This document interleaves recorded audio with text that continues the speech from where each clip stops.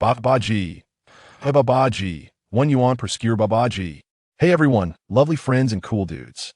Looking's free, touching's free, come on over. Spicy popcorn, the ultimate choice for explosive flavor. It was already 8 o'clock at night. Yin Chi, who had just left the hospital, walked down the street carrying his medicine, heading home. Entering the city's most famous night market, he was met with a chaotic symphony of vendors' shouts, sizzling oil, and the rhythmic slaps of dough from pancake stalls, a noisy, bustling scene. The cacophony of the streets pulled the busy city into vibrant chaos. Yin Chi sidestepped the dense crowds, watching the distant laughing groups with a pang of envy. He had just turned 20, yet he'd been working for years. Orphaned since childhood and struggling academically, had left school early due to poor grades and other circumstances, forced to work to survive. Year after year, day after day, the monotonous labor and exhausting bubo had drained him of any passion for life. Recently, the weather had taken a sharp turn colder, and combined with job fatigue, Yin Chi caught a cold. But money left him no choice. He had to keep working. Medical treatment these days was far too expensive, easily costing 400 or 500 yuan. That was nearly a week's wages for him. Taking a sick day meant not only losing pay, but also forfeiting his monthly attendance bonus. So he pushed through another grueling shift, got out early, and rushed to the hospital for some medication. Yin Chi looked up at the sky and sighed deeply. When would this kind of life ever end? Bang! With the sound of a slamming door, Yin Chi finally returned to his tiny apartment, 25 square meters, costing 800 yuan a month. Still, he felt grateful. Standing by the door, he automatically plugged in the electric kettle to boil water. The doctor had prescribed a powdered cold remedy. After all, inconvenient and unpleasant tasking, not nearly as easy as swallowing capsules. While waiting, with nothing else to do, he decided to scroll through short videos. For someone who didn't read novels or watch TV, this was his only source of entertainment. Local news alert. The Chuni constellation meteor shower will pass over our city tonight at 2200 hours. This rare event is expected to be once in a century. Yin Chi found the video slightly interesting, though not enough to hold his attention for long. Just something to pass the time. Dinosaur Uncle Wolfgang loves magic, turning circles. Age 21 is crucial for men if you don't have 20,000 in savings. Age 25 is crucial for men if you don't have 100,000 saved. TCH. Yin Chi frowned. After scrolling for a while, it was all meaningless content.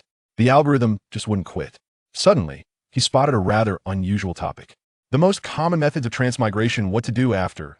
Great luck, saving little girls, drowning, keyboard electrocution, electric kettle explosion. Transmigration? Yin Chi muttered to himself. He didn't know much about it, but it was intriguing. Still, I definitely don't want to transmigrate. Tonight, we explore the history and deities of Greek mythology. Legend says that from the Earth goddess. Greek mythology? What's there to see? Yin Chi lost interest after a few seconds. But then, the electric kettle beside him let out a shrill alarm. Oh no! Yin Chi's heart sank. He hadn't been paying attention. Had he filled it too full? And the power outlet was right next to the kettle. Bang! A burst of black smoke erupted. Yin Chi quickly flipped the circuit breaker, staring at the mess with bitter amusement. Phew, glad I didn't cut corners. Scald been disastrous tonight. Then it hit him, the common transmigration methods had just seen electric kettle explosion, yet here he was, still alive and untransmigrated. Fake news. Yin Chi dismissed the idea of transmigration even more contemptuously. Suddenly, an accident occurred. A flash of light flickered outside the window. As Yin Chi, thinking it was a prank, prepared to investigate, there was no then. A group of meteors streaked across the sky, but one plunged directly into Yin Chi's apartment. After a thunderous roar, the room was left a bloody, mangled mess. Breaking news report. On the evening of October 26, 2033, at 2200 hours, the Chuni meteor shower passing over our city resulted in a fatal incident. 1 person deceased, 0 injured. Agares our live report from the scene. Who knows how long past 10 years, 100, 1,000. Time seemed meaningless now. Consciousness stirred once more. Yin Chi awoke to find himself in a white space glowing with soft, earthy yellow light. Yet strangely, the light felt heavy. Yes, light and heaviness, 2 utterly unrelated concepts, somehow fused together. Looking at himself, he was no longer in human form. Now, he was merely an irregular mass wrapped in earthy yellow radiance, unable to move. His perspective was completely different too. Oddly, this 360-degree panoramic view felt perfectly natural, as if it had always been this way.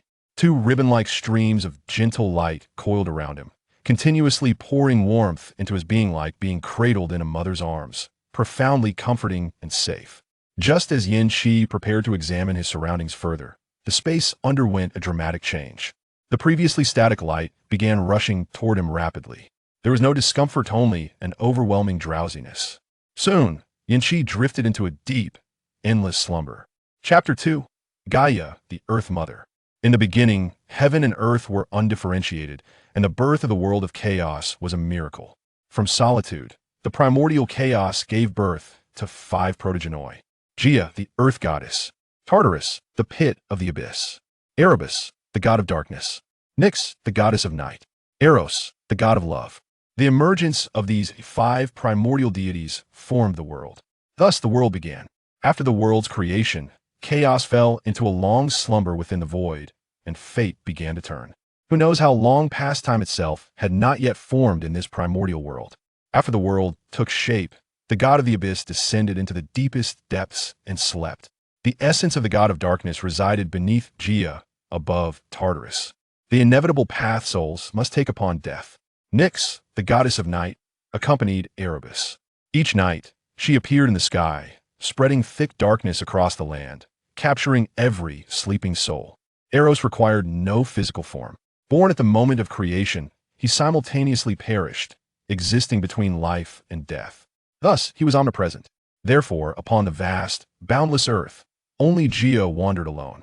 When the world was silent, and the lonely goddess felt only desolation, a gentle breeze brushed against her fingertips, guided by fate. Thus came Uranus, the sky god. His body was an endless, translucent blue, enveloping the earth tightly, unreachable by any being. Following closely behind were Pontus, the primordial sea god, and Aria, the mountain gods. Their arrival rapidly expanded the world, filling its flat boundaries and enriching every known corner. Erebus, the god of darkness, and Nyx, the goddess of night, united and gave birth to Ether, the god of the upper air, and Hemera, the goddess of day. Nyx alone bore Hypnos, the god of sleep, and Thanatos, the god of death. With the birth of the gods, the world flourished.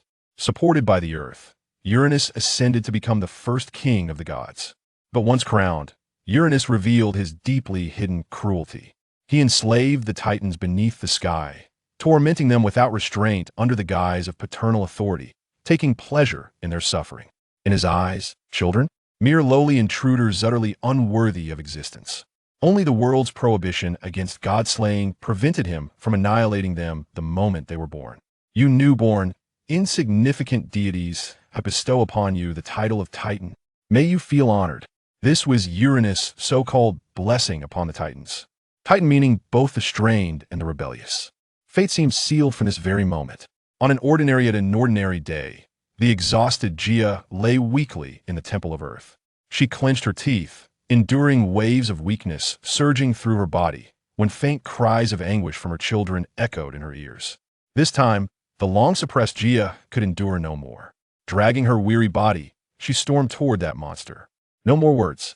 She simply wanted to protect her children and make the king of the gods pay. But alas, Uranus' power already bordering that of a primordial deity was amplified by his divine kingship, rendering him unafraid of Gaia, a true primordial. Not to mention, Gaia carried countless lives and had given birth to numerous gods. Each child's birth permanently stripped a portion of her strength. Though she could recover through other means, the sky never allowed it, constantly suppressing her. Thus, when the earth goddess once again fell from the heavens to the ground, the once-proud goddess had utterly lost the power to resist the sky. The king of the gods remained indifferent. His voice, laced with suppressed brutality and desire, silenced the world. Noble and glorious goddess, am I not good enough for you? It seems I've spoiled you too much, that you dare defy me for the sake of these wretched Titans. Under Eros' influence, the unthinkable happened upon the earth once more, until the king departed with evident satisfaction. Now, wasn't it time to deal with those Titans? Watching Uranus walk away, tears welled in Gaia's eyes. Her fingers clenched tightly, leaving eternal curses forged in humiliation and fury. Uranus, one day you will pay dearly for your atrocities. I will wait for that day forever. Chapter 3. Awakening Uranus. One day you shall pay dearly for your atrocities. I shall await that day for eternity. A thunderous roar jolted Yin Chi's consciousness awake. With his awakening came a message from the will of the world, revealing to him his new identity. The earth trembled, the earthquake and the fury of Agares. The fourth child birthed solely by the earth. As the earth goddess struggled to suppress her rage, she unleashed cataclysmic changes upon the land. Earthquakes, volcanic eruptions, and tsunamis emerged as manifestations of nature's wrath. The laws of the world defined volcanic eruptions and tsunamis as natural phenomena arising from the Earth's movements, extensions of the forces unleashed by earthquakes. Thus, Agares, the god of earthquakes, was born, with a soul originating from another realm, Yin Chi himself. The period of slumber was akin to a child developing within the womb, drawing strength and enhancing his being. As Agares processed the information flooding his mind, he could not help but allow a smile to creep upon his lips. A journey through realms? That is precisely what I desired. A mundane existence, predictable and tedious. Who truly cherished such a life? In any case, he had escaped. In his elation, Agares began to contemplate his future. The current world still belonged to Uranus, the god of the sky. Everything was just beginning. His mother was the eldest daughter of chaos, the cornerstone of existence, the first primordial deity. Such a status was unparalleled. Without a father god, he would not be subjected to the unique patriarchal constraints of chaos's realm. In this nascent stage of the world, being a child of primordial gods ensured that Agares's power would be anything but weak. Presently, Agares possessed a measure of lesser divine power, and upon his birth, he would undoubtedly attain a medium level of strength. This world had delineated tiers of power: demigods, weak divine power, lesser divine power, medium divine power, strong divine power, great divine power, and the ultimate primordial god. It was unfortunate that even a god as formidable as Uranus, reigning over the vast skies, could only muster power akin to that of a primordial god, remaining ensnared in the stage of great divine power, unable to transcend. The world was still too fragile, with the 5 primordial gods occupying the majority of its essence. This was an indispensable aspect of existence. The world was not yet ready to bear the birth of new primordial gods. Once the world reached that threshold, Uranus would be the first to transcend the status of a primordial god, a testament to the world's utmost support for him. Alas, the divine essences of tsunami and volcanic eruption lay in the hands of his elder brothers, Pontus and Aurea. The moment those divine essences manifested, the world bestowed them upon the two, a stroke of fortune that granted them divine power without effort. As Agares delved into the depths of his soul, he discovered 2 divine essences, one radiating a dusty yellow hue and the other a fiery orange. These were indeed the divine essences of earthquake and fury that he possessed. One aspect is aligned with the earth, or rather, the natural realm, while the other pertains to the cultural sphere, both embodying formidable divinity. As a being birthed from the earth, it is inherently acknowledged by the laws that these 2 origins belong to it, with a portion of volcanic and tsunami essence residing within. The inception of these calamities is rooted in seismic activity. Thus the laws affirm its possession of half of this essence. The other half lies in the hands of Gaia, for all things originate from the earth. The power of earthquakes, as is evident, derives from the earth's strength, which is indisputably formidable. As for anger, the future holds promise. The current world is inhabited by too few beings, and the deity's emotions remain remarkably stable. When future deities and humanity emerge, even if it is through the channeling of anger to coalesce other 6 emotions, it would be sufficient to elevate oneself to great divine power, especially in this chaotic realm of chaos. In such disorder, the distinction between gods and humans seems less pronounced. Chapter 4. Origins. The forthcoming generations of humanity consist of the initial golden race, followed by the silver and the remaining bronze and black iron races. This unfolds during the era of the second divine king, Cronus, and the third, Zeus. Given the unique rules of the world, alongside the hedonistic gods, the emotional strength in the future is bound to be unfathomable. The power of earthquakes, sourced primarily from the earth, is undoubtedly potent and destructive. As for fulfilling one's divine duties, what is the point? To recklessly incite earthquakes? Should one dare to do so today, there would be no need to wait until tomorrow. The depths of the earth are its true sanctuary. Succinctly put, it would be an instant revelation. Gaia, or the world itself, would not permit such reckless provocations of seismic activity, for the stability of the Earth is crucial to the world's overall equilibrium. Hence, the elevation of the earthquake divinity will progress at a sluggish pace, relying solely on the gradual accumulation and absorption of the Earth's power. It can be envisioned that after its birth, a considerable duration may be spent in a moderate phase of divine power. Compared to the three predecessors, it feels significantly weaker. Agares finds himself somewhat disheartened by this prospect, as his future appears shrouded in darkness. The power of earthquakes is undeniably strong. Yet relying solely on this divine essence will at most elevate him to a level of great divine power. Beyond that, it is an impossibility, requiring an extensive span of time, as Gaia, the personification of the Earth, holds a portion of her strength in reserve to sustain the world's functions. Otherwise, even with the substantial loss of power, Uranus would only manage to reach a stalemate with Gaia. The first goddess to emerge could not possibly find herself in such a predicament. Purely the essence of earthquakes cannot bestow ample strength, unless the divine essences of tsunamis and volcanic eruptions are reclaimed. Furthermore, acquiring the powers of wind and water is essential. The latter is manageable, as it possesses half of the tsunami essence, sufficient to draw forth the strength of water. The force of the wind, propelled by the upheaval of tsunamis and the currents generated by volcanic eruptions, should also be attainable with some effort. On the foundation of water and wind, one must distill the tempest and the divine essence of storms, thereby coalescing the very essence of natural disasters, or perhaps the divine calamities. Yet, this endeavor cannot evade the intervention of my two formidable brothers endowed with great powers. Given such vested interests, their intrusion is inevitable. Let us not speak of fraternal bonds. What sentiment can exist among brothers who have never laid eyes upon one another? Moreover, the fate of those mountains is not to be taken lightly. It poses a significant challenge. Agares can only await the return of Urea to the laws of nature. With the fragment of primordial essence at his disposal, he seeks to reclaim this divine essence within the world. In chaos, once a primordial deity perishes, the powers they wield are lost, vanishing from existence. They can only be reconstituted through the passage of time, re-emerging in the world. However, it is generally uncommon for a primordial deity to meet such an end. Fallen deities are typically restored with the aid of their essence. The circumstances surrounding Urea remain uncertain. My knowledge of Greek mythology is rather limited, merely recalling a handful of significant events and a few noteworthy details. Furthermore, with my own existence now established, whether any of this will alter remains to be seen. As for Pontus, I can only wait and see if I may procure something from him in the future. And what of the cycle of life and death? How is such a cycle to be established? Agares found himself ensnared in profound contemplation. This seemed an unfathomable challenge.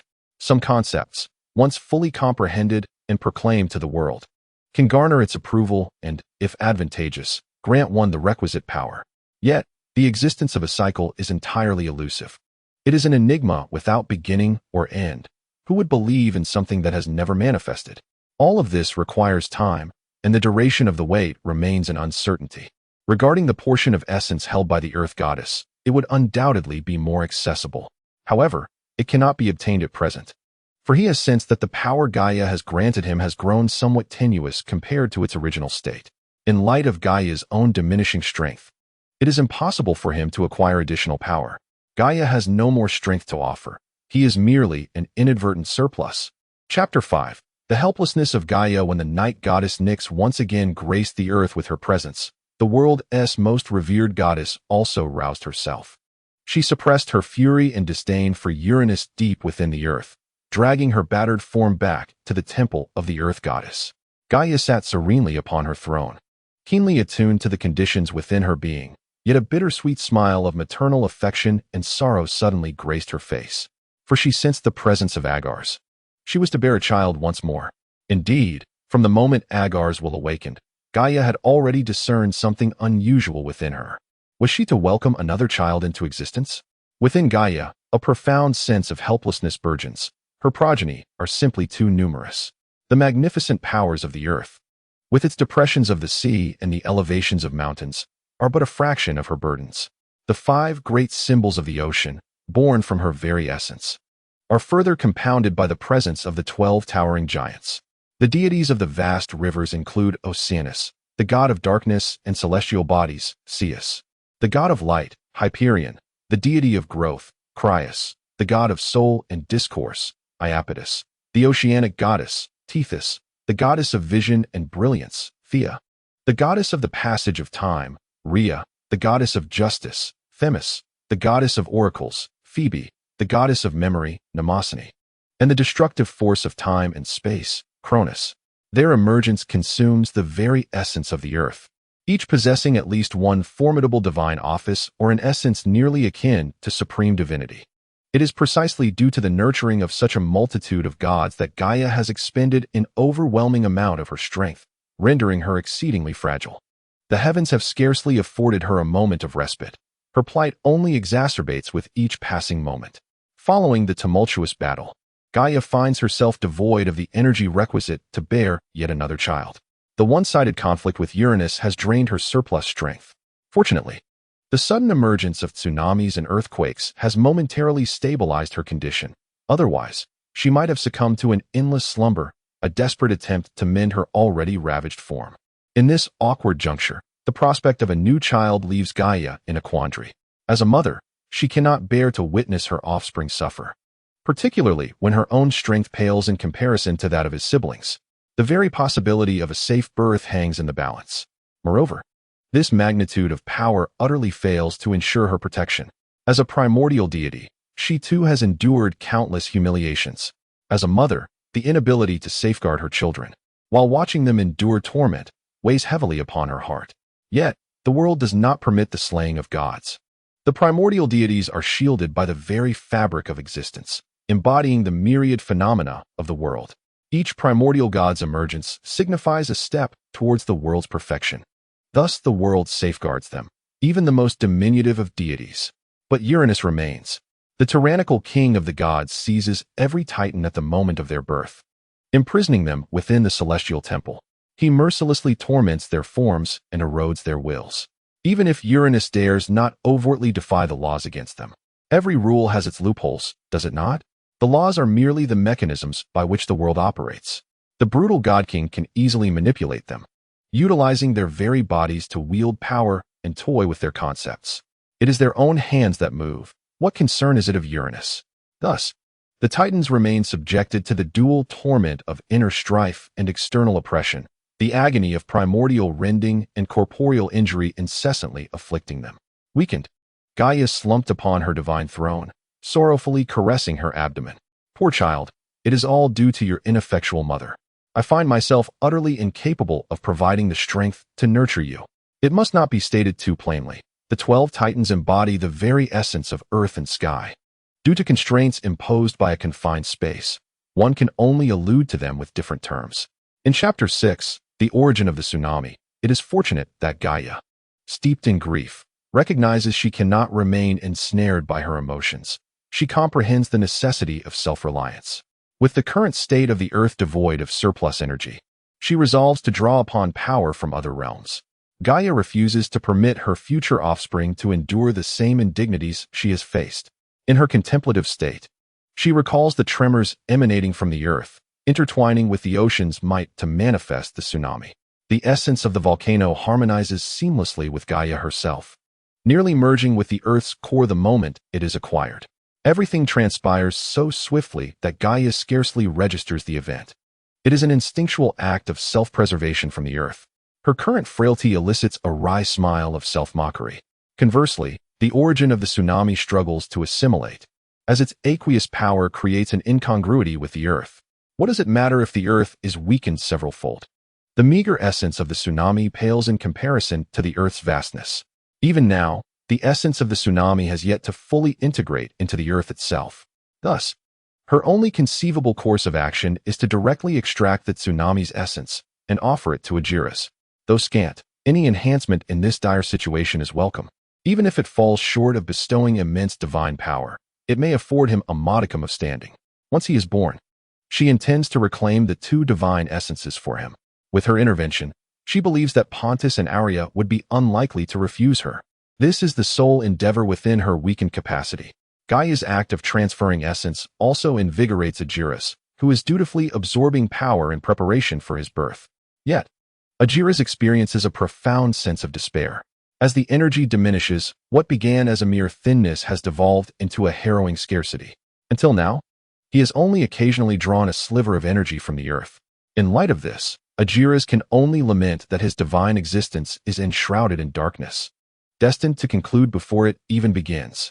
Given the current circumstances, should this continue, he will surely develop poorly, potentially emerging as a being of diminished divine stature. Yet, as he remains but a bundle of essence, he finds himself powerless, consumed by anxiety. Thus, when the essence of the tsunami arrives, Agares immediately perceives this manifestation of maternal love. With this newfound strength, he is assured of a successful birth, albeit without surplus. Simultaneously receiving the essence, he senses his consciousness transported to a mysterious realm. What a profound sensation it is, heavy, benevolent, and imbued with love. A myriad of emotions that seemingly can be articulated in every language of the world. My dear child, I anticipate that you shall glean some wisdom from this experience. This is Agares, hearing the voice of the earth for the second time.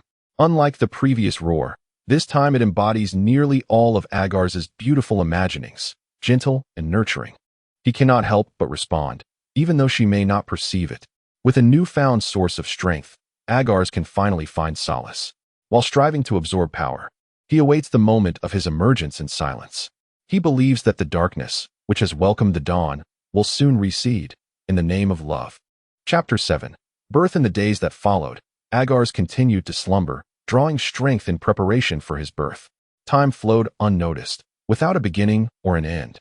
Until that fateful day arrived, the world experienced a tremendous upheaval, the earth trembling incessantly, awakening due to a peculiar sensation. Agares understood that today marked the day of his birth. The laws of earthquakes relentlessly shook the land, mountains crumbled, volcanoes erupted, and tsunamis surged, all to proclaim the birth of the deity of seismic origin. The laws did not hinder, but rather celebrated the arrival of a new primordial god. Thus, when the earthquake fully manifested in the world, the pantheon of gods sensed the emergence of this new deity. Uranus, residing in the celestial temple, was the first to notice the earth's disturbance, accompanied by a disdainful smile. Oh, the restless earth still possesses strength, yet this new god appears exceedingly feeble. Meanwhile, Poseidon, having acquired the essence of tsunamis, was already aware of Agares' existence through the connection of divine powers. However, Urania remained in slumber for reasons unknown, indifferent to the world outside. As she turned, the mountains rumbled in response, perhaps a prelude to the awakening of the new god. Unbeknownst to all, Nyx, the goddess of night between the earth and the abyss, murmured enigmatically, "Is this a special transformation? The fate that once seemed so clear now bears new changes? Let me witness the turbulence you shall bring to the world's destiny." In the temple of the earth, Gaia lay in agony upon the trembling surface. Only through such intimate contact with the earth could she alleviate the pain of childbirth. At the height of the earthquake's fury, a great fissure opened in the ground, within which the silhouette of a divine youth slowly emerged. The young god stood with closed eyes, resembling a boy of 13 or 14. His golden locks, akin to Gaia's, emitted a faint luminescence, cascading gracefully over his shoulders. Perhaps the world's celebration was finally sufficient, for the youthful deity opened his eyes, imbued with a dangerous crimson hue. "I am the harbinger of earthquakes and fury. I shall safeguard the glory of the earth. I am Agares, the protector of the land." With the proclamation of Agares, the tremors of the earthquake ceased their destructive dance. Yet, the devastation wrought by the quake unveiled the latent dangers it harbored. The newly emerged deity appears destined to be a formidable force in the future. Simultaneously, Gaia alleviated the pangs of childbirth, sitting weakly upon her divine throne, her gaze tender and affectionate upon Agares. This was her beloved son, the continuation of her divine lineage. Agares, noticing the warmth of her gaze, turned in that direction. "I salute you, and express my gratitude for all you have sacrificed for me. May your glory shine eternally," Agares proclaimed, his voice resonating, bringing a joyous smile to Gaia's face. "There is no need for such reverence, Agares. Your very existence is my greatest reward. Yet, my child, forgive me for not being able to accompany you at this moment. I require a brief respite." With those words, Gaia succumbed to slumber upon her throne. Agares was left to quietly master his own powers within the sacred temple. Chapter 8. The diversity of deities. The world does not halt its motion for anyone. Yet the trajectory of fate remained steadfast. Since Agares' birth, he had never ventured beyond the earthly temple, remaining by Gaia's side. He either accompanied her, allowing her to express her unfulfilled maternal love, or sought to understand this world while familiarizing himself with his own burgeoning powers. Time drifted slowly onward. And when the night goddess graced the skies for the 310th time, Agares finally achieved complete mastery over his abilities and grasped the current state of affairs.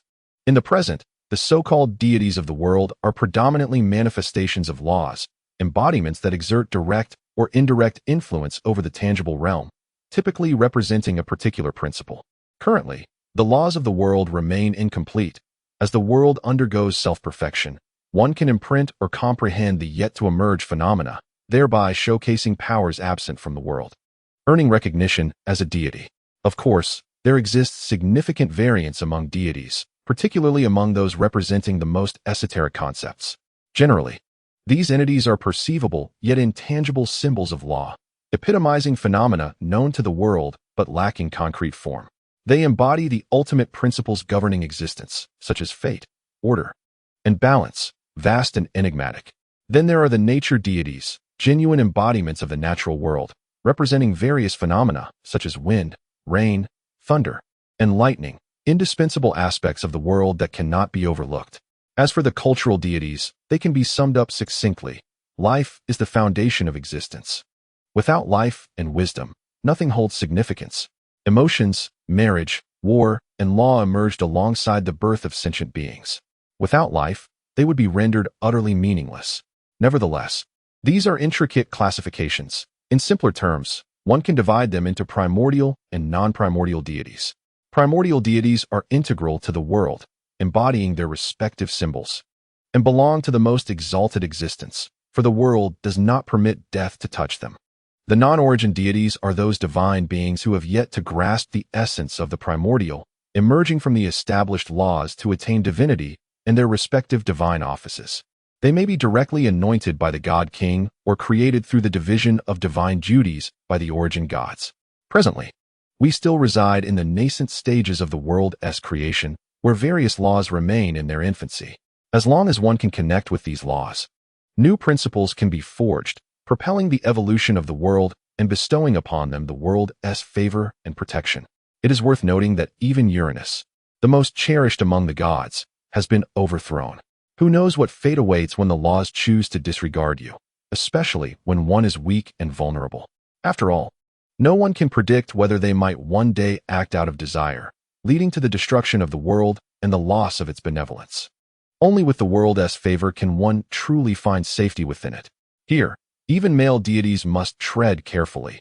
Divine beings are indiscriminate in their pursuits, indifferent to whether one is male or female, provided one possesses sufficient primordial essence and refrains from causing turmoil. There is little to fear of being cast aside as mere cannon fodder. In this realm where notions of merit are scarce, gods merely act in accordance with the guiding laws and their own desires. There has been no word of any great calamity befalling the 5 primordial gods, though the earth goddess, the eldest among them, has faced a modicum of pity. Nevertheless, their glory remains eternal, forever revered by all life. Chapter 9. Neph in Greece. Aside from a few unique divine roles, there are no gods deemed unattractive. Relying on his appearance, he believes that without power, even Gaia would struggle to protect him. It should be noted that he harbors his own ultimate ambitions. Thus, it is imperative to contemplate how to safeguard himself and the deities he cherishes. While Agares was deep in thought about how to enhance his own strength, Gaia suddenly appeared before him. Agares, you have only just been born. Why the haste? As a god, you ought to relish the pleasures this world has to offer. You have accompanied me long enough. Go, take the time to relax, and behold this world with your own eyes. Gaia's words momentarily stunned Agares, for indeed, since his birth, he had scarcely allowed himself a moment of respite. He fretted over the possibility of losing all he currently possessed and the relatively beautiful life he led, not to mention the paramount concern of divine desire. He certainly did not wish to find himself ensnared in a trance, only to face unforeseen consequences. Nevertheless, it was time to venture forth and witness the world firsthand. After bidding farewell to Gaia, Agares set foot upon the earth for the first time. The essence of nature enveloped him within the beautiful and mysterious forest, as rays of light filtered through the foliage, casting dappled shadows upon the ground. These patterns outlined the contours of leaves and trees, while a gentle breeze gracefully moved through the leaves, producing a soft rustling sound, occasionally causing them to sway and fall. Freedom, this vast forest welcomed the newly born deity. And Agares, with light-footed grace, danced elegantly among the trees. Such a sight was truly breathtaking. One can only exclaim that it is indeed a world untainted by pollution. An unprecedented spectacle fills the bright eyes of the deity, profoundly stirring the heart of Agares. In times past, Agares had never beheld such a scene. Excessive exploitation had wreaked havoc upon the world, diminishing even the forests, let alone this enchanting sight. Ancient and majestic trees tower above the earth, their natural abundance forming a pathway into the depths of the forest. Occasionally, laughter and playful sounds resonate from the forest's interior, bringing a sense of joy to the divine. Agares meanders through the woods, pursuing the sounds of freedom and mirth. Before him dances a lively group of nymphs. The nymphs, lesser deities of chaos, are also known as spirits or fairies, inhabiting mountains, fields, springs, seas, and caves. They are the ethereal manifestations of nature, fragile yet adorned with exquisite beauty. They do not age or fall ill, yet they can perish. However, their fragility signifies original sin. For them, unless favored by a deity, allowing them to serve and receive protection, their fate becomes dire once ensnared by the desires of a god. Yet, the present world remains safe. They frolic freely in the forest, their joyous sounds infectious. Hertica, Cyana, Adnath, come chase me. Adelia, slow down. Be careful not to trip. The nymph named Adelia runs towards Agares, oblivious to his presence as she turns to speak. However, the three nymphs behind her, sensing the impending danger, look on with alarm as they attempt to halt Adelia. Adelia, stop. Do not run any further. Chapter 10.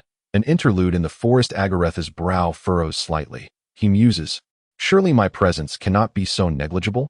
He dismisses the thought. A flash of earthy yellow light dances in his crimson eyes. The child of the earth commanded the ground to rise, erecting a formidable barrier to intercept the oncoming nymph. Adelia, caught unawares by the sudden change, collides forcefully with it. Yet, she has no time to assess her situation. Trembling in fear, she kneels upon the ground, gazing up at Agares. She struggles to voice her thoughts, her lips parting and closing, unable to articulate her fears. She is unaware of what fate awaits her, nor how to confront the wrath of a divine being. The three nymphs who finally reach Adelia realize it is too late and kneel beside her, choosing to share in her burden. We pay our respects to you, great and unfamiliar deity. Oh, do you not attempt to flee? Agares feigns an expressionless demeanor as he speaks. Esteemed deity, Adelia is our companion. I cannot betray my love for her. Nor do I believe we can escape the grasp of the divine, declared Adnath, the only male among the three nymphs. As nymphs, from the very moment of their inception, they were etched with an innate reverence for the divine within their souls. In essence, they are powerless to contravene. They are but a delicate and humble assembly of beings possessing a trace of divinity, apart from the lineage of the ocean god Oceanus and the sea goddess Thetis, which perhaps grants the sea nymphs a semblance of significance. The ordinary tree nymphs are merely spirits born of nature, and their demise would evoke little concern. They could only hope for the benevolence of the deity before them, yearning for clemency towards their frailty. We are companions born together. We beseech you to forgive Adelia's unintentional transgressions. We are willing to share in the consequences of your judgment. The other two nymphs, having regained their composure, spoke with trepidation. The term companions bore a special weight. Their bond was quite profound. Agares cast a casual glance at them and waved his hand dismissively. Upon realizing that the deity would absolve them of their transgressions, tears of relief cascaded down the nymph's cheeks. O mighty and exalted deity, we are eternally grateful for your leniency, and your kindness shall forever resonate within our hearts. In truth, Agares had no intention of meting out punishment. Although the world had imbued his soul with a certain aloofness befitting a god, he still harbored remnants of compassion from his human existence, sentiments he could neither sever nor forget. The Greek gods, being the most human-like of deities, share an immortal essence and formidable power, yet they are not dissimilar to humankind. The intertwining of divine and human traits has shaped Agares' very existence. complex, and inscrutable. Furthermore, he was no ruthless slayer. It was inconceivable that he would condemn nymphs for such trivial matters, as their actions were merely thoughtless. Very well, you may depart. One presence suffices amidst this tranquil forest. With Agares' consent to vacate, the nymphs, having offered a respectful bow, hastily retreated from this place that left them with lingering apprehension. Chapter 11. Temperature. Having lingered in the forest for an extended period, Agares encountered no further sight of the nymphs, perhaps deterred by fear. Yet, it was of little consequence. He must continue his journey, departing the dense woods, traversing towering mountains, and crossing expansive rivers. He infused the earth with his divine essence. Perceiving the unfolding beauty that lay ahead, Agares walked upon the land with deliberate steadiness, relying on his moderate divine power. Save for his divine brother, the king, he had no need to fear for his safety on this earth. With the earth as protection, he felt no trepidation towards any deity. As for Uranus, he had no time to seek out trouble for himself, grateful to the Titans for their contributions. The reason lies in the fact that, during this period of continuous global development, the Titans have significantly enhanced their powers, with several even attaining formidable divine strength. Thus, they have endeavored to resist the tyranny of Uranus. This rebellion is spearheaded by the god of growth, who raises the banner of defiance, as the oppressed Titans, long burdened by their subjugation, conspire on the majestic, towering mountain of the gods. Okeanos, what are you hesitating for? I can no longer endure the torment inflicted by our father. We do not seek to overthrow him. We merely yearn for the freedom we have long desired. Their youngest brother, Kronos, echoed his elder's sentiments, saying, Indeed, brother, has not our father always scorned us for our weakness? If we demonstrate our strength, perhaps he will spare us. As the eldest, Okeanos could not stand idly by and watch his brothers endure such suffering. The other Titans also voiced their thoughts, all wishing to escape their current plight. Understanding that his own fate was intertwined with theirs, Okeanos reluctantly agreed. For the sake of freedom, let us hope for success together. We shall succeed. The Titans responded in unison. The Titans' actions upon the divine mountain did not escape Uranus's notice. In truth, the entire world, save for a few primordial deities and the realms of Uranus and Pontus, lay under Uranus's dominion. This was the power that enveloped the earth beneath the heavens, merely dependent on his desire to know. As they approached the periphery of the heavenly temple, they were unceremoniously cast away by Uranus's divine force. The outcome was all too evident. If even Gaia could not withstand Uranus, how could they hope to resist? They were summarily overpowered, subjected to a playful yet brutal beating by Uranus. Initially, Agares was unaware of the turmoil, yet the Titan's anguished cries pierced the heavens, reaching his ears on the earth. Uranus was presently preoccupied with tormenting the Titans who dared to defy the divine king, leaving him no leisure to attend to his own matters. Thus, Agares found solace in the earth, contemplating the world. During this time, he cleared his mind, unraveling the chaos of his thoughts and finding new inspiration. He continually sought to grasp the essence of water through the primordial force of tsunamis, attempting to comprehend the cold power represented by the ocean, thereby creating an undefined aspect of this world, temperature. Once he had secured the divine aspect of temperature, many other divine forms would begin to take shape. By manipulating temperature to reverse the state of water, he could easily acquire the powers of rain and snow. Moreover, both high heat and frigid cold are intrinsic qualities of numerous disasters. Thus, it was imperative to harness the power of temperature before the sun appeared. He already possessed the essence of volcanic eruptions. With the intense heat from lava at his disposal, he merely lacked the cold that water could provide. Furthermore, the divine aspects of temperature and ice could grant him dominion over the seasons. Aside from autumn, characterized by its bountiful harvest, he could attain spring and summer. For without temperature, their existence would be rendered futile. Once spring and summer were secured, winter and autumn would soon follow. As for the future of the three goddess of seasons, whether they will be born smoothly, and what their divine natures will be, Agares is unconcerned. As long as he secures his own power, the world will acknowledge him as the true deity of the seasons. Once he attains control over temperature, the path to his growth will gradually unveil itself before him. Agares can hardly contain his eagerness to acquire this divine essence. Thus he commenced altering the surrounding ecosystem with his divine abilities. He made this space searing hot, influenced by the molten lava he summoned from the depths of the earth. and then doused it with water to quell the temperature of the magma. Yet, this was a concept the world had yet to comprehend. Although the world turned its gaze towards him due to his actions, it only granted him the divine essence of the steam birthed from the collision of high and low temperatures. But wait, what must he do? Agares was perplexed. How could he make the world grasp the concept of temperature? Chapter 12. Temperature and Snow. Agares furrowed his brow. Uncertain of how to impart the understanding of temperature to the world, he fervently pondered in his mind, contemplating his next steps. In the memories of his previous life, the concept of temperature was understood as a physical quantity indicating the warmth or coolness of an object. Yet this world lacked the existence of such physics, and its applicability remained uncertain. However, there were certain principles that might be applicable. He had conducted experiments with lava, pouring cold water directly onto it, but the outcome was merely steam. Agares could only persist in his attempts. Thus, he utilized the divine essence of steam he had just acquired, combining it with the concept of coldness derived from the primordial tsunami. But the result was merely water reverting to its original form. In this scenario, Agares found his thoughts once again in disarray. Well, never mind. Perhaps it is best to take a break and clear my mind to seek a better approach. Subsequently, Agares casually fashioned a divine throne and sat upon it, contemplating in silence. However, the law, which had been observing Agares, grew impatient. It had been closely watching him since his experiments with lava, sensing new phenomena and bestowing upon him the divine essence of steam. The law could perceive that this was not what Agares truly desired.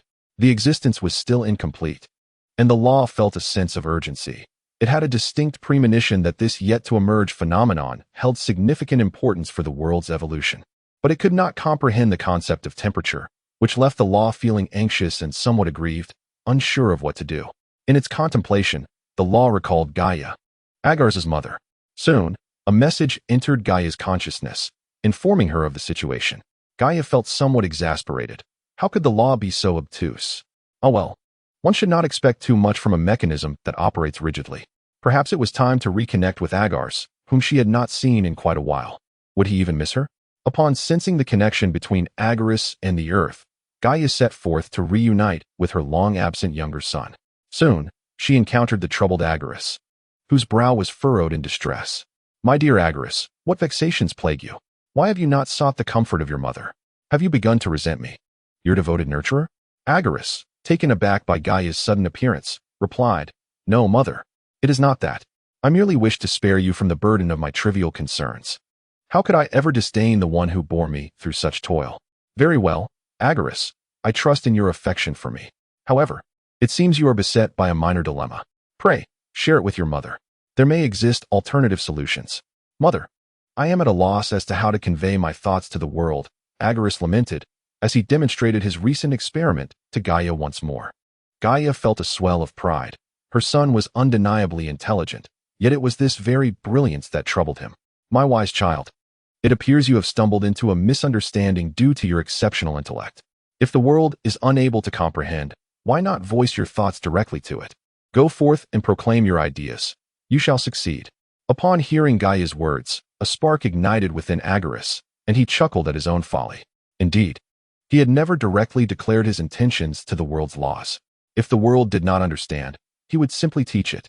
As long as the laws of the world recognized and accepted his innovations, that would suffice. Thus, Agares announced to the laws of the universe, omnipresent laws. The world harbors both searing magma and the frigid depths of the ocean, sensations perceivable through the flesh, embodying temperature. Water, when subjected to high temperatures, evaporates into vapor. Conversely, at low temperatures, it solidifies into ice and snow. Temperature is the key to transformation. I shall be the deity of ice and snow, the master of temperature. The laws of the world surged with fervor, the vital energies of heaven and earth converging wildly towards Agares. The laws rejoiced, as the world birthed and established new principles regarding temperature and ice. In that instant, the divine essence associated with temperature and ice crystallized and surged into Agares, who stood upon the earth. Agares, astonished, felt the divine power within him and was at a loss for words. It was astonishing how effortlessly it had come to him. What had he wasted so much time on previously? The laws were so accommodating. Chapter 13. The rebellious Pontus Agares appeared somewhat dazed. truly astonished by how easily he had attained divine essence. As long as the laws acknowledged him, he could acquire a new divine identity, even becoming the very source of that principle. Feeling the newfound powers of temperature and ice coursing through him, a smile crept onto Agares' face. He had finally attained this strength. Behind Agares, Gaia, though puzzled, looked on with pride and joy, marveling at how effortlessly her son had secured a new divine essence. Truly, he is the son of the earth, accomplishing feats that none anticipated nor believed possible. This marks the first instance of a deity independently conjuring something entirely new. He is indeed worthy of being a symbol of wisdom. As for temperature and ice is merely another manifestation of water, although it shares the same essence. It is birthed through the amalgamation with other forces. Regarding temperature, she can sense it faintly, and it appears to be more intricate than Agares suggested. From the very moment of its inception, the concept of temperature has enveloped the entire world, heralding a transformation as cold and warmth commence their cyclical dance. Agares is unaware of Gaia's contemplations. He has now become the embodiment of ice and temperature, finally transcending the threshold that once eluded him, attaining formidable divine power. He remains a primordial deity of myriad laws, and his safety is no longer a pressing concern.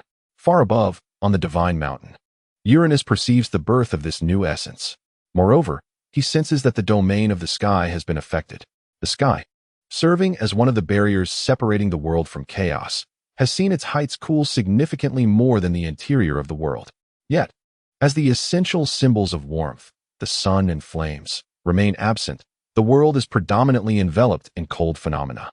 This, however, is the enforcement of the laws, and he must endure. Those who dare intrude upon my realm shall soon learn the consequence. They shall await their reckoning. The god of the sky coldly gazes through the celestial veil toward that direction, dismissing it without further consideration. As long as he reigns as the king of gods, no matter how much power you acquire, it will never surpass his own. He possesses ample patience to await the moment to teach Agares a lesson. Yet, Uranus recalls the curse following Gaia's previous failed rebellion. Indeed, he has always been aware of the curse that the earth left in its humiliation. The vast expanse of the earth cannot conceal its secrets from the ears of the sky god. Subsequent to that, he faintly sensed something ascending to him with a power rivaling that of the primordial gods. I care for you so deeply. Yet you have shattered my heart over trivial deities. You need only me. Humph, the price? Let me behold how you shall endeavor to destroy my throne. Uranus murmurs to himself as the king of gods. His pride and confidence in his own power lead him to doubt that anyone in this world possesses strength sufficient to dethrone him, not even the primordial gods. Power has corroded the depths of Uranus' heart, and a glint of ruthlessness flickers in his eyes. He intends to seize complete control over this world, allowing no unforeseen occurrences, and he shall compel the world to enact the will of the king of gods. Meanwhile, far beneath the ocean, Pontus senses the deepening chill of the sea. The power of temperature? How amusing! Even I am affected here. Uranus, what will you do now? Ha! As long as Uranus experiences discontent, Pontus revels in joy. After ascending to the throne of divinity in Uranus, he retreated into the abyssal depths of the sea, where the unfathomable darkness could shield him from Uranus's gaze. He remained unwilling to accept that the mantle of godhood should fall into the hands of Uranus. Had it not been for the influence of the earth, the question of who reigned as the god-king might have been quite different. He harbored no doubts about his own strength eclipsing that of Uranus. Chapter 14. The laws Agares, oblivious to the thoughts of others and disinterested in them, sought only to clarify his own mind. He possessed the divine domains of earthquakes, fury, temperature, ice, and steam. The domain of steam was rather feeble, yielding but a meager amount of divine power. While it might prove slightly beneficial for the anticipated arrival of the rain, its current utility was, in truth, rather negligible. As for ice and snow, they could only be deemed a pitiful child. Unlike the domain of temperature, which garnered immense attention upon its emergence, ice and snow were regarded as mere subordinates to temperature, as the laws deemed their existence interlinked. The timing of ice and snow as manifestation was unfortunate. The world had little need for their powers at present. Nevertheless, ice and snow represented a novel concept, one that the laws ultimately accepted despite the lack of recognition. The disparity in treatment between ice and snow and temperature was stark. Fortunately, Agares understood that the potential of ice and snow transcended their current limitations. Had they been born during the tumultuous period when fatherless recklessly drove the chariot of the sun, resulting in the scorched earth, their ability to suppress the solar fire might have elevated ice and snow to a status of medium divine power, nearing that of strong divinity. Rather than facing their current awkward predicament, there was no rush. Everything was merely beginning, was it not? For now, it was time to fulfill the divine duties associated with ice and snow. At last, a divine domain was ready to be enacted, while the others either remained unfulfilled or unnecessary, a source of regret indeed. Agares then turned his attention to Gaia, who awaited quietly at his side. Earlier, while contemplating the domain of temperature upon Gaia's arrival, he had not observed her state closely. Now, however, he noticed that she appeared even worse than when he had last departed. Wrinkles had begun to etch themselves upon her visage, and the aura of divine power she emanated had notably diminished. It was well known that eternal youth was a characteristic inherent to every deity. Under normal circumstances, decay should never occur. Such a state could only manifest when a god had lost their divine essence, indicating that something was amiss with Gaia. Mother, has something happened during my absence? I sense that your condition is quite dire. Gaia, warmed by Agares' concern, felt a flicker of comfort. Yet she had no intention of divulging much more. Some matters cannot be resolved by Agares. Fear not, my dear Agares, for nothing is amiss. You need not concern yourself excessively with my well-being, as I have merely been feeling fatigued of late. Observing Gaia's reticent demeanor, Agares discerned that the situation was far more complex than Gaia had articulated. It must be Uranus. Surely, only he could have rendered Gaia in such a state. But what could be the cause? If Uranus is indeed the source, Agares could fathom Gaia's reluctance to speak, for with his own prowess, he could do little to challenge Uranus. Why voice such troubles when it would only invite further distress? As Agares pondered, Gaia's words resounded once more. Agares, do not overly fixate on my affairs. All shall be resolved. Upon hearing this, Agares ceased his speculations. Very well, mother. Your child wishes you well. But how did you come to know of my troubles? Agares found himself intrigued, for he had never broached the subject with Gaia. It is the law, she replied. The law conveyed to me information regarding you, as it sensed you are engaged in an endeavor beneficial to the refinement of worldly concepts. Thus I have come. And even if I could not, other deities would arrive to assist you. At this revelation, Agares felt a surge of astonishment. The law communicates? Does it possess a will of its own? No, Gaia clarified. The law is devoid of sentient will. It operates purely in function, yet possesses an instinct to perfect the world. Its foremost instinct is to maintain stability. The law holds its own rules for all that exists. It comprehends and records everything about the world without taking action, for to the law, such occurrences are mere inevitabilities of development. However, Agares, I implore you to refrain from actions detrimental to the world, for in harming it, you shall find yourself cast aside by it. Hearing Gaia's admonition, Agares exhaled in relief. Were the law to possess self-awareness, it would be a most terrifying circumstance. Those who dwell within the world cannot conceal their deeds from the law. Everything you do is laid bare, for the law has its own preferences, rendering existence unfair. Consider this. Should you, by some misfortune, act in a manner destructive to the world, the law, operating without consciousness, may exact a commensurate punishment upon you. As long as you bear the requisite consequences, there will likely be no further repercussions. Yet, you remain a part of this world, still protected by the rule against divine slaying. Reflecting upon the Greek myths, Uranus committed numerous transgressions and yet did not meet his demise. He merely slumbers deep within the heavens, perhaps to awaken one day. The implications of possessing self-awareness, however, could yield a different outcome, though measures would likely be taken to prevent the world's collapse at that time. However, who can truly predict the fate that may befall you, as fate casually intertwines with your existence, potentially leading to your demise? Others may simply perceive it as an unfortunate accident, nothing more. With the power of the universe, who can ascertain such truths?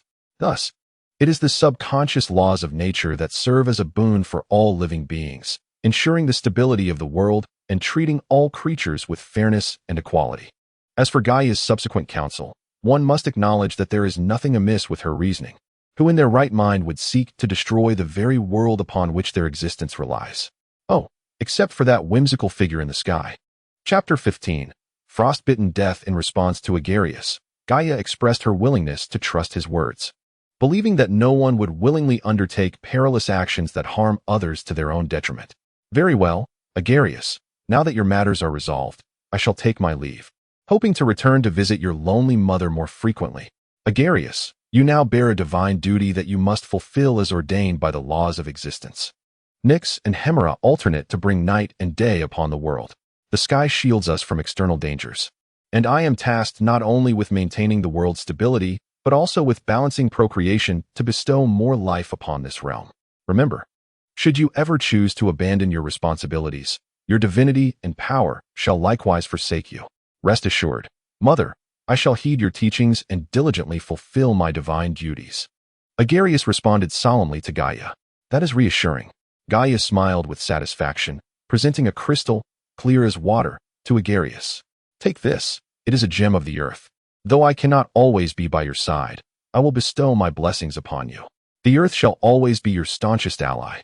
With those words, Gaia's presence gradually faded from Agares' sight. As he watched her departure, Agares prepared to continue his journey, for it was time to visit the ocean. He aimed to complete this final voyage upon the earth and simultaneously fulfill his divine role. Once this journey was accomplished, he would seek a domain of his own, a place he could call home, for remaining within the Earth Temple indefinitely would surely become tiresome for Gaia. Though she might not mind, distance does breed beauty. Moreover, for Agares, who harbors memories of a past life, the pursuit of a personal abode is an indelible aspiration. What form should it take? As these thoughts meandered through his mind, Agares' figure gradually receded into the distance. The interplay of warmth and cold surged between heaven and earth.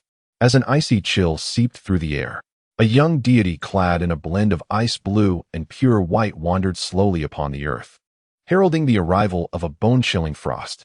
The path he traversed buried resilient plants beneath a thick blanket of snow, cloaking the land in a pristine white shroud. His frost cast all things into an eternal slumber, and with the descent of the ice and snow, life trembled in fear of this divine being. The nymphs, devoid of robust physiques and adequate attire to withstand the frigid cold, found themselves trembling in the icy grasp of winter. Witnessing the demise of countless lives, fear compelled them to shiver and fervently beseech the deities of ice and snow to depart, yearning for the restoration of tranquility in their homeland. In contrast to the nymphs, the beasts of the wild appeared to be considerably more fortunate, albeit many still perished beneath the snow. With the absence of the god of growth, a plethora of plants succumbed to the chill, leading to the starvation of numerous herbivorous creatures deprived of sustenance. Yet, a small fraction managed to endure, relying on their formidable physiques to navigate the peril of death in a state of slumber. The deity of frost and death emerged in response to this plight, embodying the concept of plant and animal mortality wrought by the icy elements, ushering in the first significant wave of death upon the earth. Far atop the sacred mountain, the god of growth sensed the lamentations preceding the demise of Flora. Yet, under the oppression of Uranus, he had never fulfilled his divine duties, and his powers waned. He recognized the emergence of his nemesis, but felt powerless to halt the unfolding tragedy, forced to watch as his strength diminished. Where there is divine sorrow, there is also divine joy. In the vast and desolate realm of the underworld, the god of sleep, Hypnos, and the god of death, Thanatos, reaped substantial benefits. The beasts, instinctively learning to survive through slumber, inadvertently expanded the concept of sleep, thereby augmenting Hypnos' strength. For Hypnos, who had long awaited an opportunity to accumulate power, the sentiment was one of shared understanding. Who comprehends our plight, dear kin? Those gods hardly ever indulge in sleep. At long last, a chance to enhance my strength has arrived. Meanwhile, Thanatos found himself ensnared in a paradox of happiness. Within the domain of chaos, the concept of death had never encompassed the primordial deities. Even the feeble nymphs, endowed with a faint divine essence due to their status as reserved deities, retained their youth, rendering the world's conception of death exceedingly fragile. Benefiting from this extensive mortality, Thanatos finally ascended to a moderate level of divine power, yet troubles ensued. He was tasked with retrieving the souls of the deceased from the earth, a monumental undertaking, especially with only his brother Hypnos to assist him. The Agares remained oblivious to these developments. He was solely focused on mastering the forces of ice and snow. preparing to usher in a profound slumber to welcome the arrival of winter. The power of ice and snow eventually reached the ocean, causing the seawater to rapidly freeze under its chilling influence, signaling to the sea deities the advent of the god of snow and ice. In the temple of Poseidon, the god Pontus discerned Agares' arrival and summoned his 5 offspring to greet their younger brother. Nereus, Thalmas, my youngest sibling, we must extend a warm welcome to our newly arrived brother. Go forth to meet him. Upon hearing their father's summons, Nereus and Thalmas hurriedly responded, "Yes, father," and promptly transformed into seawater, racing towards the ocean's surface. Subsequently, Kurdos, Phorcys, and Erymanthus, arriving late, could only patiently await the arrival of Agares within the temple. Meanwhile, Agares, who lingered by the seaside, contemplated his departure. At that moment, he had no desire to meet Pontus, having never encountered him before. He feared the awkwardness of their first encounter. Instead, he resolved to wait for Gaia to serve as a bridge for their introduction at a later time. Furthermore, since his arrival at the shore, he had been plagued by an inexplicable unease, a premonition of impending danger. This world, dictated by the whims of fate, compelled him to heed his instincts. Thus, before the others arrived, Agares withdrew from the ocean's embrace. The tardy Nereus and Thalmas arrived at the deserted beach, momentarily taken aback by the emptiness. Clearly, their father's intuition had been accurate. The earthquake god had departed for reasons unknown. The two exchanged glances, uncertain of how to proceed. "Brother, what do we do in this situation?" Thalmas posed the question directly to Nereus. "We should report back to our father. He will not hold us accountable," Nereus replied, realizing that lingering here was futile. It was far better to return and explain the circumstances to Pontus. With that, Nereus led the way, plunging into the sea, retracing their path into the depths. Chapter 16. Winter and Winter Father. When Thalmas and I went to greet His Highness Agares, he had already departed. We did not catch a glimpse of him. Upon their return to the deep sea, Nereus and Thalmas promptly sought an audience with Pontus to convey their report, hoping he would comprehend the outcome of their mission. "Is that so? Very well, you may leave," Pontus replied, his expression inscrutable, before exiting the temple's antechamber.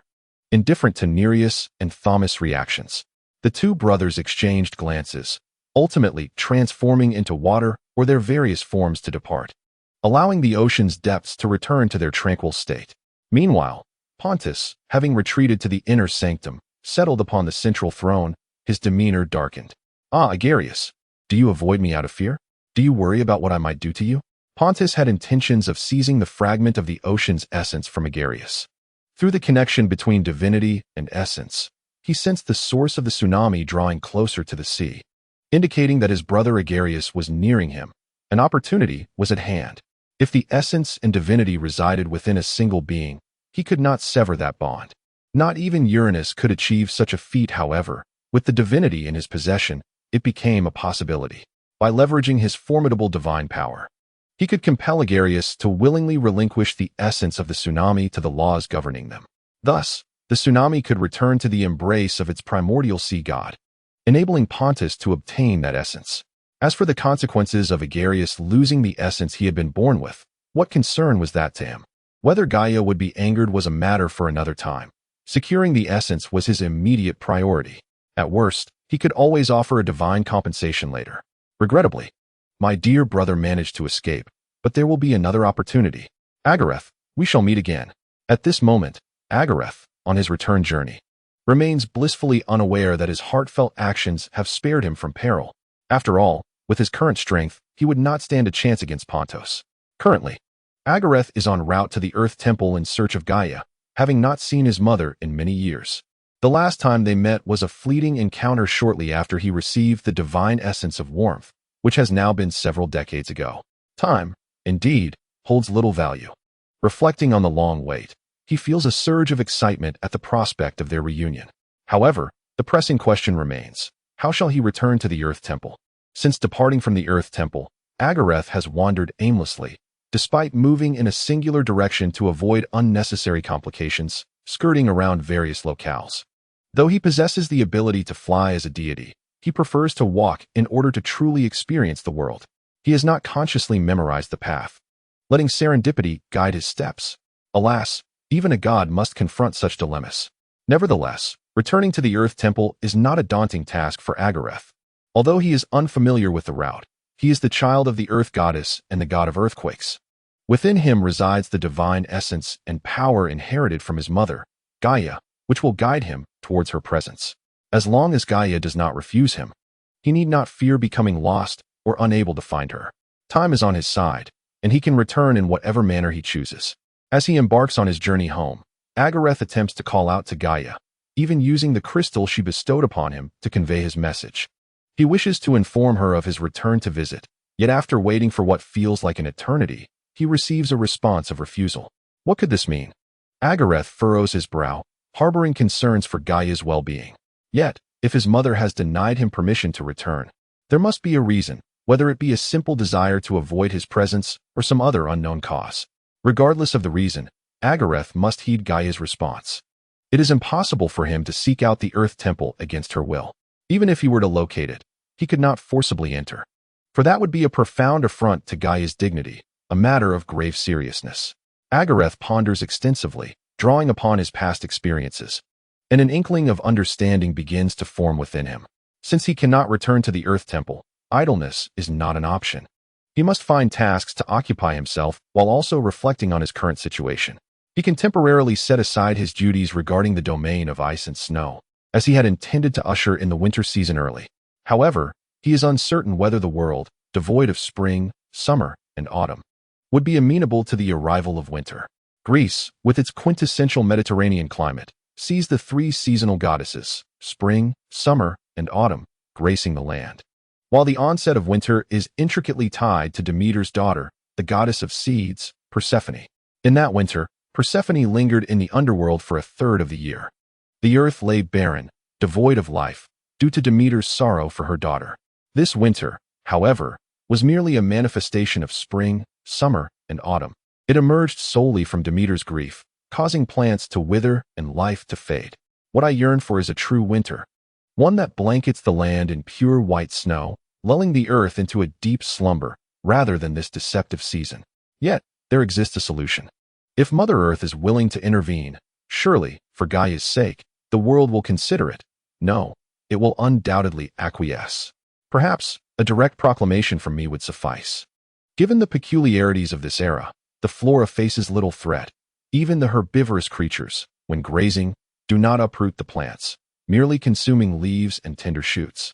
For the abundance of vegetation far exceeds their numbers. Thus, the damage to the plants is minimal, allowing them to regenerate in due time. Moreover, unlike the flora of my past life, these plants do not wither or age after bearing fruit. Their fruits remain eternally upon the branches.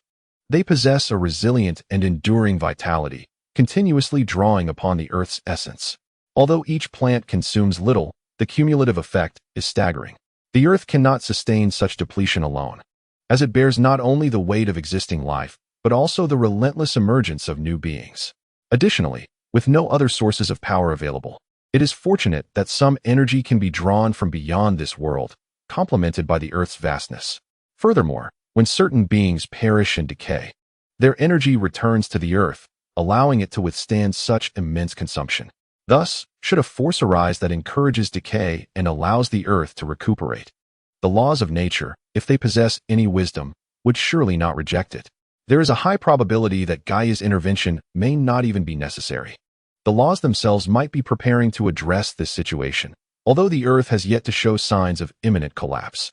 Preventative measures are wise, even if no immediate solutions exist. Chapter 17. Would carving the arrival of winter is beneficial to the world. Uranus, constrained by the laws, should not impede it. Now, we must await Gaia's situation, but until then, I shall seek tasks to occupy my time, as idleness is not a remedy. I must find some amusement. With this thought, Agares surveyed his surroundings, finding himself in a valley.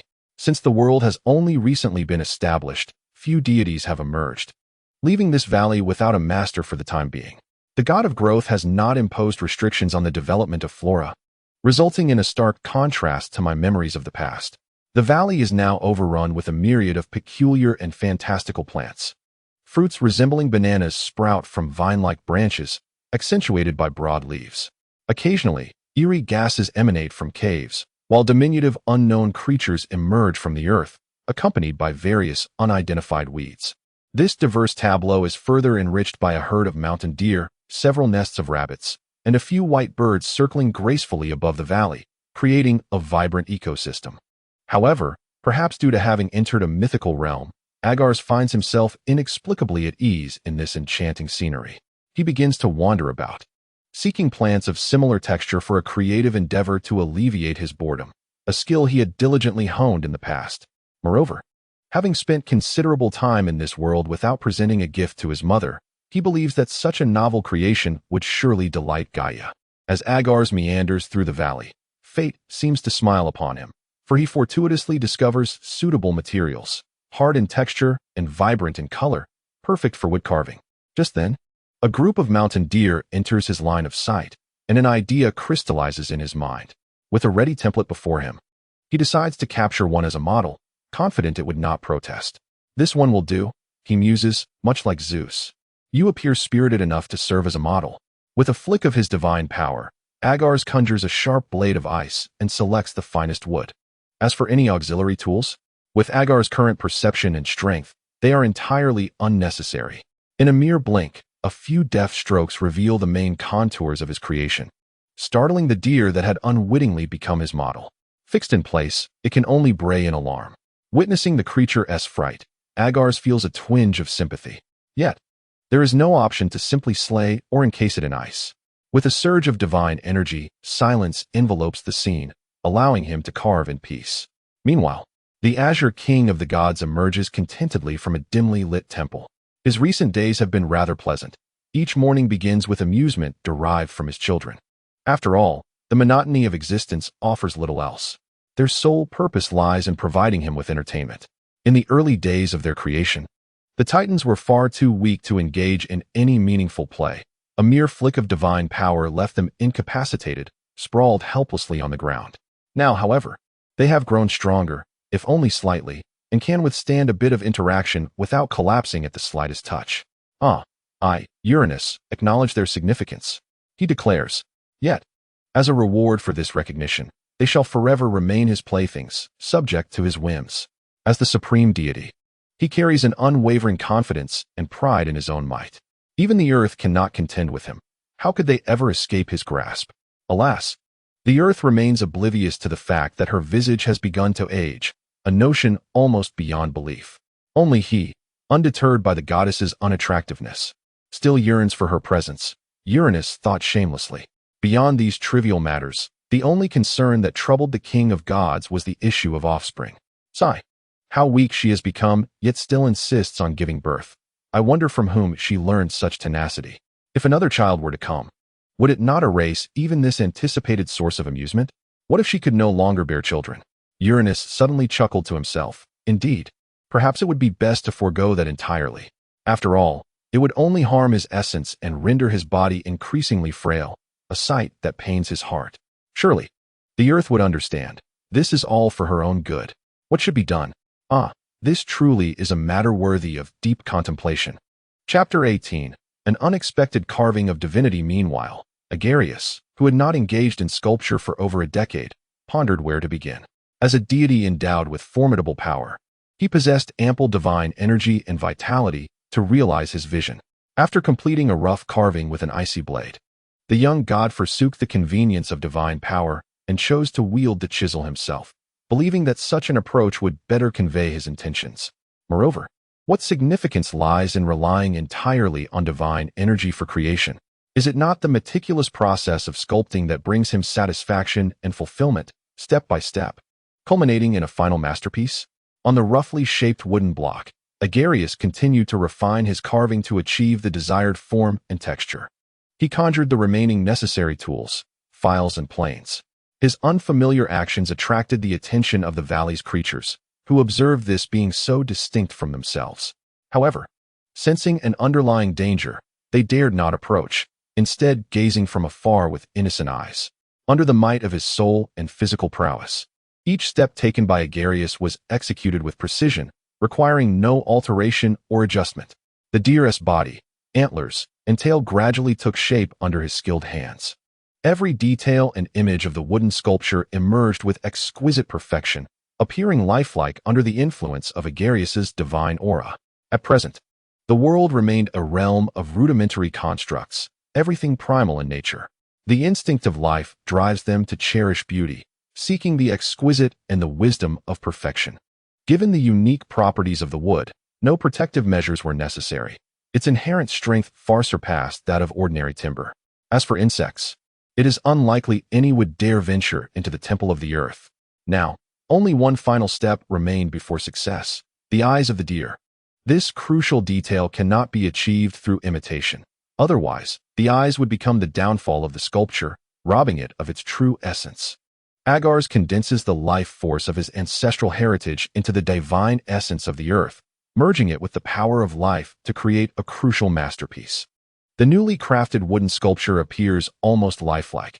It transcends being a mere inanimate object or a mere wooden artifact, seemingly imbued with its own vitality. This unprecedented creation, upon its emergence into the world, catches the attention of the intangible and formless chaos, the supreme law of existence, which perceives the birth of this new entity and casts its gaze that penetrates both time and space.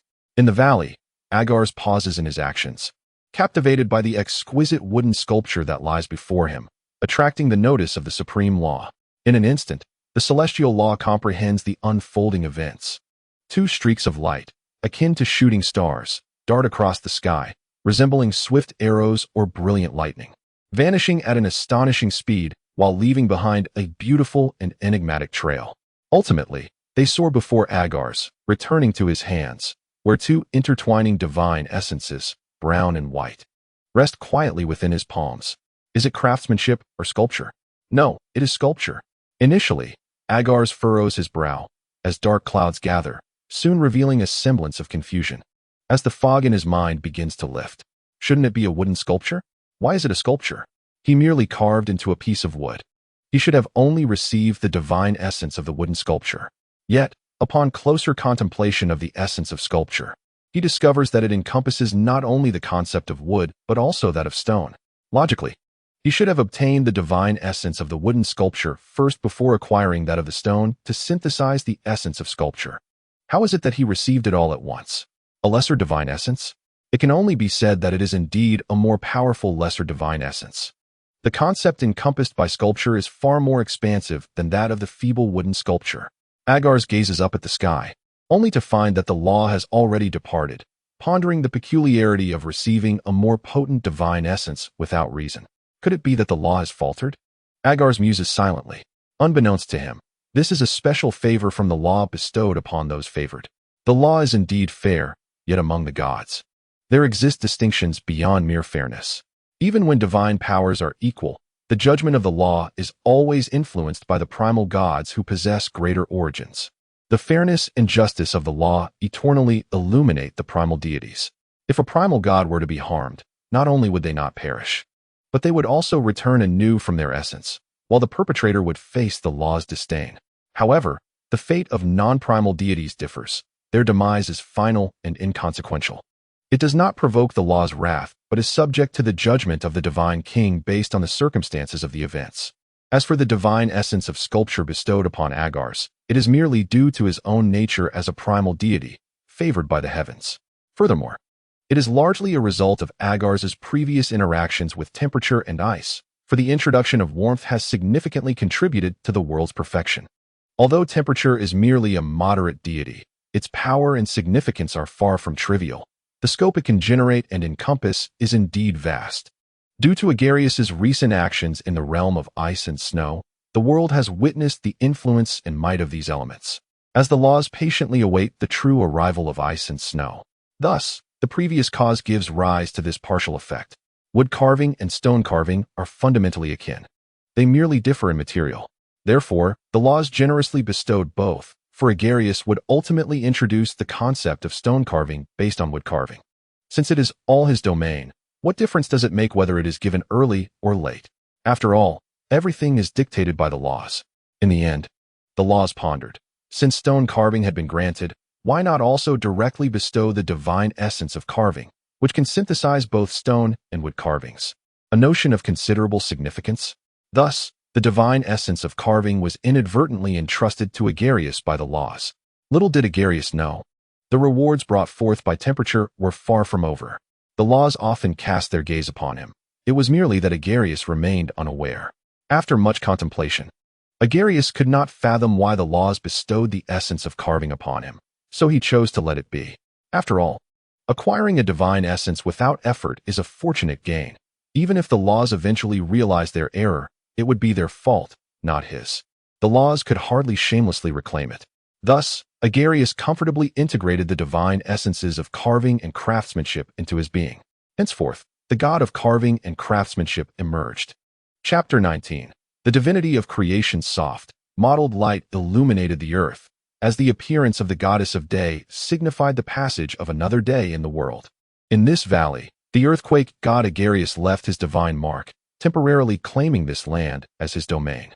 Meanwhile, the master of the mountains gradually approached this territory, quickening his pace to meet the inventive Agares. From the moment Agares stepped into the valley, the mountain deity sensed his presence. Knowing that anything birthed in relation to the mountains piqued his interest, he longed to meet his youngest brother. Since Agares' birth and the recent emergence of ice, snow, and temperature, the mountain deity had kept a watchful eye on Agares. After all, his choice to slumber out of boredom did not imply ignorance. My esteemed brother, I can hardly wait to meet you. I hope you are not too surprised. The intrigued deity mused joyfully. The youthful deity in the valley, with closed eyes, felt the new essence and divine power within him urging Agares to swiftly unleash his strength and concepts. The power of carving beauty should be led by the world. Agares refrained from directly engaging. Instead, he dispersed the divine power of carving throughout the world. A mature divine essence should learn to develop itself rather than rely on others. The power of carving scattered across the realm, and the laws responded to its master. Henceforth, all newly birthed creations would be meticulously sculpted by the world, radiating their own beauty, whether similar or uniquely distinct. This is the power of the world, a divine essence and strength emerging from the minute creations of sculpture. Born from the mysteries of creation, bestowing upon the realm a plethora of possibilities. Agares heralds the inception of sculptural artistry, giving rise to primordial creation, with inspiration swirling around Agares like a gentle glimmer, awaiting the creator's gaze. This newly birthed power has once again stirred the gods. Their responses vary, many merely casting indifferent glances, yet Nyx stands apart. She is the primordial goddess of fate, though not the entirety of destiny itself. From the moment of Agares' emergence, she sensed a shift in fate. The future has begun to blur and darken, as new destinies continuously arise and collapse, transformations that commenced with the advent of Agares. Nyx leans against Erebus, caressing his arm, conveying her affection, yet her gaze remains fixed ahead. Before them lies a luminous veil, depicting a scene with Agares, who remains oblivious to the watchful eyes upon him. Erebus, do you sense it? My anticipation for the encounter with the uncertain fate grows ever stronger. I believe it shall unveil a magnificent spectacle. Erebus, Nyx's eternal companion, both primordial deities bound in love, gestures to close the distant vision. Indeed, I share your belief. However, you must now redirect your gaze back to me. The pitch-black surroundings seem to be tinged with an ambiguous pink hue. Agares' heart is immersed in the power brought forth by the arrival of a new divine essence. Although this new divinity may not be overwhelmingly potent, its subtle creative force is distinctive enough to capture Agares' attention, is it not? Unlike the currently lackluster vaporous deity, the essence of steam, while capable of comprehension and extension into realms of water's power, offers easier access to rain for Agares. The formation of rain in this world is universally applicable. When water encounters high temperatures and evaporates upon the earth, it ascends with the air to greater heights, where the temperature gradually diminishes. If the steam's temperature falls below the previous dew point, the temperature at which steam can condense, then it will coalesce into droplets. Once these droplets condense below the dew point, they begin to gather, and when their quantity is sufficient, they form clouds. When the number of droplets within the clouds reaches a critical mass, gravity compels them to descend, and at the right altitude, they will fall as rain. This method of formation is attainable within the realm of chaos. Thus, the creation of rain will inevitably lead to the formation of clouds. The emergence of this new phenomenon, the clouds, will give birth to new divine essences, and the world will naturally adorn the sky with clouds, transforming it from an empty expanse into a realm of influence. The omnipotent force of the sky, which surveys all and gazes upon the earth, is inevitably obstructed by clouds.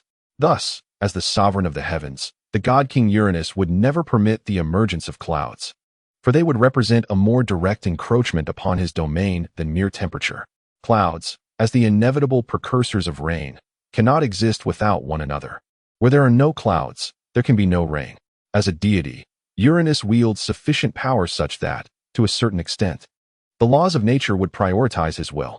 As long as Uranus opposes it, something as trivial as rain would certainly not be at odds with his desires. This privilege, however, is exclusive to the first generation of god-kings. As the favored progeny of the laws, only Uranus possesses the authority to compel the laws to such an extent. Subsequent god-kings, while retaining the power to consecrate deities in a lofty status, find that the laws no longer consider opinions that contradict the development of the world. Their agreement or disagreement holds little significance. Thus, rain is utterly impossible in this current phase of the world, rendering water vapor inconsequential. Agares, by nature, leans more towards the forces of the earth, and perhaps will not undergo any transformation until he fully harnesses the power of tsunamis. Although the divine essence of this craftsmanship is not particularly formidable, it inherently belongs to the realm of art. Craftsmanship requires the infusion of artistry, and each divine aspect of craftsmanship bears a fragment of artistic power. The genesis of art is rooted in inspiration and creation. Therefore, sculpting, as a facet of craftsmanship, possesses a divine essence of creation since its inception. While this essence may be modest, as the first of the craftsmanship deities, it is proportionately greater than that of ordinary craftsmanship deities. For instance, if the divine essence of manual craftsmanship is quantified as 1, that of sculpting would be 3. One must not underestimate the fundamental disparity between 1 and 3. If the essence is merely 1, it is impossible to glean the power of creation from it, rendering it virtually non-existent. In contrast, the essence of 3, though still modest, presents an opportunity to access the power of creation. Creation is an immensely significant force, serving as the cornerstone of the world's advancement. Every new entity embodies the essence of creation, and it has long been said that the transition from nothingness to existence is the most arduous endeavor. After all, creation fundamentally represents the concept of bringing forth something from nothing, making the comprehension of this power an exceptionally formidable task. Agares believes in his potential to acquire the power of creation. This confidence in oneself is a glimmer of hope, is it not? Chapter 20. Night and the Offspring of Night. As Agares fervently wields his divine power to refine the concept of sculpting, the daylight swiftly retreats from the sky, yielding to the inky darkness of night. In the realm of chaos, daylight and darkness are disproportionate. The goddess of night obscures the heavens, allowing the world to return to tranquility, where all beings find slumber. This is the essence of night. Conversely, the goddess's daughter, Hemera, the personification of daylight, cloaks the night with divine power according to the dictates of the laws. This is daylight. The illumination of daylight is bestowed by the radiant divine couple among the Titans. As at this juncture in the world, neither the sun nor the moon has yet been born. However, it appears that their arrival is imminent, as the world, shrouded in the absence of heat, is predominantly enveloped by the concept of cold. Though no longer lethal, many lives still find it unbearable. This phenomenon hastens the birth of a scorching sun. However, with the emergence of Agares, the subsequent sun is likely to lose its ability to temper heat. Originally, the heat of the sun represented daylight, while the coolness symbolized a portion of the moon, embodying the night. The concepts of warmth and chill were born from the sun and moon. Yet now, these concepts precede the existence of the sun and moon, and eventually, they will transform into symbols of heat and cold, reversing the roles of the celestial bodies. Furthermore, the deity governing cold and heat, Agares, wields immense power. Henceforth, the domains of the sun and moon will be eternally occupied by Agares, leaving them powerless to reclaim their former status. This exemplifies the superiority of pioneers and the lament of successors. As for the future, let it remain uncertain, even in the early twilight. The darkened sky is not devoid of substance. A hazy, shadowy presence persistently hangs in the distant expanse, adorned with a delicate crescent moon that glimmers like fine threads, quietly suspended in the air. This is the primordial lunar form manifested by the oracle goddess, Fob, in accordance with the will of the divine king, showcasing her divine power. The ancient moon at the zenith symbolizes the supreme authority of the divine king. It is a proclamation from the oracle goddess, signifying that the world is under the dominion of the divine king, whose gaze envelopes both day and night. Under the divine king's command, the celestial deity constricts its power, concealing itself to render the nocturnal realm transparent as daylight, a night devoid of stars and moonlight. This is the primordial night of chaos, a terrifying spectacle in the face of the world's creatures yearning for light, instilling a sense of unease. These chaotic negative divinities pervade the essence of the night, rendering it particularly troubled. They taint the purity of the night, displeasing the goddess of darkness. Yet, the tranquil night is not solely filled with fear, it also embodies slumber. The existence of sleep allows beings to harbor a sense of trepidation, yet remain unrepulsed by the dark. Time passes swiftly, and before one realizes it, a day has slipped away. Agares gazes at the night sky, reflecting on the countless nights he has witnessed in this world, yet he remains unaccustomed. He has grown accustomed to the light of night, and regardless of how many times he beholds this starless, moonless night, it feels exceedingly mundane. Agares skillfully conjures magma from the depths to illuminate the pitch-black night. Though not bright enough, it suffices in meaning. After all, this darkness does not impair the vision of the gods, provided the goddess of night does not choose to interfere. Still, he prefers to dwell in the light. Agares gathers his robes and sits cross-legged on the ground, feeling no inclination to sleep, as he gazes into the glowing red brilliance of the magma. Lost in thought while seated upon the earth. In the distance, the nocturnal creatures, wide awake, quietly observe this direction. Accustomed to the night, they seem to ponder with their dim-witted minds why the night possesses a light typically reserved for daylight. A myriad of phototropic insects flit about, instinctively drawn toward the luminescent source, yet held back by an inexplicable force. Soon, they quiet down, succumbing to the gentle influence of the god of sleep. Unable to resist the allure of slumber, enveloped in serene divine presence. Beneath the dim glow of the ancient moon lies the realm of the god of sleep, who bestows upon the earth a tranquil repose. On this serene night, Agares suddenly perceives two unfamiliar auras emanating from beyond the valley. Divine beings, albeit distant. Perhaps they have sensed the lingering essence I left behind in the valley? Agares feels a twinge of curiosity. Since his birth, apart from his mother, he has yet to encounter any other deities. Driven by this intrigue, Agares ventures forth to the whereabouts of these foreign gods. Upon his arrival, their gazes meet.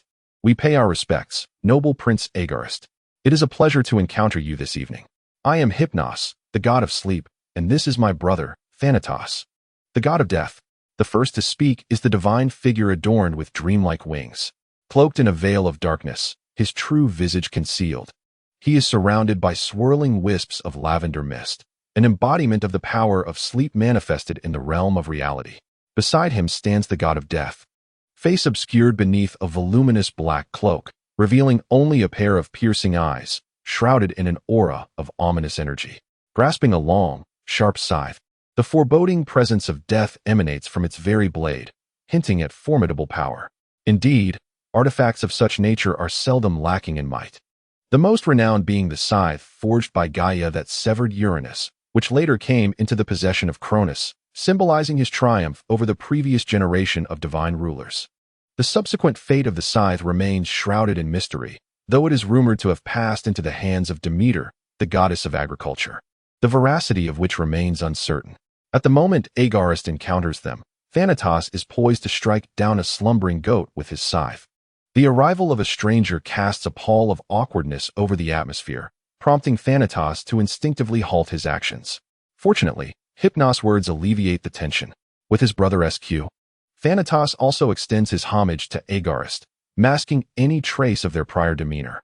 The god of sleep and the god of death. No, they recognize me. But that cannot be. I have no recollection of such encounters. It is essential to understand that within chaos, the names of gods are not easily known. They are bestowed by the laws themselves. A name can wield immense power. For instance, throughout Greek history, a curse can be enacted if one possesses greater strength or holds a unique divine office, requiring merely a true name to manifest. Even though one might surmise the divine essence and aura to discern whether a being is indeed a deity, it is impossible to ascertain the name of a god directly. Agares not only contemplated this, but also voiced his inquiry. Hypnos, the harbinger of peace, and Thanatos, the harbinger of life's conclusion, it is a pleasure to encounter you. However, my memory suggests we have not crossed paths before. How is it that you are acquainted with me? Chapter 21. The Unwelcome Twin Brothers. What could be the reason? Is it the scrutiny of special powers, or something else? Yet, if it is mere scrutiny, he ought not to hold it against them, even if their mother is Nyx. This matter cannot simply be overlooked. He would ensure they experience the consequences of daring to pry into the affairs of a formidable deity, thereby offending his dignity. Given his immense divine power, should he take matters seriously, they would find themselves in dire straits, especially if the goddess of night does not lend them her aid. Yet, judging by their relatively recent ascension to intermediate divine power, they possess certain clandestine abilities inherited from the night itself. Nonetheless, they are not the true masters of concealment. While they may observe without revealing their presence, it is impossible to obscure even the faintest breath from Agares. Thus, there must be another reason, perhaps Nyx herself? It could only be her. Moreover, if they indeed possess means undetectable even to him, that would be truly alarming. There would be no need for further games. Hypnos regarded the deity before him, whose eyes sparkled with curiosity and danger, and hastily responded, "Wise Prince Agares, we have indeed not met. However, we have gleaned knowledge of you from our mother, who has recounted your wisdom and divine name to me." Hypnos continued, "Furthermore, your dominion over frost, death, and the tranquil slumber has significantly augmented our strength and realms. It has even enabled us to transcend intermediate divine power. We can sense the slumber and death that you embody, a rare combination found solely in you upon this earth. The hint of earthly divine power you possess further solidifies our conviction regarding your identity." Upon hearing Hypnos's response, Agares pondered for a moment, feeling that there were no substantial issues, as the answers aligned with his expectations. With the primal power of the goddess of night, particularly her enigmatic and potent force of fate, it would not be difficult for her to discern specifics about him, even without a prior meeting. Moreover, he had once declared his name upon his birth, which had subsequently stirred the fabric of the laws a few times. It was only natural for Nyx to be aware of his appearance. He reflected upon his own plight. Though this wretched world had bestowed upon him formidable power, he was deprived of sustenance and forced to spend each night exposed to the elements. Although a god's physique does not require such trivialities, he found himself yearning for the earthly sanctuary, which, despite its lack of grandeur, at least felt like home. Now, he cannot even return to his only home. There is a saying that goes, when the necessities of survival are met, life begins to pursue material and spiritual needs. This adage applies equally to Agares. Possessing immense power and temporarily free from the pressures of survival, why should he not strive for a better existence? Previously preoccupied with enhancing his divine abilities, he had no choice, but now the circumstances have changed. Since he is unable to accomplish much in the immediate future, why not indulge himself? Especially since he has the means to do so? As Agares' thoughts drifted further, his companions, Hypnos and Thanatos, grew increasingly anxious. Thanatos tugged at his twin brother's sleeve, and through their long-standing bond and unspoken understanding, they exchanged glances. "Hypnos, what should we do? Does Agares believe we are deceiving him, contemplating how to punish us? Should we flee?" Observing the concern etched in his brother's eyes, even though he could not discern his face clearly, Thanatos sighed. "After all these years, why has he grown so powerful yet not wiser? Nevertheless, he is still my brother, and I must indulge him." With a reassuring glance, he conveyed that there was no need for worry, trusting in the wisdom of Prince Agares, whom even their mother praised. Surely, he must have his own considerations. With this faith in his twin brother, Thanatos felt his heart settle. Since their birth, he and Hypnos had been inseparable, sharing day after day together. Despite having a mother, they seldom visited her due to certain circumstances. The oppressive aura emanating from the god of darkness, Erebus, was simply too overwhelming. Living with Nyx, he was always present during their visits. Even when they did nothing but converse with their mother, Erebus' gaze remained fixed upon her. Yet a subtle pressure always lingered over them. Their mother seemed aware of the situation and intervened several times, but Erebus would deny it, claiming everything was fine at the moment, only for things to revert to their previous state. Ultimately, their Their mother could do little, as Erebus was unyielding. Over time, their frequent visits dwindled to mere occasional appearances. Bound by loneliness and their fraternal bond, they remained together, departing and returning as one. Perhaps this is why sleep often accompanied death, mirroring their existence in a similar manner. In Thanatos' heart, as long as Hypnos was by his side, there was nothing to fear. Meanwhile, Hypnos' subtle expressions did not escape Agares' keen observation. Although he pondered various matters, he could not fully immerse himself, always reserving a fragment of his focus on the outside, for to neglect potential danger would be tantamount to courting disaster. Agares was also aware that his actions might seem a bit inappropriate. After all, they were waiting for him. He must first respond to them, lest he appear impolite. As Agares cast aside the irrelevant thoughts clouding his mind, he gathered his focus and addressed Hypnos sincerely. I apologize for my delayed response. I was preoccupied with other matters that held no relevance to you. I assure you, there is no cause for concern. However, would you be willing to momentarily pause and allow me to share the visage of the underworld? Initially, Agares intended to depart, but then he realized that he was already present and the deities of the underworld were here. He was indeed curious to learn about the current state of the underworld. For who could rival their knowledge of it? Of course, it is our honor. Thus, a relaxed Hypnos and Thanatos began to recount tales of the underworld, exchanging words back and forth. Yet, being a nascent realm, there was little to elaborate upon. Even if they could embellish simple matters, the underworld remained starkly monotonous. It was a place dominated by darkness, with the ground beneath their feet comprised of black soil, an expanse devoid of life, inhabited only by a scant few souls, grimly compared to the vitality of the surface world. The souls present were, after all, those frozen by Agares. It was no surprise that the underworld was still undeveloped and offered little of interest, an exceedingly dull and monotonous existence. As the narrative progressed, it became increasingly unremarkable. Hypnos meandered through the few notable aspects of the underworld. Perhaps sensing Agares' impatience, or perhaps due to his own reason, Hypnos proposed their departure. Your Highness Agares, I deeply apologize for intruding upon your noble pursuits. We must resume our duties and take our leave. Fulfilling one's duties is commendable, Agares replied without dissent. Go ahead.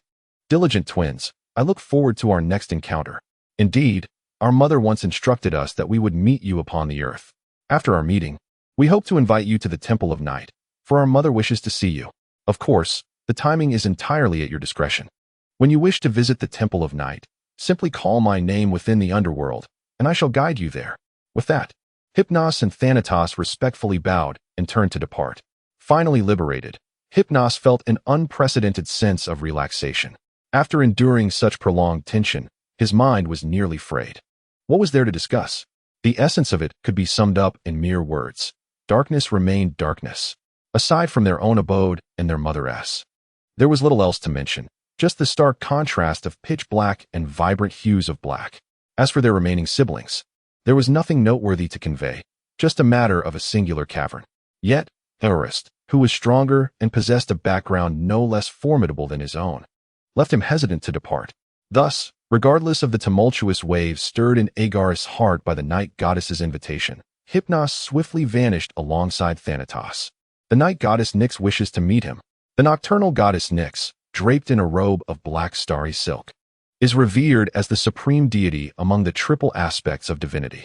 She embodies three distinct fates: the goddess of destiny Ananke, the goddess of natural law Asteria, and the goddess of causality Hermione. These three personifications represent the multifaceted nature of the fate goddess Nyx. She not only gave birth to various malevolent deities, such as the goddess of discord Eris and the god of deception Apate, but also to numerous deities of fate, including the Moirai, who share a single soul and govern the beginning and end of life as destiny. Upon hearing Hypnos mention Nyx's invitation to Agares to descend into the underworld, a tempest of emotions surged within him, a blend of trepidation and exhilaration. He pondered whether the goddess of fate had perceived the divergence of his existence from the original destiny of chaos, and how she might respond. The enigmatic and powerful Nyx, one of the primordial gods, seemed to take an interest in him. Was it possible that his presence had disrupted the predetermined order? Or had his sudden emergence instigated a transformation in a fate that had previously not accounted for him? Yet, Agares found himself only slightly perturbed. devoid of genuine fear. After all, if he truly stood in stark contrast to the realm of chaos, Gaia would have undoubtedly noticed by now. Born from the womb of the Earth Mother Gaia, he had initially existed as a primordial soul, continuously absorbing the Earth's vitality. If any discrepancies existed, Gaia would have sensed them and erased his existence long ago. Thus, placing his trust in Gaia, he surmised that the cause of this anomaly likely lay within the realm of fate itself, rather than within him. Furthermore, he was confident that no significant peril loomed. Should Nyx desire to eliminate him, it would be a trivial matter, requiring no elaborate schemes. Presently, Gaia could not impede her, and danger often coexists with opportunity. An instinctive premonition whispered to him that this encounter might yield tremendous benefits. This marked the second time such a premonition had surfaced. The first had occurred by the seaside, a harbinger of unique peril. In the realm of chaos, such forewarnings were not to be taken lightly. Only the power of fate could manifest them. Fate, an ancient and formidable force. Nevertheless, dwelling on these thoughts proved futile. Whether opportunity or danger lay ahead, he would confront it with resolve, for whatever awaited him would reveal itself in due time. Ultimately, he recognized his own inadequacies. Were he sufficiently powerful, he would need not to fret, for he could simply bulldoze through any challenges with sheer strength. With his previously relaxed heart now taut with renewed focus, Agares gathered his scattered thoughts and departed, returning to the valley. Returning to the place illuminated by the molten lava, everything remained unchanged, as if time had stood still since his departure. The magma continued to quietly radiate its searing light, while the wooden carvings stood on the ground, emitting a faint glow. Agares resumed his seated position, closing his eyes in anticipation of the night's end. Uncertain of how long Nyx had lingered in the sky, it seemed but a fleeting moment. Without any transition, the heavens burst into brightness, and the daylight Helmera took her mother's place, gracing the firmament. Agares slowly opened his eyes, finding everything as it had been the day before. He observed the traces left on the ground by the intense heat after the magma had receded, feeling a sense of helplessness and wishing for fire. The laws of flame had yet to reveal themselves. Otherwise, he would not need to labor so diligently to extract light from the darkness. Although volcanic eruptions typically accompany flames, for reasons unknown, they were absent. It mattered not. If fire was lacking, he would create it himself. The existence of fire was inevitable, merely a matter of precedence. Apologies, Hephaestus, for I shall take charge of your divine essence, and I promise to treat it with the utmost reverence. As Agares contemplated how to ignite the flames, an unexpected occurrence unfolded. A peculiar and strangely familiar divine power was swiftly approaching the valley where Agares resided. Yet, the source of this inexplicable sense of familiarity was perplexing. Chapter 23. The first encounter with Uria and the past Agares felt somewhat at a loss, despite having traversed the earth for over a decade without encountering a single deity. Now they all seemed to emerge in droves. He pondered the nature of their specific connection, which allowed him to feel such warmth from their divine presence. As a progeny birthed by Gaia, Agares remained a part of the earth, a unique existence within chaos. In a world where Agares existed, no part related to its origin would be born anew, showcasing the Earth's favor. There were many deities connected to the Earth's essence, but Titans? No. They were insufficient, possessing only a fraction of the Earth's divinity. After the Titan's birth, the essence became entirely segregated from the Earth's source, leaving only the god of growth to interact with it. Yet he belonged to the realm of life and nature, bearing no relation to Agares. Furthermore, they could not descend from the divine mountain, for the capricious Uranus would not spare them. Only the three above him might possess that possibility. Despite their domains differing from Agares, they ultimately sprang from the same earth, hence the sense of familiarity was not surprising. Yet, it seemed implausible. How could they personally seek him out when they had never even crossed paths? Nevertheless, there was no need for haste. The answer would soon reveal itself. Agares tucked away the gift intended for his mother, uncertain of what might transpire next, and not wishing to risk its damage. In the distance, a figure charged recklessly, racing straight toward Agares. He looked outward, confirming he had never seen this individual. There was no doubt, their distinctiveness was unmistakable. The upper body, nearly devoid of any obstructions, showcases the dusky skin and robust physique in all their glory. The divine beauty is, unsurprisingly, reflected in his form. His physique and appearance are in perfect harmony. exuding a primal allure that is impossible to overlook. The towering deity, upon arriving at the valley's entrance, beheld the divine figure he had longed to see. A flicker of inexplicable excitement danced in his eyes, accompanied by a smile laden with unspoken meanings. This did not escape the keen gaze of Agares, leaving him in a state of bewilderment. None had ever witnessed such expressions from him. What could it possibly signify? Agares, surely it must be. I am Uria, the god of the mountains. How delightful it is to meet you. It is a pity I could not welcome you at the moment of your birth. Yet it is never too late. Uria? The self-proclaimed deity startled Agares, for he was indeed one of them. An answer most improbable. What could have prompted this sudden visit? Fortunately, Agares felt no ominous aura emanating from Uria. As for doubting the veracity of his words, one could only chuckle at the youth's overthinking. Such grand divine power as Uria's means that his name, once uttered, resonates directly. Doubts are futile unless one's divine prowess equals his, or one finds themselves within a temple shrouded by their own essence. In the valley where they stood, skepticism was unwarranted. Uria? No, you should refer to me as your brother. Upon hearing Agares' exclamation, the god of the mountains instinctively retorted. Agares was taken aback that Uria would concern himself with such matters, yet they were indeed brothers, sharing the same mother and father, rendering any hesitation unnecessary. Very well. Uria, brother, I am also pleased to meet you. Agares' address brought joy to Uria, his smile radiating even more brilliantly.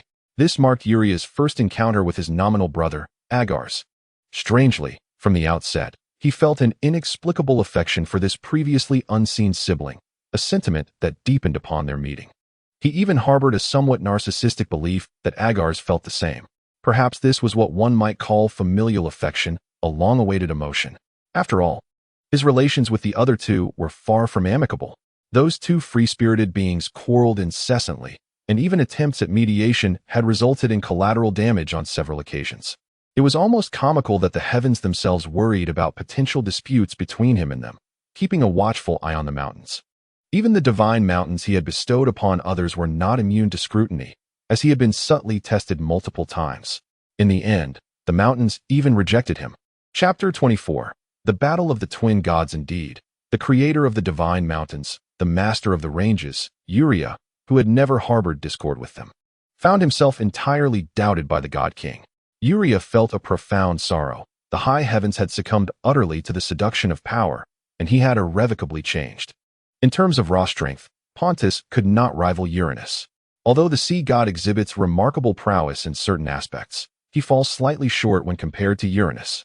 The disparity in their strengths has become increasingly evident over time. Pontus, though arrogant, is not devoid of intelligence. His hubris stems from an inflated estimation of his own capabilities. Nevertheless, this does not hinder his cunning, as he plunges into the inky depths of the ocean, evading Uranus's watchful gaze, amassing strength in anticipation of the moment to challenge Uranus. Alas, this scenario has recurred numerous times, leaving the mountain god, often cast aside, to sigh in exasperation. He wishes to avert such occurrences, yet finds himself powerless. Neither the dominion of love nor the throne of the divine monarch is something either deity is willing to relinquish. Thus, Urania retreats into her own realm, seeking refuge within the domain of Hypnos, until her patience wears thin. Uranus casts his gaze upon the earth, claiming to oversee the world, yet his focus remains primarily on the mountains and the sea. Regrettably, Pontus exhibits too much cowardice, seeking refuge in the abyss. What is this? Urania remains inactive. Does she scorn me, the divine monarch? Is she sleeping in such presumption, disregarding my authority? It can only be said that when Uranus prematurely suspects Urania of treachery, any action she takes will be deemed erroneous. Consequently, Uranus intensifies his scrutiny of Urania. After this onslaught, even Urania, who cherishes affection dearly, finds her restraint slipping. She commands the mountains to rise, compelling the skies to part from the earth, igniting the final straw that snaps Uranus's patience. He has long desired to take action against Urania, yet the mountains have committed no transgression. Even he, as the divine monarch, cannot unjustly persecute a goddess. Thus, provoking Urania to strike first becomes a test. If she acts, it will indeed confirm her rebellious intentions. As a consequence, he can retaliate without reproach, for he has not initiated any aggression against her. You speak of monitoring the mountains? Is it wrong for me, as the divine monarch, to wield my authority to discern whether there are signs of destruction in the world? Both Urania and Pontus possess immense power. Would their capacity for devastation not be far more severe? It is merely a matter of extended oversight, yet who can blame them for their formidable strength? It is not his fault. He is merely fulfilling the duties befitting a divine monarch. The outcome was indeed favorable for Uranus. The authoritative voice of the divine monarch reverberated through the firmament above. Urania, are you as discontent as Pontus? You have truly wounded my heart. The sky god's shameless accusations reached Urania's ears like a discordant note, igniting her fury. The unending mountains of the world echoed the wrath of the mountain goddess. The peaks shimmered in unison, severing Uranus's influence and accelerating their growth. The divine monarch could not passively observe as Urania pressed against the heavens. He, too, summoned his essence, bearing down upon the earth, resulting in a stalemate of opposing forces, each incapable of overcoming the other. Yet it is the world that suffers under the strain of their conflicting powers. The world has suffered unprecedented devastation, as the very essence of its being has encountered various forms of damage. Fragments of the celestial canopy and shards of the rugged mountains plummet from the heights, creating countless gaping craters. Gaia was the first to sense the force of this destruction, yearning to intervene. However, mindful of her concealed powers, she could only seek assistance from the laws governing existence. The omnipresent laws, in the name of primordial Earth, implored her to take action and put an end to this farce. The laws responded to the eldest daughter of chaos, utilizing Gaia's form as a vessel. A mysterious radiance descended from the heavens, both formless yet tangible, appearing differently in the eyes of each deity. Chapter 25. The seed of all things, the spring of life. The emergence of this light instantaneously halted the conflict between the two formidable wielders of divine power. Uranus and Aurea gazed upon the enigmatic glow, a sense of gravity swelling within them. For this was the supreme law of the world, and the one enveloped in its luminescence was the earth goddess, Gaia. Although Aurea had struck first, the origins of the conflict could not be concealed from the governing laws of the realm. It was Uranus's trampling of the dignity of the primordial deity that had incited the entire affair. The protection of the primordial deity's safety and the preservation of its dignity was the responsibility of the divine king, and he had grievously neglected his duty. Yet, as the first divine king favored and entrusted by the laws, Uranus faced no severe consequence. The laws merely imposed a modest penalty upon the actions of the two deities. They extracted the powers of the sky and the mountain deity to mend the world, elevating the scattered debris from the ground into the heavens, transforming it into celestial bodies. Subsequently, they each received a mere 20 lashes and were confined to their respective temples for a millennium, a trivial punishment indeed. The departure of the laws allowed the two combatants to relax somewhat. Uranus gazed at the celestial bodies above, a smile gracing his lips, for he believed that this newly emerged power residing in the sky must surely belong to him. Aurea, in his estimation, could never surpass him in the favor of the world. The mountain deity did not overlook Uranus's air of inevitable triumph. A flicker of indignation stirred within him. However, this ire dissipated entirely upon sensing the unmistakable presence of the child within Gaia's womb. A sly smile curled at the corner of Aurea's mouth. It seemed Uranus had yet to realize the existence of his precious offspring. Now, he awaited the moment when Uranus would discover that reality was far removed from his expectations. Indeed, Uranus soon detected the aura of divine power. His expression shifted rapidly, a kaleidoscope of emotions flashing across his face, while a dangerous smirk crept upon his lips. However, upon noticing Aurea nearby, eagerly anticipating the unfolding drama, he swiftly masked his emotions, adopting a blank demeanor. Inwardly, Uranus roared with fury, his voice echoing like thunder in his mind. Cursed be this wretched being. Children, after all, are the most loathed entities in existence. The mere thought of it intensified his agitation. Children, children, always children. Uranus murmured to himself, his eyes brimming with anger and helplessness. How infuriating it was that an unborn aberration dared to seize what rightfully belonged to him. Humph, if that were the case, he would not hesitate to be ruthless. This audacious being, oblivious to the vastness of the heavens and the earth, would undoubtedly pay a grievous price for such insolence. Yet, no matter how enraged Uranus felt, it could not alter the outcome.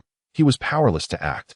The unborn life already possessed divinity and essence, acknowledged by the world as a deity. And even in its unmanifested state, it was still a god. Thus, after casting a deep, contemplative gaze at Gaia's womb, he uttered nothing and departed with an impassive demeanor. Gaia sighed in relief, watching Uranus's vanishing silhouette. She understood that this conflict was instigated by Uranus, and she was aware that even the mountains could bear no more. However, both he and Uranus were her closest deities. Surely they deserved a moment of respite. After all, they were brothers, and all would be well in time. Gaia caressed her belly, feeling the rhythm of new life within. Yet, she pondered, while it was now Uranus's turn, when would her own time come? Uranus, I wonder how you have come to this juncture. Uranus had changed. Ever since he ascended to kingship, everything had shifted. Perhaps bestowing him with the title of king itself was a grave mistake. With a hint of sorrow in her expression, Gaia spoke, then retrieved the vial of life, pouring forth its waters to cleanse Uranus of weariness and wounds. The vial of life, a divine artifact birthed alongside her, contained the seeds of all existence and the waters of life. As the goddess of the earth, she scattered these seeds across the land and nourished them with the waters of life, birthing all forms of existence. The seeds of all existence were among chaos's most enigmatic powers, the very source of life, encapsulating the potential to create all things in the world, from the tiniest cell to the vastest ecosystem. Chapter 26. The gift of Uranus. As the final stream of water returned to the vial of life, Gaia exhaled softly, her gaze dimming. She had healed Uranus's wounds and drawn upon the earth's strength to replenish his exhausted divine power, preventing any unforeseen mishaps due to his diminished might. Now, it was time for her to seek out Uranus and demand clarity on his actions. His increasingly brutal demeanor and thoughts spoke volumes of the profound changes he had undergone. Everything transpired at the moment of their child's birth, the child who left its mother the instant it came into being. I wonder if you find joy in this. Alas, this journey to the divine mountain would yield no answers for Gaia. Uranus, cleansed by the waters of life and restored in divine strength, gazed at his mother's retreating figure, his heart a tempest of conflicting emotions. She was the one who granted them life, yet she was also the source of all disputes between the brothers. However, Uranus understood that none of this was Gaia's fault. The blame lay with Eros. He scattered desires across the world, incessantly stirring the malevolence nestled deep within the hearts of the deities, leading both Uranus and Pontus to succumb to their own cravings. In this intricate and chaotic realm, love and material desire entwined like twin brothers, inseparably linked and interwoven. They slithered forth like two venomous serpents, silently creeping into the hearts of the gods, relentlessly spreading and flourishing. Eros, the embodiment of desire, ruthlessly corroded the souls of all living beings. Perhaps one day, he too would succumb to the allure of desire, losing himself in the entanglement of emotions. Urea, burdened with complex feelings, slowly returned to his own abode, the towering and solemn temple of the Repeak. At this moment, he yearned to escape the turmoil of reality, seeking a tranquil place to slumber through a tedious millennium. And thus, he slept for a full 2,000 years. It was only with the birth of Agares and the arrival of the new divine volcano that Urea began to awaken gradually. It was not until the emergence of warmth and the melting of ice that Urea truly came to life, becoming aware of the happenings in the world during his slumber. As Agares stepped into the valley, Urea sensed the entrance of a formidable divine power. Their bond was already intricate, woven from countless threads.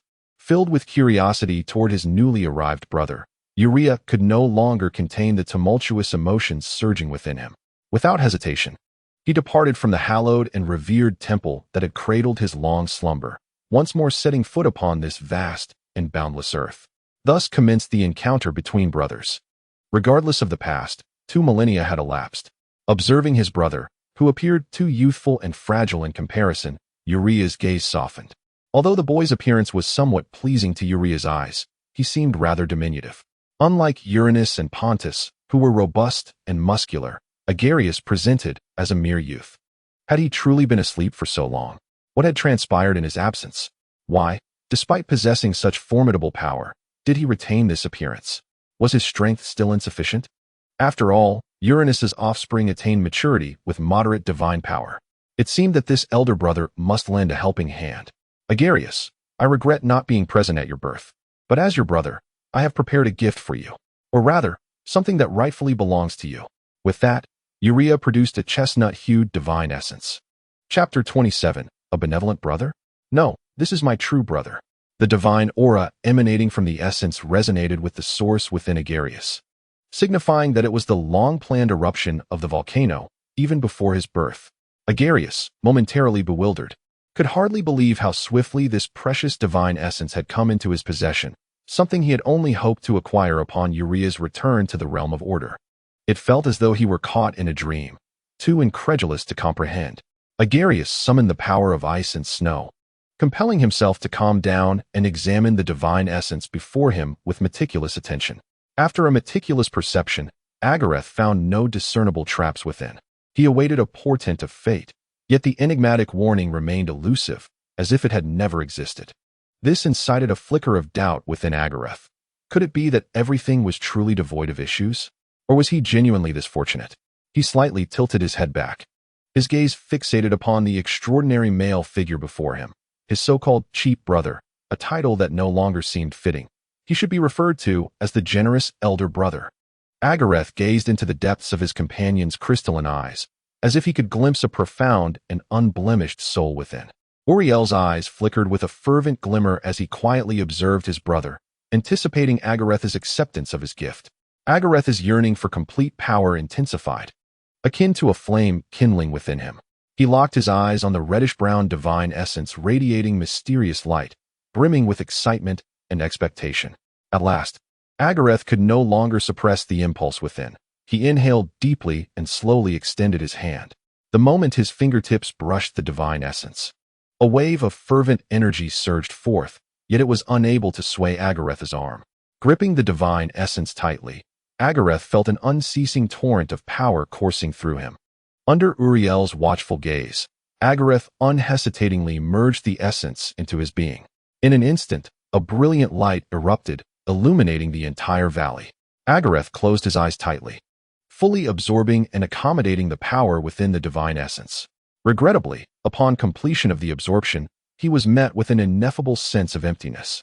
After all, this was merely a divine essence of moderate power, incapable of providing a substantial enhancement to Agares, who already possessed formidable strength. This sensation resembled that of a parched individual sipping a glass of diluted water. Though it temporarily alleviated thirst, it fell far short of quenching it. Alternatively, it was akin to a famished person taking a small bite of food. While they may feel a semblance of fullness, hunger still gnawed at their insides. Agares could not help but lament. His suspicions had proven correct. Indeed, it was of little use. It appeared that transcending to great divinity could not be achieved merely by amassing divine power. Upon Agares's ascension to formidable strength, he sensed a vague barrier obstructing his path to the realm of greatness. This was indeed the reality. The current world strictly guarded the pathways for deities aspiring to ascend to higher echelons. In this realm, which powerful divinities or primordial gods did not hold a crucial position, lesser divine spirits like the nymphs could ignite divine flames and ascend to divinity merely by possessing a fragment of divine essence. Such is the mercy of the world. Yet, even if one were to fortuitously acquire a potent divine essence, it would only elevate the nymph to the status of an intermediate deity. This encapsulates the constraints and limitations set by this world. To progress further, one must rely entirely on their own efforts and fortuitous opportunities. In this vast and boundless world, every being is endowed with a certain degree of potential, yet simultaneously constrained by various rules and limitations. Although the nymph possesses divine powers that elicit envy from ordinary humans and mortal creatures alike, this power alone cannot elevate them to the pinnacle of supremacy. Without a complete pathway to a medium source, they can never ascend to the heights of great divine strength. Yet, this is an arduous endeavor. The vast majority of nymphs are unable to attain even the title of deity. In the realm of divinity, the thresholds of minor divine strength and weak tears, combined with medium divine power, can be reached by merely possessing an equivalent divine rank. Conversely, formidable divine power is attainable through sheer accumulation. However, great divine strength is an entirely different matter, its difficulties surpassing the realm of imagination. Presently, among the scarce great divine powers of chaos, Uranus envelopes the Earth, safeguarding the world as the celestial dome. Pontus embodies the abyss of the deep and vast sea, while Uranus represents the peaks of the mountains that stretch endlessly across the land. They intertwine with the expansive Earth, collectively forming the outer shell of this world, akin to a magnificent and grandiose tapestry unfurling before the eyes of all beings. It is precisely due to this wondrous amalgamation that life is nurtured and sustained, proliferating through the currents of time. Thus, the quest for great divine power is no trivial matter. It cannot be achieved merely by the accumulation of divine ranks. Nevertheless, it is still a remarkable feat. Regardless of the era, divine ranks are exceedingly precious. Yet, this singular, invaluable medium divine rank was graciously bestowed upon him by Uranus, a rank perfectly attuned to him. The essence of volcanic eruptions is something he possessed even before his own birth. Who could claim it ill-suited for him? As for Uranus's assertion that it originally belonged to him, such words are to be taken lightly. A volcano is, after all, a type of mountain. Had it not been for the birth of the volcano, partly due to his existence, its essence would undoubtedly belong to Uranus. The thought that Uranus gifted him such a precious offering sent a wave of headache through Agares. He could hardly fathom how to repay this generous gift. Although he understood that Uranus would not be concerned with such matters, the indifference of Uranus did not grant him the liberty to forego a gesture of gratitude. The wooden sculpture he had recently carved was meant for his mother, Gaia. Repurposing it for Uranus would be inappropriate, even if Uranus were unaware of its origins. He could not overcome the emotional hurdle within himself. Perhaps a moment of contemplation would yield a solution. Inspiration strikes. Uranus, the god of mountains, wields dominion over rocks. Surely a stone sculpture would suffice as a fitting offering. Conveniently, the stone sculpture exists only as a concept, yet to manifest in the world. By utilizing his unique divine rank to create the first stone sculpture, he could convey his heartfelt sentiments. Thank you for that profoundly touching and unique gift, dear brother Uranus. It has allowed me to feel your love and emotions. I shall cherish it dearly, for seeing it is akin to seeing you, as if you were always by my side. Please forgive your humble brother for not having a suitable token of gratitude. However, I shall contemplate this matter earnestly. Rest assured that even if the gifts are unequal, they can still reflect my heartfelt intentions towards you. Chapter 28. The Temple of Urea once again. I implore your forgiveness for my inability to present an appropriate return gift, yet I assure you that I will think diligently on the matter. I hope you can believe that even an unequal exchange can convey my sincere feelings. Agares earnestly expressed his gratitude to Urea, lamenting the lack of a fitting reciprocation.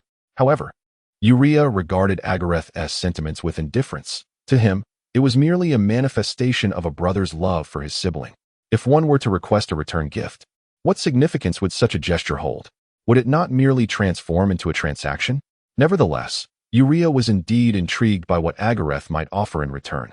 For this brother of his was exceptionally clever, and he believed Agares' gift would undoubtedly evoke a sense of wonder.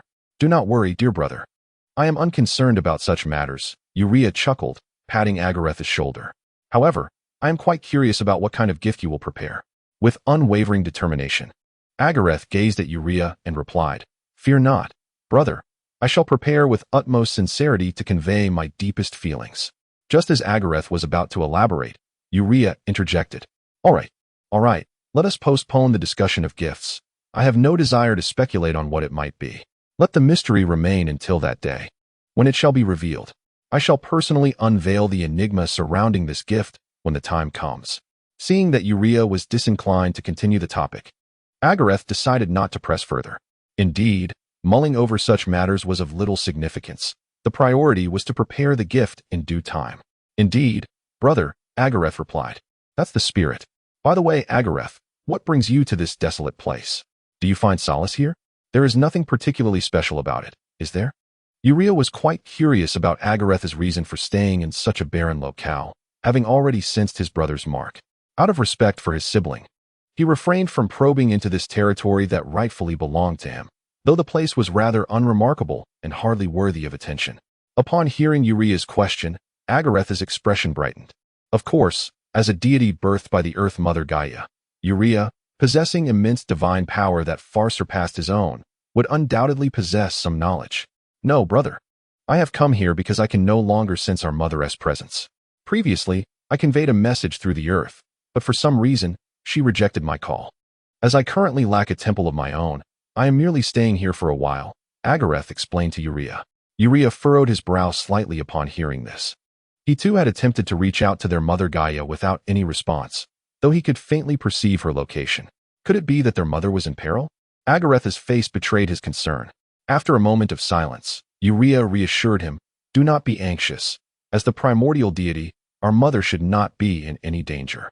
Perhaps she is merely in a transient state, unable to meet us once more." Agares nodded, yet the unease within his heart did not dissipate. However, there was indeed something peculiar about his mother at present. "I shall keep a close watch on her condition. You need not fret excessively. Everything will be just fine," Urea reassured him. With a swift change of topic, Urea suggested, "In that case, why not come with me? Aside from the earthly realm, you have not ventured elsewhere, have you? It would be rather dull to be alone, wouldn't it?" "Very well. As long as my brother does not mind," Agares pondered for a moment before acquiescing. This valley offered little of interest. Aside from the Earth Temple, he had yet to behold other sanctuaries. It would be an opportune moment to visit the temple dedicated to the god of mountains, and besides, there was no imminent danger. He could also inquire about some lingering uncertainties with Urea. Thus, Urea and Agares departed from that place together. However, Agares's mark remained unerased. Perhaps unforeseen events would unfold in this locale in the future.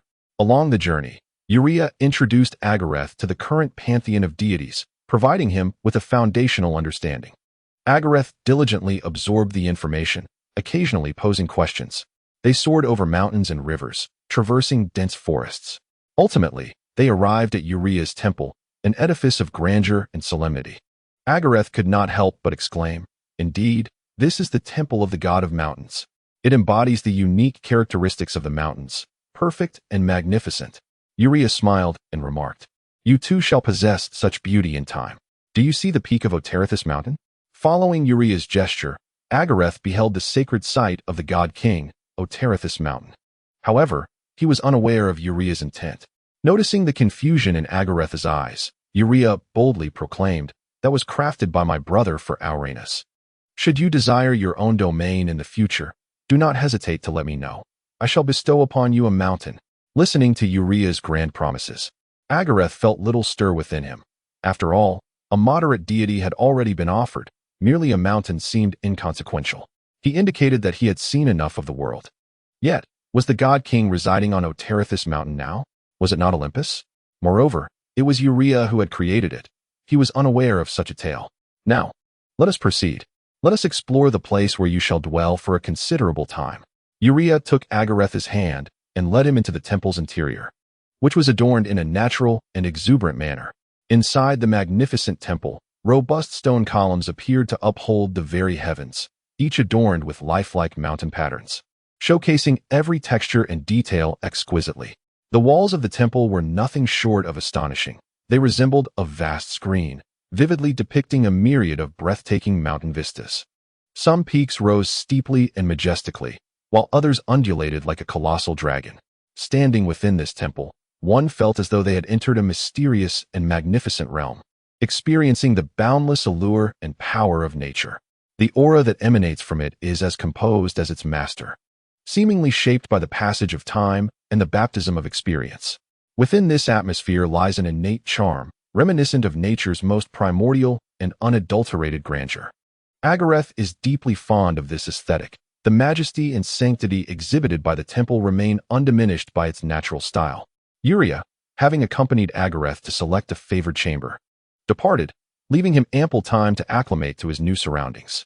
Chapter 29, An Unexpected Fragment. Time flies swiftly, as if woven by the loom of fate. In the resplendent temple, a tall figure reclines nonchalantly upon the central divine throne. To be at ease within the hallowed confines of the temple speaks volumes of his esteemed identity. Beside him stands another divine seat, where a figure engages in conversation with the temple's master. Agares finds himself in a daily rhythm, repeating this existence day after day, yet never feeling the tedium of monotony. For Agares, the time spent in growth can never be dull. Although Agares is a deity endowed with innate wisdom, he cannot fully comprehend the vastness of the world. It is simply too expansive. His understanding is limited to the earth, and this process of grasping the world is what he terms growth. Throughout the course of life, a deity naturally comes to understand the world over time, or perhaps through the guidance of elders, completes this understanding prematurely. This responsibility ideally belonged to Agares's mother, Gaia. However, due to Agares's premature departure from her side and Gaia's frail condition, this process has been indefinitely delayed. Now, it falls to Uriah, his elder brother, to assist Agares in this journey. Within the towering temple, Agares scarcely perceives the passage of time. Uriah's realm seems intentionally to bypass this mountainous territory. During this period spent alongside Uriah, Agares experiences an unprecedented sense of ease and freedom. His once tense nerves gradually unwind, and the pressures within his heart begin to dissipate. Here, there are no external clamor or distractions, only a tranquil and harmonious atmosphere enveloping them. Agares can let down all defenses and fully relish this rare tranquility. In the days spent with Uriah, Agares shares his thoughts and past experiences.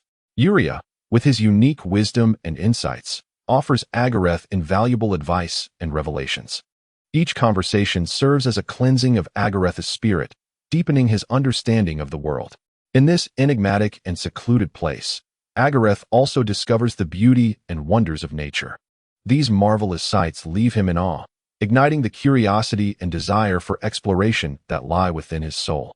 On this particular day, Agares ventured outside the temple, gazing into the inky darkness of the night, allowing his thoughts to delve into the realm of contemplation. He is now a deity of formidable power, possessing dominion over earthquakes, volcanic eruptions, wrath, steam, temperature, ice and snow, sculpture, and craftsmanship. He possesses nearly the entirety of the primordial essence represented by these divine powers. Among them, some deities harbor boundless potential, awaiting Agares's discovery. Agares focuses his attention on temperature, which has been undergoing a gradual transformation for an extended period. Temperature, a seemingly simple yet profoundly intricate concept, spreads like an enormous web across the world. It is omnipresent, constantly influencing the fabric of reality. Nonetheless, it bears a flaw, a certain incompleteness. This imperfection seems to herald an inevitable truth. The dichotomy of cold and heat reveals an imbalance, with one side overwhelmingly dominant. The concepts of ice, snow, the high heavens, the deep seas, and the underworld are saturated with coldness. In contrast, the notion of heat is precariously upheld solely by lava. The blazing fire, as the emblem of warmth, ought to have long since graced the world. Yet, for reasons unknown, the concept of fire appears nebulous. It seems as if that fervent flame is shackled by some mysterious force, unable to unleash its true might. This perplexing conundrum was presented by Agares before Uriah, a deity who emerged shortly after the world's inception, surely possessing some insight. After listening to Agares's account, Uriah felt an uncanny familiarity with the concept of fire. Suddenly, an embarrassed expression crossed his face as he recalled that the power of fire had been inadvertently sealed by his former self. Fire first manifested in the world at the very moment temperature was born, appearing almost simultaneously with ice and snow, but originating within a volcano. With the emergence of temperature, the concepts of cold and heat began to refine, leading to changes in the molten lava that facilitated temperature's birth. The most immediate sensation was a sharp rise in temperature, culminating in flames igniting within the volcano. A new power emerged from a portion of the volcano, and how could Uriah remain unaware? Yet at that time, Uriah was in a state of semi-consciousness, mistaking it for his newly awakened power.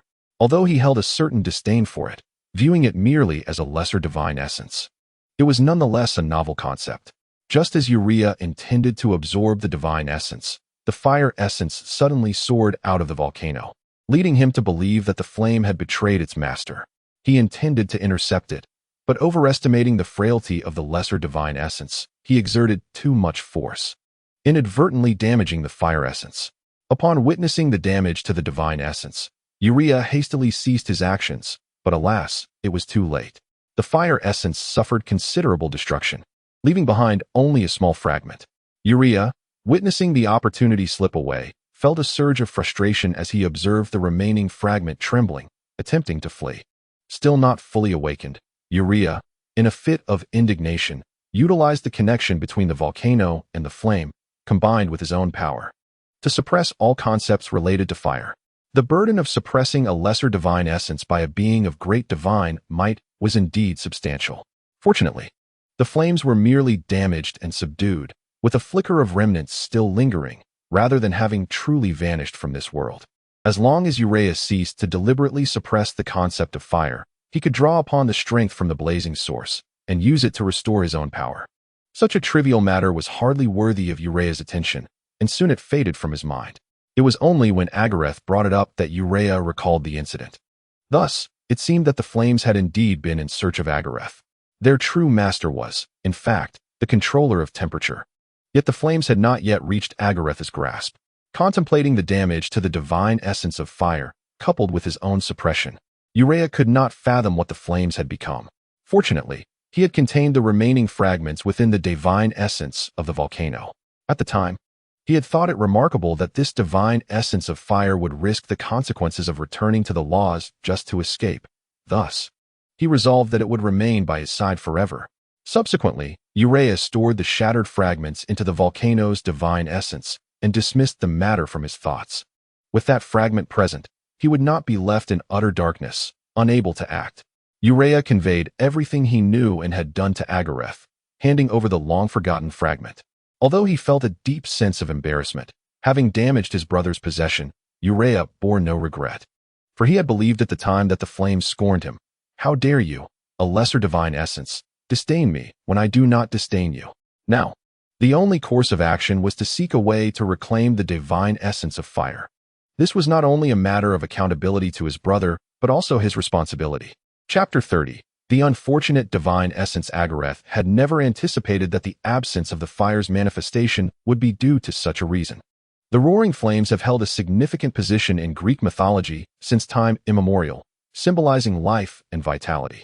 However, tracing the exact moment when this mysterious element first emerged into the world proves to be a formidable challenge, fraught with difficulties. The flourishing of fire, its true rise to prominence, can be attributed to the goddess Hestia, the divine ruler of the household and the hearth. She not only bestowed warmth and light upon the flames, but also rendered them an indispensable part of human life, whether for culinary delights or for warmth and illumination. Hestia maximized the utility of fire. It can be said that without the presence of this goddess, fire might not have ingrained itself so deeply into the hearts of humanity, nor attained such an essential role in human civilization. The last generation of humanity, beings created by the gods, understood warmth and coldness, and would undergo the cycles of life and death. Primitive humans, who once fed on raw flesh, were liberated from their plight only upon receiving the divine gift of fire. Gradually, they learned to harness fire, using it to cook food, ward off dangerous beasts, and provide warmth during times of exposure. The advent of fire granted them a secure space for survival. Though they possess an appearance akin to that of the divine, they lack the immortality and perpetual youth bestowed upon the gods. In the long nights and the fabric of life, fire occupies a position of paramount importance, representing, in a certain sense, the rise of civilization and the proliferation of living beings. Within the realm of ritual, igniting the sacrificial flame is an indispensable element. The fire, kindled by ancestors, is sustained by the descendants.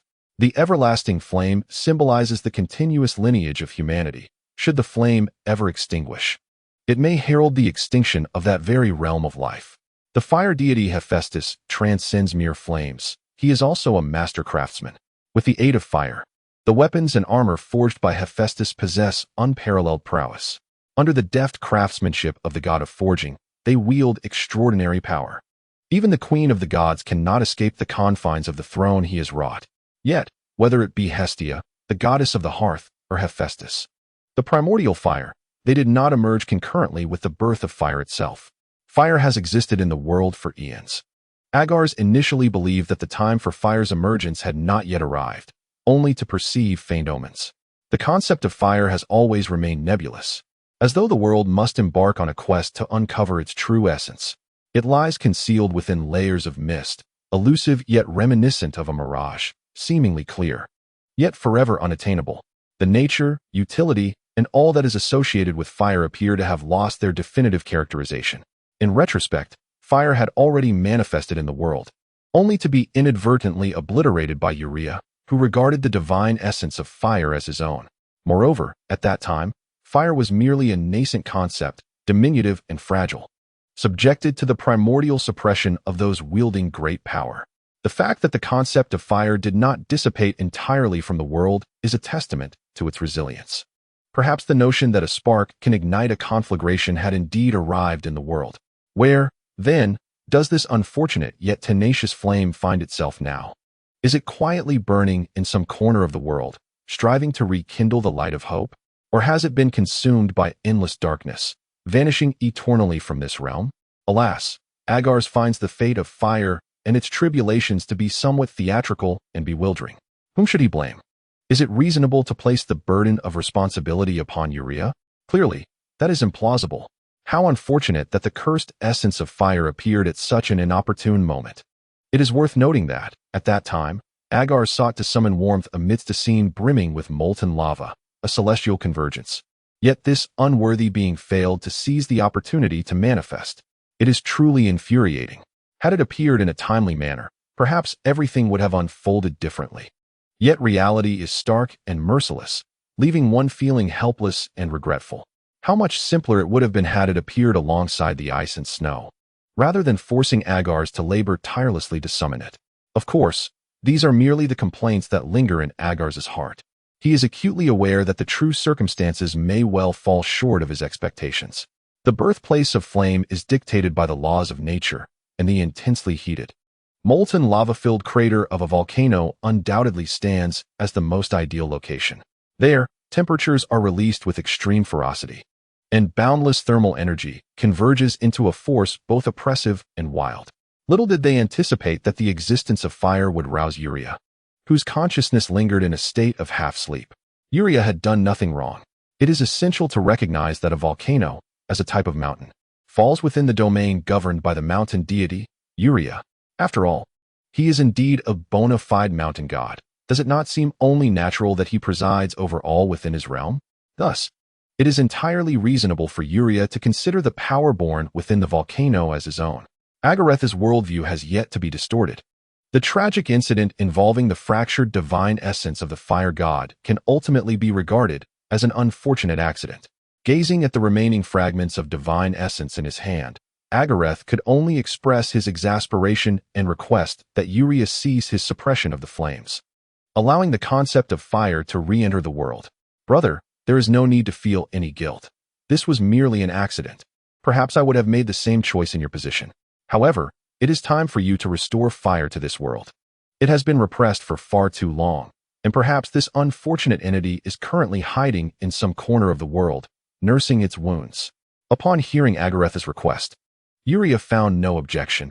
If it must be released, so be it. As the terrifying weight of divine power enveloped Urea's form and his thoughts resonated, the mountains responded to their master's will. The chains that had long suppressed the concept of fire were loosened, liberating the unfortunate prisoner. Almost in the blink of an eye, as the concept of fire returned to the world, time seemed to momentarily halt, and the entire realm was taken aback by this sudden upheaval. The once silent volcano was instantly illuminated by the brilliance of flames, as if daylight had descended. The searing tongues of fire danced and leaped, seemingly proclaiming their rebirth and return to the world. Each flicker of flame pulsed with restless energy and fierce power, evoking an irresistible sense of awe. Chapter 31. The Forest Fire as the destined master of the divine essence of fire. Agares could now harness the flame's power through the remaining shards of divine essence. A surge of searing energy flowed from his fingertips as the latent power and concept within the small fragment were awakened. Agares fixated on the flickering flame in his hand, a tiny ember that shimmered with a faint glow. In the long, silent night, amidst the endless darkness, this dancing, radiant flame brought him unprecedented comfort. It resembled a brilliant star, suspended in the night sky, radiating warmth and light. As time passed, the flame gradually stabilized, its brilliance intensifying. At last, the tranquil night was pierced by a light akin to daylight, and Agares basked in the warm glow, his spirits soaring. He closed his eyes, liberating the flames he had long suppressed, feeling the fiery energy pulsating in the surrounding environment. A sense of joy blossomed within him, as he could distinctly sense the concept of flames converging upon him in a continuous stream, Agares bore a subtle smile, gently nodding towards Uria, his eyes shimmering with an indescribable excitement. With a buoyant stride, he eagerly made his way towards the temple's exit, each step imbued with urgency and anticipation, as though something captivating awaited him beyond. His figure gradually receded, prompting Uria to ponder for a moment the reason behind Agares' departure before hastily following in his wake.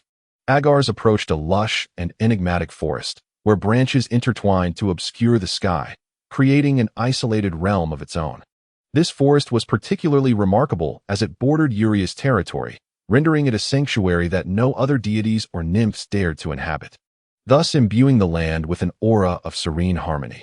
Within its depths, only a few beasts, ensnared by desire and oblivious to the world, roamed aimlessly, their wills ascending towards ecstasy. However, all tranquility and peace would be utterly shattered tonight. Agares cast forth a flickering flame from his hand, which soared across the night sky like a shooting star, landing within the forest not far away. Instantly, a roaring inferno erupted, illuminating the darkness with its fierce glow. Agares gazed upon the fiery spectacle, fully aware that this was not merely a simple blaze. It encapsulated the jubilant essence of rebirth. The flames swiftly spread, crackling branches sending sparks flying. Agares stood silently by, observing this fiery revelry, feeling the vitality within the flames exulting as if celebrating its own resurrection. The reborn flames ravaged the forest, devouring the hopes of life as creatures scurried in frantic escape. Let us not speak of cruelty. There is no one here. Merely some trees perishing. With only a few beasts succumbing to the smoke, let's remain rational and refrain from casting blame. Agares could clearly see the night sky becoming further obscured and chaotic by the swirling smoke, the air thick with acrid fumes and the scent of charred wood. It was nearly time. Agares stood there quietly, diverting a portion of his attention inward. He could distinctly feel his divine essence gradually rejuvenating. Although it had only regained a third of its form, it was sufficient for now, with the remainder to be restored with the passage of time. The state of his divine essence was adequate to herald the return of the flames to the world. Naturally, Agares could also allow the flames to continue their relentless consumption of all flammable matter.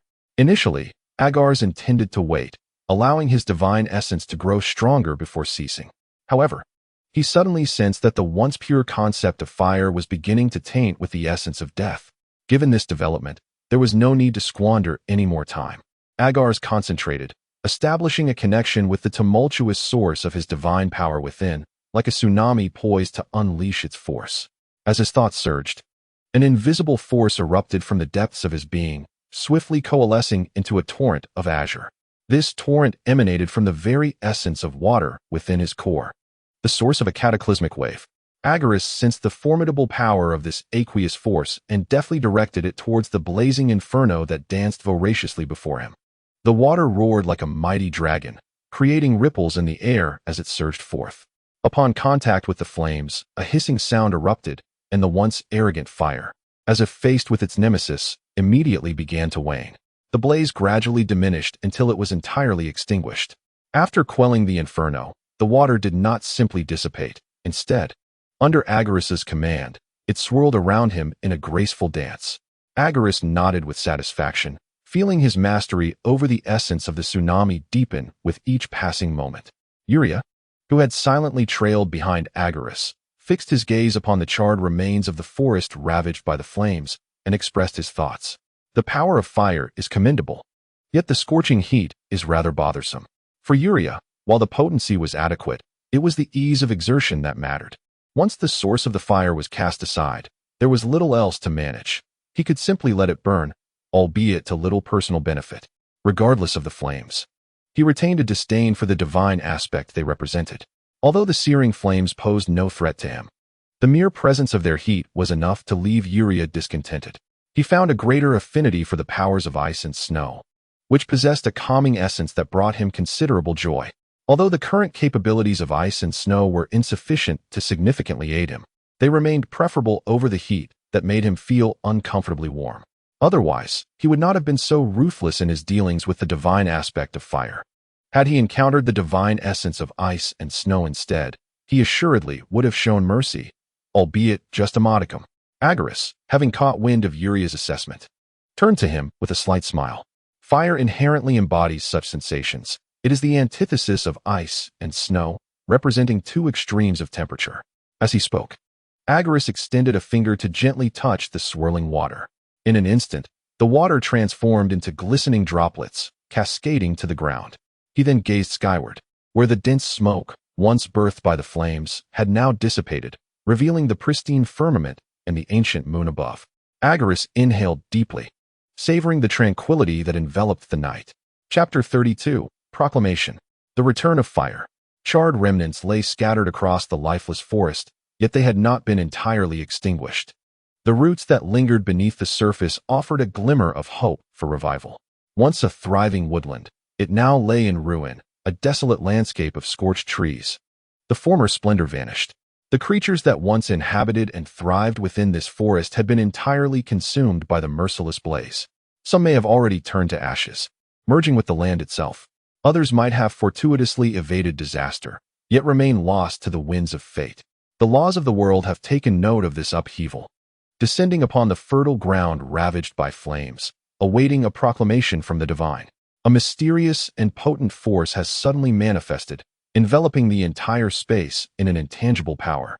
Agares keenly sensed this transformation, a profound premonition surging within him that the moment had indeed arrived. Now is the perfect time to gather the celestial, terrestrial, and human elements. A declaration can be made to the supreme laws, as the once dim and silent inferno rekindles anew.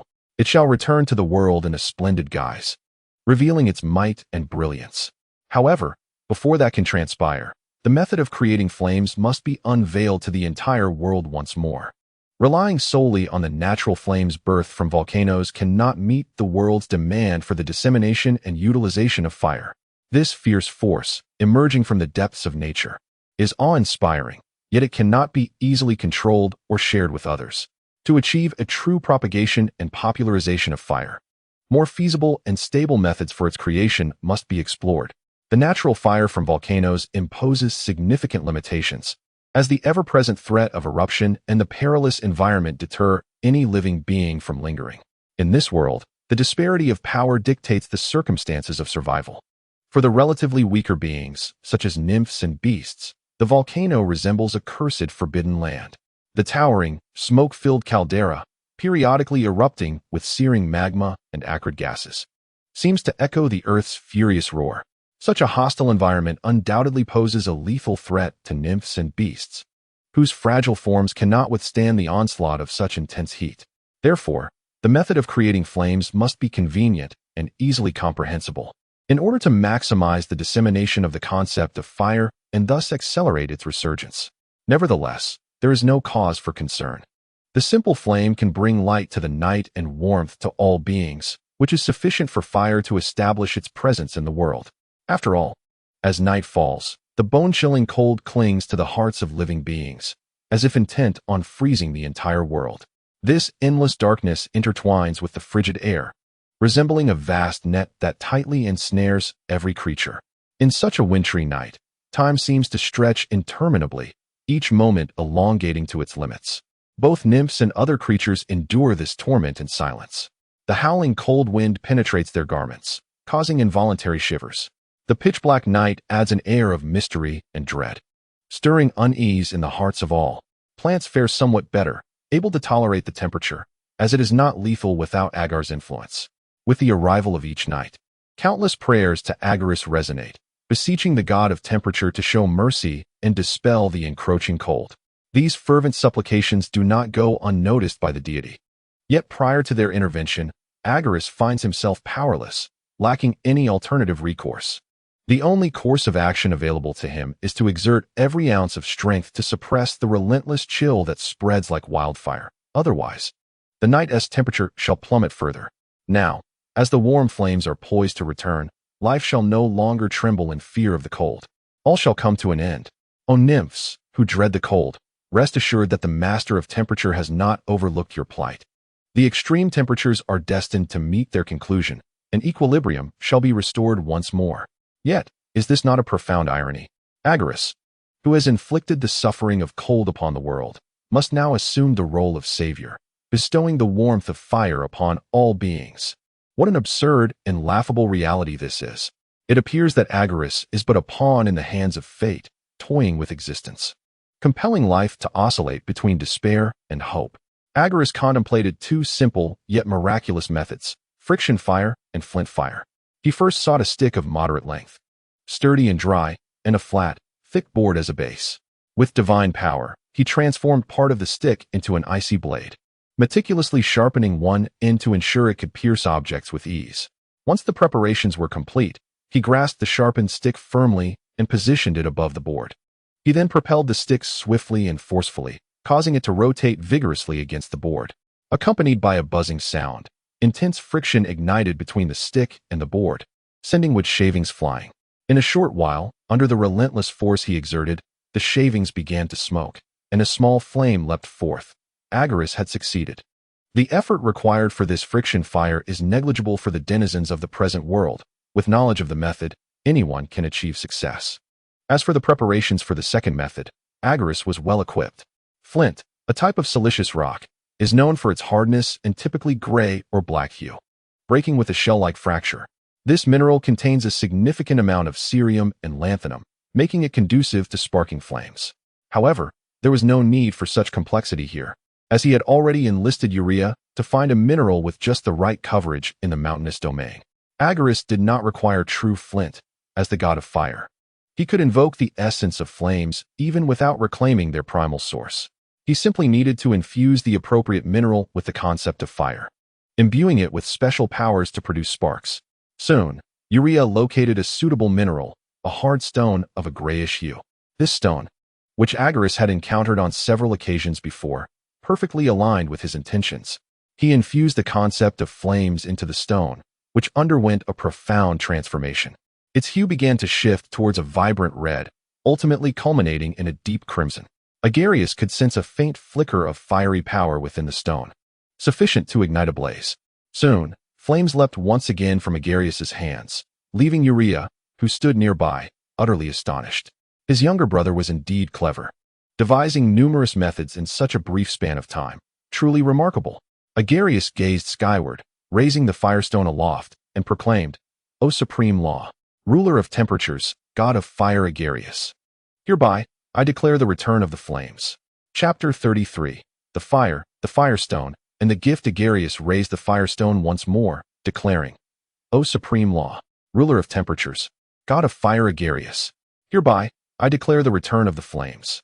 The roaring flames, a manifestation of searing heat, possess the power to dispel the chill of the world. Conversely, cold can entomb the fervor. As night descends, enveloping the land in an endless shroud of darkness, this blazing fire shall become the brightest beacon of hope within the hearts of the living, offering warmth and solace. Today, I shall impart the method of nurturing the spark of fire, enabling all beings to wield this miraculous craft and create an unceasing source of flames, bathing the entire world in warmth. This is the Firestone. It shall emerge from the mountains. Let all beings give thanks for the compassion of the mountain god. However, inhabitants of the boundless earth, heed this well. Those who recklessly abuse the power of flames shall ultimately be consumed by the very infernos they unleash. This is an inescapable fate and a warning to the greedy and the ignorant. The supreme law responded to the proclamation of the god of fire, and the primal forces of the world disseminated the essence of flames, heralding their return, while the declaration of the god of temperatures resonated throughout the realm. The firestone held aloft by Agares, infused with the power of the law, transformed into a divine artifact. Its original material altered entirely, becoming as translucent as a gemstone, with flickering sparks within that shone brilliantly, exuding a warm aura. The methods of fire by friction and the firestone were taught by Agares, spreading across the world through the law, as beings learned to use flames for warmth and illumination. The return of fire would bring light and warmth to the world, banishing the fears of the night. Atop Agares, the law circled and timely cast down two fiery streaks. With tails trailing like shooting stars, they descended to the earth, merging into the embrace of Agares and Urea. The mysterious law acknowledged the return of flames and welcomed the birth of both the fire disaster and the divinity of the Firestone. The forest fire, wrought by Agares' own hand, showcased the relentless and merciless destruction of flames, their unbridled power to consume all laid bare for the world to behold. as the law conferred upon Agares the divinity of fire disasters. The divinity of the nurturing firestone was Agares's first gift of gratitude bestowed upon Urea. Urea, this nominal elder brother, displayed no condescension despite the vast chasm in their strengths. He even invited him back to his sanctuary, providing him with a refuge. Although such a haven is not a necessity for a deity, the gesture itself is profoundly touching, is it not? Furthermore, he imparted a wealth of knowledge and bestowed upon him the divine essence of volcanic eruptions. Such generosity merits earnest regard from Agares.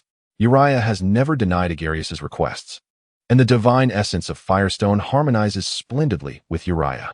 Through the collaboration of Agares and Urea, countless concepts of flame will naturally adhere to that unique mineral, transforming it into firestone.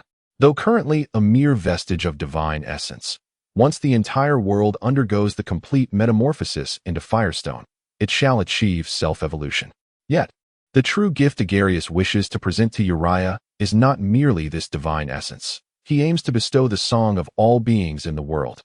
Urea's name will be forever linked with the god of fire, and all those who seek firestone for the warmth of its protection will chant the mountain god's grace, yearning for a swifter acquisition of firestone.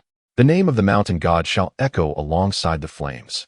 This naturally understated faith will flourish like a spark, eventually igniting into a blazing inferno. This represents a mutual benefit. With Urea's formidable power catalyzing the firestone, the concept of flame will swiftly proliferate. Meanwhile, Agares' contribution is merely that of an accessory divine essence of flame. However, Agares' insistence on creating an alternative method of kindling fire is not a mere whim or convenience. In truth, there lies a deeper consideration and motivation to contend with potential environmental variables. In this era, the nymphs who dwell among the mountains possess a unique talent and advantage in seeking firestone. They are intimately familiar with the terrain, aware of every path and cave. They can keenly perceive the faint glimmers concealed within the crevices of rocks and accurately discern whether that is indeed the location of the special firestone. Their innate instincts, coupled with years of accumulated experience, render them adept at locating firestone with remarkable ease. Conversely, the nymphs who dwell by the forests and are anchored to the flowing waters are constrained by their geography, finding it exceedingly difficult to venture beyond their familiar domains. Every blade of grass, every flower and leaf is intricately linked to them, forming an integral part of their existence.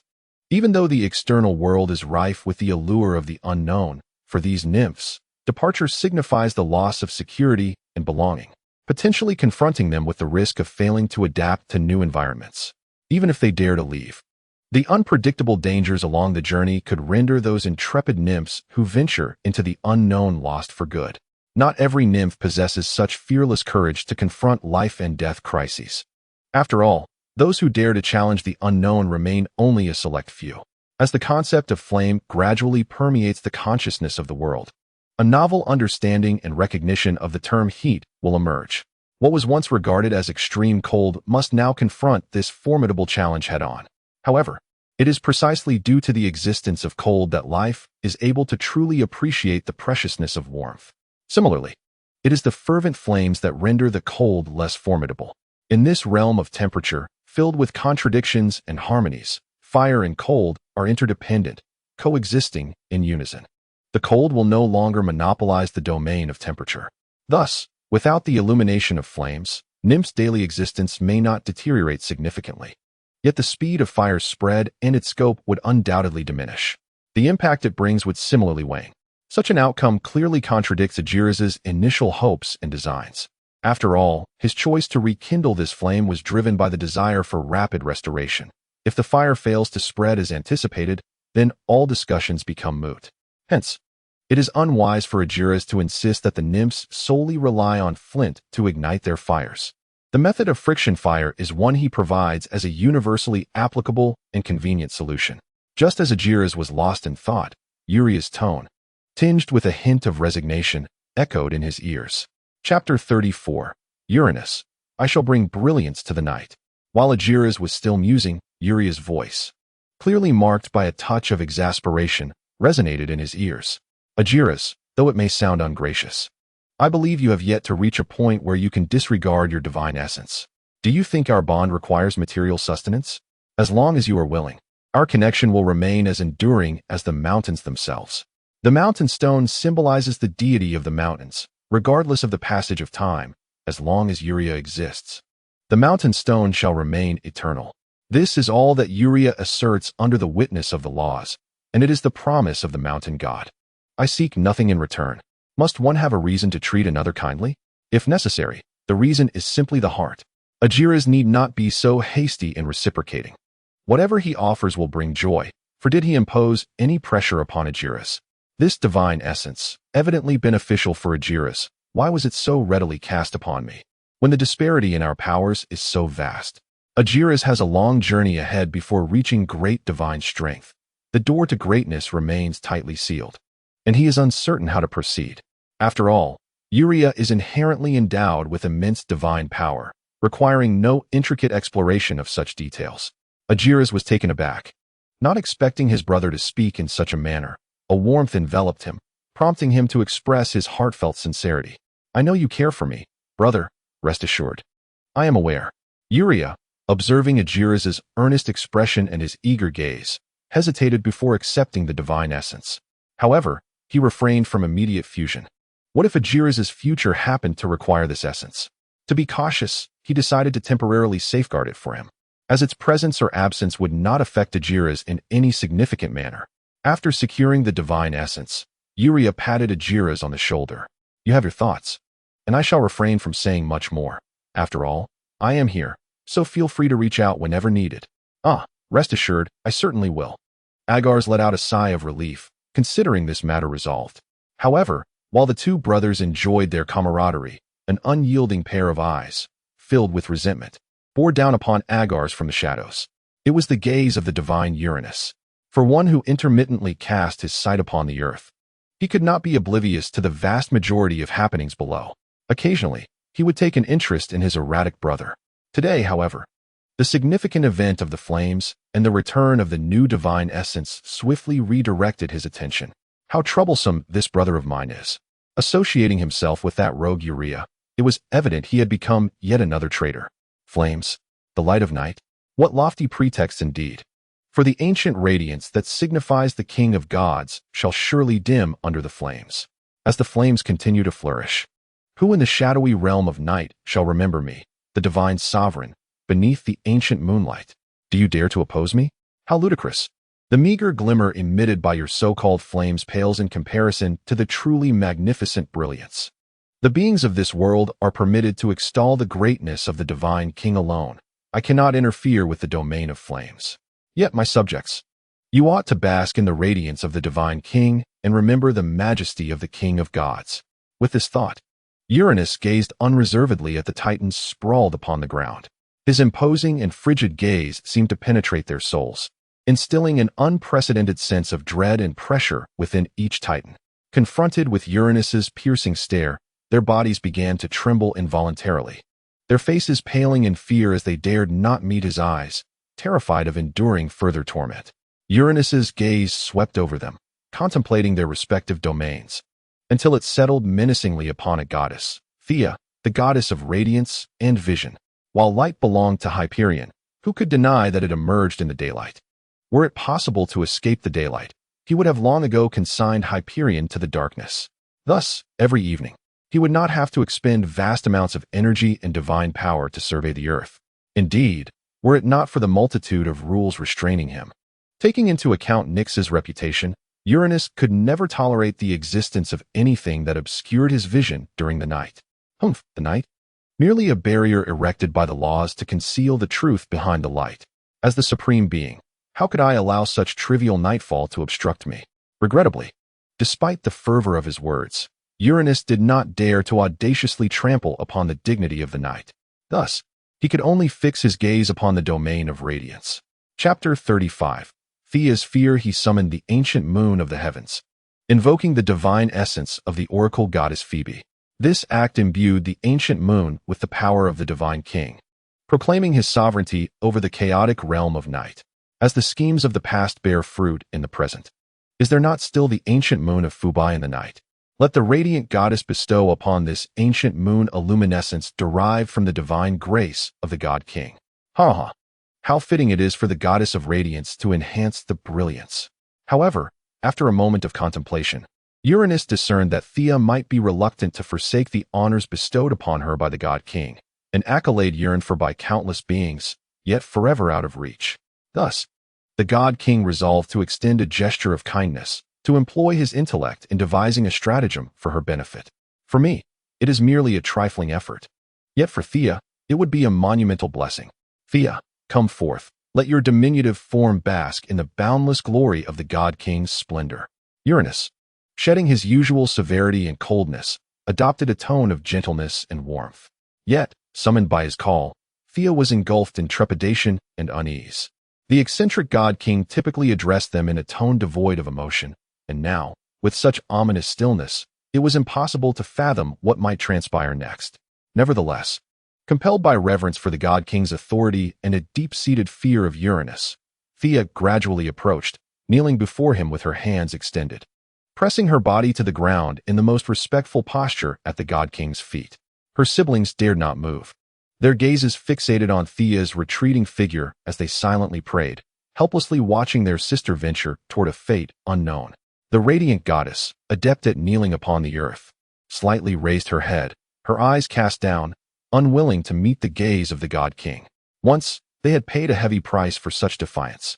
Observing the daughter at his feet, Uranus felt a twinge of disdain, yet could not deny the striking and perfect beauty possessed by these humble titans.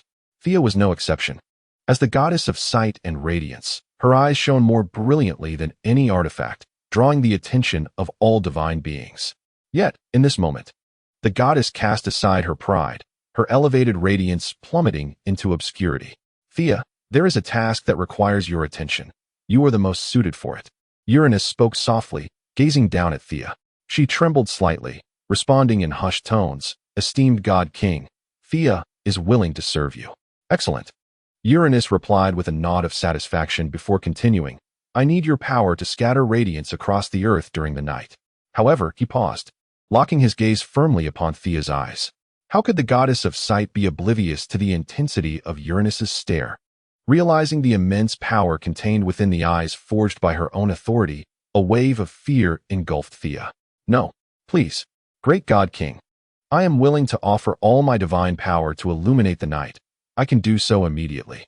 Please, trust in my loyalty to you," Thea cried, her voice trembling with desperation, imploring Uranus to abandon this notion. Yet, he remained unresponsive to her pleas, silently gazing upon her. He gradually infused despair into the depths of the goddess's heart. As Thea's body trembled increasingly, she could scarcely maintain her kneeling posture. Uranus reveled in the intense pleasure derived from this control over fate. He craved more, a stronger stimulus to satiate his desire-filled heart. Yet, just as Uranus's soul was on the verge of being ensnared by the cage of desire, an unusual shift occurred within the concept of coldness in the celestial realm. Chapter 36. The radiant eye influenced by the instinct for self-preservation, guided by the divine essence of the sky god, and in conjunction with the essence of the king of gods, it assisted the concept of coldness in the celestial expanse. The bone-chilling essence cascaded like a waterfall, crashing down upon the king's mind as though the ocean sought to engulf him. This extreme coldness enveloped the king in an unprecedented chill, each tendril of frost piercing his skin like a sharp blade, tormenting his nerves. Everything seemed to revert to the original starting point. Nothing had changed, yet everything felt transformed. However, had Uranus scrutinized the deepest recesses of his soul, he might have discerned a disquieting truth. His immensely powerful and pristine soul was silently being eroded by a malevolent and tainted force. This enigmatic force enveloped him like a thick fog, gradually obscuring his consciousness and rendering him increasingly oblivious to the surrounding world. As time progressed, this transformation became more pronounced, shrouding his soul in a heavy layer of dust, robbing it of its once resplendent brilliance. Uranus's soul radiated with a pure and dazzling light. However, behind this breathtaking luminosity lurked an imperceptible shadow of darkness. It clung to this formidable soul like a wraith, akin to a drop of ink tainting a crystal-clear spring, gradually eroding and polluting its inherent purity. This sinister darkness resembled an invisible demon, slowly devouring the soul's radiance. Once a flawless soul, it was now sullied by darkness. having lost its former purity. Uranus appeared oblivious, yet there was an unsettling awareness within him, dismissing it as mere happenstance. My glorious daughter, as the descendant of the king of gods, you must be prepared to sacrifice everything for him. Come forth. Do not resist. Surrender your brilliant eyes to me. Rest assured, it will be swift. Uranus's cruel words erupted like thunder, deafeningly sudden. The Titans, initially puzzled by Thea's fear, now grasped the reason behind it. A surge of anger welling within them, though they dared not reveal a hint of it. Grief, too, swept over them like the tide, swiftly occupying a corner of their hearts. When would the suffering that Thea endured befall them? Thea, now unconcerned with fear, began to struggle. No, father. Please, do not. I beg you, spare me. I would do anything to exchange for my eyes. The voice of Thea trembled as she continuously recoiled. Yet Uranus remained indifferent. Coldly gazing at the pleading goddess before him, Thea knelt and crawled forward, desperately clutching the hem of her father's garment. If you wish, you may take my tongue and my arms. As a deity and a descendant of the primordial god Uranus, Thea possessed a formidable divine form. While losing limbs, such as arms or legs, would inflict an indescribable agony in that fleeting moment, her divine regenerative abilities would swiftly restore and regenerate them. Particularly for Thea, as the goddess of sight, the loss of her eyes, her means to observe the world, would yield dire consequences. Tears, crystalline and transparent, streamed down Thea's cheeks, each drop falling like a gemstone upon the hem of Uranus's robe. A flicker of disdain crossed Uranus's face upon seeing his garment sullied. He wished to hasten the conclusion of this tiresome affair. Meanwhile, Hyperion, standing by, felt an overwhelming sense of urgency witnessing this scene. Chapter 37. The suffering Thea. He loved Thea and could not bear the thought of his beloved losing her sight. Thus, with the encouragement of the other Titans, who were torn between restraint and compassion, Hyperion mustered his courage and took a step forward. Great King of the gods, I too emanate light, and I willingly offer my radiance to replace hers in the encroaching darkness. His redemptive voice echoed in Thea's ears. The two loving deities gazed at one another from afar, their eyes filled with the essence of love. For a fleeting moment, Thea felt a sense of relief, but the notion of exchanging her eyes for his was unthinkable. No, this cannot be. Why must we endure such torment? Mother, where are you? Please come and save your pitiful daughter. Thea placed her hope in Gaia, unaware of Gaia's own dire predicament. Regardless of the luminous goddess's fervent prayers for Gaia's arrival or Hyperion's hopeful exchange, it all bore no significance, did it? The choice had never rested with them, but with Uranus. Uranus observed this poignant scene that moved even the gods, finding it particularly irksome. He had never experienced such a moment himself, so who were they to warrant it? Hyperion. Uranus's impatient voice rang out. How remarkable! What a touching scene indeed. Since you desire it so, I shall grant you a portion of your request. At Uranus's words, a glimmer of incredulous hope surged in both Hyperion and Thea. However, they failed to recognize that Uranus's so-called fulfillment was not born of benevolence. Suddenly, Uranus's form flickered and appeared before Thea, seizing her radiant hair with a firm grip. Effortlessly lifting her, Thea attempted to resist, only to find her limbs firmly restrained, helplessly watching the impending tragedy unfold. Gazing upon her exquisite eyes, the king of the gods could not help but exclaim, "Truly, these eyes possess the power of a god, so resplendent. But now, you must return them to me. No. Please. Hyperion, save me. Mother, rescue me." In the throes of agony, Thea felt a sudden darkness engulf her, as excruciating pain surged through her, compelling a heart-wrenching scream to escape her lips. As her eyes were violently torn from their sockets, golden divine blood gushed forth, staining the surroundings in a horrific hue. The Titans stood frozen, their expressions a blend of shock and terror, unable to articulate their emotions. Gazing upon the eye still dripping with divine essence, Uranus, in a rare moment of mercy, relinquished his grip, allowing Thea to crash to the ground. The fallen goddess clutched the hollow space where her eyes once resided, desperately attempting to stem the tide of encroaching darkness, but such efforts proved futile. As she writhed in torment, anguished wails erupted from her throat, filled with despair and suffering. The entire temple seemed shrouded in a heavy cloak of sorrow, suffused with an unmistakable sense of oppression and bleakness. This tragic tableau left every witness profoundly shaken. transforming the once hallowed sanctuary into a tomb of silence, where the air was thick with an almost suffocating aura of hopelessness and grief.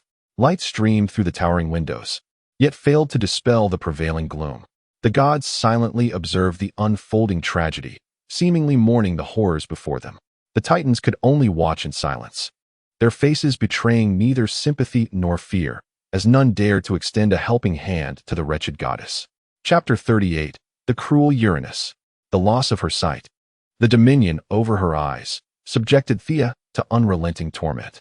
The essence of vision shattered with the departure of her eyes, punishing the goddess of sight herself. Thea's divine aura, once approaching formidable strength, plummeted swiftly, nearing the threshold of moderate divine power.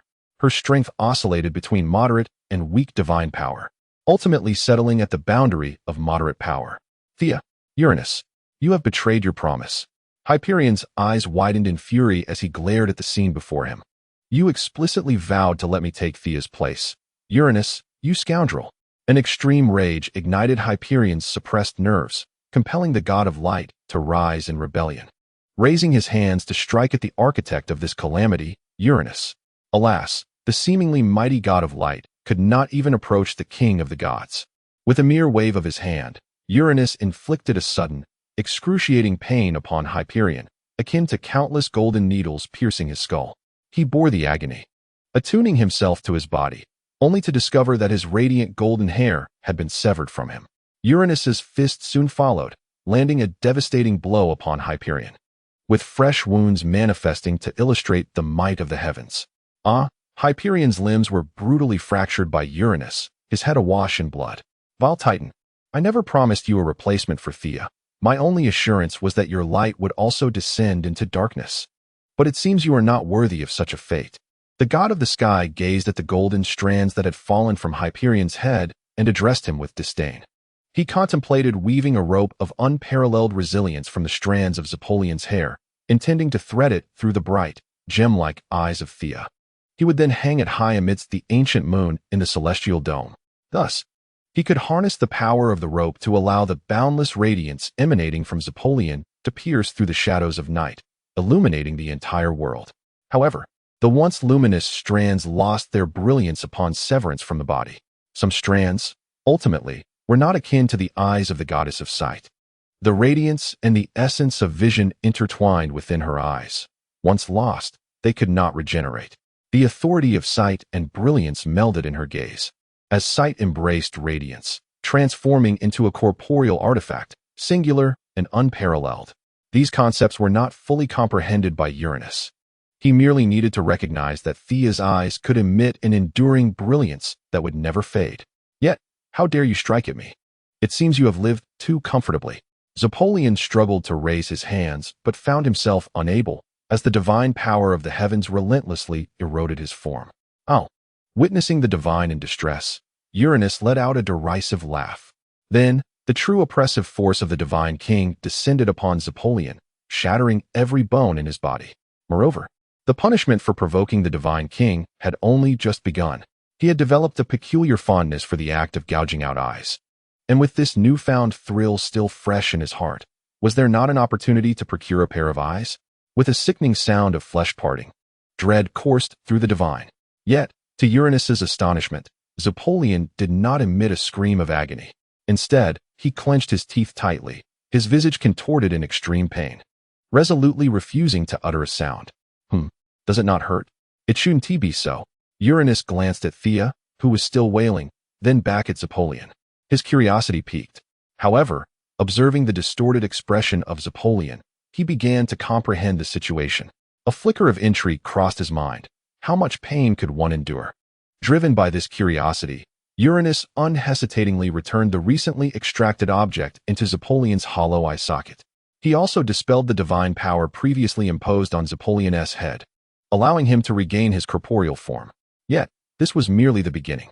As the wound healed, pain once more sought out the god of light, and Uranus struck again. Chapter 39. Compliance. The Titans, kneeling silently with bowed heads, trembled slightly. They dared not lift their eyes to witness the unfolding horrors. Yet the ghastly scene replayed incessantly in their minds. Uranus's cruelty was beyond their comprehension, leaving them in a state of disbelief. They had believed themselves well acquainted with this king of gods, yet it appeared they were naive and juvenile in their understanding. Fear and unease filled their hearts, as they anticipated what further calamities would ensue. Yet, they could only kneel in silence, fervently praying for Apollyon and Thea to endure this trial unscathed. At this moment, Hyperion remained utterly silent, and Uranus, observing this, did not cease his cruel torment. Once more, he forcefully shoved Hyperion's eyes back into their sockets before extracting them again. This gruesome cycle repeated itself endlessly, and it seemed that Rhea's power had lost all significance in this moment. Time felt as though it had stretched indefinitely, everything unfolding at a glacial pace. Finally, Hyperion's face, once contorted in agony, gradually reverted to a semblance of normalcy. His expression became as tranquil as still water, devoid of any visible turmoil, as if he no longer felt any pain. Uranus, finding the silent Hyperion dull, halted his actions after the final extraction of the eyes. The absence of anguished cries, the lack of torment shadowing Hyperion, rendered the violence utterly tasteless to Uranus. He derived no pleasure from this encounter, craving instead the sound of Hyperion's screams, the sight of his twisted expressions, and the despair that manifested through his tortured body. Only then could he truly awaken the sadistic delight lurking deep within him. Yet, at this moment, the numb Hyperion appeared unfazed, as if this were merely a monotonous farce. Disinterested, Uranus carelessly discarded Hyperion's eyes, treating them as insignificant objects. The orbs rolled along the ground before coming to rest at the feet of other titans. Some of the more timid titans gazed in terror at the sudden appearance of the eyes, their bodies trembling involuntarily. They could not comprehend why Uranus would treat his own offspring with such cruelty, yet they understood what he desired to witness. Their hearts brimmed with a mix of numbness and resentment, but they could only strive to appease Uranus. At that moment, Uranus observed their fear and erupted into maniacal laughter. Ah, now this is more like it. He seemed greatly satisfied with the Titan's response. Their terror was precisely what he had hoped to see. His laughter echoed through the temple, rendering the atmosphere even more bizarre and terrifying. Subsequently, Uranus summoned his divine power and hurled the numb Hyperion from the celestial temple. Gazing upon the ground stained with golden liquid, Uranus's expression soured, as though confronted with something utterly repugnant, his face betraying an unmistakable disdain. His deep, piercing eyes were now fixed on the distance, penetrating the temple's thick walls, fixated on the outside world. Unbeknownst to him, the sky had already begun to illuminate. The once pitch-black night was gradually dissipating. Although the daylight appeared somewhat dim and gloomy, it could not alter the natural order of day and night. The day would inevitably succeed the night. The blood staining Uranus's hands had congealed into dark golden clumps, seemingly narrating the tale of his cruelty and mercilessness. He furrowed his brow slightly, contemplating inwardly. I found myself utterly engrossed, losing track of time. Yet, I cannot fault myself. Reflecting upon the past, during these protracted 8 millennia, he, as a deity, seldom encountered such unprecedented excitement and delight. However, it was precisely due to this profound immersion that he overlooked the passage of time. Yet, he harbored no regrets. How could he blame himself? He was infallible. What a disconcerting sensation it was. Observing his hands ensconced in the solidified divine blood, Uranus could not help but furrow his brow. This divine blood did not emit any acrid or unpleasant odor. Rather, it shimmered with flecks of golden light. Yet, it clung to his hands with the hardness of steel. Now, the night quietly recedes, giving way to the dawn. At this moment, Thea's gaze lost the opportunity to merge with the ancient moon. It was as if two realms were alternating, causing a brief separation. The brilliance of daylight poured across the earth, dispelling the shadows of the night, yet rendering Thea's luminous power unable to harmonize with the ancient moon's essence. My temple has become tainted. This was Uranus's genuine sentiment regarding the current state of the temple. Following the repeated splashes of Thea and Hyperion's divine blood, the ground had become significantly sullied, starkly contrasting with the other pristine floors. Since augmenting the ancient moon's radiance was temporarily unfeasible, he resolved to cleanse the soiled ground and restore the temple to its former glory. Uranus withdrew Thea's gaze and turned to the Titans. Titans, I trust you will cleanse the temple before the return of the divine king. After issuing his command, Uranus departed the celestial temple, venturing into the unknown. Uranus's exit shattered the temple's stagnant atmosphere.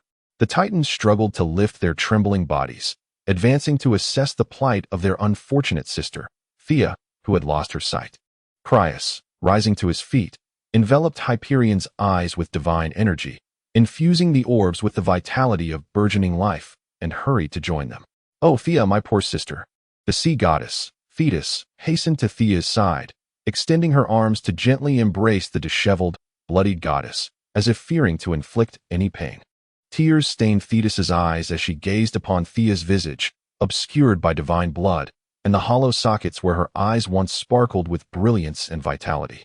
Now consumed by an unending darkness, tears streamed from Thetis like a torrent, blurring her vision. Why must this be?" she murmured, her voice laced with profound sorrow and indignation. She could not comprehend why fate had chosen to treat them with such cruelty.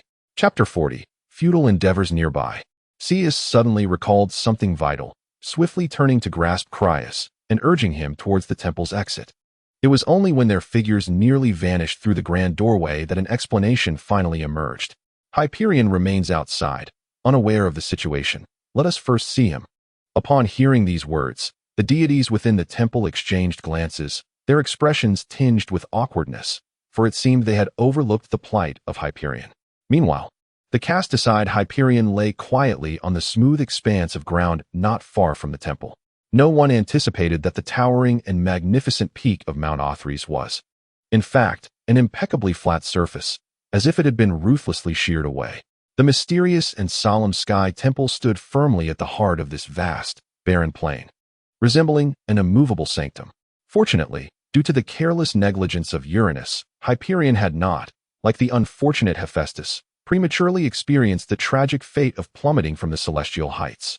Although grievously injured, he had been spared the torment of a high-altitude fall to the earth. The hollows around his eyes resembled deep black voids, capable of devouring all light. Mirroring the profound darkness of Thea, his form was grotesquely distorted, every scar a stark reminder of the countless blows he had suffered. In this moment, his spirit was numbed by unending agony, yet in the depths of his being, a flicker of obsession for vengeance continued to blaze fiercely. The love for Thea, the injustice he endured, and the swell of fury coalesced into an uncontrollable force. Hyperion called Ceus and Crius from afar. Yet, at that moment, despair engulfed Hyperion. The thought of his disheveled state laid bare before his siblings filled him with a profound sense of humiliation, nearly suffocating him. Ceus and Crius, plagued by urgency, hastened to his side. Upon witnessing Hyperion's wretched condition, they gasped in shock. His body was marred with wounds, his divine blood saturating the ground beneath him. Let destruction come. Hyperion sighed deeply within, ultimately choosing to find solace. He had endured so much humiliation and torment in the presence of his siblings within the temple. The trials he faced now seemed trivial in comparison to his past suffering. Why, then, should he concern himself further? Gritting his teeth against the excruciating pain, he summoned the remnants of his strength to prop up his battered form. Following the direction of the voices, he gritted his teeth and asked, "I'm not in a hurry. What of Thea? How is she faring now?" "Hyperion, do not agitate yourself. Let me first assist you with your eyes," Crius replied, deliberately diverting the conversation. Meanwhile, Ceus stood silently by, deep in thought, as if pondering something of great significance. "I see," Hyperion mused, the evasiveness of Crius revealing all he needed to know. He chose to remain silent, still as Ceus cast an expectant gaze upon him. Gradually, with the continuous infusion of divine restorative power, Hyperion's once battered and lifeless form began to heal, albeit slowly. His once weary eyes, having endured countless trials, now gradually shimmer with a faint hue. Yet, regrettably, Clerios has yet to fully grasp the true essence of life's vitality. Despite possessing unparalleled potential and a promising future, he still has a considerable journey ahead in this critical domain. Clerios's strength predominantly manifests in his seemingly boundless capacity for growth. The eyes of Hyperion have suffered grave damage, so severe that immediate restoration of sight is unattainable. Both of them felt a heavy weight in their hearts upon witnessing this, and even Hyperion's eyes could offer little solace, let alone those of Thea. However, a glimmer of hope remains. It depends on whether this deity of growth can harness his divine powers to regenerate Thea's eyes as a plant would. Ceus, observing Hyperion's impassive demeanor, gently advised. He is indeed overwhelmingly powerful. Proceed with caution. Given your current state, take your time. Once you are fully restored, we can devise a long-term strategy. Hyperion remained silent. Yet his heart was tumultuous with endless waves of emotion. He comprehended his precarious situation all too well. The disparity in strength between him and the formidable Uranus was as vast as the chasm between heaven and earth. Faced with such a reality, he recognized that his only recourse was to focus on healing, regaining his divine strength and spirit, and then contemplating their next steps. After all, confronting Uranus in his current condition would be akin to throwing an egg against a rock, an endeavor destined to fail and potentially lead him to an irretrievable demise. Thus, he must maintain his composure, endure the pain and humiliation, and await the opportune moment for vengeance. Zeus, noting Hyperion's continued numbness and silence, sighed inwardly, realizing that further words would be futile. It was best for them to allow Hyperion to spend time with Thea. Let us return to the celestial temple, where Clerios may find a way to restore Thea's sight. Hyperion could not help but harbor a flicker of hope at this suggestion. After all, what if it was possible? Compliantly, he allowed them to assist him on the path back to the temple. On the ground, prior to this tragic event, Agares, having just proclaimed the return of flames to the laws, was absorbing the divine essence of fire and conflagration. The blazing flames, spreading in accordance with the laws, resonated throughout the world, known to all living beings. On the earth, warm glimmers of fire ignited one after another, radiating brilliance. These flames became a formidable weapon for life against the cold, bestowing endless warmth and hope upon the frigid world. The concept of fire, akin to the revival of nature in spring, gradually reclaimed its vitality and vigor. Based on the current rate of combustion, it would not be long before the once feeble divine essence would be wholly restored. Moreover, it would progressively ascend towards a higher tier of divine power. By that time, the essence of heat would truly command a significant portion of dominion, sharing the realm of temperature equally with the cold. The half-formed flame and the divine essence of fire, poised at the pinnacle of low divine power and on the verge of transcending into the realm of moderate divine strength, reveal an astonishing truth to Agares. With the strength he currently possesses, the absorption of such power occurs at an astonishing pace. Yet, what leaves Agares bemused is that this divine essence, born from the flame, harbors a force that far surpasses the flame itself. What, then, is the standard by which this world measures the potency of divine fire? Is it merely because it possesses greater lethality? Otherwise, how can one explain its strength exceeding that of its very source, the flame? Chapter 41. The end of days when all beings ignite with flames. Unforeseen calamities are bound to unfold. Perhaps it requires merely a few more catastrophic incidents triggered by fire for the divine essence of fire, already at its current peak, to achieve a breakthrough. Swiftly catching up to and surpassing the powers of Agares' other divine essences. However, a flicker of doubt arises within Agares. Should he pause in his pursuit of this disastrous divine essence? At present, he is adorned with moderate divine power, and the formidable strength he wields is precariously cobbled together from numerous divine essences. While undeniably powerful, it seems to lack the ineffable quality that distinguishes it from authentic divine strength. In truth, he has yet to encounter other deities wielding genuine divine power, leaving him in the dark regarding the inherent differences. Moreover, the only concept he can currently chase is the extravagant manipulation of ice and snow, spreading his power to evoke calamities akin to those of fire. However, this predicament complicates matters, for he possesses divine essences of earthquakes, volcanic eruptions, wrath, steam, temperature, ice and snow, craftsmanship, sculpture, flames, and fire disasters. Upon contemplation of these powers, it becomes evident that more than 2/3 of his divine essences are of a catastrophic nature. Even the feeble essence of steam, born from its uniquely high-temperature environment, can inflict tremendous harm upon life. As the offspring of Gaia, the mother of Earth, who nurtures life and fosters its proliferation, he feels acutely aware of his stark contrast to her other children, as if he were an unwanted child, perpetually undermining the very earth that sustains him. His original essence of earthquakes can upheave the land. Ice and snow can freeze all living beings. Flames can annihilate every form of life, and steam can obliterate both the living and the dead. Wrath can provoke the rational beings upon the earth, driving them to madness. He is, in essence, a harbinger of disaster, an embodiment of the apocalypse, yet he is a child of the earth. How can he embody such doom? If he continues to manifest catastrophic divine essences, Agares cannot fathom what Gaia would think, but he is certain that the laws of the universe would not favor him. The laws tirelessly endeavor to promote the proliferation of life within the world, while he relentlessly brings about destruction, dragging the world down with him. Although the emergence of disasters may represent the proliferation of new concepts, they are ultimately not beneficial to the world. Were the laws to possess consciousness, they would undoubtedly disallow the emergence of such phenomena at this stage. Disasters are most prone to occur when the world approaches completeness, and the abundance of life becomes a burden upon it. Fortunately, the laws of nature lack consciousness and possess absolute rationality. They are inclined to embrace any new concepts of power that may arise in their quest to develop the world. Although these laws remain impartial and do not act upon themselves, should they ever seek to transcend their formidable might, the assessment of the world's contributions could pose a dilemma. Presently, my sole beneficial contribution to the world lies in the emergence of temperature, which has refined this concept. However, the benefits derived from temperature cannot sustain one indefinitely. Thus, I must now temper my pursuit of divinity, strategizing to cultivate powers that bear no destructive potential towards life.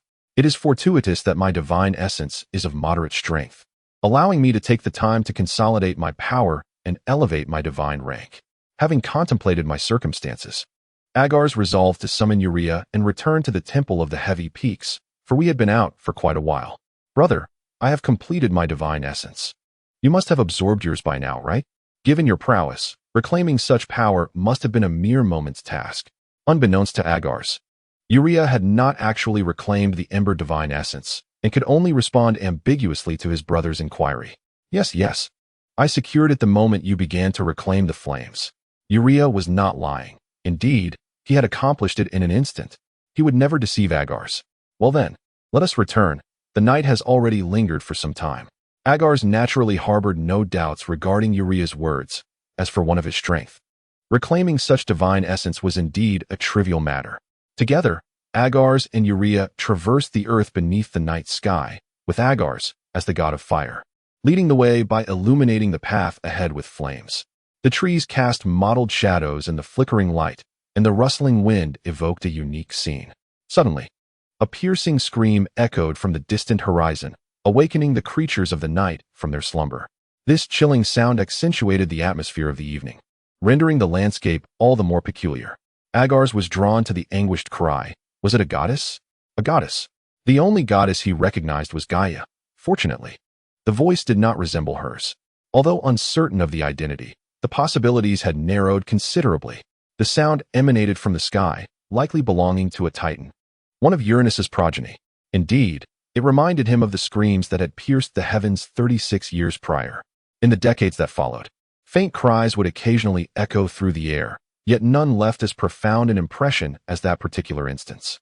Back then, he had been troubled by the concept of temperature, but that occurrence paled in comparison to the current wailing. As Agares pondered which titan it could be, he found himself at a loss, unable to discern the identity of the unknown figure. Just as he prepared to inquire of Urea, a sudden exclamation escaped his lips. Another anguished scream echoed, more harrowing than the last. The pain it conveyed palpable even to Agares upon the ground. He exchanged a glance with Urea, both reflecting mutual confusion. Yet Urea appeared to possess knowledge of some secret, poised to speak when Agares' vision momentarily blurred. Though clarity swiftly returned, he was left astonished, having discerned the identity of one involved. Soon, more male cries of agony resounded, accompanied by a creaking noise, abruptly silencing all. Nevertheless, Agares understood that the situation was far from simple. Nothing had concluded. As a deity of emotions, Agares could sense the pervasive despair, numbness, rage, hatred, and fear saturating the realm of Nyx. What was once a relatively pure night sky became tainted by intense negative sentiments. Simultaneously, the power of his divine rage surged, while the essence of anger began to withdraw, as two new divine entities gradually took form. Despair and hatred. These were the responses bestowed upon Agares by the divine realm. The intensity of these emotions had reached an apex since their emergence into the world, their concepts evolving autonomously. Subsequently, These nascent forms began to extract the essence of despair and hatred from the night to nourish themselves. Chapter 42. Despair and hatred as the sole deity of emotions. Agares found himself directly pursued by the principles of despair and hatred, sharing in the associated power of anger. Contemplating this, he felt an overwhelming sense of helplessness and frustration, although he harbored a certain obsession with acquiring new divine powers. The current state of affairs, this so-called divine blood bond, left him devoid of appetite. Perhaps it was best to maintain his stance. After all, villains are expected to uphold a moral compass. Otherwise, the protagonist risks being reported. From the harrowing cries, Agares could distinctly perceive the boundless fear and despair embedded within. Coupled with the identities of those involved, it was not difficult to imagine the tortures and abuses they suffered at the hands of Uranus. The divine essence was beginning to take shape, and regardless of his personal desires, it seemed impossible to alter the circumstances. Given this reality, further deliberation would yield no benefit. He resolved to let things unfold naturally. These two divine essences had approached him without significant connection. In a sense, he was merely an unremarkable beneficiary. Strangely, that which is obtained without effort often brings joy to the divine. Though Urea remained unaffected by Thea's power, her past memories enabled her to deduce the identities involved. It was Thea and Hyperion. Agares mused. Thea, the goddess of vision. Her domain may be fractured. My own sight was also impaired just moments ago. Urea, perplexed as to why she had escaped unscathed, quickly dismissed the thought. Is it truly that severe? Does Uranus not fear the repercussions of the divine laws? His greatest concern is undoubtedly the throne of the God King. The other deities could hardly comprehend the thoughts that occupied Uranus's mind. All day long, it is not enough to be on guard against the oppression of the gods. Even one's own children can be subjected to such cruelty. It is simply outrageous. One can hardly fathom why she was ever drawn to him. Agares noticed the silence of Urea and, puzzled, tilted his head. What is it? Urea vigorously shook his head, casting aside the chaotic thoughts that plagued his mind. It is nothing, merely a concern for your eyesight. Will it continue to be affected by Thea's essence? Agares, however, shook his head in response. It should not be a problem, unless he dares to risk the complete disdain of the laws by continuing to meddle with his sight. Shouldn't it? Urea remained non-committal, sensing that matters were far more intricate than they appeared. Why would that scoundrel Uranus target Thea, the goddess of radiant vision? Thea, as a goddess, poses no real threat to him. Should he not be wary of the male deities such as Oceanus, especially Ceus? It is known that Ceus seized the power of celestial bodies before he was even born. It is quite strange. He has encountered no issues himself. Yet something has befallen Thea. It is utterly baffling what he is contemplating. Agares felt a fleeting pity for the Titan's plight, but it was short-lived. The voice of the god of the mountains resonated once more. This is rather peculiar. Uranus has always cherished his reputation. In the past, he was compelled to act against us, even enlisting Pontus to maintain his facade as king of the gods. Why does he seem unconcerned this time? Agares shrugged. Who knows? Perhaps he has plans of which we are unaware. Urea's brow furrowed. Regardless of his intentions, you must remain cautious. That scoundrel may come to persecute you at any moment. Upon hearing this, Agares fell silent. Indeed, with his current strength, he would stand no chance against Uranus. What would he do then? Ultimately, it was Urea who made the decision. Before you attain great divine power, it is best to stay close to me and my mother. With me around, Uranus will not act directly against you. I am always his primary target.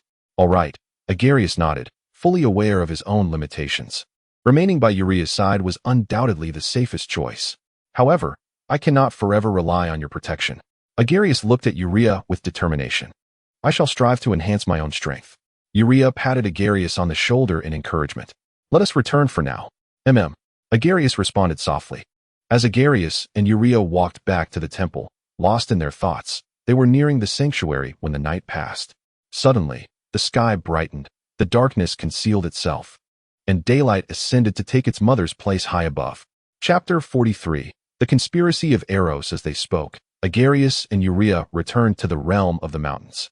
Just as they approached the temple, the night had vanished, and the sky was instantly illuminated, with darkness retreating and daylight taking its mother's position. Yet today, the daylight was unlike any before. The once brilliant sky had turned somber and gray, as if shrouded by a dense layer of dark clouds. The essence of the primordial deity, Xiao has also suffered damage. This thought simultaneously arose in the minds of Agares and Uria. Only the luminous primordial god, whose essence has been compromised, would thus affect the world's radiant phenomena. How brutal of Uranus to have harmed the essences of his own two children in one fell swoop. Such occurrences are bound to increase. It is no wonder that he was ultimately overthrown by his own offspring. His continued existence is simply intolerable by the laws of nature. As Agares gazed at Uria before him, he contemplated the latter's grim fate, the first primordial god to perish.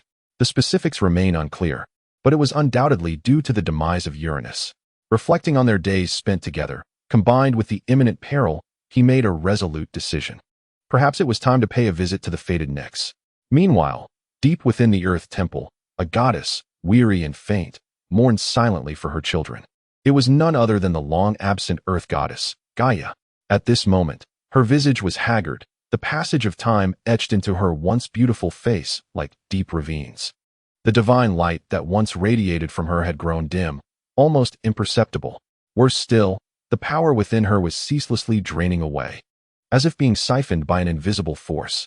As she teetered on the brink of enforced slumber, the earth would draw upon the primordial energy of the world to sustain her. This predicament, caught between two extremes, was a profound torment for Gaia, both physically and mentally. The last time she fought for her children, she still possessed a sliver of strength, but now, alas, Tea, forgive your faltering mother. Once, she had a beauty unparalleled in the world, but now that exquisite visage was beginning to fade. The bond between sky and earth is not a tale of romantic beauty, but rather a cruel plunder, incessantly draining the strength of the land. This grotesque visage incited within Gaia an overwhelming sense of revulsion and rage. To make matters worse, new sources of depletion had emerged deep within her body. Surrounded by this dual onslaught, the rapid loss of power rendered her exceedingly weak. Thus, in the face of Uranus's barbaric tyranny, she found herself powerless, forced to witness the unfolding of these events. The chief architect of this calamity, aside from the misguided god Uranus, was her wretched brother, the god of desire, Eros. In the past, when Eros was on the verge of fading away, he bestowed upon Gaia a unique gift, an unwavering love. This affection, imbued with Eros's care, became incredibly fervent and profound. At that time, Gaia believed herself to be a singular existence in Eros's eyes, never forgetting her sacrifices, even in her final moments. Yet now, Gaia realizes just how revolting and forced this so-called eternal love truly is.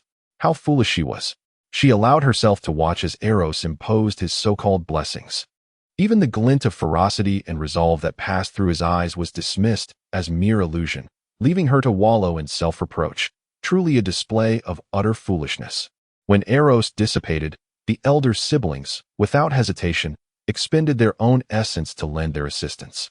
Yet, who could have anticipated that such benevolence would be met with ingratitude? It would suffice if Eros merely felt no gratitude, but instead, he chose to inflict harm upon her. Although she had once reluctantly accepted this connection linked to the heavens, as time progressed and the king of gods exhibited his brutal indifference, compounded by her diminishing strength, how long could this illusory affection endure? Fortunately, despite the external influences affecting the relationship between earth and sky, her love for her offspring remained genuine. Even if this maternal love was intertwined with profound guilt, it was nonetheless sincere. It must be acknowledged that these children were forcibly taken from her by Uranus at the moment of their birth. As their father, he wielded an inherent power that allowed him to easily control and constrain them. In the face of such circumstances, Gaia, burdened with countless grievances, found herself powerless to thwart Uranus's actions, relegated to silently watching her children drift away one by one. To this day, all of these compounded feelings have led Gaia to harbor an intense loathing for Uranus. Even towards those children, she could not help but feel a lingering resentment. A sentiment perhaps trivial, yet one that clung to her like a shadow. Uranus, Uranus, and Pontus all originated from Gaia's mission to nurture life. As the most powerful and primordial goddess, Gaia understood the weight of her responsibility to propagate all beings, a fate from which she could not escape. The sky, undeniably a unique entity, appeared to have no connection to the earth, yet it was ostentatiously displayed before the pantheon of gods. The The revised chapters may seem somewhat nebulous. Chapter 44. The radiant eyes descend into darkness. Uranus loomed high above the vast expanse of the earth, bearing the sacred duty of safeguarding the entire world. It is noteworthy that even primordial deities such as Nyx cannot truly dwell upon the earth.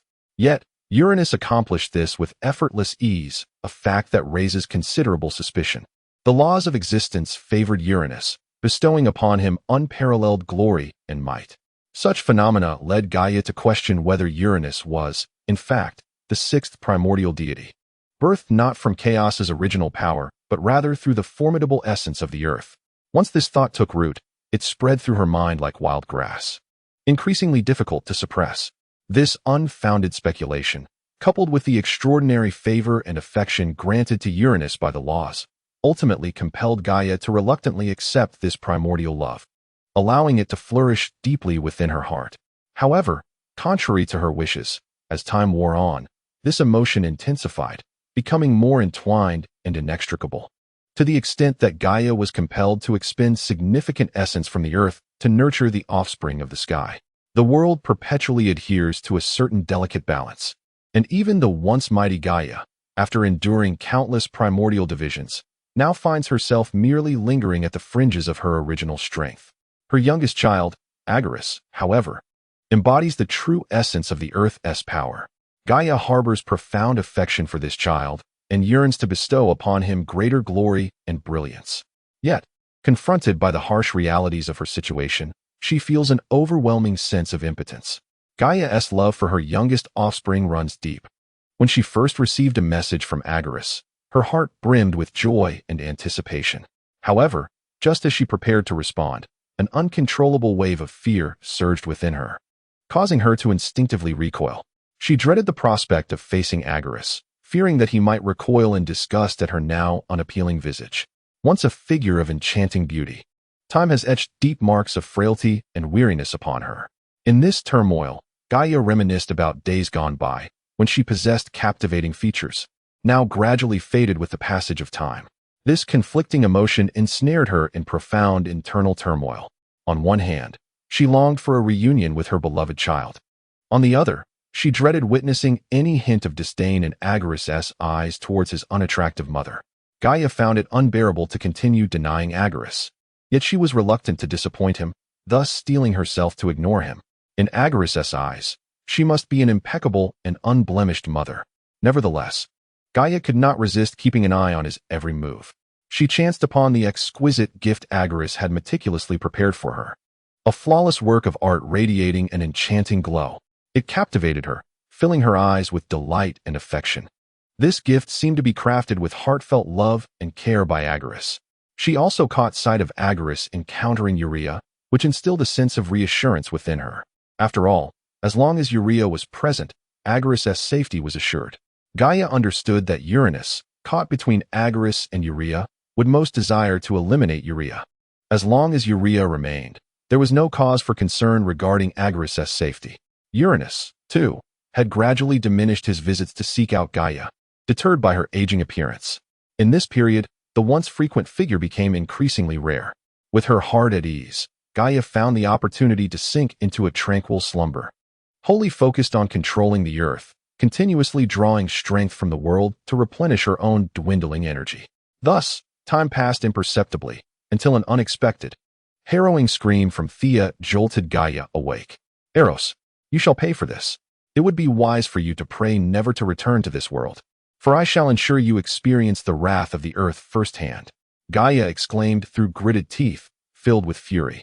Henceforth, Gaia resolved to continue her slumber, for she was too frail to sustain her corporeal form without the embrace of sleep. Gently, she closed her eyes and entered a state of repose, her body gradually merging with the earth, becoming one with it. Time fleetingly passed, and nightfall enveloped the realm once more. In the celestial temple, the Titans awaited the arrival of Uranus. The radiant divine blood that once adorned the temple had been meticulously cleansed by them, while the remnants that could not be eradicated were dispatched into the celestial domain of Ceus. In the profound silence of the temple, Thea and Hyperion were embraced, encircled by their kin. The sight of Thea's tightly shut eyes signified that Crius's divine power had proven ineffective. Seeds of anger and hatred had begun to sprout, and the rebellion against fate was poised to commence. The ancient moon ascended once again, heralding the presence of Phobos. The celestial king materialized silently upon his throne.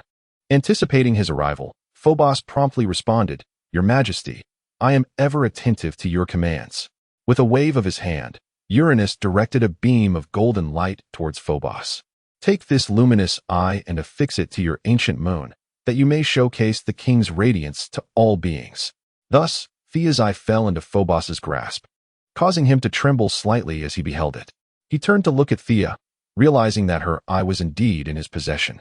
After rendering a solemn bow to the deity, Phobos, with a heavy heart, soared towards the ancient moon in the heavens. With utmost care, he secured Thea's eye upon it, then gazed at it in silence. Bathed in soft light, Thea's eye shimmered with a mysterious glow, as if narrating her sorrow and suffering. Phobos proclaimed with a mighty voice, "I am the oracle goddess, Phobos.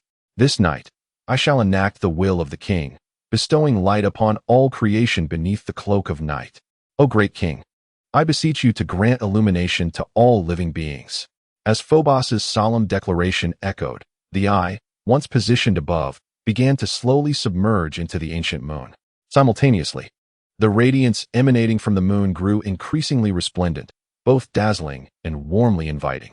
Under the influence of the goddess of light, the immaculate ancient moon began to undergo a wondrous transformation.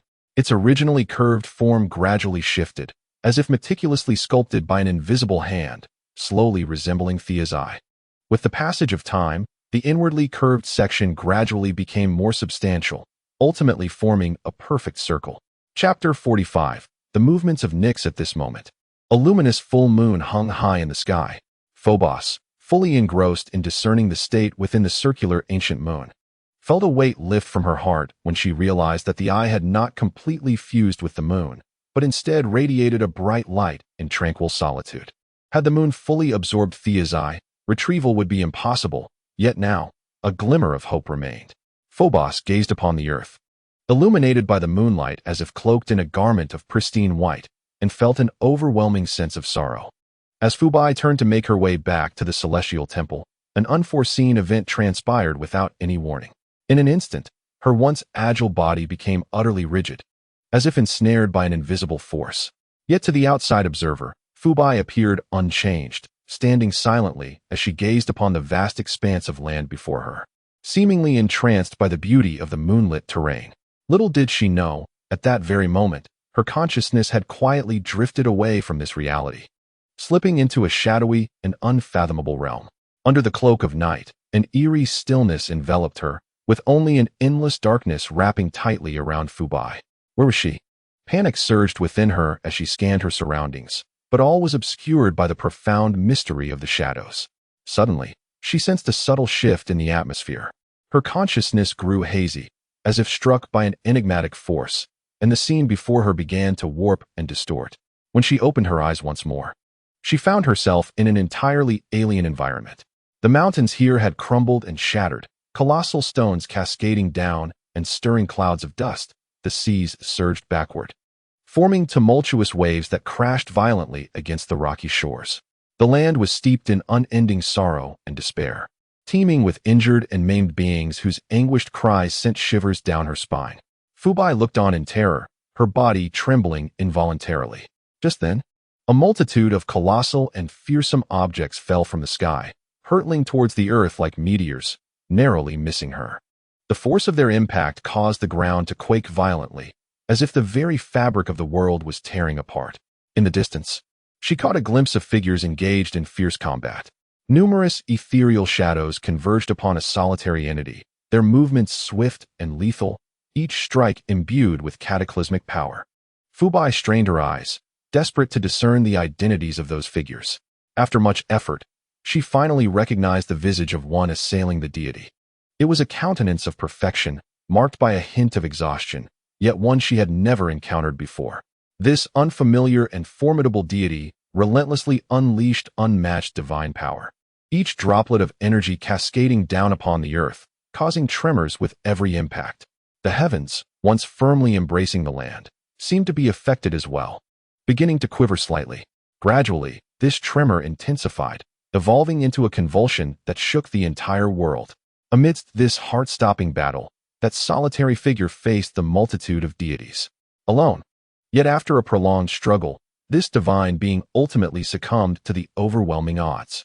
The blurred vision, reflecting the underlying reality, held profound significance that compelled Fubai to seek clarity. As Fubai rushed towards that direction, the scene suddenly shattered, vanishing into thin air. Anxious, she called out, "Who are you? What do you wish to accomplish?" Was everything that just transpired real? Yet the impenetrable darkness remained silent, as if only Fubai existed within it. Her cries echoed in the void, met with no response. Overwhelmed by despair, she sought an escape, only to find herself ensnared in this boundless obscurity. Suddenly, a faint glimmer of light flickered in the distance. Fubai followed the light and discovered a colossal door, firmly closed. As she leaned in to examine it, the door slowly creaked open, drawing her in with an overwhelming force. When Fubai opened her eyes again, she found herself back in her original place. The ancient moon still cast its gentle radiance, and the earth lay in profound silence. Everything felt dreamlike as she surveyed her surroundings, confirming her return to reality, her heart heavy with uncertainty and unease. She pondered the veracity of her recent experiences, questioning whether the divine being would be defeated and why it had to be her. Thoughts of the enigmatic deity and the besieged specter stirred in her mind, igniting a flicker of speculation. Could this be an opportunity? Fubai steadied her emotions, adjusting her inner turmoil as she set forth on her path home. Shortly after her departure, the night, deep as ink and resembling a vast expanse of black velvet, began to shift. A mysterious and potent divine force flashed across the night sky, undetectable to human perception.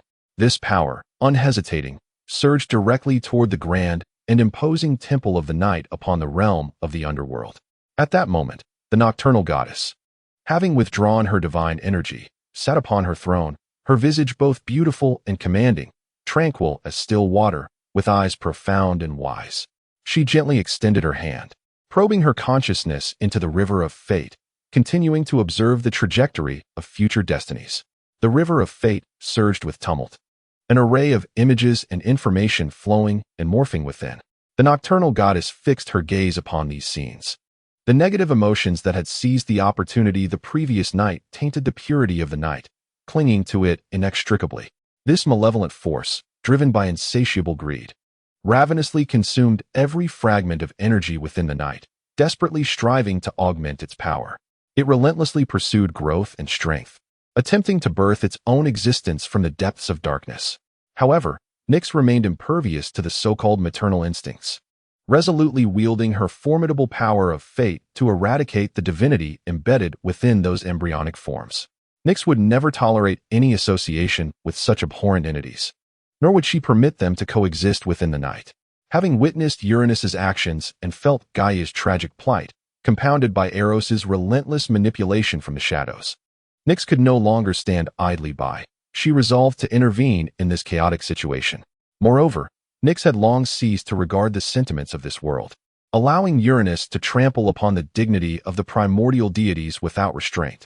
Due to Gaia's influence, the Uranus that once harbored a modicum of reverence for the primordial gods had now completely liberated himself, laying bare the ambitions he had long concealed. Chapter 46. Uncertainties. And 30 years hence Uranus constantly sought to meddle in the realm of night through the powers of the sky. Had it not been for Ananke's intervention, he would have already tasted the might of the primordial gods at their zenith. Greatness is indeed greatness. As long as one has not transcended the primordial, one shall never prevail over her. Nyx glanced at Ananke, who represented fate, murmuring about Uranus's 30,000 years of dominion. Ananke, let me see if your fate can withstand the force of uncertainty. Beside her, Ananke sighed with resignation. I am fate, but I am also Nyx. The incomplete uncertainties that seek to grow require the constant consumption of the power of fate. Are you truly willing to forsake half of this destiny for the sake of a so-called uncertainty? Do you hold such faith that uncertainty can alter everything? In the original destiny, there existed no uncertainties. Fate continuously extended its lines. Yet, for reasons unknown, the unchanging destiny began to twist. The emergence of Agares left Nyx astounded. She was certain that her sister's destined offspring could not include him, yet inexplicably, he had appeared. She had perused the trajectory of fate countless times. Finding no discrepancies, everything had formed as it naturally should. The moment Agares manifested, the power of fate began to fracture, a phantom divine essence appearing above the river of destiny. An intricate connection intertwined him with the god of earthquakes, an invisible bond linking them closely. This enigmatic god, with astonishing speed and force, relentlessly consumed the predetermined lines of fate. Each line devoured represented the disappearance of a certain fate, yet simultaneously heralded the birth of new opportunities and unknown paths of development. This seemingly paradoxical, yet vibrant transformation granted those once shackled by the trajectory of fate an abundance of possibilities. Nyx beheld this spectacle, a flicker of hope igniting within her heart. Perhaps, the fateful twilight of the gods, destined to be instigated by Eros, could pivot due to this unforeseen occurrence. After all, if even the established destiny could be rewritten, what remained impossible? Confronted with the current situation, Nyx realized she had no other recourse. The twilight of the gods was equally inescapable for these primordial beings. If they could avert this calamity, even at the cost of entirely losing the power of fate, it seemed an acceptable outcome. As long as the uncertainties of fate persisted, the world's twilight would never come to pass. With a heavy heart, Nyx turned to Ananke and said, "In the end, I am truly sorry.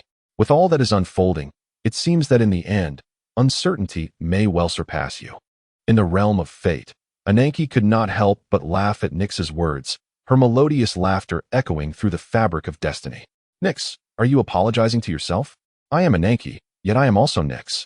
If you bear no grievance towards that little one residing above you, what cause have I for concern?" The reign of Uranus, according to the original design of fate, still had 30,000 years to endure. Whether it would unfold as swiftly as you deceived Phobos remains uncertain. The variables are ultimately too insignificant. Indeed, the visions perceived by Phobos are merely projections derived from Nyx's manipulation of the existing variables. Her intent is to leverage Phobos, a minor offshoot of Uranus's fate, to inexorably steer Uranus's destiny towards the variables represented by Agares. The fewer who are privy to this, the better. Initially, she had chosen Cronus, but now Phobos has fortuitously presented her with an opportunity. Hearing Ananke's words, Nyx offered no response, a mysterious smile gracing her lips. "Yet even you, bound by fate, remain uncertain, do you not?" This statement struck like a death blow, silencing Ananke's laughter abruptly. Nevertheless, she stubbornly retorted, "Even so, what of it? All things in existence have an end, and even the mightiest will ultimately become burdens upon this world. Unless one can devise a strategy to address the immense toll of primal forces and the power wielded by Eros, we are left with naught but the twilight of the gods and the inevitable collapse of the entire world." Nyx sighed in resignation, slowly shaking her head, offering no reply to Ananke's assertions. She merely gazed silently at Ananke's reflection in the river of fate, as if seeking to glimpse something deeper through that illusory image. For a time, a profound silence enveloped them, with only the sound of the flowing waters of destiny resonating in their ears. As time swiftly passed, 30 years elapsed in the blink of an eye, yet the world underwent monumental transformation. With the passage of time, Agares, the offspring of the earth, had truly ascended to become a deity of formidable power. Thanks to the being's utilization of fire, even as Uranus commanded the ancient moon to bestow brilliance upon creation, he severed the uniqueness of the night's light, greatly constraining the concept of illumination associated with fire. Nevertheless, the world remained cold, and the pursuit of warmth by life gradually perfected the power of flame. However, Uranus's ploy to undermine the foundation had indeed vexed Agares, significantly delaying the advancement of the flame's essence. The divine nature that could have been restored in approximately 20 years was now delayed by another 10 years due to this interference. Fortunately, the flame proved resilient, not only refining itself in accordance with the original plan, but also further enhancing its status to that of a mid-tier divinity, comparable to the snow and ice deity. Yet, due to the passage of time, the ice and snow divinity still retained superiority over the flame, although they now stood as equals within the same realm. Regrettably, the wildfire divinity continued to outshine the flame divinity, leaving the latter in a state of frustration. As the domain of warmth evolved, the already peak temperature divinity was able to transcend into a realm of greater power. After the passage of 30 years, the divine essence of Agares has experienced a modest growth. The elevation of the earthquake divinity has been minimal, as the powers of the earth are currently too scarce to facilitate significant enhancement. However, Agares has discerned a substantial improvement in the quality of this divine essence, though he finds himself unable to articulate the precise nature of this transformation. The divinity of anger has ascended to a moderate stage, bolstered by a continuous influx of power. Regrettably, despair and hatred remain in a nebulous form, yet to fully coalesce. Other divine aspects have seen slight advancements, though they are not noteworthy. Unbeknownst to him, Agares has remained by Uriah's side for 3 decades. During this time, Uranus, as Uriah had anticipated, made an appearance. It was Agares' first encounter with this elder brother, whose form was as vast and imposing as his essence. Unlike his azure physique, Uranus bore golden locks akin to Gaia and possessed cerulean eyes that held a tapestry of complex emotions, his handsome visage radiating the nobility of a celestial being. The brothers met without discourse, their confrontation escalating to hostility, as a colossal hand from the sky reached for him. Fortunately, Uriah intervened, preventing Uranus from seizing him. The standoff ensued, but inexplicably, Uranus took a step back, merely requesting a fragment of cold concepts. This curious behavior left them both bewildered, and with Uranus's departure, they finally exhaled in relief. Chapter 47. The long-awaited encounter. Agares gazed at Uriah, who stood protectively before him. After 30 years of companionship, he was a true elder brother. Uriah's care, protection, and the bond forged over the years made it unbearable for Agares to witness him face what seemed to be an inevitable fate. In the history he faintly comprehended, it appeared that Uriah ultimately perished in a battle against Uranus, transforming into a great mountain. Even in his final moments, this ancient deity continued to serve his mother, becoming a mountain that utterly severed the heavens from the earth, while the younger generations reveled upon his form. Agares contemplated the fate he had altered, the divine essence he had acquired, and the invitation from Nyx. He recalled the silence from Gaia, pondering that perhaps all of this could be transformed by his own hand. It was then that a long-dormant power surged within the depths of Agares' soul, a directive from fate. It pointed deep into the earth, and Agares pondered whether this moment marked the convergence of destinies. Presently, he held little regard for Nyx's invitation. After so many years of tranquility, what unforeseen calamity could possibly arise now? Agares promptly approached his brother Uriah, stating that once the master of the night had beckoned him to the realm of the dead, and now the time had come for him to temporarily depart from the embrace of the mountains. Uriah, though puzzled by Nyx's interest in Agares, recognized that this was his brother's own affair. As an elder brother, he could not impose his will upon Agares' decisions. Ultimately, there was little danger as long as he did not venture into the earth. Go, he said. The deity, long imprisoned by peril, is now destined to depart and behold the splendor of the world. Should danger arise, call upon my name, and the mountains shall accompany you. Agares bid farewell to Uriah. Harnessing the power of the earth, a divinity emerging from the depths below, compelling Agares to descend further. As he ventured into the earth's core, enveloped by soil, a sensation akin to returning to the womb of his mother gripped Agares.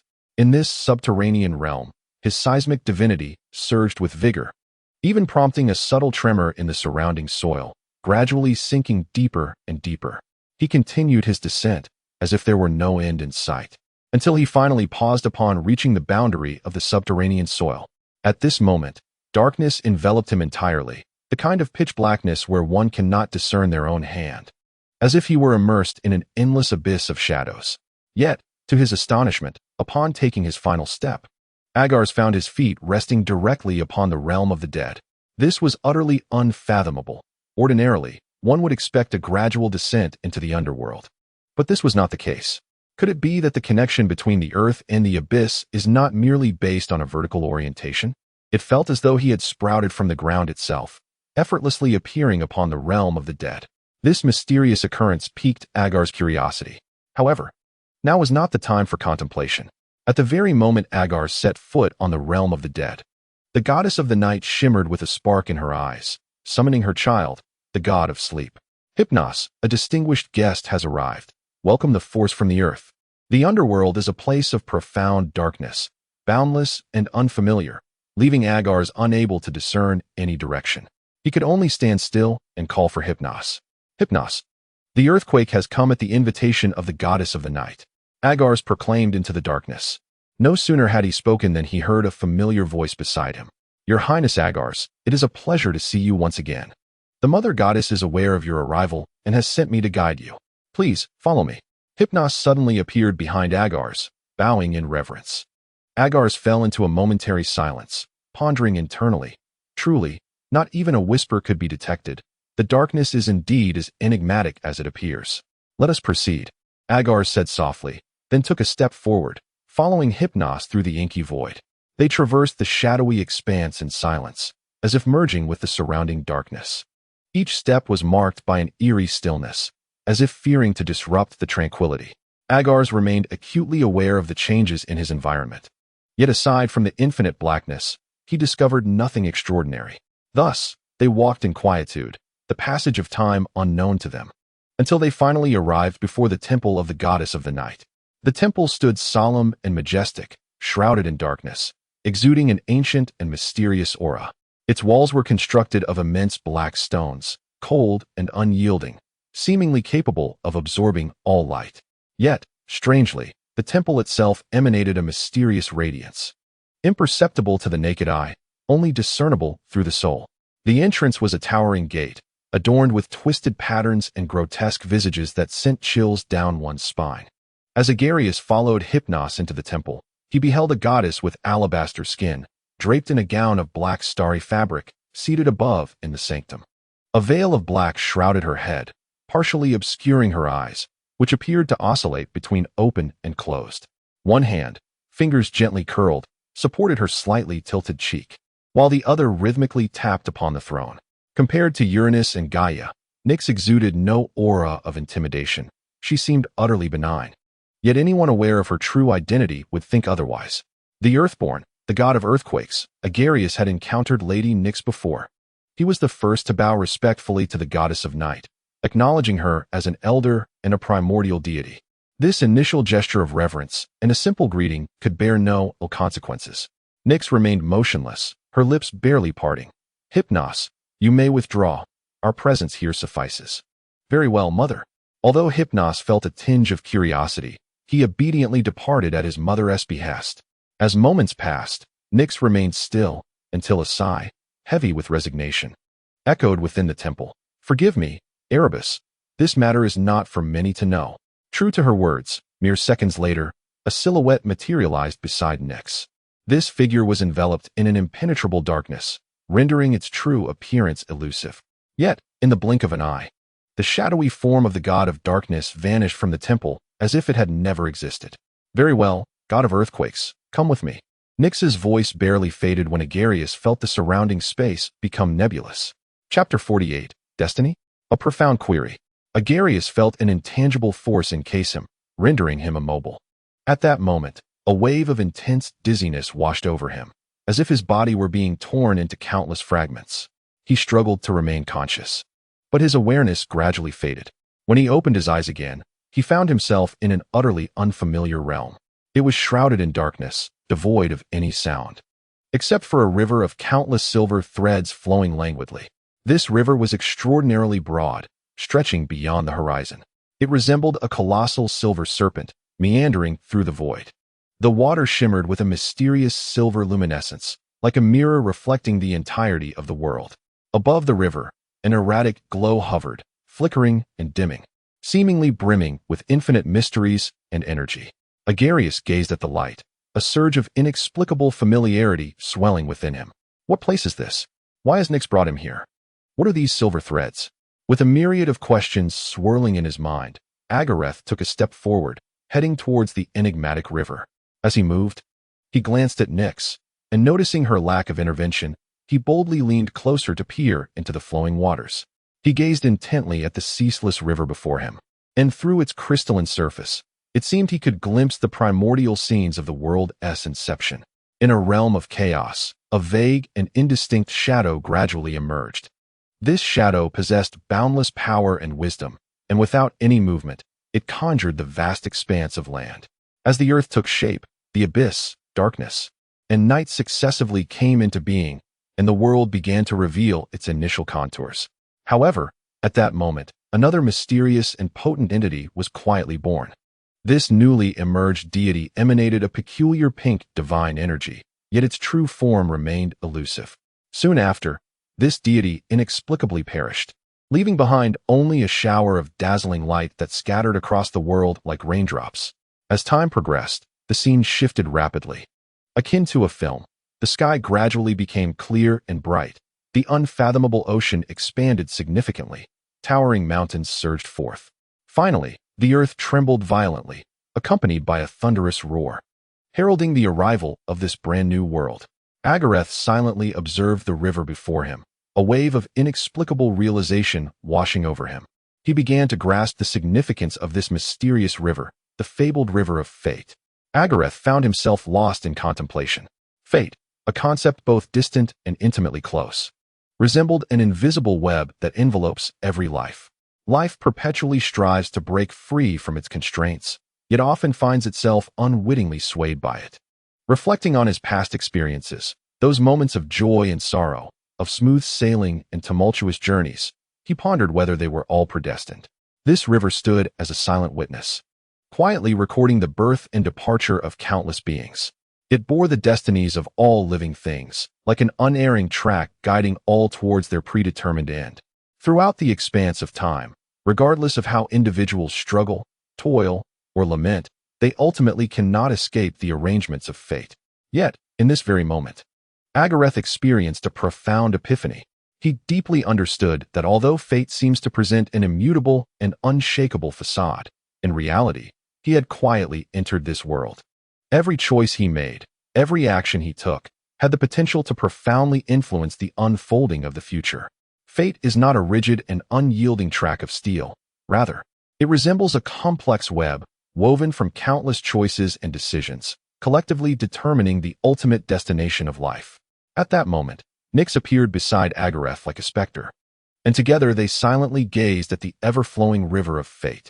It appears you have grasped the essence of variables, as the voice of Nyx, the deity transcending fate, seems to resonate from the void, imbued with an ineffable air of mystery. Just as you comprehend, as a variable in destiny, each choice you make stirs the once stable fate, giving rise to new tributaries. This power is truly exquisite. It is boundless and brimming with infinite possibilities.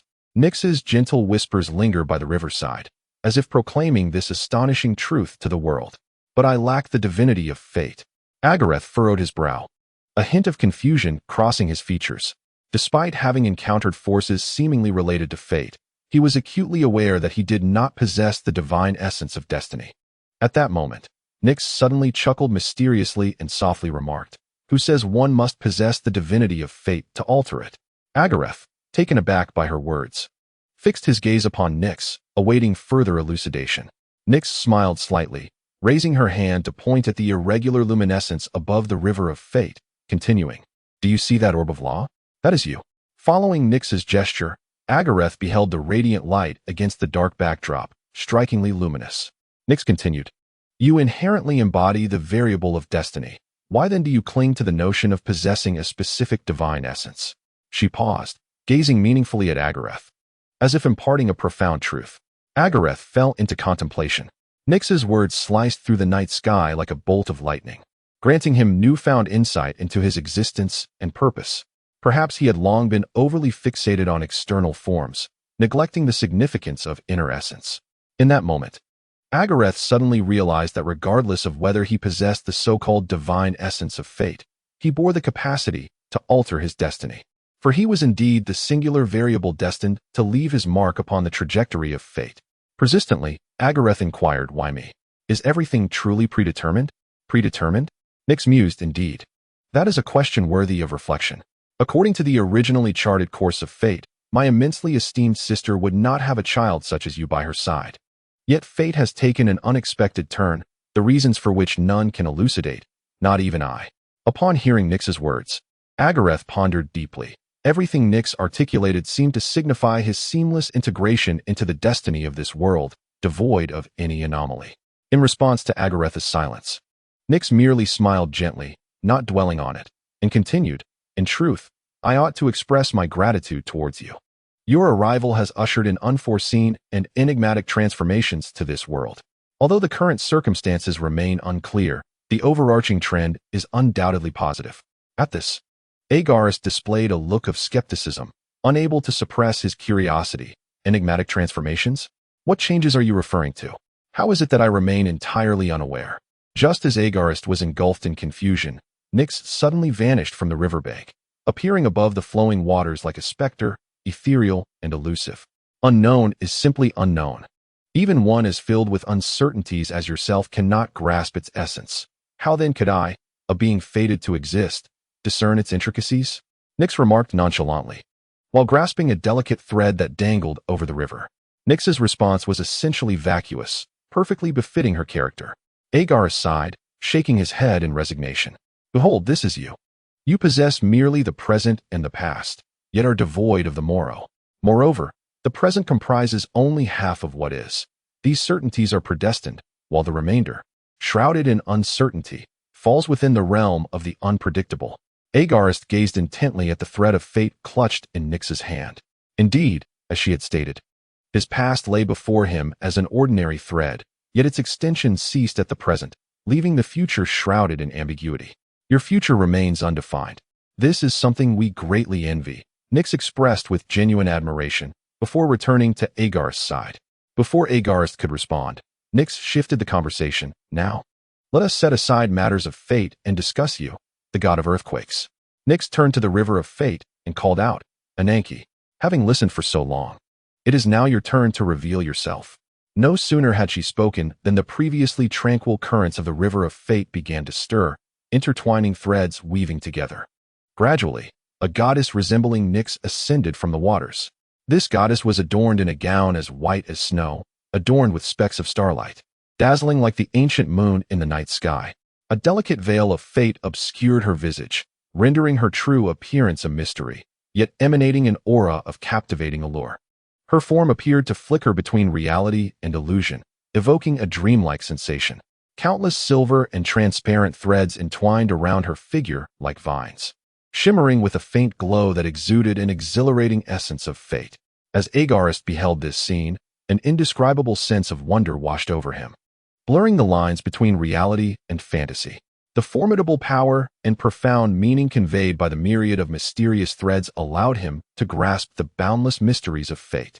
Princess Ananke. Agares respectfully inclined his body in a slight bow towards the goddess of fate, expressing his reverence. Ananke nodded slightly, casting a brief yet resolute gaze at Agares in acknowledgement.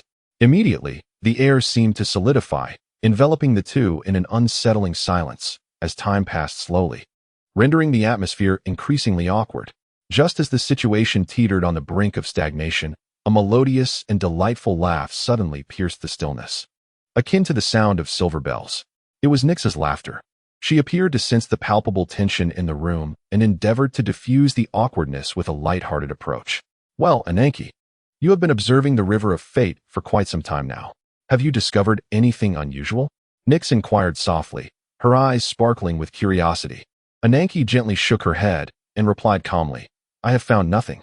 The variables remain as they always have, resistant to excessive interference. All we can do is allow them to connect with the constants. Interference? Variables? Upon hearing these unfamiliar terms, Agares felt a tightness in his chest. Despite his partial understanding of their discussion, he could infer that these so-called variables were likely intertwined with his own existence. An inexplicable sense of vigilance surged within him, compelling him to focus intently on his surroundings. Noticing the wariness reflected in Agares' eyes, Nyx took the initiative to explain, before you were born, the fates of all things had already been predetermined. However, you are a unique entity, an unexpected variable. Thus, we have endeavored to explore whether you might be influenced by the power of the constants. It is heartening to note. Before she could finish, Ananke interjected, regrettably, we have failed. Her tone bore a hint of resignation. What exactly are you doing? Agares' voice subtly hinted at his dissatisfaction, yet he restrained his emotions, burying them deep within. The god of anger would not be ensnared by wrath. Nyx observed Agares with keen interest, a faint smile gracing her lips as she gently remarked, this is not a misfortune for you. You must understand that if you wish to truly harness the power of the variables, you must engage in fierce combat with the immensely powerful constants. Presently, the constants nearly govern the entire framework of fate. To persuade Ananke to willingly relinquish half of her power, we must first demonstrate a variable force that is sufficiently extraordinary. Chapter 50. A Herculean Undertaking. Because Nyx believes in you, I have made a concession. After all, as long as the constants cannot interfere with the variables, your existence holds profound significance. It is for this reason that we willingly forsake this half of fate, Ananke declared resolutely to Agares. After a moment of contemplation, Agares responded, however, if constants truly have the power to dictate variables, does that not imply that I, this so-called variable, am merely a puppet of a predetermined fate? Perhaps I shall forever remain oblivious to the existence of variables. In light of Agares' profound analysis, Nyx expressed admiration yet gently shook her head, indicating her partial disagreement.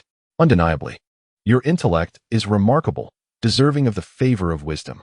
Yet, regrettably, you have only grasped half the truth. I have trusted you from the very beginning. After all, you are, in essence, an anomaly within the confines of fate. Even if you remain unaware, this power is destined solely for you. Perhaps, in the end, our regard for you will slightly diminish in the depths of our hearts. Ah, well, Agares mused, having barely existed for a century. How could I possibly contend with these ancient beings? As for Nyx's mention of wisdom's favor, Agares dismissed it, for he could not discern any exceptional quality within himself. Let us not dwell on that for now. You must understand that you are the variable God acknowledged by fate. The essence of variability is ever present within you. Simply live steadily, and the world shall undergo monumental transformations because of your existence. Nyx waved her finger, signaling her desire to change the topic. Indeed, Agares nodded, but was soon reminded of his initial purpose for being there, to inquire with the goddess of night about the status of Mother Gaia. Esteemed goddess of the night, are you aware of the current condition of my noble mother? I have long lost contact with her. Your elder sister? I am well aware. And the reason lies predominantly in your own birth. Nyx promptly replied. Me? How could that possibly be because of me? Agares furrowed his brow, struggling to comprehend the connection between his existence and this matter. Indeed, it is due to your birth that the earth has expended an additional share of its strength. Shortly after bringing you into the world, your sister became pregnant once more. Had you not existed, this child would have pushed the earth to its limit. However, as you occupy that space, Nyx sighed lightly, continuing to elucidate to Agares. Listening to Nyx, Agares felt a surge of complex emotions. He had never considered that his birth could have such implications. After a brief pause, Nyx added, for the remaining inquiries, you may consult Ananke. As for me, I must now prepare for certain matters. No sooner had she spoken, than Nyx's form began to blur, ultimately vanishing from Agares' sight. Agares turned his gaze toward Ananke, silently observing her. Ananke, meeting Agares' inquisitive eyes, found herself involuntarily recalling Nyx's departure, feeling a wave of resignation wash over her. She reflected inwardly. Knowing full well I prefer minimal contact with others, how could she entrust this matter to me? Very well, I shall remember this. Ananke felt a throbbing headache. Yet faced with the situation before her, she had no alternative. Thus, she endeavored to maintain a stoic expression and spoke in a calm tone. Due to your descent, the earth requires an additional strain to accommodate your existence. However, it is precisely this extra burden that renders the earth incapable of nurturing this child as it once did. Consequently, the elder sister has succumbed to a state of slumber to restore her strength and maintain her form. Agares was taken aback, disbelief etched across his face. He could hardly fathom that he was the cause. Without Ananke needing to elaborate further, he grasped the essence of the matter. According to Ananke, the fetus currently gestating within the mother's womb was indeed the wise Cyclops and the formidable 100-armed giant. Had it not been for his existence, the mother's strength might have been sufficient to sustain a delicate equilibrium, but now, with repeated pregnancies, the situation had dramatically altered. Agares felt an increasing weight upon his heart as he silently regarded Ananke, his mind filled with concern for his mother. He had never anticipated that his birth would impose such immense pressure and burden upon her. Is there any way to assist mother? Is there something I can do? Agares inquired anxiously. Ananke gently shook her head. No, this is a corrective measure of fate itself. The elder sister has indeed fallen into slumber. Yet she will ultimately give birth to them in an extraordinary manner. Of course, You may continue to envelop the land in ice and snow to mitigate the depletion of the Earth's vital essence. At the thought of covering the land in ice and snow, Agares could not help but envision the scenes of winter. However, recalling the cold concept that Uranus had once demanded from him filled his heart with doubt and uncertainty. He was unsure if he would be obstructed by Uranus. I understand. I will endeavor to try. Agares resolutely nodded towards Ananke. Indeed, Ananke affirmed, then asked, do you have any further inquiries? Yes, my brother, Urea. Agares hastily turned to Ananke. Will my brother's future be devoid of honor? His question was vague, for he could not articulate why he was aware of Urea's fate. Resorting to this manner of inquiry, Ananke gazed deeply and meaningfully at Agares. Time seemed to stand still, making him almost believe that hope had faded. Finally, after a prolonged silence, Ananke spoke slowly, her voice resonant and profound. No, but the mountain god shall ultimately return to the embrace of the mountain, fulfilling the grand feat of supporting the sky, and thus, the heavens and earth shall remain eternally stable.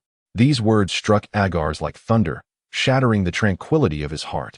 Simultaneously, Ananke silently mused within herself. Indeed, transforming into the revered divine mountain is nothing short of supreme glory. Chapter 51. The inevitable fate. The fate of Urea's demise was indeed true. But why precisely? Why is it that this world cannot accommodate such a magnificent deity as my brother? Agares could not help but exclaim, why must it be him? He is merely a part of fate, having never contravened any laws. His voice was imbued with confusion and indignation, yearning to uncover the truth. Ananke let out a soft chuckle, as if she had just heard the grandest jest. You are still too naive. Sometimes, being excessively powerful and possessing a certain gender can indeed be a transgression. Though Ananke had articulated her point with clarity, Agares remained perplexed, unable to fathom why gender and strength could serve as catalysts for demise. Furrowing his brow in suspicion, he pressed, what could possibly explain this? Please elucidate. Ananke continued her explanation. It all arises from procreation and concepts. The mountain deity is the lord of all mountains, each peak transformed from its corporeal form, its existence dominating the land and occupying nearly half of the vast expanse. However, due to the influence of the mountain god's authority and gender, these regions can no longer nurture deities associated with the mountains, and life dares not dwell upon the mountain god's form. In other words, nearly half of the earth lies barren and forsaken, devoid of life's genesis. To make matters worse, this mountain god happens to be male. While the concept of mountains may be difficult to compare with our own, its scale remains vast and intricately interconnected across diverse domains. The mountains embody numerous concepts, yet lack life. Only a few nymphs exist within the peripheral concepts. Under the singular reproductive laws that govern this world, the mountain deity is unable to bring forth new vitality. Rather, it persistently drains the world's primal energy. Thus, the entire world struggles to accommodate his existence. The moment of the power's downfall is, indeed, the most opportune time for change. As for the explanation of this power's collapse, that shall be addressed by Nyx. Agares fell silent, engulfed in confusion, feeling powerless in the face of the issues at hand. As Ananke had indicated, Urea's power is exceedingly formidable, and as a male, he lacks the ability to separate his essence through procreation as a female would. His existence resembles an insatiable abyss, perpetually consuming the world's primal energy to satisfy his own needs. However, the hierarchy of laws prioritizes growth and reproduction to maintain the balance and stability of the world. It seems that only Urea's demise could disperse his immense power. The mention of the power's collapse likely refers to the transition of Uranus's kingship. Furthermore, it is only Urea who encounters such a dilemma. Uranus, as the embodiment of the sky, inherently cannot sustain life. Pontus, as the essence of the Earth's depths or the ocean's bed, does not overly restrict the ocean's development. Although Urea possesses the esteemed status of a primordial deity, what relevance does it hold in the face of this harsh reality? Even if he were to bestow titles upon subordinate deities and separate divine essences, the essence of the mountains remains firmly attached to Urea himself. Moreover, the powers possessed by the deity essentially still belong to Urea. He cannot relinquish his very essence nor abandon it. This situation appears to have formed an inextricable loop. Urea is incapable of actively separating his own strength, nor can he passively nurture new life to break the stalemate. What is to be done? Should Uria undergo a transformation of character? Regardless of whether such a feat is achievable, it is likely that Uria would first bring about his own demise. At that moment, Agares caught sight of the fake goddess Ananke, who was quietly observing the unfolding drama, and a spark of inspiration flickered in his mind. Was he not the pivotal variable? After all, even the fate of the Earth Mother Gaia had been rewritten by his very existence. Thus, it should be a trivial matter for Uria as well. However, one must remain vigilant, for fate often possesses a formidable self-correcting ability. Ananke seemed to have perceived Agares' thoughts, stating plainly, "It appears you have conceived an idea. Indeed, as a variable, you possess the capacity to alter the destinies of others. Yet, with your current powers, how exactly should you proceed?" Her words were like a bucket of cold water, instantly extinguishing the flickering flame of hope that had just ignited within Agares. Indeed, what should he truly do? Agares turned his gaze toward Ananke. "Your Highness Ananke, since you can articulate such thoughts, you must surely know the method to resolve this dilemma. I implore you to assist us.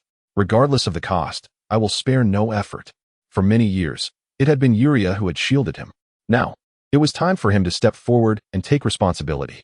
However, in response to Agares' plea, Ananke merely chuckled softly, her laughter as gentle as a spring breeze, yet revealing an elusive depth of meaning. She spoke softly. "In truth, there is a method, and it does not require you to bear any cost. However, one day, you will naturally come to understand the reasons behind it." Ananke then revealed her plan. The mountain god was destined for annihilation, yet Uria still had a glimmer of hope. One must remember that the laws do not concern the deity of Uria himself.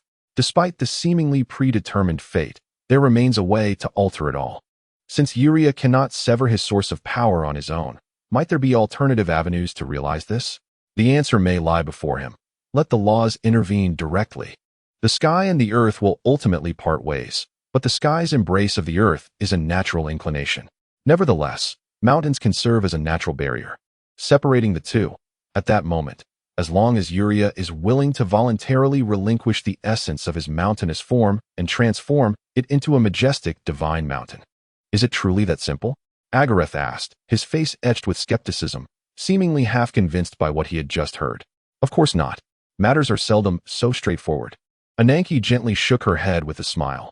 However, what comes next is the responsibility of Nyx. Let her provide you with a detailed explanation. As the last words faded, the previously agitated atmosphere transformed into an eerie silence, as if time itself had come to a standstill, patiently awaiting Nyx's return. At long last, after a prolonged period of anticipation, Nyx materialized before them. Her gaze sparkled with profound wisdom, and a subtle smile graced her lips. Chapter 52. Pontus's fury collides with Aria. Indeed, after Agar's lengthy vigil, Nyx emerged. Her eyes shimmered with insightful brilliance, and her lips bore a faint smile. Observing this smile, Agares knew that Agares would soon be subjected to playful teasing. He preferred to evade it for now. "It seems you have concluded your discussion." "Yes, I comprehend the situation." Nyx's gaze fixated on Agares.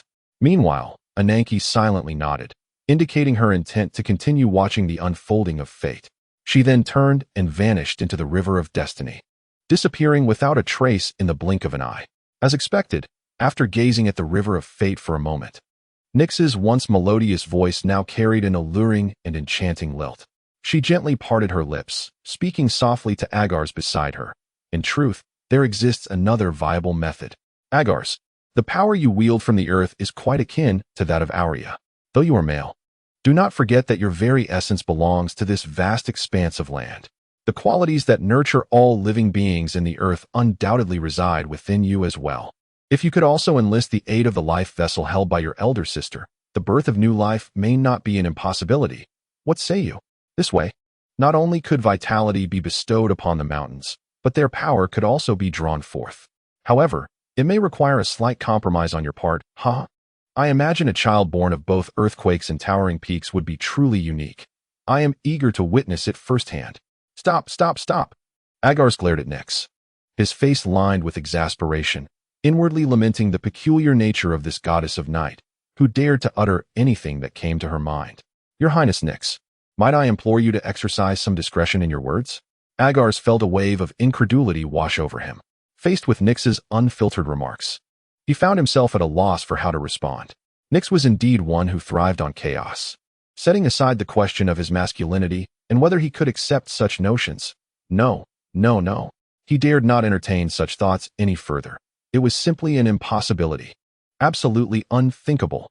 Agares vigorously shook his head, attempting to dispel those chaotic notions from his mind.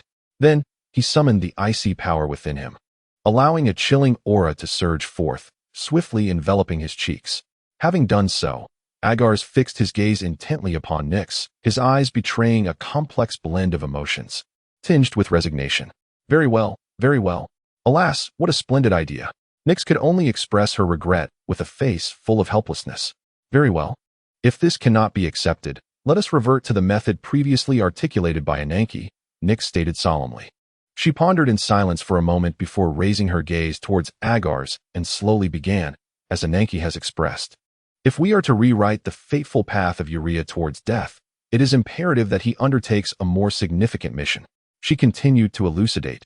This matter, when traced to its origins, arises from Urea's influence on the course of the world. If the mountain is no longer perfect and cannot withstand the birth of life, then death shall find no refuge. After a brief pause, Nyx spoke with grave intensity. Not only must we draw upon the essence of the mountain, but Urea must also relinquish 2 segments of his spine, one of which must merge with the essence, transforming into a majestic divine mountain that supports the heavens. In this manner, Urea, bereft of both mountain and spine, will find his essence rendered hollow, allowing the concept of life to seep in and fill the void. The newly formed divine mountain shall then evolve into a pillar of support, becoming an intrinsic part of Urea's being. This will further enable Urea to lift the self-imposed ban of the mountains, permitting the deities to dwell therein, and subsequently allowing him to regulate the associated concepts. The laws are equitable, given that Urea has sacrificed so much and holds the unique status of the pillar of heaven. It is reasonable to assume that the laws will not impose undue hardship upon him. Upon hearing Nyx's explanation, Agares began to comprehend the situation. The pillar of heaven was indeed the critical destiny that Urea needed to embrace. Once the missing spine and the essence of the mountain were filled by the essence of life, the mountains would pose no further obstruction to the arrival of new life. Agares contemplated the feasibility of this approach. It seems to possess considerable potential. It was certainly far more reliable than the so-called notion of them procreating. Once transformed into the pillar of heaven, there would be no need to fear incidents akin to the wrath of Gongong clashing with the Buzhou mountain. Yet, Agares' divine thoughts inadvertently bore the influence of his past life memories, conjuring a series of Greek narratives in his mind. Pontus crashing into the pillar of heaven, Gaia mending the sky. Enough of that. Which brilliant mind would dare to challenge the body of Urea, setting aside whether the laws would intervene? If anyone truly dared to attempt it, they would likely be reduced to ashes before Urea even moved. Moreover, was there not a saying in his past life? The end of the universe is a weaving. This was akin to a Greek version of an iron rice bowl. Regardless of how the future world may evolve, the glory of the gods will always have a place for Urea. Additionally, Agares keenly sensed the significant changes occurring within himself. Previously, due to the influence of the concept of coldness, his thought patterns and emotional states maintained an extraordinary stability, perhaps even bordering on rigidity. However, this was not entirely a negative aspect, and thus Agares did not dwell too much on the matter. After all, he could still experience a myriad of emotions such as joy, anger, sorrow, and happiness, albeit with relatively minor fluctuations. In the present day, with the fervent concept finding its perfect complement, he is able to genuinely perceive that his emotions have gradually returned to their rightful state. In contrast to the past, when his feelings were ensnared, he now cherishes the authentic and natural sensations of the present moment. For any sentient being endowed with wisdom, if one were to lose the spectrum of emotions, joy, anger, sorrow, and pleasure, or be unable to master these emotional responses, could such an individual still be regarded as their true self? The reason Agares previously chose to disregard this predicament was twofold. On one hand, he felt utterly powerless, and on the other, this state of affairs did not yield significant adverse effects. Now that a solution has been discovered, it is truly fortuitous.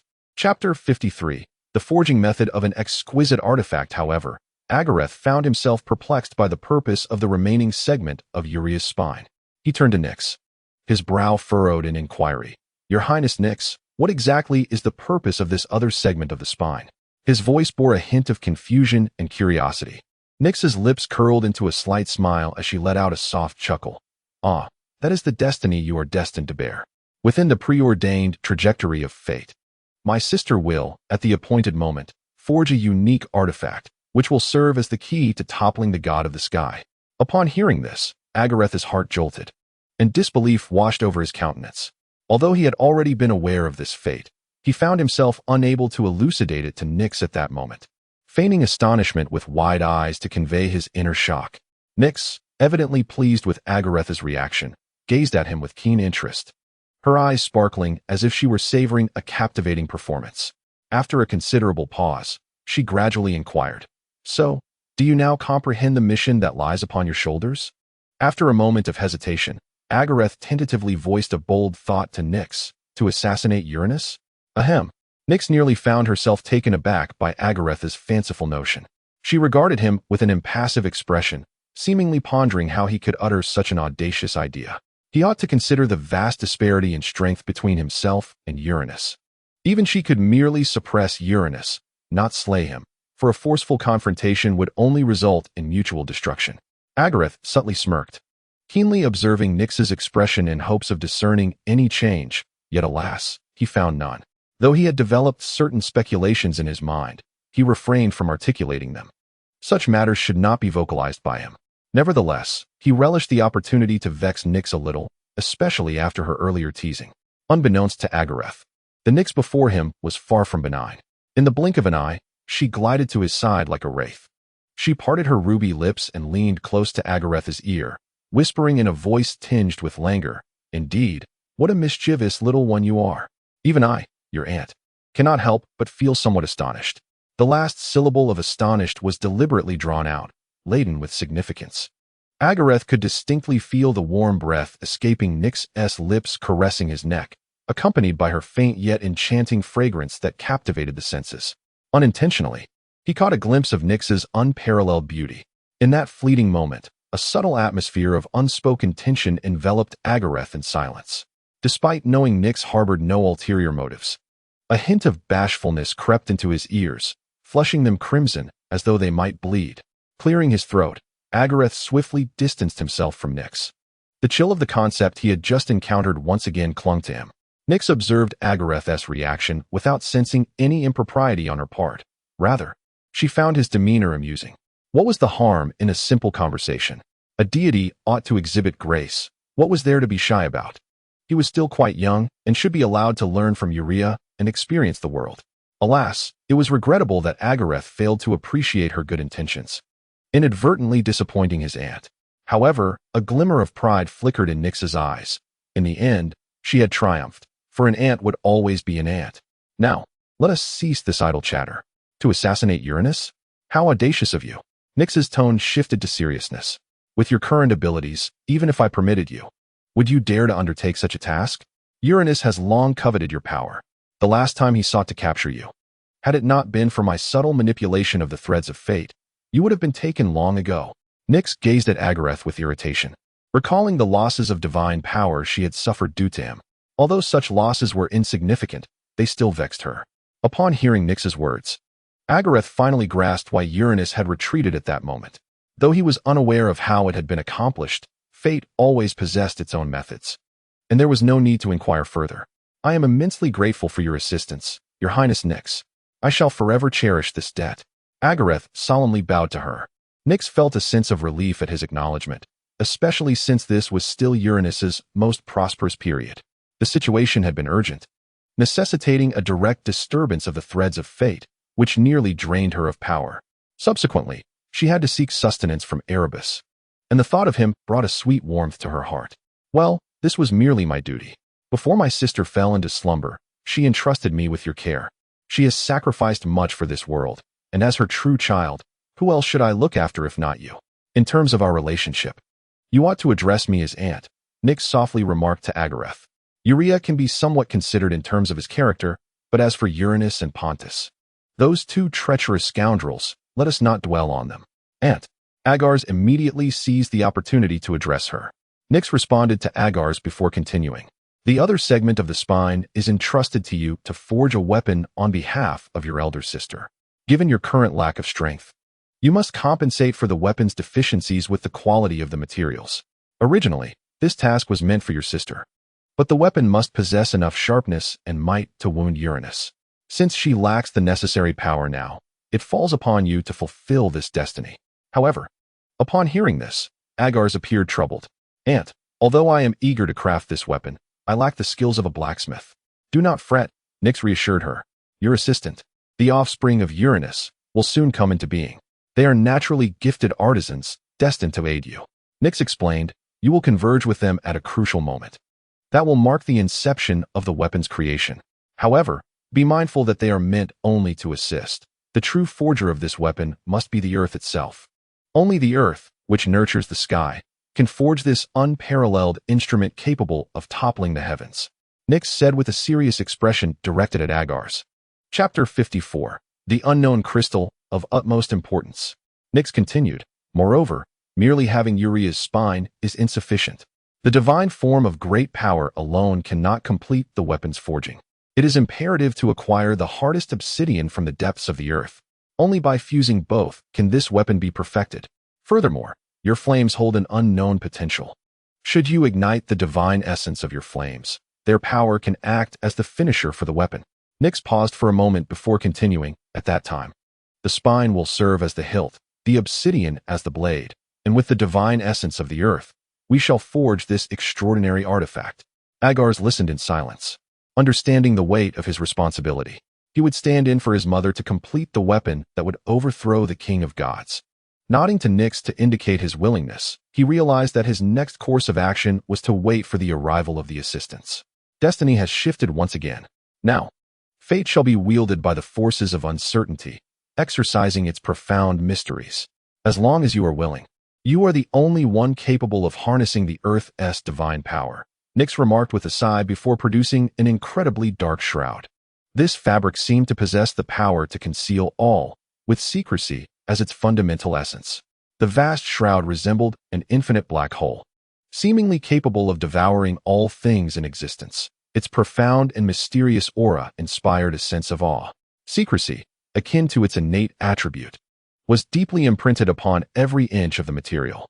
"This is a small piece personally extracted by my essence," Nyx said softly, pride gleaming in her eyes. "Erebus even infused it with formidable dark power. The enigmatic qualities of the night, coupled with the elusive nature of darkness, create an exquisite tapestry that even the heavens find challenging to perceive." Agares gazed intently at the mysterious shroud before him, aware that it would become his most loyal confidant, concealing all traces of his presence.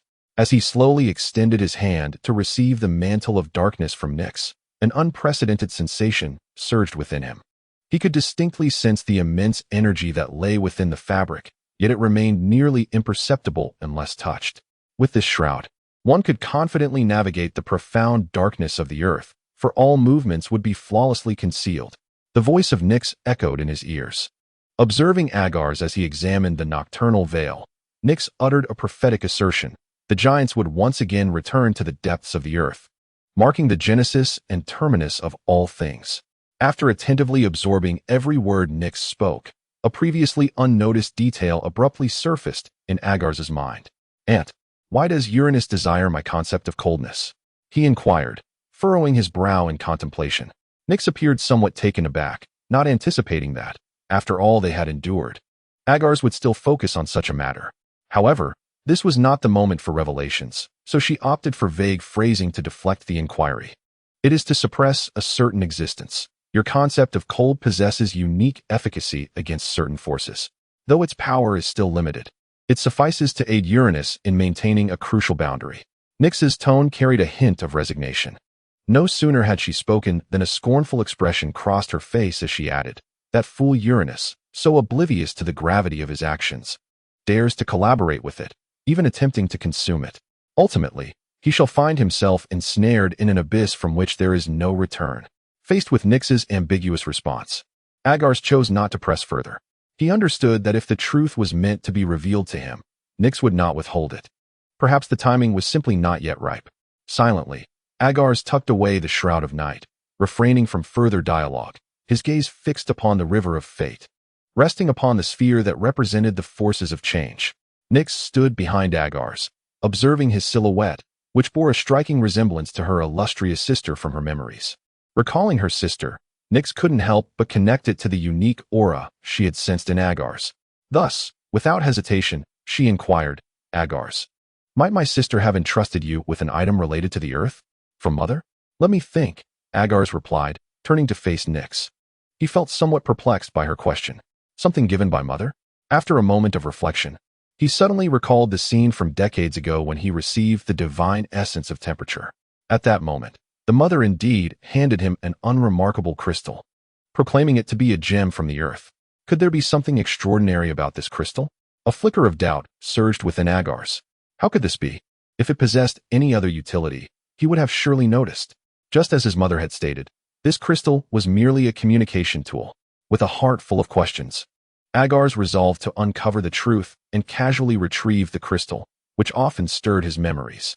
However, to his astonishment, when the crystal came into view, Nyx's gaze transformed into one of intense focus, as if drawn by an invisible force fixated upon it. Agares was perplexed, unable to fathom the potent magic contained within this small crystal that even a being as formidable as Nyx could not resist. While he pondered, a faint sound emerged from behind him. Turning to look, he discovered Ananke, who had long been absent, reappearing once more. Agares felt a wave of surprise wash over him.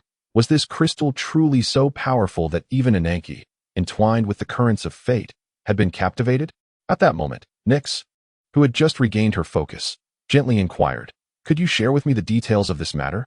Agares nodded in agreement and began to recount how he had acquired the crystal and the words of Gaia. Nyx listened intently, and upon hearing the entire account, she could not help but be moved, her lips twitching slightly as she sighed. Communication. Subsequently, Nyx regarded Agares with a gaze imbued with complexity and solemnly urged, "Take good care of it. This crystal is of utmost importance. You must keep it by your side at all times. Trust me, it will serve as your most steadfast shield, and the glory of the earth shall crown you." Chapter 55. Thanatos, the daydreamer thereafter. Nyx glided gracefully towards the river of fate, her steps resembling a blooming lotus. Each movement exuded elegance and composure, as if she alone were the divine presence within this space. Upon reaching the riverbank, she gently bent down, her eyes fixated on the ever-flowing waters of fate. Minutes turned into moments, yet she remained utterly still, gazing in silence, as if seeking to unveil the hidden truths and mysteries concealed beneath the grand surface of the water. After a prolonged silence, words that had long been buried within her heart began to flow from her lips like a gentle stream. "Sister, your mother loves you far more than you realize. I only hope you do not shatter her heart as Uranus did." Hearing this, Agares raised the crystal he clutched tightly to his eyes and resolutely replied, "Rest assured, that will never happen. Such days shall never dawn upon me." His gaze was unwavering. However, Nyx simply responded with a hint of melancholy in her voice, "Perhaps." Suddenly, Nyx seemed to recall something important, turning sharply to face Agares. The divinity of variability was still in a phase of growth, requiring ample nourishment to flourish. This place, indeed, was the most suitable for its development. Therefore, you cannot take it away at this moment. Nyx paused for a moment before elucidating. This is entirely driven by its intrinsic will, untainted by any interference or manipulation. We have never sought to intervene with it, nor would we dare to do so. Taking a deep breath, Nyx continued, "Well, our conversation is nearing its conclusion. You are well aware of what should and should not be said." She smiled faintly, yet that smile seemed to conceal profound mysteries. Nyx's tone then took on a more solemn gravity. "The encounter between fate and variability has been remarkably smooth and successful, which fills us with great satisfaction. The preparations that lie ahead can commence once you return. You must take your leave. I understand that some of your inner doubts may remain unresolved. Fear not, for we shall have the opportunity to meet again, and that day will come swiftly." With that, Nyx left behind a mysterious smile, as if hinting at something elusive. No sooner had Nyx's words faded than Agares felt his vision blur, as though shrouded by a thick fog. He then experienced a dizzying sensation, as if pulled by an unseen force. When he opened his eyes again, he found himself back in the temple of the night goddess, with his surroundings unchanged. However, Nyx, who should have been seated upon her divine throne, was nowhere to be found. After a considerable pause, the low and commanding voice of the night goddess resonated. Thanatos, escort the god of earthquakes away, lest he lose his way on the return journey. Though her tone was calm, Agares sensed an undercurrent of helplessness and a hint of disappointment within it. At that moment, the voice of the Grim Reaper, Thanatos, echoed from outside the temple. Yes, mother. Thanatos had been waiting outside for 2 days. It was originally Hypnos's duty, as he had been instructed by their mother to receive His Highness Agares. However, Thanatos, harboring his own intentions, had hastily displaced Hypnos from his post. Upon Agares' arrival, Thanatos had failed to see him, and now it was his turn. He was genuinely curious about the wisdom possessed by His Highness Agares, who, despite being no different from them, merely a bit slimmer and more attractive, was remarkably intelligent. Their mother had proclaimed that His Highness Agares was the embodiment of wisdom, determined to engage in profound discourse with wisdom itself. Thanatos yearned to personally experience the exquisite delight that such favor would bring. Surely, it would yield indescribable sensations. Though the odds of success appeared slim, who could truly predict the outcome? Perhaps wisdom will indeed descend upon him, and at that moment, he shall retaliate against Hypnos with a sense of pride, silencing that fool who has perpetually mocked his foolishness. The thought ignited a sense of satisfaction within Thanatos, the god of death. From henceforth, no deity would possess the audacity to accuse him of ignorance. Thus, with this small ambition in his heart, Thanatos unabashedly occupied the position that originally belonged to Hypnos. For surely, his mother would not concern herself with such trivialities. With aspirations of pursuing wisdom, the god of death found himself daydreaming outside the desolate temple, envisioning an elaborate spectacle. This was a performance presented by the god of death, the god of sleep, and other children of the night. Oh, behold, is that not my wise brother Thanatos? It is indeed my honor to be in the company of wisdom. Hypnos feigned flattery towards the god of death. Then, with a hint of disdain in his gaze, he would finally utter the words he longed to express. Ah, may the radiance of wisdom be with you. Subsequently, a throng of inconsequential siblings encircled him, showering him with insincere flattery. To be united as brethren with the god of death, who coexists with the power of wisdom, is truly a remarkable honor. One brother proclaimed, his face adorned with sycophancy. Indeed, indeed. Another brother echoed in agreement. Oh, my most cherished elder brother. Might I be so fortunate as to share this beautiful and unforgettable night with you? A sister chimed in with a coy tone. Step aside. Thanatos belongs solely to me. A third brother interjected vehemently, glaring at the sister. What? I was the first to have my eyes set on the great Thanatos. The sister retorted defiantly, brandishing her weapon and shouting at the third brother. It is rightfully mine. Nonsense. Thanatos undoubtedly belongs to me. The third sister countered. And so, the three deities refused to yield, their quarrel escalating into a physical altercation. Yet, amidst this farcical scene, Thanatos stood expressionless, contemplating. Do these foolish beings possess no semblance of intellect? What significance does their bickering hold? This endless turmoil stemming from wisdom is indeed a source of profound weariness for the gods. Chapter 56. Beneath the Tree of Wisdom. You and I. Just as Thanatos was ensnared in his reverie, a merciless hand suddenly reached out, shattering this absurd dream like a heavy hammer. The hand belonged to Hypnos, the master of dreams, who could no longer endure this farce.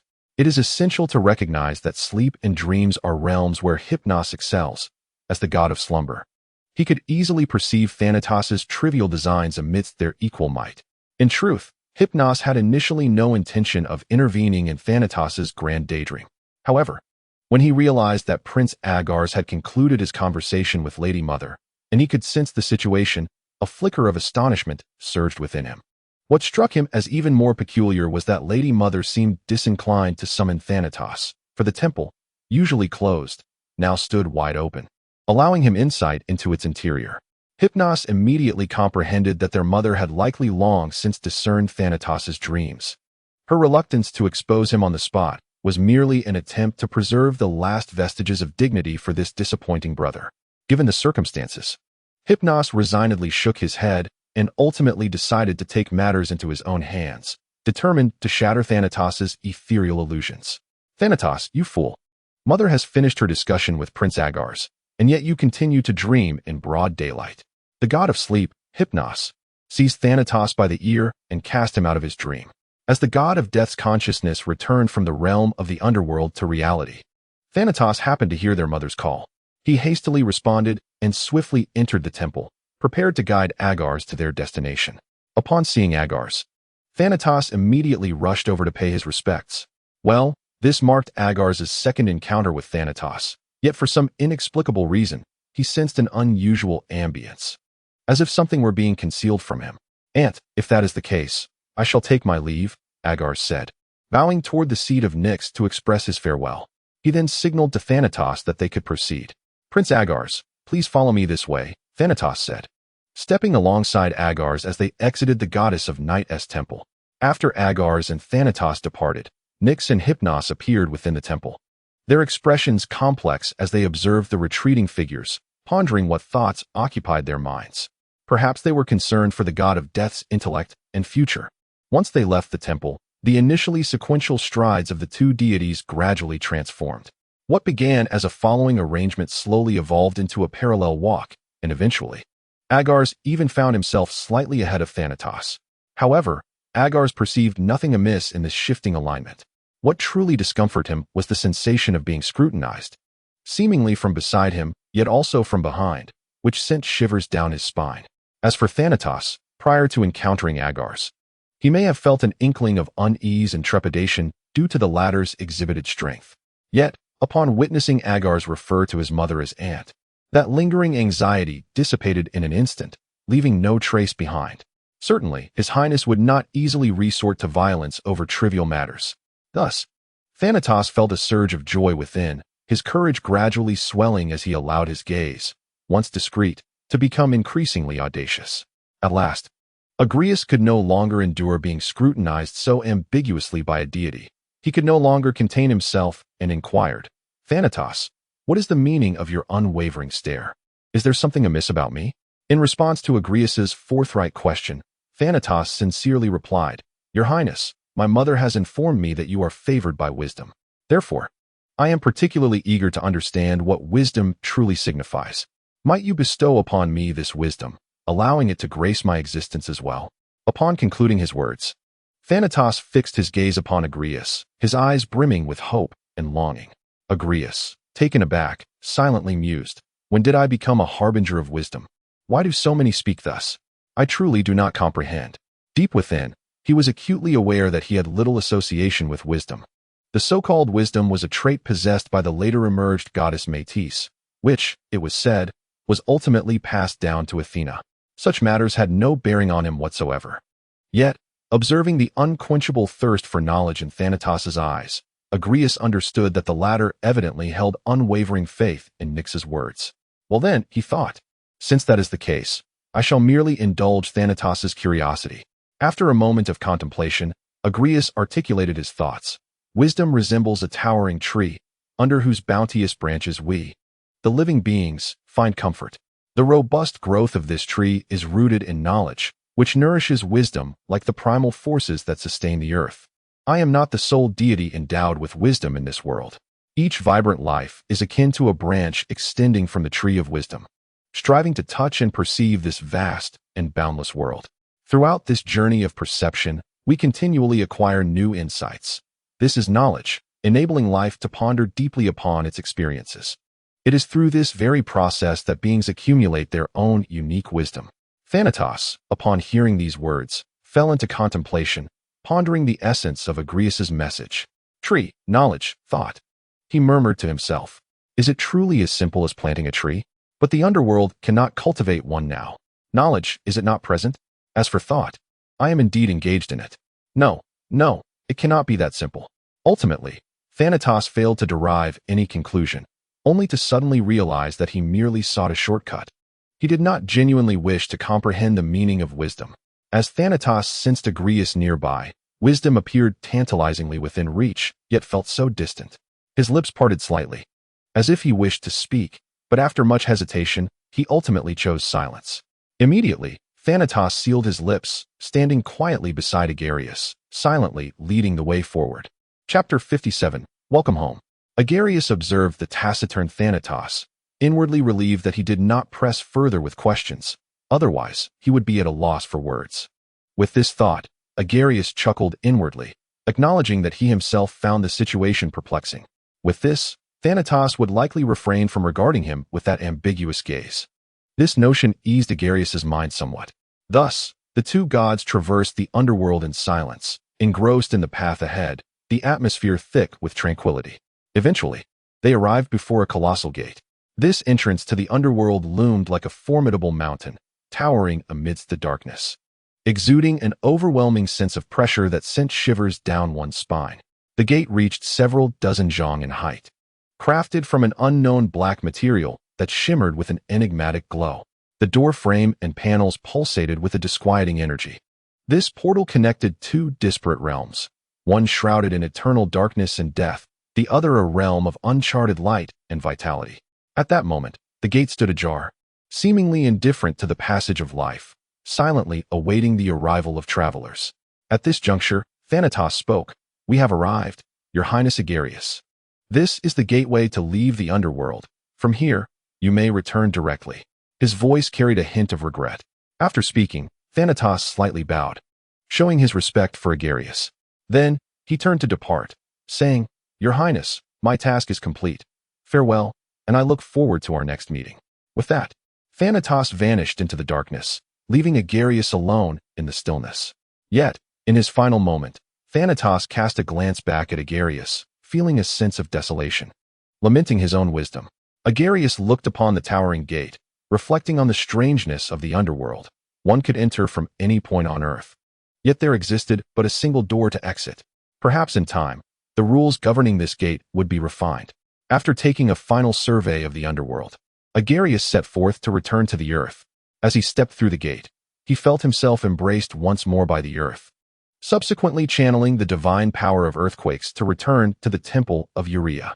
Unbeknownst to Agares, his dialogue with Thanatos had profound implications for the current principles of wisdom. At present, the laws of wisdom were in their nascent stage. They emerged as numerous deities began to gain a preliminary understanding of themselves and embarked on exploring the world and contemplating existential questions. However, at this moment, everything in the world remained in its infancy, and the laws of wisdom had yet to manifest prominently, still lacking the emergence of a deity of wisdom. Yet, Agares stands apart from the other deities. His extraordinary ideas and actions are manifestations of unparalleled wisdom. He has defined the concept of temperature in the world and crafted sculptures that are unmatched in their brilliance. These acts, radiating with the light of intelligence, have garnered the favor of the law of wisdom from the god of earthquakes. Blessed by the grace of wisdom, Agares' soul is liberated from the shackles of ignorance, forever accompanied by wisdom, like a shadow following its master. At this moment, the dialogue between Agares and Thanatos reverberates like a thunderclap, profoundly shaking the foundations of the law of wisdom. The once chaotic and bewildering realm of wisdom suddenly becomes clear and lucid. The previously vacant spaces are now perfectly filled, akin to a jigsaw puzzle finally finding its crucial missing piece, illuminating the entire picture. The very essence of wisdom rejoices, believing it has found a worthy vessel to bear its power. However, wisdom remains unperturbed by impulse, as the god of wisdom desires. It must continually accumulate knowledge from the world, striving to enhance its strength and evolve into a more perfected and formidable entity. Only then, when it ultimately presents itself before the god of wisdom, will it be a flawless embodiment of its true self. In the depths of the earth, Agares experiences an indescribable sense of familiarity, as if he is one with the vast expanse of land, traversing freely within it. His form darts like an arrow, racing through the earth with astonishing speed. Each step resonates like a drumbeat, imbued with rhythm and power.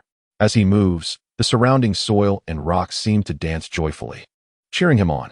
Before long, guided by the strength of the earth, Agares arrives at the temple of the heavy peaks. Upon entering, he immediately spots Urea seated in the center of the grand hall, lost in a daze. At that moment, Urea's previously dull gaze suddenly sparkles with brilliance, akin to a radiant moon in the night sky.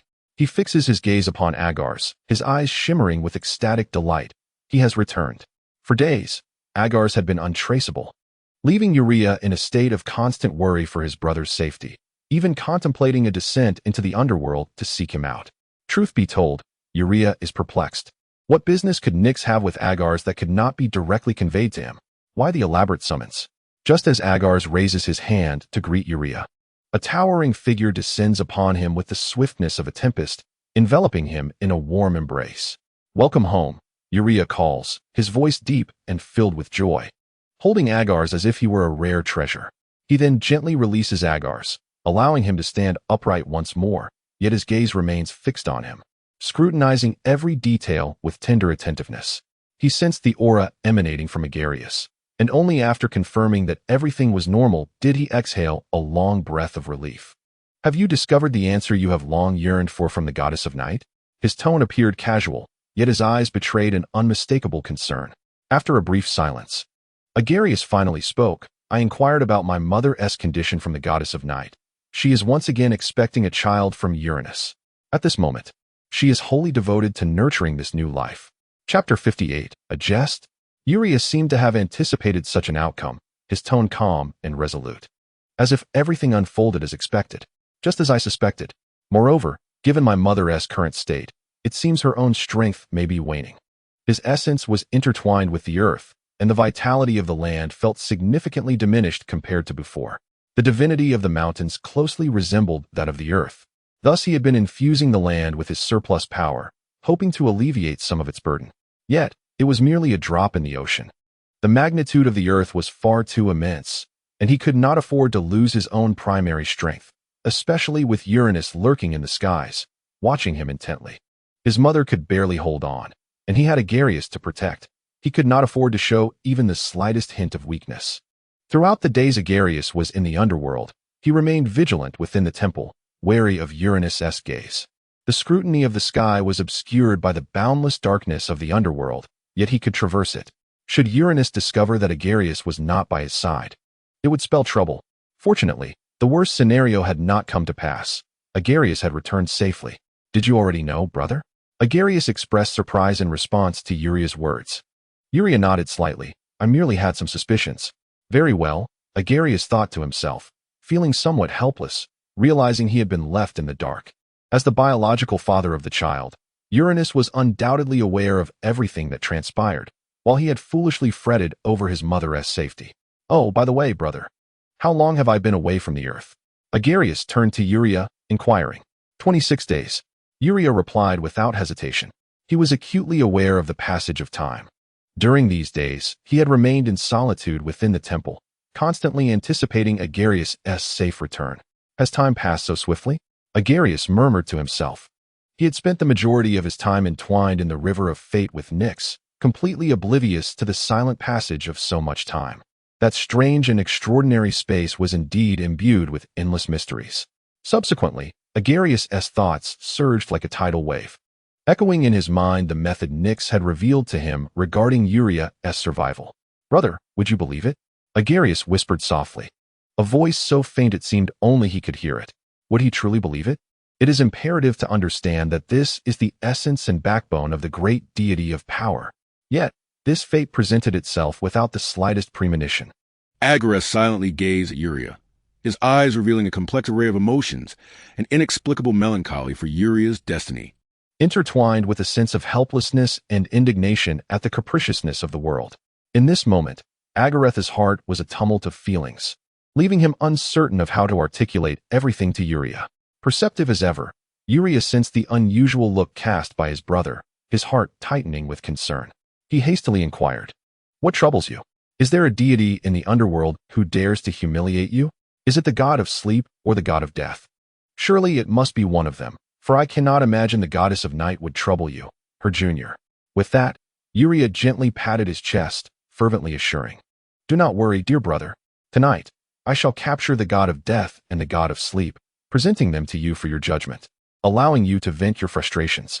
The more he pondered, the angrier he became, unable to suppress his fury as he shouted at the ground beneath him. "How dare they bully my brother? Should I encounter them again, I shall strike them down each time." Agares' previously melancholic mood dissipated like clouds before a spring breeze, uplifted by Uria's steadfast defense of him. Perhaps it was unnecessary to dwell on such matters. Even Ananke, the goddess who governs the destinies of all, has stepped forth to aid Uria in rewriting his predetermined fate. Could this not suffice to alter the wretched course of destiny? Surely not. With two titans of fate united in purpose, complemented by Nyx's subtle machinations, they could surely reverse the tide. But there is no need for such haste. Agares mused, a slight smile gracing his lips. Their powers are far inferior to mine. How could they ever hope to intimidate me?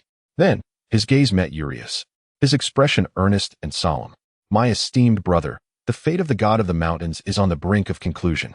Whether you believe it or not, this inevitability shall come to pass. Urias listened with a cheerful demeanor, though his eyes betrayed a hint of exasperation and confusion. He pondered silently. What has my brother gotten himself into? Is he simply missing me and attempting to jest? But this jest is rather somber. Despite feeling somewhat discontent, Urias resolved that perhaps his brother was merely bored or yearning for his company. Thus, he chose to overlook these thoughts, deciding to accompany his brother in whatever playful endeavor he wished. With this resolution, Urias' smile blossomed even brighter. Agares, since you say so, I believe that as the original god of the mountains, my ultimate fate is to transform into a majestic, towering mountain. He then continued thoughtfully, moreover, I believe this manner of existence most befitting my identity and status. Just imagine, as my essence merges with the earth, transforming into a colossal mountain range, what a magnificent and awe-inspiring sight that would be. Perhaps, at that time, the mountain I become shall be truly unique. Perhaps it could still give rise to numerous lives. Urias had initially anticipated that Agares would continue this jest, but unexpectedly, Agares fell silent, merely gazing at him with an unwavering stare. Agares' intense gaze was resolute and unyielding, as if nothing could sway his determination. Even when Urias attempted to impose his authority through a commanding look, Agares stood his ground, unflinching, and met his gaze with equal intensity. Moments ticked by, the two locked in a stalemate, their eyes fixed on one another for what seemed like an eternity. For Urias, this exchange was a matter of his dignity as an elder brother, and surrender was not an option. However, the emotions swirling within him ultimately prevailed, compelling him to divert his gaze, unable to withstand the tension any longer. Chapter 59. The Life of the Mountain God at that moment. Urias suddenly recalled that Agares had only uttered those words after returning from the underworld, a realm governed by three primordial deities. Notably, the goddess of night wielded an irresistible power over fate. A wave of intense unease surged within Urias, an ominous premonition enveloping his thoughts.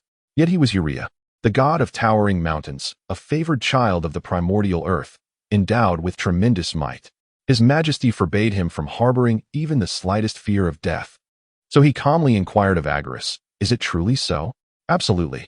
This is the revelation of fate from the goddess of night. Agares replied gravely, nodding emphatically. Upon hearing Agares' affirmation, Urias' brow furrowed, and he pondered inwardly. This should not be the case. With his strength, how could any deity compel him into such dire straits? Moreover, as a supreme primordial god, the very laws of this world ought not to permit such a threat to his existence. Something felt amiss. Truly, it was exceedingly abnormal. Furthermore, his earlier jest about transforming into a mountain had merely been a casual quip, and he was at a loss as to why those words had flowed from his lips so effortlessly. What he had intended to convey was that upon his demise, he would bestow all his divine essence and primordial powers upon his brother and mother to bring them joy, to amuse Agares. Yet, at that moment, it seemed as if an invisible force had seized control of his words, compelling him to alter his statement. Faced with such a dire situation, how could he possibly retain his corporeal form? He could scarcely fathom how comfortable it might be to reside within his own flesh if he were to become a great mountain. The mere thought of others dwelling within him sent shivers down Urias' spine, a chilling and peculiar sensation. He was neither psychologically twisted nor seeking self-inflicted suffering. After all, there were those who wished to see him perish. Why then would he choose to transform into a mountain? Ultimately, he was not a god devoid of attachments. Should he perish, even if he did become a magnificent mountain, it would pale in comparison to the divine essence and primordial power he possessed. If he were to sever his divine essence and origin, he would undoubtedly face repercussions, causing his physical form to gradually dissipate without a trace. Should he transform into a mountain, would not his essence still reside within him? The most prudent choice would be to bestow the divine essence and origin of the mountain upon Agares, returning him to his mother's side. With the recognition of the former mountain god, Agares would likely not be rejected by the divine essence and origin. Thus, with his mother safeguarding Agares, there would be no cause for concern that the powers of the mountain might be seized by others. After all, it is merely a mountain. Aside from being somewhat more formidable and splendid, it holds little practical utility. What significant impact could it truly wield? Perhaps this is a portent of fate. Could the transformation of the mountain god into a grand mountain signify my destined future? Yet, who in this world could compel him to such an extent? It is well understood that, given his prowess, even the most formidable primordial gods would find it exceedingly challenging to achieve such a feat after all. There has been no intense conflict or deep-seated animosity between them. Out of respect for his mother, they would certainly not strike against him lightly. As for Uranus and Pontus, it is even less conceivable. This is not a matter of underestimating them. To be frank, they are only capable of bullying his mother, and these two lack the capacity to coerce him to that extent. Uria possesses a profound understanding of the nature of his own power. He is acutely aware that if fate dictates he ultimately becomes an imposing mountain, then his existence may serve merely to obstruct the vast expanse of the sky. In truth, he has begun to speculate on certain truths. He clearly recognizes his vulnerabilities in emotions. Both his mother and Agares are deities he finds difficult to relinquish. As a primordial god, his mother possesses her own pride, and without a doubt, she would engage Uranus in a duel. As the earthborn Uria, he could not remain a mere spectator. He would undoubtedly immerse himself in this conflict without hesitation. It is conceivable that the outcome of this battle may unfold thus. In the fierce clash with Uranus, Uria, in his unwavering resolve to support his rebellious mother, would transform his very being into an indomitable mountain range, spanning the heavens and earth, propping up the sky to prevent it from encroaching upon the land. However, unexpectedly, for reasons unknown, he would find himself trapped within his essence, unable to return to the world. And this inexplicable circumstance could very well be attributed to him. Only him. After prolonged contemplation, Uria has surmised the reason, subtly tilting his head to indicate the direction above Agares. Agares gazes up, wide-eyed at Uria's gesture, marveling inwardly. Has he discerned the source so swiftly? With Uria's strength, only the enigmatic laws could compel him to silence. In truth, Agares is well aware that the laws themselves bear no fault. To exchange a mere deity like Uria for an eternity of life, while stabilizing the entire firmament, is undeniably an exceedingly advantageous bargain. After all, in the grand scheme of perpetuating life and maintaining the balance of the world, what does the sacrifice of an individual truly amount to? This choice, while undeniably harsh, is also a reluctant necessity. Yet, Uria is bound by familial ties. His affections are not impartial. After nodding at Uria, Agares reassured, "Brother, there is no need for concern. I have discerned the reason and devised a solution." He then relayed some pertinent information acquired from Nyx. Is it merely because I am male and consume more that I deserve to perish? Uria found himself at a loss for words, utterly astonished by such a trivial rationale. Is it simply because I cannot bear children? Is it merely due to my greater consumption or the space I occupy? Must I die for this? The life of the mountain god is still a life. Why must I be sacrificed for the sake of the world? At this moment, Uria's thoughts unexpectedly mirrored the peculiar divine energy coursing through him, causing him to emit a faint luminescence. Agares, observing Uria's irked expression and his words, felt a twinge of embarrassment and hastily sought to console him. "Brother, there is no need to be vexed over such matters. We have found a solution, have we not? Is this not a testament to your extraordinary strength, resulting in such an outcome? Just look at Uranus and Pontus. They do not share this burden, which indirectly affirms your uniqueness," Agares offered, straining to conjure these comforting words. Initially, he worried that Uria's mood might still be discontent, but upon noticing Uria's perked ears and the slight upturn of his lips, he realized he had overthought the situation. Agares, maintaining a stoic demeanor, closed his mouth and regarded Uria with a cold gaze. Cough, cough. Uria feigned a cough, straightening his tall form, before suddenly recalling something. Is the night goddess truly so benevolent? She did not exact any price from you, did she? Uria furrowed his brow. Concern etched on his face as he looked at Agares. No. Agares initially shook his head, but then, as if struck by a sudden thought, nodded. At present, I cannot say for certain, but I trust, being the god of variables, that no significant issues will arise. Upon hearing this, the weight that had burdened Uria's heart finally lifted, and he exhaled in relief. That is reassuring. However, his eyes suddenly sparkled with urgency as he inquired, variables? Does that possess a power akin to that of the fate goddess Ananke, who determines the course of destiny? Indeed, she embodies predetermined fate, while I symbolize uncertainty. Only my existence allows you to evade the path of your original destiny. This revelation was imparted to me by Nyx, or perhaps it is more accurate to say, by Ananke. Agares elaborated meticulously. Uria's expression morphed into one of bewilderment, as if grappling to comprehend the unfolding events. The notion that determinism could defy fate, instructing the variables on how to alter the constants, was indeed perplexing. How strange. It is not that Ananke's assistance is unwelcome. Rather, it raises the question, do the constants of fate not adhere to the decrees of destiny? Forget it. If I cannot fathom my brother's thoughts, then the intangible fate is even more elusive. Perhaps they require variability. Agares gazed intently at Uria and inquired, what troubles you? Nothing. Uria hastily shook his head, as if attempting to shake off the distractions cluttering his mind. Very well, the goddess of night remarked, your survival has not been compromised. Yet you must relinquish the source of the mountain and your 2 segments of the spine. As Agares spoke, his gaze fixated upon Uria's waist. Uria felt a shiver run down his spine under that gaze and quickly responded, is it truly that simple? I can comprehend relinquishing the mountain's essence. But what purpose does my spine serve? To transform into a great mountain? Precisely. Agares affirmed with a vigorous nod, his tone resolute. Upholding the sky is the mountain god's mission and destiny, yet this is not your fate. You can entirely harness your innate power, coupled with your spine, to substitute for yourself, thus bearing the ultimate fate's arrangements. After a brief pause, he continued, the most daunting challenge you currently face is your inability to bear offspring, the division of power, and the mountain's overwhelming dominance. Once you separate your spine from its essence, the voids and vulnerabilities in your body can be mended by introducing the concept of life, thereby alleviating your conspicuousness.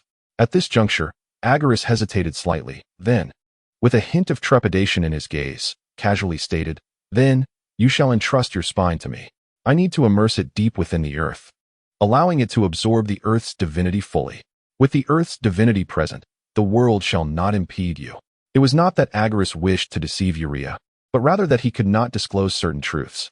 Uria's matters were manageable, and preparations must commence. Cooperation was essential, so he spoke freely. However, concerning Uranus, the king of the gods, any talk of overthrowing him was utterly confidential. The variables were already entwined in fate, and unforeseen circumstances could arise. They could not afford the risk. After absorbing this information, Uria fell into a contemplative silence, a hint of self-mockery gracing his smile. He truly felt ineffectual, relying on his brother's scheming. Yet soon, he regained his composure. After all, other gods were yet to come. How fortunate he was to have a brother who cared for him so deeply. Uria burst into a hearty, exuberant laugh and embraced Agares tightly. He nonchalantly declared, very well. Brother, I understand. It's merely 2 segments of the spine and the essence. What weight does that carry? No problem at all. I shall give them to you right now. No sooner had he finished speaking than Uria unhesitatingly extended his right hand towards his back, seemingly ready to excavate his own spine.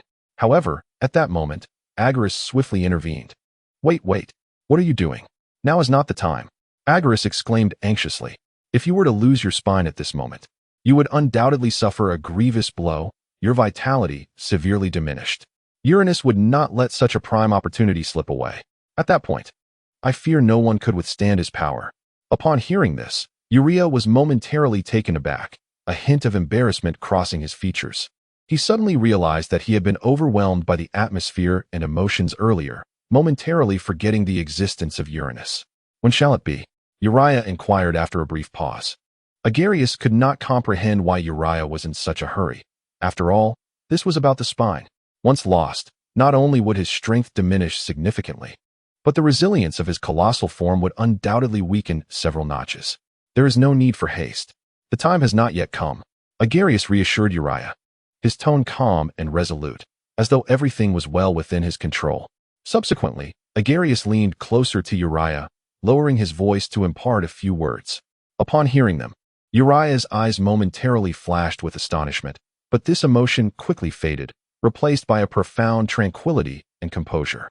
Very well, let us proceed as you suggest, Uriah nodded slightly, signifying his agreement with Agares' counsel. He then turned and returned to the center of the temple, quietly settling onto the divine throne, closing his eyes, and fully concentrating on summoning his divine power. Uriah focused his attention on the chosen spine within himself, though he did not understand why only this one vertebra needed adjustment. He resolved to comply. He cautiously harnessed the formidable divine energy within him, while an invisible force began to converge from all directions. A power embodying the scattered concept of mountains. Chapter 61.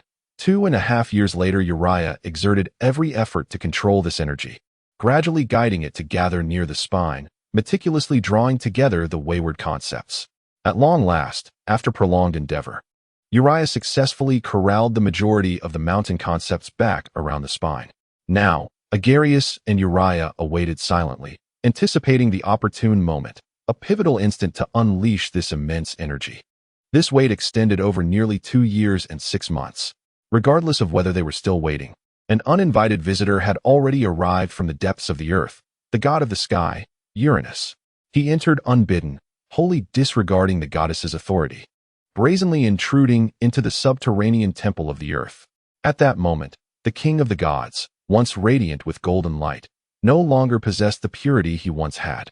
Instead, a faint crimson mark had begun to materialize at the base of his eyes. The instant he stepped into the temple, Gaia was abruptly awakened from her deep slumber.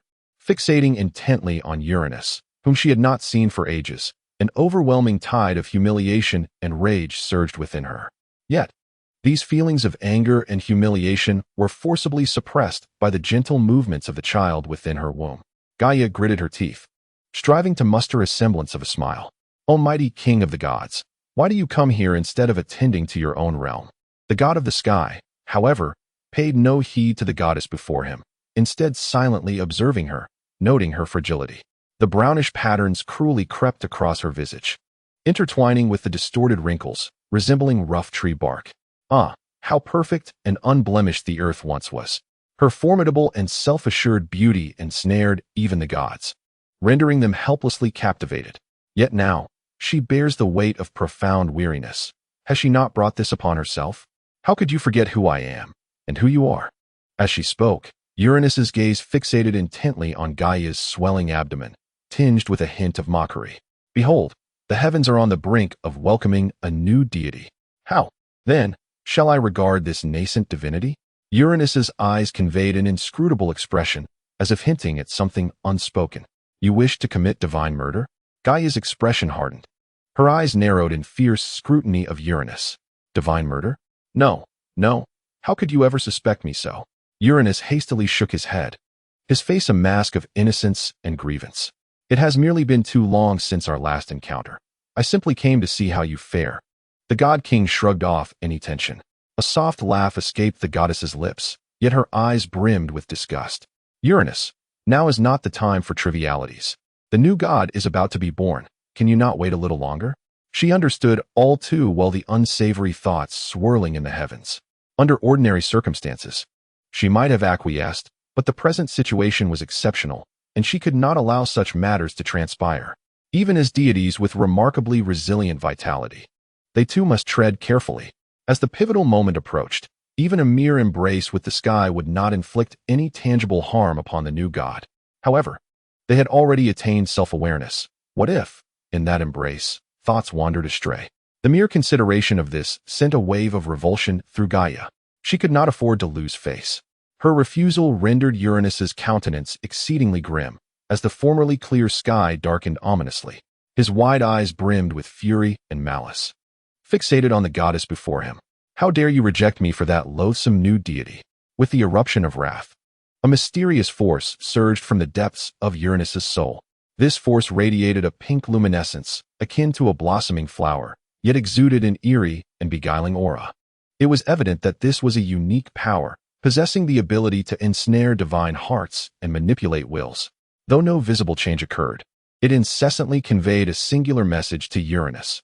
Go forth, extinguish the new god who obstructs you. The world belongs to the god king. Anything that dares to resist shall face annihilation. How dare they impede the great god king?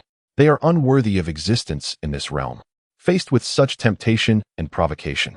Though Uranus felt a flicker of uncertainty, disdain and revulsion prevailed in his heart. Who was he? He was Uranus, the god of the sky, the supreme god-king, the eternal sovereign of this world. Command me?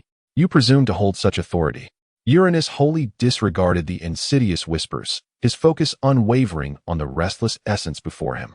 With a mere thought, he crystallized the chilling concept bestowed upon him by Agares into an incredibly solid block of ice. With a blend of the chilling essence of the cold heavens, he struck fiercely. Accompanied by a spine-chilling crackle, the enigmatic force, capable of bewitching even the most divine minds, vanished without a trace. Witnessing this scene, Uranus curled his lips into a sneer, filled with disdain and mockery. How dare you meddle in my affairs? Truly believing you could withstand the test of time? Such folly. As he beheld the helplessness of the situation, a profound sense of dominion, of orchestrating life and death, surged within him, bringing an unprecedented satisfaction and delight. Chapter 62. The breeding ground of life's ruin. Uranus. Even the fury ignited by Gaia's defiance of his commands began to subside. Yet, at that moment, recollections of the primordial words echoed in his mind, darkening his expression. This phrase, unforgettable and indelible, could not be disregarded. For so long, he had racked his brain to strip the earth of its nurturing capabilities, but to no avail. He understood that he could never act directly. Such actions would only undermine his reign and violate the laws governing the cosmos. Faced with Uranus's silence and his penetrating gaze, Gaia felt an increasing unease. She hastily summoned her divine power, erecting a formidable barrier to protect against the possibility of Uranus daring to harm her unborn child. The celestial king observed this maneuver with clarity, yet he remained unfazed. In the past, he might have hesitated due to various concerns, but now, what was there to fear? Suddenly, a glimmer of insight sparkled in Uranus's eyes, as if he had conceived a brilliant plan, fixating intently on a particular aspect of the Earth goddess. If he could obliterate this entity, his worries for the future would vanish. As this thought took root, it spread within him, igniting a fervor. He was determined to see if, without that element, the Earth could still give birth to new deities. Of course, such destructive endeavors could not be undertaken by a god-king himself. The newly favored deity appeared to be the perfect candidate, did it not? Yet, he pondered, why did this little one seem different from Oceanus and the others? Why could he not discern any clear divine attributes? After several probing attempts, Uranus chose to abandon this line of inquiry, deeming it trivial. As long as this new god possessed sufficient physical might to rend the earth, that would suffice. Indeed, Uranus's cunning strategy was to have the child, still curled within the earth, destroy its own nurturing ground. In that unique moment, they could hardly contain their yearning and impulse to enter the world. By sealing the only pathway, the eager newborn, desperate for worldly recognition, would inevitably succumb to its primal instincts. And as the architect of this scheme, the task of obstructing the passage would fall upon him. O unborn deity, may you be wise enough to adhere to the steps I have meticulously laid out. Thus, you shall be born into the world in the form most desired by the king of the gods. Offering that perfect conclusion to the magnificent sky god is undoubtedly the most precious gift. Rest assured, those of you who are destined to face punishment shall not perish. I shall spare your lives. Uranus was thoroughly pleased with his meticulously crafted scheme. Without the need for direct involvement, he could obliterate that which he despised most. In the aftermath, he would showcase the supreme authority of the king of the gods to all deities. Truly, what a splendid prospect. At the moment when the sky god basked in such delightful fantasies, the essence hidden deep within his soul stirred slightly, languishing in a state of half-life. He too harbored a profound disdain for the emergence of life. Must he truly bear such immense sacrifice for the sake of that detestable propagation? Though I have lost everything, as long as I draw breath, I shall never allow these beings to live in peace. Then, he recalled Uranus's intention to devour him, and a cold smile escaped his lips. Arrogant god, we shall see. You shall reap the bitter fruits of your own hubris. With a well-conceived plan in mind, Uranus transformed his previously sullen demeanor, a smile blooming further upon his face. You will not resist the will of the great king of the gods, will you? Under Eros, all distinctions have long since blurred. Observing the faint smile on the face of the deity, the summoned goddess felt an overwhelming sense of irony. No matter how he masked his intentions, He could not conceal the vile visage lurking within. Yet the weakened goddess was acutely aware of her current predicament.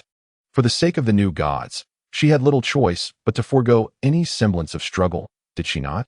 Chapter 63, The Turtle Ponto, suggested to skip the end, after a protracted passage of time, influenced by the two primordial deities, the somewhat dormant power of Eros once again surged throughout the world, profoundly affecting life as never before. They were either powerless or unwilling to resist this force, and thus love ascended to the hearts of living beings. They cast aside any lingering modesty and plunged into this primal revelry alongside the great deities. Within the Hall of Heavy Peaks, Agares engaged in aimless banter with Urea. They had been awaiting that pivotal moment, the birth of the Cyclops and the hundred-handed giants. According to the designs of fate, the arrival of these two giants would undoubtedly provoke the wrath of Uranus, casting them deep into the earth. Yet the earth, undeniably, could not remain passive. However, how could she possibly contend against the formidable Uranus? It is foreseeable that when that day truly arrives, this assembly of gods shall ultimately converge. Ponto will undoubtedly emerge upon the earth. After all, Urea had shared with him countless intricate tales of the relations between the sky and the ocean. The grievances between the sky and the sea are too convoluted to articulate. It is worth noting that even when he was but a solitary deity, Ponto dared to openly challenge the heavens. Now, with such a splendid opportunity at hand, how could he possibly cower in the depths of the ocean like a frightened turtle? Even if the protagonists of this war are those endowed with great divine power, yet this formidable deity of seismic power dares to entangle himself in the fray. After all, who can assert that a seemingly feeble god cannot exert even the slightest influence? From the fragmented snippets previously divulged by Nyx, coupled with Uranus's incessant depletion of the concept of cold, one can surmise that his cold power holds a significance of particular import to Uranus. As for why Uranus previously demanded the concept of cold from him, he has likely gleaned some understanding. He immediately ceased the cold's encroachment upon the sky. In the current moment, how long can those concepts, now bereft of their foundational support, endure? Agares has not forgotten how Uranus dealt with them. Although he is aware that he is merely a pawn in this game, who decreed that one must confront him directly. Hiding behind the main forces of resistance and delivering a few strategic strikes could suffice. This battle evidently presents a rare opportunity for observation, allowing him to witness the titanic clash between the gods firsthand. However, just as Agares was lost in thoughts of the future, the long-silent Urea alerted him to an inexplicable aura of danger. Observing the sudden flush upon the face of the mountain god, Agares hastily rose to investigate. Yet, before he could devise a strategy, that eerie redness spread from Urea's visage like a plague, swiftly engulfing his entire form. Agares was left in bewilderment. Could it be a fever? Yet that seemed impossible. They are gods. Moreover, Agares distinctly sensed the temperature of Urea's surface rising at an alarming rate. Faced with this unforeseen predicament, he could only rely on the limited experience accumulated from his previous life to respond. With a flicker of thought, Agares cautiously approached Urea, summoning forth a glimmer of cold known as ice and snow, and unceremoniously unleashed it. Observing the cold standing defiantly against the heat, proving quite effective, Agares couldn't help but exhale in relief. Unbeknownst to him, Urea was already struggling to maintain control. He now felt as if his body was completely filled with volcanic fire, beset by an unbearable heat with no escape. Only the faint chill could offer him a momentary reprieve, allowing the beleaguered mountain god to regain a measure of clarity. Cold. Could it be Agares' power? Urea laboriously pondered within his mind, already corroded by other forces, attempting to untangle the threads of thought. Yes, it must be him. There is no need for concern. With this realization, Urea was consumed by a singular thought. The cold, his savior? Mine. He spread his arms wide, fervently drawing upon the source of the chill. He could only hope that in this manner, he might merge with that refreshing essence, dispelling the searing heat and agitation within. Chapter 64, Anomaly. Feel free to skip the preceding half-chapter. The earlier half-chapter has a somewhat tedious feel. It can be bypassed. Oh. A satisfied sigh escaped from Urea's lips. The cold subdued the heat, bestowing ample tranquility. Apologies, Agares, but in this moment, I cannot resist the allure of the cold and must follow my instincts. Urea, barely conscious, struggled to articulate a thought. Subsequently, He sought out the world's greatest source of cold, Agares. He found himself unable to resist the deep-seated craving for chill within, yearning to suppress the stirring desires of his heart. In a swift motion, Uriah caught Agares off guard, who then realized the peculiar physical changes within the mountains. Could he remain still? Impossible. Since you cannot control yourself, allow me to assist you, Agares mused, relieved that Uriah had not summoned his divine powers, granting him a chance to escape. Otherwise, given the formidable strength of the mountains, he might have faced dire consequences today. A wave of tremors spread between them, fracturing their previous constraints, albeit without causing any significant destruction. Freed from Uriah's grasp, Agares quickly summoned the frigid essence of the heavens and the depths, encasing Uriah tightly within layers of ice, effectively sealing his form. Agares was acutely aware that this icy prison could not hold Uriah indefinitely. Understanding Uriah's pursuit of cold, he anticipated that Uriah would not resist, prompting him to refrain from further actions. As expected, Uriah remained utterly still, seemingly embracing the chilling power and relinquishing any resistance, allowing himself to be submerged beneath the ice. Seizing this moment, he sought to calm the tumult within and regain his clarity of mind. Agares stood watch, meticulously observing Uriah to prevent any unexpected occurrences, his gaze laced with confusion. Just moments ago, Uriah had displayed an inexplicable state of understanding, a phenomenon that Agares too recognized. Yet its abrupt manifestation was undeniably strange. While Agares pondered this enigma, he suddenly sensed a stir from the outside world. The disturbances, previously overshadowed by Uriah's presence, now resonated with stark clarity. He distinctly felt the ground tremble, and the ordinarily subtle arrows began to manifest itself more prominently. Glancing upward, Agares couldn't help but smirk slightly. The sky hung low, revealing its intentions unmistakably. This explained the burgeoning primal desires, a tumult that threatened to engulf the entire land. Fortunately, Agares silently reflected, grateful that this bizarre upheaval had not ensnared him. Within the dominion of Uriah, no other deities or nymphs were in sight. One could only imagine the fate that awaited him should he fall prey to Eros, either reduced to a mindless beast consumed by lust or trapped alongside the sole, living entity within the temple. Uriah. Either outcome was utterly intolerable to him. Contemplating this, Agares resumed his thoughts on Uriah's predicament. How could such a powerful being be so profoundly affected? By all logic, with his might, Uriah should have been able to withstand such a strange force. Agares remained perplexed, yearning for an answer, hoping fervently that Uriah would soon regain his rationality. Time flows like sand through an hourglass, seemingly without end. It is not until the night descends, enveloping the horizon in a cloak of darkness, that the tempest born of desire gradually subsides.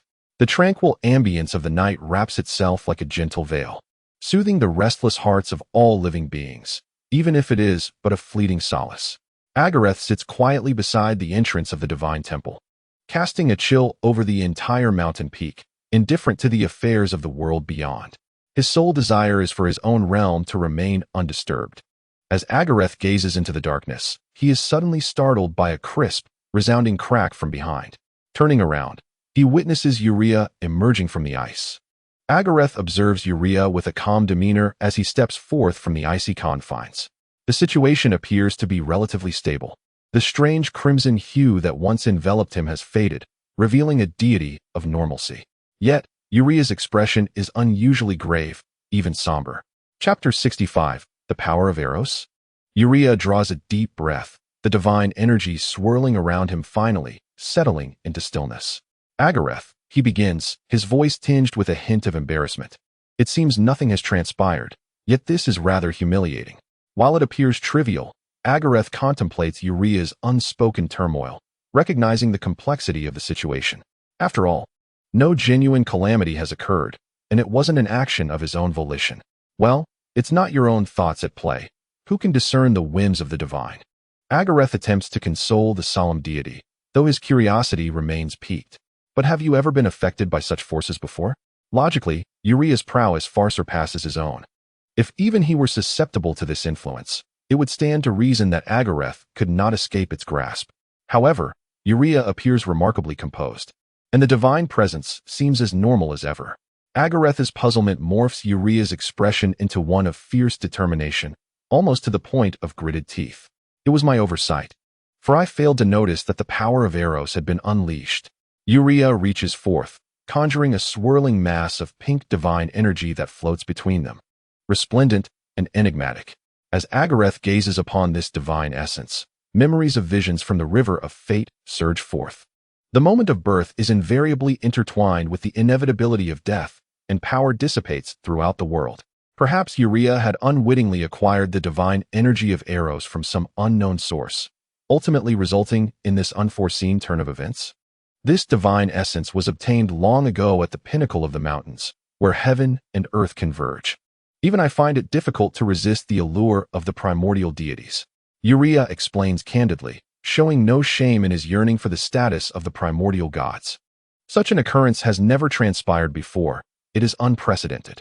At that moment, I felt the earth and heavens embrace once more, and as I sought to observe the situation, I was inadvertently affected by his influence. Fortunately, your power can be restrained. Otherwise, I shudder to think what I might do. Urea hung his head, a visage of despair and regret etched upon his face. Yet, in but a fleeting moment, before Agares could offer solace, he erupted in furious outcry. Damn Uranus! The essence of the earth is steadily rising. A new deity is on the verge of emergence. A child is to be born? This news is neither good nor bad. But why does the description of this chilling suppressive force feel so familiar? Agares began to weave together these seemingly related occurrences, and soon everything became clear.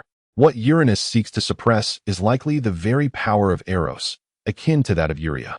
As for the reason, could the immense strength of the primordial god not suffice? Even Uranus, with all his arrogance, could not possibly disdain the power of Eros, a primordial deity.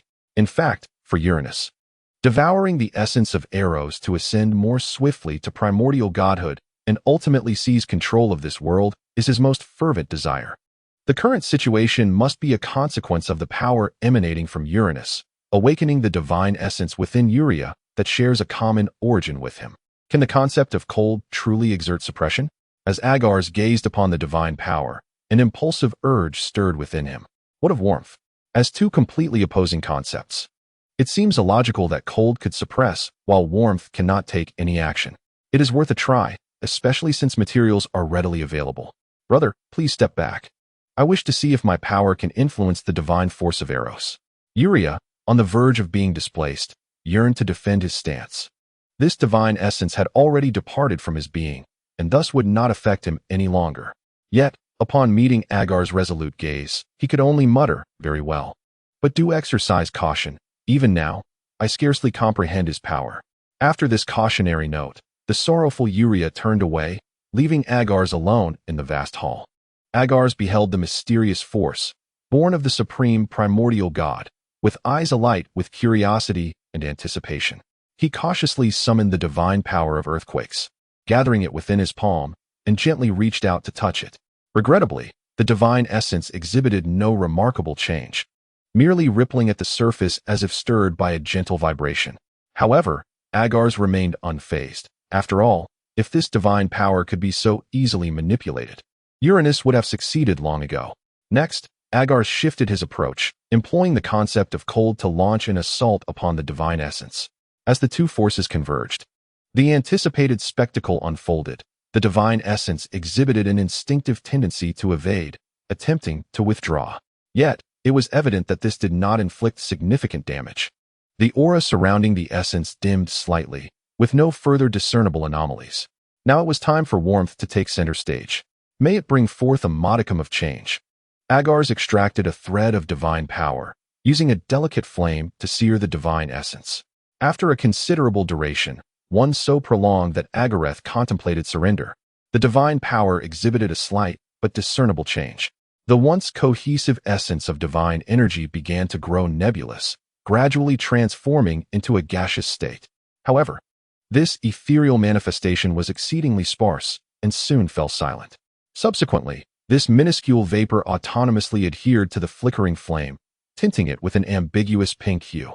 Agares perceived that within this blush-tinted flame lay a burgeoning concept of reproduction, seemingly infused with vitality and restlessness. As the closest semblance of life, he could not help but feel a ripple of emotion within. Is this truly the case? In that moment, Agares comprehended the influence of temperature upon the divine power of Eros. Coldness suppresses the yearning for reproduction, while warmth nurtures the fervor of vitality. Chapter 66. The experimental subject. Shall I dare to test the efficacy of this phenomenon? Agares mused as he fixated on the flame, gently suspended in his grasp. A bold idea suddenly emerged. Only through personal experimentation could he truly discern its effects. Although Uriah had previously been affected by the power of Eros, even that substantial surge of divine energy had not completely clouded his reason. Therefore, theoretically, such a diminutive essence should pose even less of an issue. Ah, my venerable mountains. It seems I must impose upon you as my test subject this time. Agares silently apologized to Uriah in his heart before summoning the outer deity without hesitation. Even before Uriah's figure appeared, his voice resonated from the entrance of the temple. How is it? Does your power have any effect on Eros's divine energy? He seemed entirely unaware of the impending occurrence. The moment Uriah stepped into the temple, Agares, already prepared, hurled the flame toward him. Then, only when Uriah remained oblivious to the situation could the power of Eros be maximized. Upon entering the temple, Uriah felt a warmth approaching him. Reacting instinctively to Agares's call, he caught the object before him, just as he was about to discern what it was. A familiar power coursed through him, a sensation reminiscent of the very force that had previously embarrassed him before Agares. What does Agares mean by this? If he wishes to convey something, he could simply state it outright. There is no need for subterfuge, for I would readily acquiesce. As Uriah pondered, Agares's voice, cloaked in the concept of coldness, resonated in his ear. How does it compare to that previous sensation? Agares eagerly awaited Uriah's experiential feedback. Uriah paused momentarily, then chuckled, conceding that perhaps he had overthought the matter. He then began to carefully attune himself to the new influence, which felt significantly weaker than before, yet paradoxically more troublesome. It seems diminished indeed, Uriah gradually articulated, his tone tinged with a hint of resignation. Yet he incessantly influences my consciousness, disturbs my physical state, igniting a restless desire within me, even impeding the invocation of divine powers. Agares nodded slightly, for it appeared that warmth indeed possessed a unique amplifying effect on Eros's divine might. If wielded judiciously, it could yield unforeseen outcomes. This revelation could conveniently be applied to that scoundrel Uranus. With this thought, a glimmer of cunning flashed in Agares's eyes. After all, Uranus still bore the primal essence of Eros. By skillfully harnessing this power, providing him with alternating sensations of suppression and intense stimulation, he could be plunged into chaos and desire amidst such extreme temperature fluctuations. This would successfully disrupt his actions, granting them a greater advantage. Uranus, in his divine pursuits, must not show favoritism. Agares mused with anticipation, hoping that Uranus would appreciate his unique gift. The actions of the heavens and the earth did not escape the notice of the underworld. Uranus's unusual behavior alerted Nyx to the fact that his fate was indeed accelerating. The once endlessly extending thread of his destiny seemed to halt abruptly at this moment, as the trajectory that was predestined shot across the sky like a meteor, vanishing from sight. Change had quietly descended upon him, yet regrettably, this change did not herald good fortune, but rather a calamitous end. Traditionally, whenever the earth birthed a new deity, Uranus would keep his distance. However, this time he broke with convention, approaching in an uncharacteristic manner. What could his intentions possibly conceal? Nyx, the goddess of the night, gazed down upon all beings, lamenting for the earth, mourning the suffering she was about to endure. Yet, perhaps this torment was merely the overture to the conclusion of all tales. Perhaps the attention of the deities held significance. Much like the ocean, the tumultuous waves it stirred expressed its sentiments unequivocally. In the blink of an eye, 30 days had elapsed. Life upon the earth had not fared well during this period. The primordial Eros relentlessly ignited within them the primal love that resided in their cores. In the grip of unrestrained embrace, weakness might be the best outcome. On an otherwise unremarkable afternoon, the ground suddenly began to tremble slightly, exhibiting an unusual and rhythmic vibration. Accompanying this tremor, the earth emitted an increasingly intense and fervent aura, as though an invisible force was awakening. Subsequently, the elemental energies of the entire world seemed to be summoned, converging towards the earth. Faced with such a familiar scene, the deities comprehended everything. The 13th offspring of the divine king was poised to descend upon the world today. Yet, What perplexed them was the behavior of this typically unpredictable sovereign. What was he doing, and why did he remain? Could he truly be oblivious? That seemed impossible. He had witnessed this scenario countless times. The deities sensed the unfolding events, and the goddess Gaia was acutely aware as well. Yet here she was, ensnared in the repulsive circumstances. A foreboding sensation surged within the heart of the earth goddess, rendering her restless. Damn it! The new deity is about to be born. You must depart. Gaia's voice trembled slightly, tinged with a hint of desperation. Chapter 67. The blocked Gaia. Uranus paid no heed to Gaia's words, approaching the earth with a singular focus. What on earth do you intend to do? Gaia shouted in fury, astounded that Uranus would dare to confront her and attempt to obstruct the birth of life. What are you saying? I cannot comprehend. The king of the gods murmured softly, though his seemingly bewildered expression belied a profound clarity in his eyes. He was counting down the moments, awaiting the birth of the new deity. Hurry, faster. In light of this situation, the passive goddess began to struggle violently due to the agony coursing through her body. Yet, no matter how fervently she fought, to the great god king, her efforts appeared merely as gentle nudges. Gradually, Gaia's form became engulfed in intense suffering, as if every inch of her skin were enduring a tearing torment. Thus, she was unable to escape Uranus's formidable grasp through her own corporeal strength.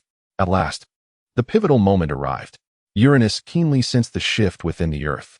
Inside her, the divine beings seemed to be desperately thrashing, attempting to break free from their mother-esque constraints. Yet, the gateway to freedom had long been obstructed by the heavens. How could these deities, yearning for light, breach the suffocating darkness? As Gaia's abdomen swelled further, her once beautiful visage contorted in agony. Uranus, though pained, remained unmoved. He even allowed the remnants of cold concepts to saturate his soul, deliberately invoking the essence of Eros to deceive the laws. He understood all too well that had his original plan been executed and succeeded, the earth, a cradle of life, would face utter annihilation. Such a grave sin was beyond any deity to bear. Though he was not the true destroyer of this sanctuary, the title of instigator would be inescapable. In a state of clarity, he could not evade the repercussions of such dire consequences. However, the circumstances had now altered. The power of Eros had already imbued him. The rationality and corporeality of the heavens were thus affected, completely losing control over their actions. It was precisely for this reason that the connection between heaven and earth remained intact. Thus, this had little to do with me, Uranus. It was Eros who commandeered my body to fulfill the mission of life. How could I bear the brunt of the blame? If accountability were to be sought, it ought to rest upon that wretched child and Eros. A mere adherence to rigid rules, even when aware of their dubious nature, what can be done? It is true that Eros wields immense influence, and the destruction wrought by the child is an undeniable fact. I am merely an unfortunate god king who inadvertently aided in the harm of the earth. Upon the earth, the ground continues to tremble, creating ripples across its surface, while the sky hangs low, stifling the earth's movements. This scene is witnessed by Agares and Urea, who anxiously await Gaia's successful delivery. The fluctuations of the laws manifest in the heavens, yet the new deity remains unborn. Is this a case of difficult labor? It is evident to all that Uranus is the architect of this mischief. Should the new god remain suppressed by the heavens, what fate awaits the mother? Agares gazes at Urea with a furrowed brow. Urea, looking at the visible laws, shakes his head. Mother, I am uncertain, but perhaps the new god will no longer be recognized as divine by the world. After all, this is an unprecedented occurrence. Just as Agares opens his mouth to speak, the daylight goddess Hemera departs from the sky, and Nyx stretches her form across the heights. As night falls, the darkness envelopes the earth like thick ink. Amidst the pitch black, a faint sound emerges, the subtle groans of Gaia. This sound pierces through the layers of darkness, striking at the very core of Agares' being. He furrows his brow in determination, fully aware that inaction is no longer an option. The situation grows increasingly dire. Must they truly rely on the cruel heavens to suddenly awaken its conscience and release their mother, allowing her to safely give birth? Agares turns directly to Urea. Brother, it is time to act. Channel our mother's strength. I can sense the struggles deep within the earth. After a brief pause, a flicker of anger ignites in Agares' eyes. You elevate the mountains and drive the heavens away from the earth, while I shall unleash a cataclysmic earthquake that tears everything asunder. Very well. Let Uranus experience the might of us brothers. Understanding the gravity of the situation, Urea nods, his resolve already set. Urea unleashes his previously restrained power. Planting his feet firmly upon the earth, arms raised in a half gesture towards the sky, he calls forth towering, solid mountains that rise swiftly, attempting to push the heavens away from the earth. Simultaneously, Agares retrieves the crystal gifted by their mother, recalling Nyx's counsel. The glory of the earth, then. Agares clutches the crystal tightly, whispering, Mother Earth, lend me your aid. Let this realm be overturned. No sooner has Agares spoken than a miracle occurs. The crystal responds to the Earth's sun, radiating a brilliant light. The once transparent surface suddenly shimmers with a dazzling brilliance. A rich, deep ochre light surges toward Agares like a tidal wave. Chapter 68. The Great Earthquake God. The crystal in Agares' hand bursts forth with radiant luminescence. The dense ochre light floods him, while the very ground beneath his feet awakens, continuously channeling immense power into him, causing his aura to ascend to new heights. In the blink of an eye, the enigmatic portal, symbolizing immense divine power, slowly opened, and at that moment, the god of earthquakes briefly ascended to his magnificent strength. Agares understood that this was the Earth's response to him, its progeny. The seismic prowess unleashed by the god of earthquakes was sufficient to disrupt the tranquility of the world. I, Agares, the guardian of the earth, shall fulfill my duty and protect this realm. Let it commence, the repressed nature that has long been subdued, allowing this world to witness the might of earthquakes. As Agares poured forth his inner sentiments, he unleashed for the first time the formidable power that had been restrained within his being since birth. He plunged his form into the earth, and the tremors emanating from the very essence of earthquakes proliferated from the depths below, rapidly enveloping the entire land. The heavens and earth underwent a sudden transformation. The ground began to quake violently, as if shaken by an invisible giant hand. The once serene surface morphed into a tumultuous sea, roiling and surging. Accompanied by thunderous roars and vibrations, the long-repressed volcanoes seemed to have received some signal, erupting with searing magma and dense smoke, eager to release their pent-up fury and energy.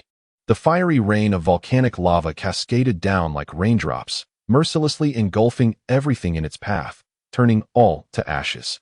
The flora and fauna stood defenseless against this relentless catastrophe, silently enduring their fated destruction. Even the vast oceans unleashed turbulent waves, crashing furiously upon the surface, echoing the rhythm of the earthquakes. As if seeking to assert their own authority through the Earth's power, the fissures created by the quakes gaped like the maw of a demon, heartlessly devouring the panicked beings fleeing in terror. In this moment, the Earth's majesty was laid bare, rendering life acutely aware of its fragility in the face of nature. It can be said that the tremors of this earthquake extended far beyond the surface, affecting the skies, mountains, oceans, and even the realms of the underworld. The entire world fell into chaos due to the Earth's convulsions. Meanwhile, deep within the Earth, Uranus was fully prepared, ready to guide the titans within him to unleash their impatience upon his warm embrace. Uranus was acutely aware of the night's imminent arrival. According to his original design, he intended to wait until the twilight of night merged with the dawn of the next day to spur these young titans into action. This particular moment was chosen, for the transition between night and day heralded the arrival of a new dawn. Only after enduring such prolonged darkness would the new god's yearning for birth intensify. It was this extreme desire that compelled them to pursue their goals at any cost, striving for comprehensive recognition of the laws. Driven by this primal instinct, no barrier could impede their desire to be born. Yet, Uranus was aware that Agares and his kin were not to be underestimated. They would certainly not sit idly by while he orchestrated chaos. Delaying further, who knows what unpredictable changes may occur. Contemplating this, he resolved to act. After all, night had already fallen, and he could not afford to miss this opportunity. Although the god-king appeared to be under the influence of Eros's power, his right hand discreetly released a surge of divine energy, a clear indication of his intentions. Would the yet-to-emerge new deity withstand such glaring temptation? If one were to perform, one must do so in full measure. At that moment, Uranus's once clouded eyes gradually regained clarity. He widened his gaze, seemingly unable to believe the extraordinary scene before him. A complex expression crossed his face, a blend of ironic guilt and an unspoken apology to Gaia for his earlier actions. Yet, the sincerity of this expression was known only to him. Oh, poor goddess! The strength of Eros is indeed formidable, so much so that even I cannot resist it. O unborn new god, calm your restless soul, and seek the rightful path to your birth. After feigning a few hollow words, the sky god unhesitatingly placed his hand upon the earth goddess's abdomen, as if to soothe the tumultuous new divinity within her. As Uranus had anticipated, the divine power of the sky served as a beacon in the darkness, guiding lost souls towards their destined path. In an instant, they comprehended that this was indeed the correct passage for their arrival into the world. The beings within her began to unite in fervent determination, launching wave after wave of fierce assaults towards Gaia. The goddess, still resisting valiantly, sensed the burgeoning power and the intensifying turmoil. She instinctively dispelled the guiding divine energy, and like that rogue, attempted to pacify these unruly attackers with the power of the earth.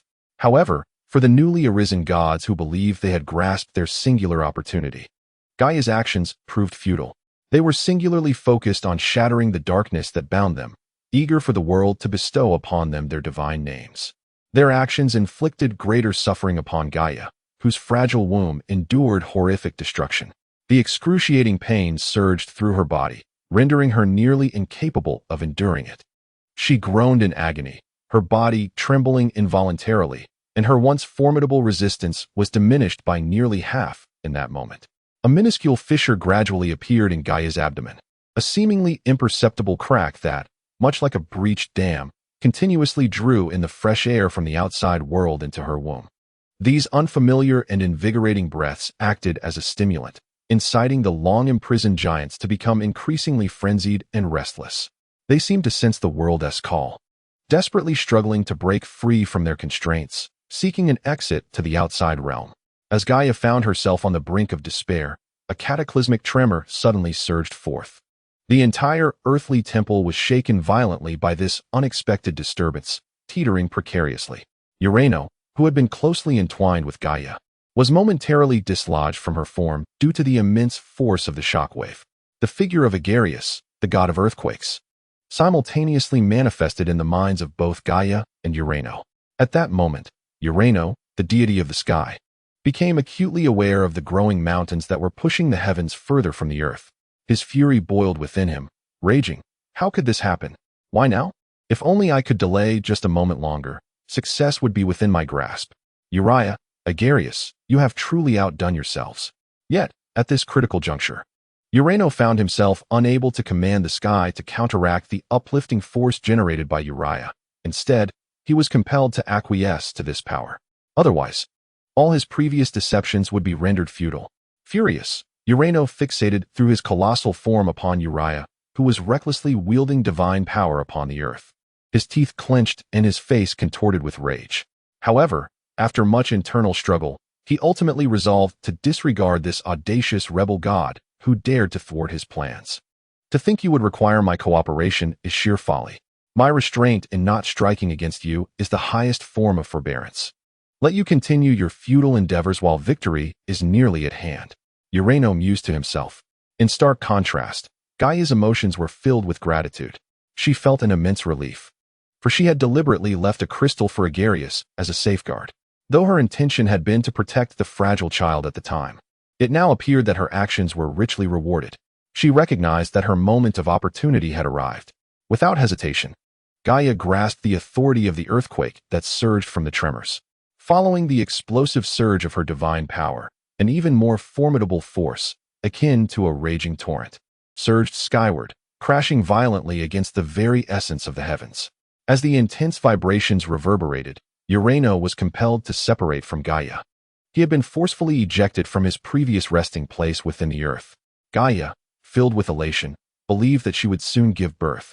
But reality proved far more complex than her expectations. The temple of Gaia seemed to sense her anticipation, rising gently toward the surface in accordance with her desires, as she hoped to welcome new life upon the earth. Meanwhile, Uranus gradually diminished the influence of Eros's power over him.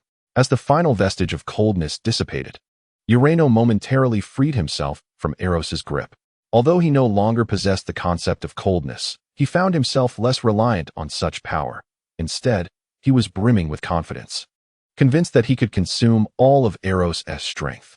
Uranus' gaze remained fixed on Gaia, who writhed in agony. His pupils slightly constricted, as if he glimpsed something unknown through the scene before him. In the next moment, his figure vanished with the swiftness of lightning, leaving the Earth Temple in the blink of an eye. Just as he disappeared, a barely perceptible smile crept across his lips. He was on the cusp of success. With Uranus no longer watching, Gaia exerted all her strength to descend towards the ground. However, just as she was about to reach the surface, a heart-wrenching pain, akin to 1,000 arrows piercing her heart, struck her suddenly.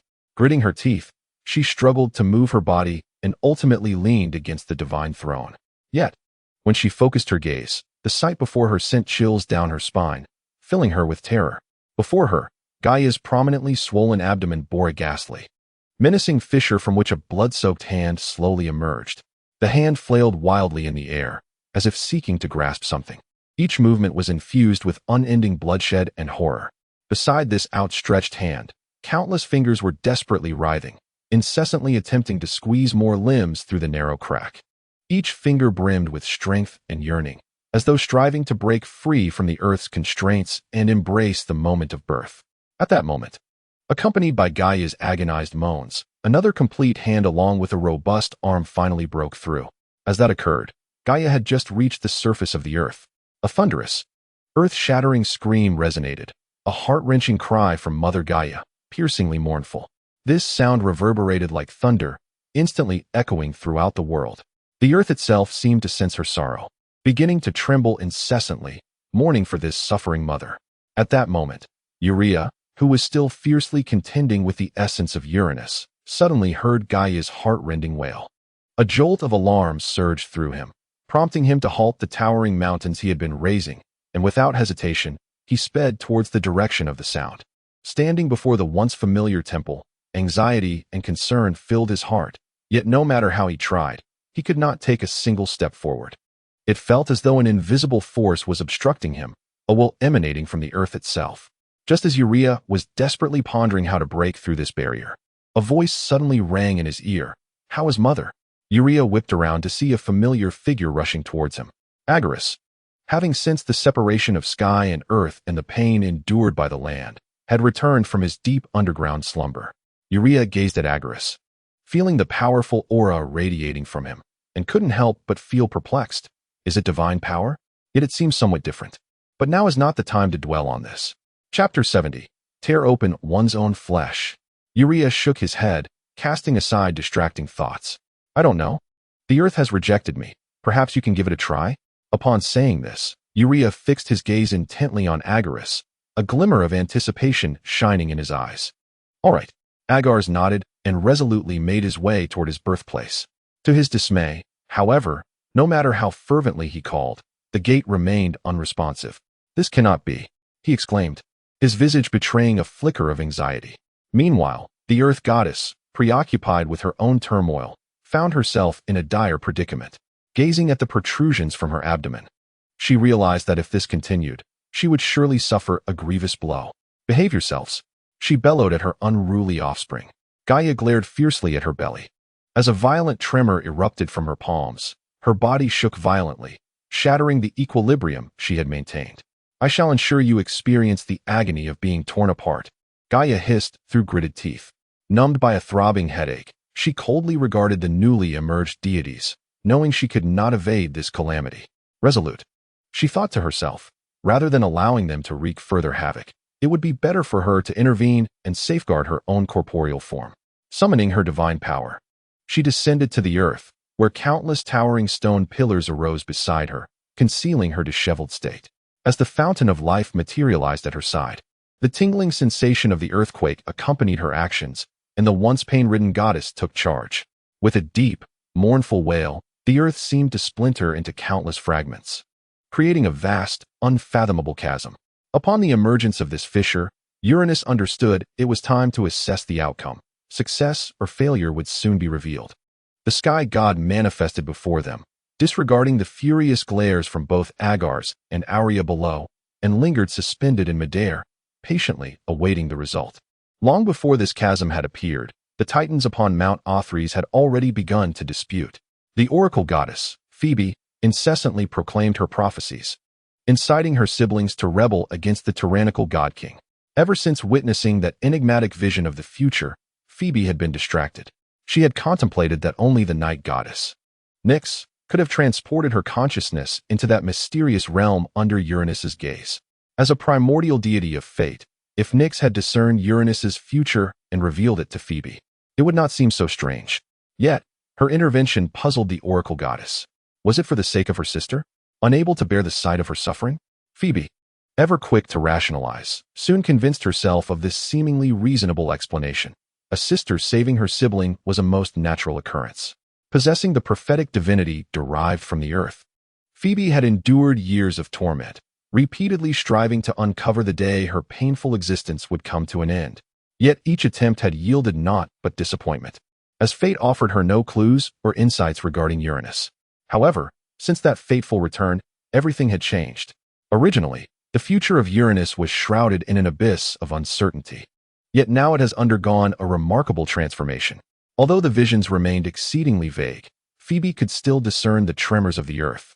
This mere revelation dispelled her doubts regarding the future depicted by that enigmatic realm. Chapter 71. The Mad Phoebe, the Dawn of Resistance? Despite her distracted state, Phoebe endured even greater torment. Yet, she remained indifferent, yearning only for a swifter resolution. At last, when that familiar scene re-emerged, the oracle goddess recognized that her moment had arrived. Everything aligned perfectly. Phoebe danced with exuberance in the gaze of Oceanus and the others. However, Cia's eyes revealed a hint of concern. Her condition had been peculiar for many years. The delighted goddess, oblivious to the celestial god's worry, proudly proclaimed the flicker of hope within her heart. Do not despair. The days of suffering are nearing their end, and the tyrannical reign of the heavens will be utterly overthrown. Oceanus and the others were indeed taken aback by Phoebe's audacious words. Yet, before they could voice their thoughts, Phoebe interrupted them with an air of declaration. Gods, the moment for our rebellion has arrived. The future has already unveiled the fate of our father's downfall. We shall be free. She was certain that amongst those who united against their father, they would find their presence. The spirits of the underworld and the sea would undoubtedly not join. Since destiny had been revealed, Phoebe was determined to defend the inevitability of fate with all her might, to avert any unforeseen occurrences. However, how could the Titans believe such an ethereal and hollow proclamation? Phoebe, it is not that we wish to disbelieve, but the power of the heavens is beyond our capacity to challenge. Oceanus replied with a wry smile. Cronus echoed, indeed. Phoebe, the risks are far too great. Success is unattainable with merely our strength. The remaining Titans expressed similar sentiments, nearly all in opposition. The oracle goddess regarded their unanimous dissent with indifference. She turned directly to Thea and declared, as long as you consent, I shall immediately retrieve your eyes. Phoebe knew that if Thea agreed, Hyperion would undoubtedly follow suit. True to her expectations, while Thea pondered, Hyperion was the first to respond. I consent, if you return Thea's eyes. I shall join the ranks of the resistance in the name of light. Upon hearing Hyperion's words, Thea no longer hesitated. Very well, I shall join as well. Then, the two fell silent, representing only themselves without interfering with the will of the other gods. Observing the remaining Titans still wearing expressions of concern, Phoebe resolved to look directly at the goddess of memory. Words may fail to convey my sincerity, yet memory will never lie. I shall show you my memories, allowing the deity of memory to judge the truth. May you regain the dignity of divinity upon witnessing the revelations of fate. After exchanging glances, the other Titans felt a surge of excitement and anticipation. If her words were not mere fabrications, then they would stake everything. They nodded in agreement to Phoebus's idea, acknowledging Mnemosyne's presence. After all, one cannot deceive the goddess of memory. Excellent, Mnemosyne remarked, producing a mirror that shimmered with an enigmatic glow. This mirror, a divine artifact gifted by the goddess of memory, possesses the power to reflect the memories of all wise beings. Phoebus, I do not wish to pry into your memories. Simply recall that moment in your heart, and the artifact will reveal the truth to us. Phoebus nodded, focusing on the mirror as he summoned the long-buried memory within. As he began, the others witnessed everything that Phoebus had once seen. The memory resembled the current scene closely. The figure under siege could only be the god of the sky. As everything came to a close, A subtle smile graced Phoebus's lips. Now, do you have the answer in your hearts? The Titans fell silent, their gazes shifting towards Mnemosyne, awaiting confirmation from the goddess of memory. Undoubtedly, this memory was authentic. Upon hearing this affirmation, Oceanus stepped forward without hesitation. Good. Things cannot get worse than they are now. As long as there is hope, no cost is too great. The other Titans echoed their agreement, emboldened by newfound confidence. They were determined to reclaim all that they had suffered for so long. Freedom was within their grasp. Chapter 72. Life returns to the earth. Go ahead to the earth.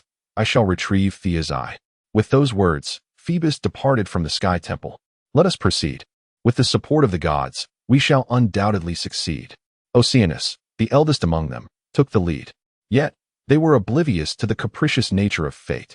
While memory may not deceive them, Phoebus swiftly extracted Thea's eye from the ancient moon and, upon confirming its integrity, turned to leave without hesitation. However, he failed to notice that, despite having lost its brilliance, the ancient moon still radiated a light indistinguishable from its usual glow. The long-term fusion had imbued the ancient moon with the essence and concept of brilliance. It had evolved beyond a mere ethereal existence, gradually acquiring a tangible form. Unbeknownst to the gods, the ancient moon stealthily infiltrated the realm of light, which would greatly trouble a certain deity in the future. Ultimately, the goddess of sight reclaimed her eye. With the divine power of Clithos assisting her, Thea successfully restored her eye to its rightful place, fully regaining her vision. All of this did not escape Uranus's vigilant gaze. He observed the naive beings with indifference, too apathetic to engage with them. The earth remained paramount. He needed to witness that answer with his own eyes. As for the oblivious Titans, they could be dealt with later. Upon the earth, the opening of the vast chasm heralded the birth of new life. As the night began to fade, the giants emerged. In the beginning, there emerged from the world a formidable group of giants, towering in stature and possessing a singular, unique eye. Their colossal bodies were matched only by the brilliance of their solitary eye, which sparkled with a mysterious and profound luminescence. The laws of existence bestowed upon them the sacred name of Cyclops. Following them, 3 equally massive giants, adorned with 50 heads and 100 arms, slowly emerged from the depths of the earth. Their towering forms rivaled those of the Cyclopes. They were known as Cinemanes. With the advent of these giants, the world rejoiced in the celebration of new life. They emanated a formidable aura, each arm wielding strength akin to divine power. As Nyx had proclaimed, they were born as natural forgers, accompanied by the hammer of creation at their birth. The Cyclopes and Cinemanes gazed upward, their eyes brimming with the exhilaration of existence and curiosity toward the world. With excitement, they opened their mouths, revealing sharp fangs, and wildly waved their massive arms while emitting thunderous roars. In this manner, they declared their arrival to the world, showcasing their powerful and unique presence. At that moment, Uranus descended from the distant sky, surveying the newborn giants with an expression of barely concealed disdain and fury. He could not accept that these grotesque beings possessed the might of the heavens. Devoid of divine essence, they bore only a seemingly useless innate talent. These giants were unworthy of the noble lineage of the skies. Their existence was an affront to the honor of the king of the gods. Setting aside Uranus's emotions, it must be noted that the earth goddess, Gaia, felt a considerable relief, yet this did not signify the conclusion of all matters. The trauma inflicted upon Gaia was profound. Despite her best efforts to protect herself, she bore a deep scar upon her being. Perhaps this fissure would accompany her for an extended period. However, it was not of great consequence, merely a crack, insignificant as long as it did not touch upon her essence. Moreover, Aegean had instigated a great earthquake for her sake, resulting in severe devastation across the world, erasing half of the flora and fauna, as well as a third of the nymphs. The primal energies of these lives returned to the earth, consumed entirely by it. Now, she possessed sufficient strength to fight for herself. Alas, Gaia sighed inwardly, a hint of regret gracing her features. The duration of the earthquake had been far too brief. How wonderful it would have been had it lasted longer. She, Gaia, was kind-hearted and harbored immense tolerance for all living beings. Yet, all of this was predicated on the condition that the earth remained unharmed. It was now time for those creatures who had once thrived under the earth's nurturing embrace to repay their debt. They needed to pay an equivalent price. Chapter 73. A meeting. Gaia adjusted her physical state slightly, ensuring that the fissure would not hinder her actions. Eagerly, she set out to seek Uranus, igniting a quest for vengeance. Uranus, are you prepared to face my retribution? Gaia's expression bore a hint of madness as she murmured to herself. Soon after, she began to unravel the bindings that encircled the towering stone pillars around her. With a resounding roar, these lofty columns swiftly sank beneath the earth, stirring up a cloud of murky dust. Meanwhile, the Titans had arrived at the location of Agares and Urea. Undeterred by the oppressive pressure and the terrifying gaze of Uranus, one that seemed to threaten to consume them, they resolutely stood beside their uncle. Look, are these not the feeble Titans? Uranus sneered with a sardonic smile, his cold gaze fixed upon the unaware Titans. Father, please do not misunderstand. We have never intended to oppose you. However, the current circumstances compel us to act in self-defense. To save ourselves, we have no choice but to overthrow your dominion. The Titans exclaimed in unison. No sooner had they spoken than they instinctively positioned themselves behind Agares and Urea, standing shoulder to shoulder to confront the formidable Uranus. Agares found their defiant, yet cowardly stance amusing. Among the Titans, only Oceanus, Hyperion, Iapetus, Ceus, Cronus, and Rhea had attained great divine power. The rest, like Clithos, were rendered ineffective due to their shortcomings, while Tethys lagged only slightly behind, as the world favored males. The memory of Mnemosyne and the oracle goddess Phoebe stood at the pinnacle of moderate divine power, while Themis, the embodiment of justice, and Thea, the goddess of sight, were the weakest. Upon observing their capabilities, Agares nearly revealed a look of pity. Truly, Uranus had neglected divine matters, allowing them to be reduced to such a state. Given the essence of the world they occupied, they ought to wield formidable powers by now. Ironically, this uncle of theirs, though considerably younger, had already achieved a level of great divine power. Yet, one could not blame them for rising against Uranus. Had they not stood firm against his overwhelming pressure, the world would have long been ravaged by his tyranny.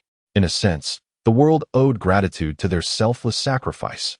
The Titans also recognized Agares as a unique presence. Amidst the myriad of indistinct and unrecognizable shadows, he was the only deity to reveal his true visage. Through the divine essence he radiated from the earth, the Titans discerned Agares' true identity. A tinge of bitterness welled up within them. Why was the world so unjust? Some deities were inherently endowed with extraordinary power, while they struggled at the threshold of moderate divinity. Agreus, the youngest of the uncles, was thousands of years younger than them, yet his strength far surpassed theirs, rivaling that of the other two uncles. This vast disparity left the Titans feeling helpless and disheartened. They could only console themselves with the thought that the stronger their uncles were, the safer they would be, and the greater the likelihood of their success. With three mighty deities alongside their ranks, they held firm belief that so many gods could not possibly fail to overturn the dominion of the sky god. With such a mindset and a hopeful vision of the future, the Titans dared to confront Uranus, whom they regarded as their nightmare. Meanwhile, Agreus observed their seemingly provocative actions with a sense of confusion.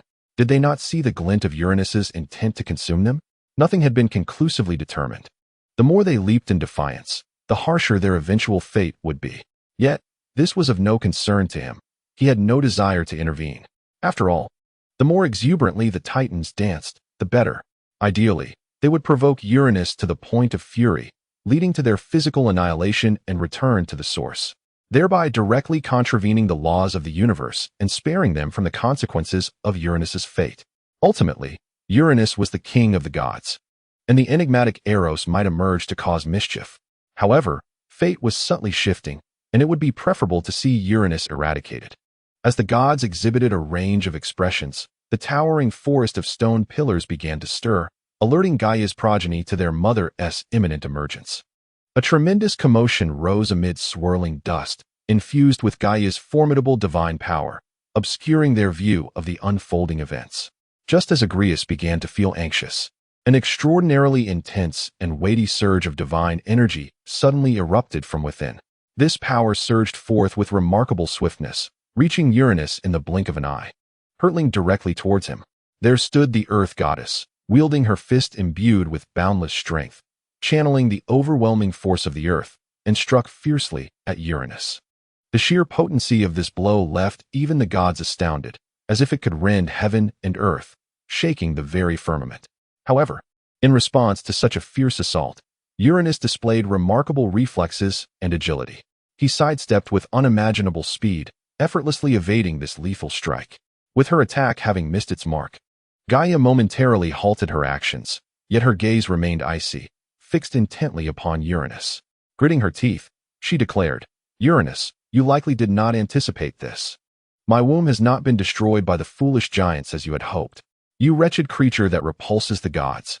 Her voice brimmed with fury and resentment. Meanwhile, Uranus, having evaded the attack, felt profound regret and anger, blaming Aurea and Agares for his failure. It was unthinkable that he would admit such a thing. With a fade of sorrow, he responded, "Gaia, how could you think so? It was Eros's power at play.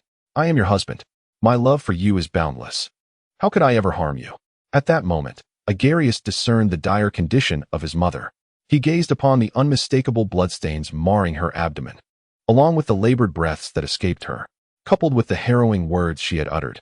It was not difficult for him to surmise the immense suffering she had just endured, and his eyes brimmed with a profound sense of sorrow.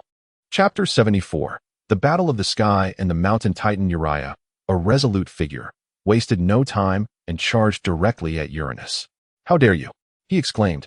Not only did Uriah command the mountains to continue resisting the heavens, but he also transformed into a colossal titan of stone, towering 1,000 meters high, and swung a mighty fist towards Uranus. This punch was imbued with an inexhaustible force, as if it sought to shatter the very fabric of existence. However, in the face of Uriah's fierce assault, Uranus merely chuckled lightly and evaded the strike. A hint of derision danced upon his lips, suggesting he was utterly unfazed by Uriah's onslaught. "Uriah, do not speak nonsense. I have done nothing. It was those wretched giants who harmed Gaia. They are the true culprits." Uranus's voice was calm and icy, sending a chill down the spine, as he fixed his gaze upon the group of giants still in a stupor. As Uranus finished speaking, Uriah's fist surged forth like a mountain crashing down, laden with an overwhelming terror akin to a volcanic eruption, aiming to obliterate Uranus's very presence. A thunderous roar echoed as Uriah's blow struck, fracturing the space with countless web-like fissures that seemed to lead into an unfathomable abyss. Although this realm was restored in an instant by the world's formidable regenerative power, it could not conceal the heart-stopping might wielded by Uriah. Yet, in the face of such a ferocious strike, Uranus effortlessly sidestepped. Soon after, he transformed into a magnificent titan of the azure sky, unleashing a deafening roar that reverberated throughout the world. This roar sounded like a proclamation to the universe, showcasing his unparalleled strength and authority. Accompanied by the thunderous echo, Uranus's imperious growl pierced the heavens as he arrogantly declared, "Uriah, since you are so eager to witness the power of the God King, I shall indulge you today." No sooner had he spoken than the once clear azure sky appeared to be forcefully pressed down by an unseen hand, swiftly descending to confront Uriah's form. Undaunted by this sudden turn of events, Uriah clenched his massive hand into a fist, mirroring the grandeur of a mountain, and hurled it towards Uranus in the sky. In an instant, the two titans, as towering as mountains, collided head-on in a spectacle devoid of flourish. In that moment, a suffocating pressure erupted from their point of impact, akin to a tangible shockwave that surged outward in all directions. Those titans of somewhat lesser strength were rendered nearly breathless by an overwhelming aura that descended upon them, leaving them unable to react in time. Fortunately, at this critical juncture, Gaia intervened, managing to shield these titans from the terrifying onslaught. However, the initial clash did not yield a clear victor, as Uranus swiftly adapted his strategy and launched another assault. The fists of this celestial giant erupted in a dazzling azure light, imbued with an indomitable force, as they struck fiercely against Aurea's shoulder. With a thunderous roar, Aurea's shoulder shattered, sending countless clumps of earth and massive stones cascading down like raindrops. Yet, Aurea did not falter. His palm swiftly transformed into a sharp peak and, with the might of a tempest, struck Uranus's abdomen with tremendous force. This blow unleashed a volcanic eruption of power, rending Uranus's midsection into innumerable fragments, creating a shattered canopy of the heavens. These celestial shards plummeted like meteors, crashing heavily to the ground and stirring up a tempest of dust. Amidst the swirling debris, Colossal craters emerged, resembling wounds torn into the very fabric of the earth. Within these pits, a thick haze of smoke enveloped the scene, obscuring any view of what lay within. Such trivial injuries bore no significance for either Uranus or Aurea. The damaged portions of their forms were instantly restored.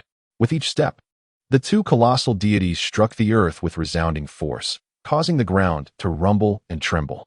As for weapons, they required none, for their robust and towering divine physiques served as the most fitting instruments of destruction. Each fist swung, each kick unleashed, was laden with boundless strength and majesty. In this fervent clash of flesh against flesh, the entire world quaked, as if on the brink of collapse. And this was the most profound manifestation of their formidable power.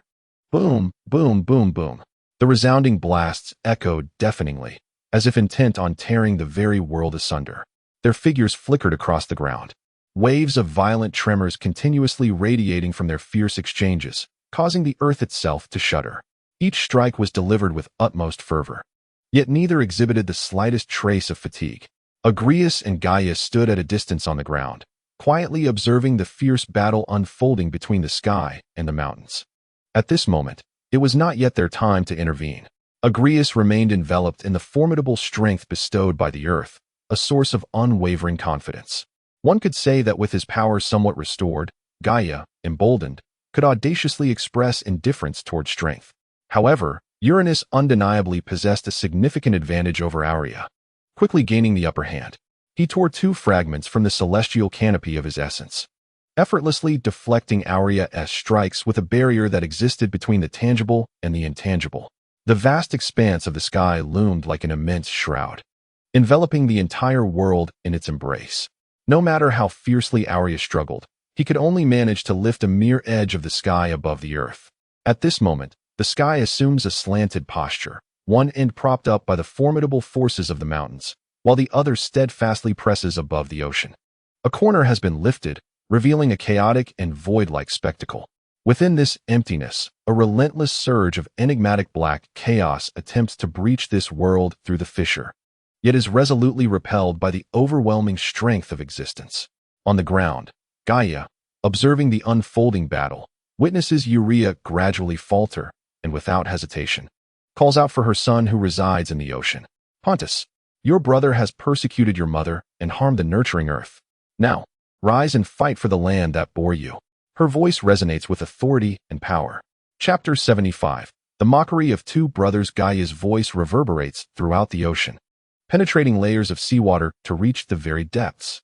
There, hidden in darkness, Pontus hears Gaia's call. Originally, he had planned to launch a surprise attack while Uranus was unprepared, but it seems that plan can no longer be executed. Sighing inwardly, Pontus slowly opens his eyes. With a mere thought, a colossal deep blue current surges from the abyss, roaring skyward like a mighty dragon. This torrent swiftly coalesces into a formidable figure, standing shoulder to shoulder with Urea. At this moment, Uranus's azure form appears even more profound, and he gazes at Pontus with a hint of disdain curling at the corners of his mouth. Ha ha ha, Pontus, you feeble creature.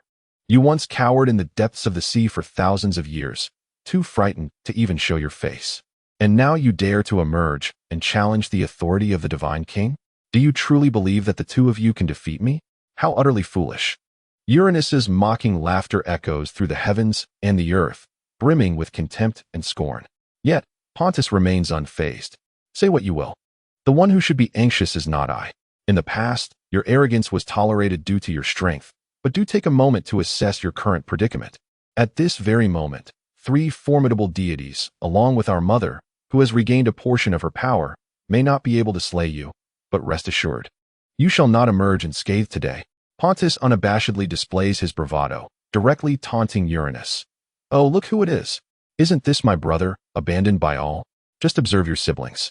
Your mother, even your children, all rising against you. As a deity, you have truly reached a remarkable low. Do you believe you can escape unscathed today? Even Hypnos would not dare to entertain such a luxury. You would do well to graciously step down from the throne of the divine king. Having finished his mockery, Pontus does not hesitate to charge forward, aiding Urea in withstanding the most ferocious assault from Uranus. His essence is unburdened by the pressures of the sky, allowing him to unleash his full power. On the ground, Agares gazed enviously at his brothers, each possessing a formidable physique. He yearned to attain such a grand stature. Yet, as he looked upon his own youthful form, a surge of resentment welled within him. He was still trapped in this juvenile state, uncertain of when he might achieve a mature body. Meanwhile, Gaia, steadfastly nurturing the earth, never once diverted her gaze from Agares. She discerned the fleeting glimmer of envy in his eyes and felt a wave of guilt wash over her. It was her own influence that had rendered her beloved youngest son devoid of the immense strength and stature that characterized his brothers. However, this did not signify an absence of possibility. She resolved to allow Agares to experience the power of the earth firsthand, to compensate for what she felt he lacked. After all, she possessed the ability to provide support and assurance. No matter the circumstances, she would safeguard him, offering him a solid foundation. Contemplating this, Gaia spoke to Agares with utmost tenderness. Agares, guardian of the earth's glory, my dearest child, you deserve eternal happiness. Your brothers are engaged in fierce battles. Do you not wish to partake as well? The earth shall bestow upon you strength, and you will possess a physique as grand as theirs. Upon hearing Gaia's words, a ripple of excitement stirred within Agares. He was indeed tempted. Yet, after deep contemplation, he ultimately managed to quell his restless heart. He was acutely aware of his limitations. He was no warrior, and to involve himself now would not be prudent. The current circumstances were already dire, and his reckless participation could exacerbate the situation and potentially trouble his brothers. He also wished to maintain his dignity in the eyes of the younger ones, believing it wiser to assume a supportive role. With heartfelt gratitude, Agares gazed at Gaia and said, "Mother, I profoundly appreciate your love for me. However, the time is not yet ripe. I am confident that when I am ready, you will not deny me." "Very well," Gaia replied, her tone tinged with a hint of disappointment, as if lamenting the absence of her youngest son's valiant presence. Behind them, the Titans observed the tender exchange between mother and son. Their hearts stirred into a tempest of emotions, crying out, "Mother, how can you be so unjust? We are your children as well. If he does not desire it, we certainly do." Alas, they could only voice such grievances within the confines of their hearts, lacking the courage to articulate their thoughts aloud. In that moment, Gaia was not inclined to heed their outcries. She had many children, yet her love and care could only extend so far. Since absolute fairness was unattainable, why should she be overly concerned? Meanwhile, the battle among the giants raged on with relentless intensity. Yet, the sky remains the sky, even with the formidable descent of Pontus. It merely rends a few fragments of the celestial veil from Uranus.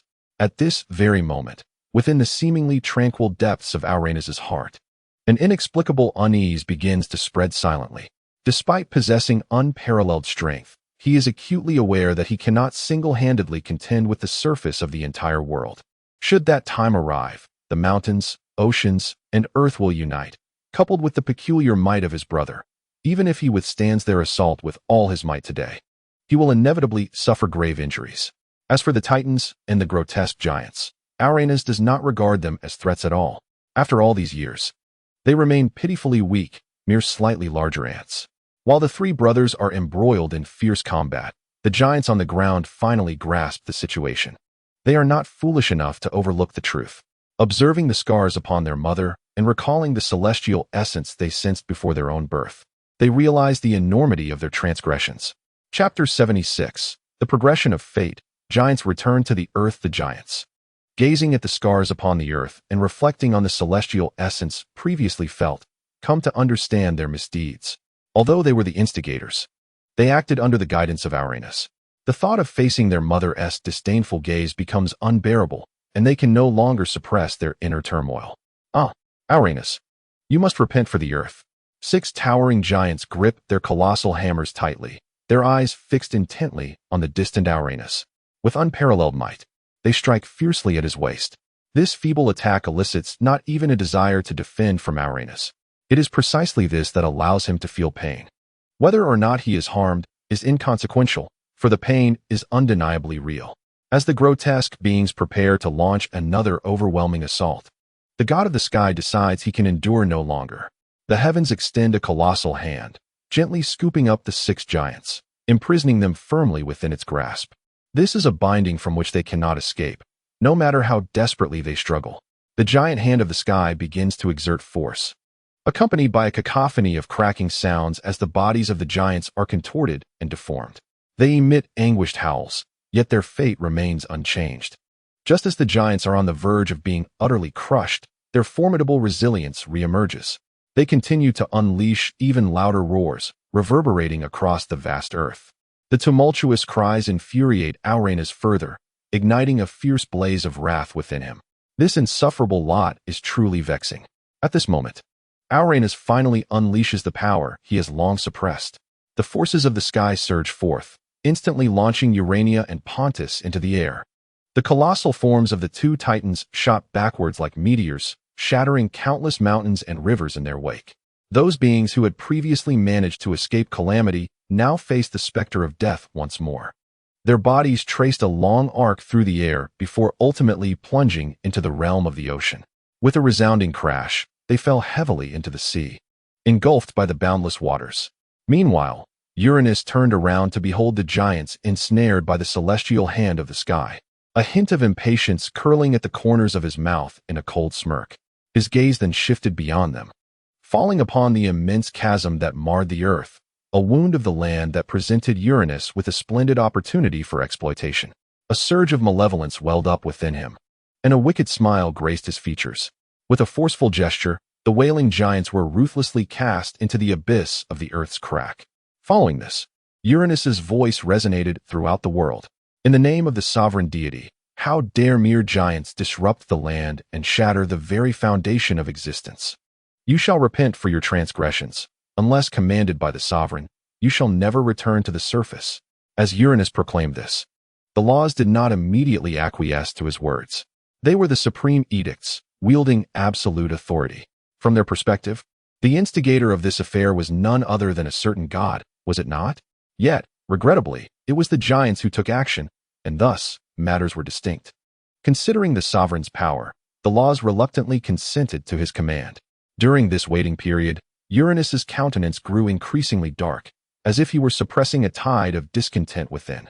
Just as he prepared to utter another word, a thunderous sound erupted. The previously resonant cries of the giants from the deep chasm suddenly ceased, collapsing under the weight of the law's might. Almost simultaneously, another decree was conveyed through the laws. By the command of the sovereign, the Cyclopes and hundred-handed giants would be imprisoned deep within the earth. Unless granted clemency, they would not be permitted to take a single step forth. Uranus's expression brightened instantly. The stormy skies cleared, and he reveled in the folly of the laws. Indeed, he was the most favored deity in this realm, destined to remain the supreme sovereign for eternity. While rejoicing, Uranus feigned a visage of sorrow. Do you see? These giants are the true culprits who have harmed you. This is a fact even the laws acknowledge. Your misunderstanding truly pains me. Chapter 77. Gaia enters the fray at this very moment. Gaia, the embodiment of the earth, wore a terrifyingly dark expression. She felt a sudden heaviness descend upon her, as the fissure in her abdomen also sealed somewhat, leaving behind a slender scar. The foolish offspring she had labored so hard to cast off had been returned to the earth by that utterly detestable Uranus. The foolish ones returned to the earth solely to exact vengeance upon Uranus on her behalf. To her astonishment, they re-entered this realm the moment of their birth. Despite harboring some dissatisfaction towards them, Gaia found it impossible to disregard these beings, for they were, after all, her children, nurtured with immense toil and care. Even if they were to wreak havoc upon the land, it was her duty, as the goddess of the earth, to administer the punishment personally. However, what did Uranus mean by sending them back into the depths of the earth? Did he believe that the land could no longer accommodate them? As Gaia listened to the relentless roars emanating from the earth's depths, she envisioned a future filled with ceaseless noise and chaos, and her heart sank, burdened by growing agitation. At that moment, she overheard the utterly shameless words of Uranus that made even the divine recoil in disgust. An inferno of fury ignited within her, and she could no longer suppress her impulses, charging directly at Uranus. How dare you treat your children thus? Who could possibly be deceived by your vile intentions? Yet you continue to feign innocence. Gaia was acutely aware of the world's bias towards the sky and the differences between male and female. At this juncture, her current form was far inferior to the formidable Uranus. The earth goddess resolutely summoned the profound power of the earth, instantaneously manifesting two colossal earthen giants wielding black stone pillars, boldly confronting Uranus. The earthen giants, flanking him, swung the black pillars with earth-shattering force directly towards Uranus's face. "You dare to strike me on behalf of these heinous giants? Everything I do is for your own sake," Uranus retorted while fending off the assaults of the earthen giants, still maintaining a facade of indifference. Upon witnessing her mother Gaia joining the fray, Agares no longer remained a mere spectator. Instead, he swiftly entered the battle, synchronizing with his mother and unleashing waves of minor earthquakes. This seismic upheaval spanned a third of the vast land, accompanied by thunderous roars and violent tremors. The once lifeless terrain plunged once more into endless turmoil. In that moment, it seemed Gaia intentionally refrained from stabilizing the earth, allowing it to tremble beneath the giants' feet. However, the earthen giants were scarcely affected, being intrinsically connected to the land. In contrast, Uranus found himself in a far more precarious position, with the earth no longer steady. He had to expend greater effort to maintain his balance. Gritting his teeth, he glared at Agares, who was wielding divine power with abandon upon the earth, his resentment swelling like a tidal wave. At that moment, he had never loathed any deity as much as he did now. This younger brother, having only recently been born, had already entered a portion of the celestial realm, a fact that weighed heavily on his mind as he contemplated the opportunity to settle the score. Later, in an effort to suppress the primal source of desire, he sought to apprehend his brother, only to find his exertions wasted due to the turmoil instigated by Eros. Although he obtained a modicum of frigid knowledge as compensation, the sensation of being constrained by divinity filled Uranus with profound displeasure. Previously, his entanglements with Aurea were tolerable, but now, the disruption of his plans was incessant. Were it not for the necessity of diverting part of his focus to quell the seductions of Eros's origin, how could matters have become so dire? Uranus had never felt such a fervent desire to vanquish a deity. To him, Pontus was merely a source of amusement, hardly worth his consideration. If only he would remain compliant. Wouldn't it be better for him to spend time with Gaia? However, mere moments later, Uranus paid a grievous price for his distraction. The colossal earth deity suddenly swung the immense pillar in his grasp, striking Uranus with a force that left him reeling. "Uranus, your past arrogance is one thing, but to be so distracted while engaging me in battle is utterly audacious. Do you truly regard me with such contempt?" Gaia's voice, resonating through the earth giant, pierced the air and reached Uranus's ears with crystalline clarity. Stung by the blow, Uranus's eyes flashed with rage. He cursed inwardly. What infernal substance is this pillar made of? Why is it so unyielding? No matter how I strike, I cannot shatter it. Yet, the proud Uranus would never easily concede to his faults. "Gaia, do not fault me for my ruthlessness. My love for you suppresses your defiance against the wrath of the divine king." After hastily fabricating an excuse, Uranus concentrated his mind and committed himself fully to countering Gaia's onslaught. At that moment, Uranus had grown considerably shrewder. He understood that assaulting the stone pillar with his fists was folly, as it would only lead to severe repercussions. Thus, he decisively tore several shards from the canopy of his own being, compressing them into a rudimentary shield resembling a door. Instantly, Uranus felt significantly alleviated. After all, the sky's offensive and defensive capabilities were unparalleled, making it well suited to withstand the pillar's assault. Although the shield soon bore cracks, it was of little concern. Witnessing the efficacy of his creation, Uranus couldn't help but feel a surge of pride. However, this sense of triumph was short-lived. In the distance, two colossal figures approached, none other than Aurea and Pontus, who had previously plunged into the ocean. They returned to the battlefield without hesitation, plunging headlong into the fray. Thus, the forces of earth, ocean, mountain, and half of the sky were swept into this fierce conflict.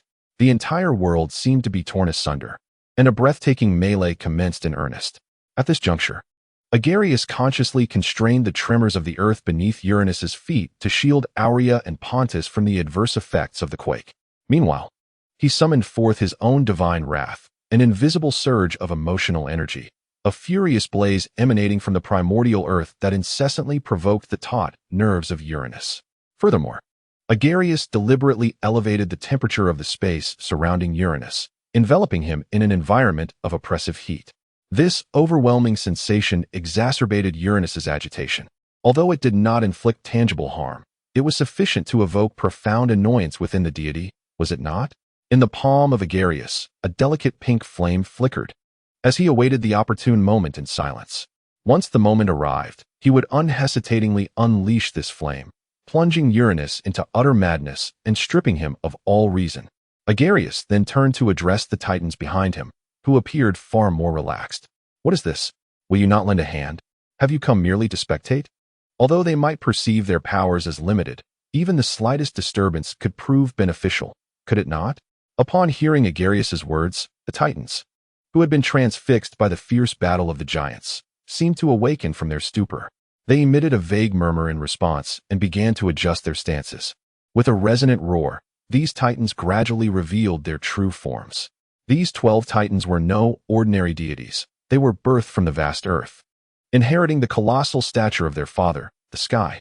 However, due to Uranus's constraints, they were compelled to compress their forms to avoid incurring his wrath. The river god Oceanus surged forth in his true embodiment. Though he was swiftly struck down by Uranus, he did not yield in discouragement, but rather grew more resolute in his assault. He understood that his aim was not to vanquish Uranus, but to disrupt and hinder him as much as possible. As long as he could create some turmoil for Uranus, every effort would be worthwhile. The sea goddess Thetis did not hesitate to wield her powers to manipulate the waters. She unleashed a torrent of seawater upon Uranus, who bore several fissures upon his form. These briny waves had once been a source of torment for them, yet now they served as weapons against Uranus. However, this action bore little impact on the formidable Uranus. Even the slightest sting would only render him more ferocious and uncontrollable. Justice goddess Themis raised her right hand, brandishing a golden sword, and her left hand, holding a golden scale. These artifacts were her innate divine tools, supreme instruments for the pronouncement of justice.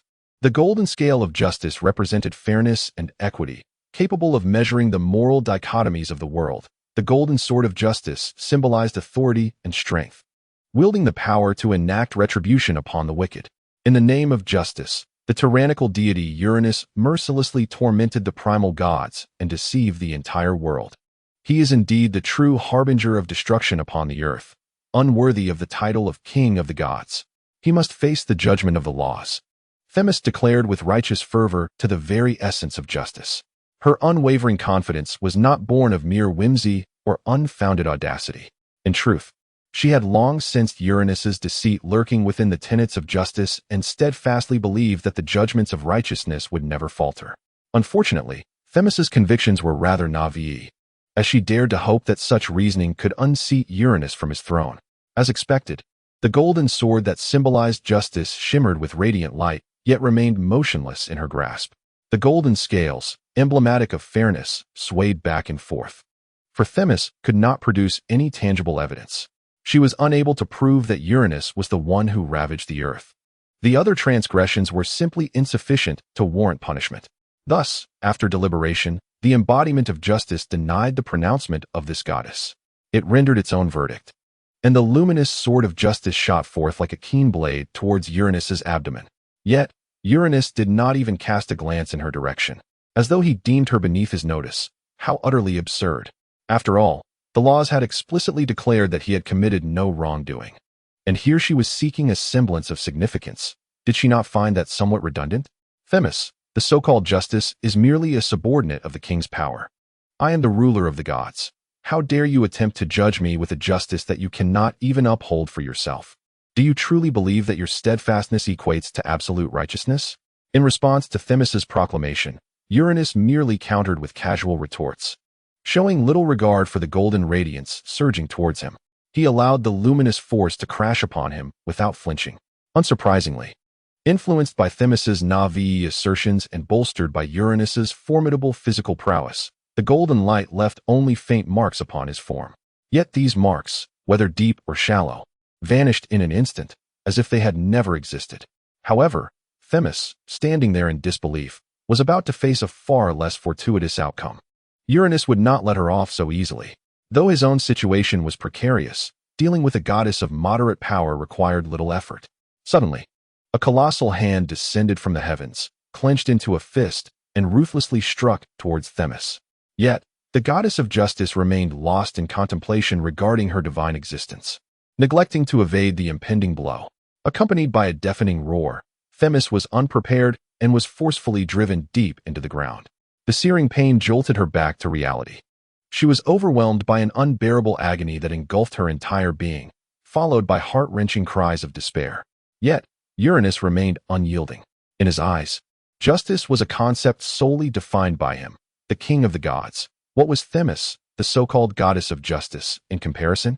That once clenched colossal hand slowly unfurled 2 fingers, subsequently extracting Themis from the depths below. It then seized her head with a vice-like grip, disregarding her struggles, and after carelessly twirling her twice, discarded her into the sky as one would throw away refuse. The unfortunate goddess of justice spun several times in the air before plummeting heavily to the ground. Fortunately, thanks to the Titan's formidable physique, she did not shatter upon impact. However, Themis was thus compelled to withdraw from the fray.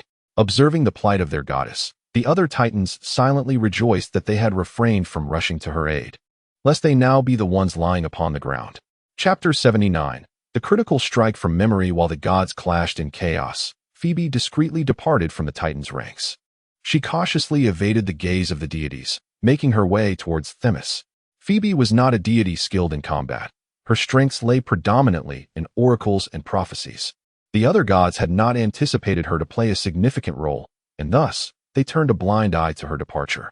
After Phoebe's exit, the Titans began to unleash their divine powers, striving to impede Uranus's movements. The first to act was Theia, the goddess of sight, who directly wielded her authority over vision to attempt to blind Uranus. Uranus, the suffering you have inflicted upon me, how shall I ever repay it? Though I cannot pluck out your eyes, I shall bide my time. Theia seethed inwardly. However, due to her own limited strength, all she could achieve was to slightly blur Uranus's vision. Fortunately, with the assistance of Hyperion's blinding radiance, Theia's powers began to manifest some effect. The resulting distortion of sight, coupled with the flickering brilliance before his eyes, further agitated Uranus's already restless demeanor. He was gradually finding it increasingly difficult to withstand the combined onslaught of the 3 mighty deities. Yet the Titans' interference did not cease there. Even as the surface of the earth endured various forms of ravaging and devastation, some resilient plants managed to survive. Cleminos's growth powers rained down upon these tenacious flora, driving them to expand wildly.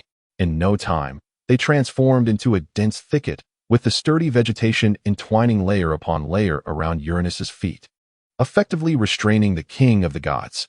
The 2 deities of time joined forces as well, an invisible wave swiftly enveloping Uranus's form. Though the actions of the sky god had merely slowed, it still demanded a greater expenditure of his energy to contend with the other 3 formidable deities. Iapetus observed that the celestial body of the sky had suffered considerable disruption, prompting him to launch an assault from his area of expertise. Just as he was about to touch the soul of Uranus, a radiant burst of pink and azure light simultaneously flared, effortlessly obstructing the advance of the sovereign of souls. The illumination surged upstream against Iapetus' divine power, delivering a sharp rebuke. Thus, the deity of souls, who had epitomized a farce, gracefully withdrew from the battle. Zeus, watching from the sidelines, felt a pang of envy. He found himself utterly helpless, being a god of darkness and celestial bodies, completely overshadowed by the sky. With no opportunity to act, how could he strike? Nevertheless, being a deity, he knew that inaction would surely lead to repercussions. Resolutely, Zeus gritted his teeth and resolved to emulate Oceanus. After all, he would not perish. He could endure a beating. At the very least, he would partake in the fray. While the battle raged on, the goddess of memory found herself in a state of despair. Witnessing her powers yield no effect, akin to a stone sinking into the ocean, she made a decisive choice. With determination, she shattered her innate artifact and, wielding the purest principles of memory, eroded Uranus's recollections. Artifacts could be restored, but the chance to overthrow Uranus was a singular opportunity. It was better to strive valiantly and dismantle the tyranny of the God King, ensuring that all her sacrifices bore fruit. At the cost of her artifact's destruction, Mnemosyne finally disrupted Uranus's memories, casting him into the depths of distant reminiscences. Even though he would soon realize what had transpired, that fleeting moment of distraction was sufficient. Agares, who had been closely monitoring the situation, immediately discerned the actions of the goddess of memory and comprehended her intent. He decisively unleashed his power, intensifying the tremors of the earth. This sudden and violent upheaval, unlike the previous intermittent rhythms, caught Uranus off guard, causing his massive form to lose balance and topple uncontrollably. In this moment of opportunity, Gaia swiftly took action, commanding the colossal earth giant to strike Uranus with tremendous force. Urania also unleashed her divine might, raising a sharp and menacing peak that pointed directly at Uranus. The peak ascended rapidly in opposition to Gaia's assault, piercing through Uranus's body with unerring precision. The excruciating pain jolted Uranus from his memories. Regaining his senses, the celestial giant forcibly snapped the mountains that had impaled him in two and swiftly distanced himself. Yet, within mere moments, Uranus found himself at a distinct disadvantage. A massive void appeared in his abdomen, revealing a chaotic emptiness. He felt the weariness of his body while gazing at a group of rascals in fine condition. He could not deny it. Anxiety began to gnaw at him. Uranus's breathing grew increasingly labored, and the gaping hole in his abdomen was finally mended. The sky was never devoid of strength, yet the newly filled cavity bore a hue markedly lighter than the surrounding areas, as if foreboding some latent peril. Observing the situation, Agares felt that the flame might no longer be necessary. Yet, there lingered an unsettling feeling that matters would not conclude so easily. Contemplating this, he gravitated towards Gaia. "Mother, are we assured of success? I harbor an inkling of unease. Is everything proceeding too smoothly?" Gaia, however, appeared remarkably composed. She understood that while they could not obliterate Uranus, confining him here represented the zenith of their capabilities. This realization sparked a surge of indignation within her. In the present day, Uranus still occupied the throne of the king of gods. As a primordial deity, he was exceedingly difficult to eradicate entirely, and this helplessness left Gaia profoundly disheartened. The position of Uranus as the god-king dictates that we cannot overthrow him at this moment. I shall devise a plan. There may be unforeseen developments shortly. Should you sense any anomaly, retreat behind us. With that, Gaia severed their connection, her gaze remaining fiercely fixed upon Uranus. As the standoff persisted, the Titan suddenly erupted with audacity. "Ah, the great god-king! Who would have thought you would find yourself in such a predicament? Your reign is destined to conclude." The current situation bore an uncanny resemblance to a fated scene. In their eyes, Uranus's downfall was inevitable. Listening to this audacious mockery, the sky god was truly incensed. His eyes reddening, fists clenching. "How could I possibly fail? I am the god-king. I am the sovereign of all deities. I shall never be vanquished." Uranus's emotions surged violently. Suddenly, he directed his gaze towards the pulsating pink essence deep within his soul. He fixated on this restless source, an uncontrollable urge surging within him, a thirst for power. If he could acquire the strength of Eros, he would assuredly mount a complete counterattack. His gaze swept over the surrounding deities, finally resting upon the earth goddess. What a profound hatred it invoked. And then, there were Pontus, Uranus, and Agares, all poised like predators. He recognized that there was no retreat. "I have acquiesced to your demands. Come, bestow upon me your formidable essence. Let us merge into one, becoming the unmatched and eternal god-king of this world." Upon hearing this, Eros, who had long been lurking, responded without hesitation. "This should have been done long ago. I shall confer upon you the esteemed rank of the primordial god. All that I possess shall belong to you." Ha ha ha. The maniacal laughter echoed within the confines of the soul's space, a testament to Eros's unrestrained fervor. Uranus released half of his suppression over Eros's essence. As the pink radiance intensified dramatically, the power emblematic of the primordial deity began to surge towards the heavens. Chapter 81, Primordial God? These pure and potent forces permeated Uranus's being, continuously elevating his level of power. Agares and the others, perceiving the shift, sought to strike first, but were met with a response as swift as the heavens themselves. Ultimately, when Uranus successfully absorbed half of Eros's essence, his divine power ascended to the rank of a primordial god. Yet, this transformation remained unbeknownst to Gaia and her allies. "Very well, my beloved god-king. It is time for you to address the troubles at hand. We require ample time to achieve our complete fusion, so during this period, let not the insignificant deities interfere with our endeavors." Eros's voice underwent a notable transformation, losing its prior firmness and becoming increasingly ethereal as he found himself diminished in power. Indeed, it is time for the inconsequential gods to take their final bow. Uranus's eyes, woven with shades of pink and gold, flickered with an unusual light. After casting a meaningful glance toward the essence of Eros, he responded with an air of implication. Just then, the increasingly audacious words of Phobos echoed, accompanied by Gaia's subtly insidious counsel. A thread of crimson, emanating from Agares, completely enveloped Uranus's spirit. He coldly regarded the assembly of gods before him, his gaze sweeping across each deity until it finally settled upon the Titans. Let us first resolve your existence. I have granted you the opportunity to thrive in this world, yet you remain insatiable. Since you have grown weary of life, I shall fulfill this trivial desire. O humble Titans, who bestowed upon you the audacity to be so arrogant? Was it your meager strength? With each step he took, Uranus's aura surged, ultimately transcending the boundaries of the primordial gods.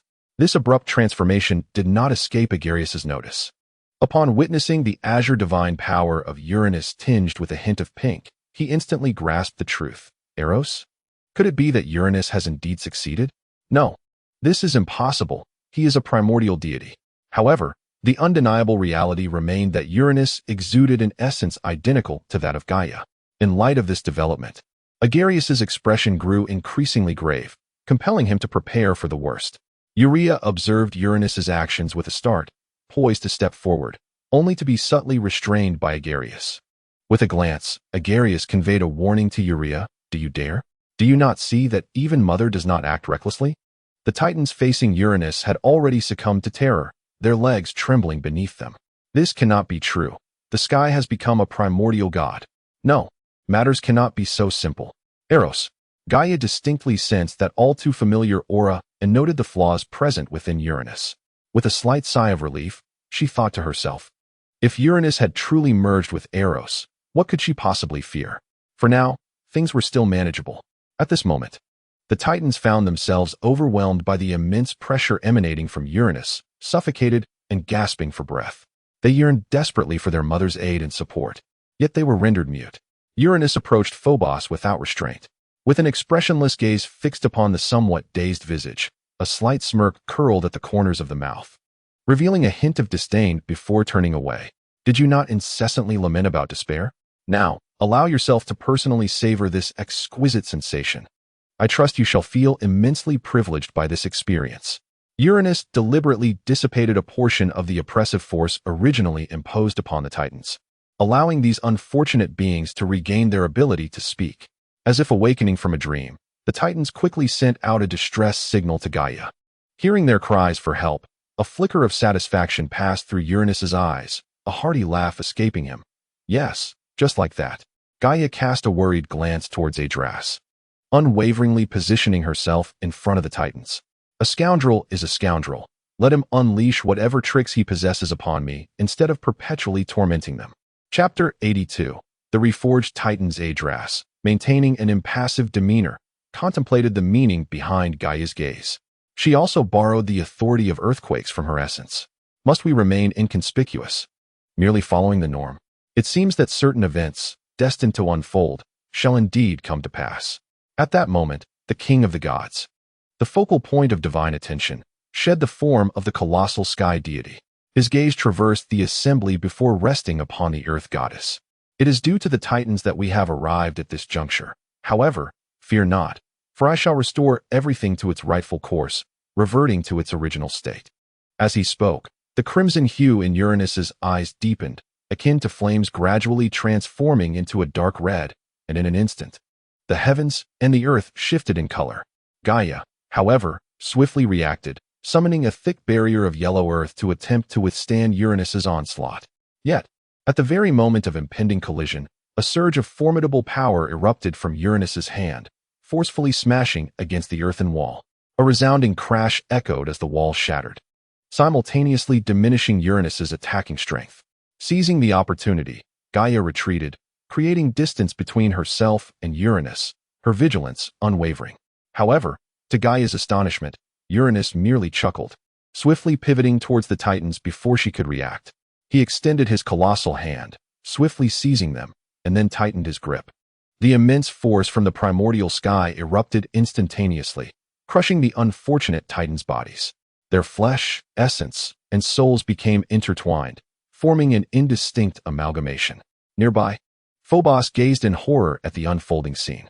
The king of the gods, indifferent to Phobos's expression of terror, swiftly approached the stunned Gaia with his utmost strength. And under circumstances that left Gaia perplexed regarding his restraint, he instantly shattered Gaia's newly erected barrier. Then, without hesitation, forcefully thrust into the fissure upon her form. In Uranus's eyes, upon witnessing his blatant act of divine slaughter, Gaia stood utterly stunned, evidently taken aback by the sheer shock of the moment. Standing there in a daze, she was oblivious to the fact that she had already approached her. A sudden wave of excruciating pain radiated from a part of her body, jolting Gaia from her stupor. "How dare you, Uranus, Rhea, and Oceanus?" Gaia lamented, collapsing onto the earth, her voice heavy with anguish and sorrow. Yet a flicker of excitement seemed to glimmer in her eyes. As the Titans returned to the land, the realms they represented suffered unprecedented turmoil. Despite the world still basking in daylight, it had unmistakably grown dim and lifeless. The gods' vision became momentarily clouded, but soon returned to clarity.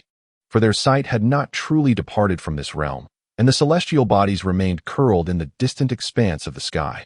In an instant, the growth of Flora ceased, but under the combined influence of the earth and Agares, it regained some vitality. Time did not halt. Rhea and Cronus were not the entirety of time itself. The seas and rivers remained largely unaffected, gently rippling as before. After all, the primordial sea god Pontus still existed. The realms of memory, justice, and soul exhibited no fluctuations whatsoever. Not even a single ripple disturbed their stillness. "Damn it, Uranus!" Agares and Pontus furiously pounded against the heavens that hung above them. Agares, too, attempted to breach this barrier with the force of earthquakes, yet all efforts proved futile. The celestial curtain before them was indomitable, firmly keeping them at bay, unable to advance a single step. Agares harbored some concerns, yet he believed this might be a choice made by their mother herself. Judging from the Earth's feedback, she had suffered the backlash of the laws of fertility. He attuned himself to the powerful force clenched in their mother's grasp, discovering that his earthquake scepter was poised and ready for action. With this realization, Agares felt a slight sense of relief. Uranus silently observed the anxious expressions on the faces of the other gods, relishing their distress, a faint smile playing on his lips. "Much has changed. I wonder if you can still comprehend this," he mused, tears welling in his eyes. Chapter 83. Nyx, you deceived me. However, Uranus was acutely aware that he could no longer squander precious time, for the temporary boost in divine power granted by Eros was waning. At this thought, Uranus involuntarily chuckled, secretly relieved. "Eros, oh Eros, you have ultimately fallen into the trap. What can your meager power accomplish? What I have always sought is merely to usurp your position." At this moment, Uranus's gaze shifted to Phoebe, his eyes filled with coldness and cruelty. Yet Phoebe displayed an unsettling madness, shaking her head fervently, murmuring to herself, "This cannot be. This is absolutely impossible. How could fate deceive me? Fate ought to unfold as it should. No, fate shall not deceive me. It is the Nyx indeed. It is the Nyx that has betrayed me. Forgive me, for I have brought harm upon you." Phoebe, in utter despair, clutched her head with both hands, overwhelmed by self-reproach. What, then, should it truly be like? Uranus heard Phoebe's words, yet he could only discern the first half.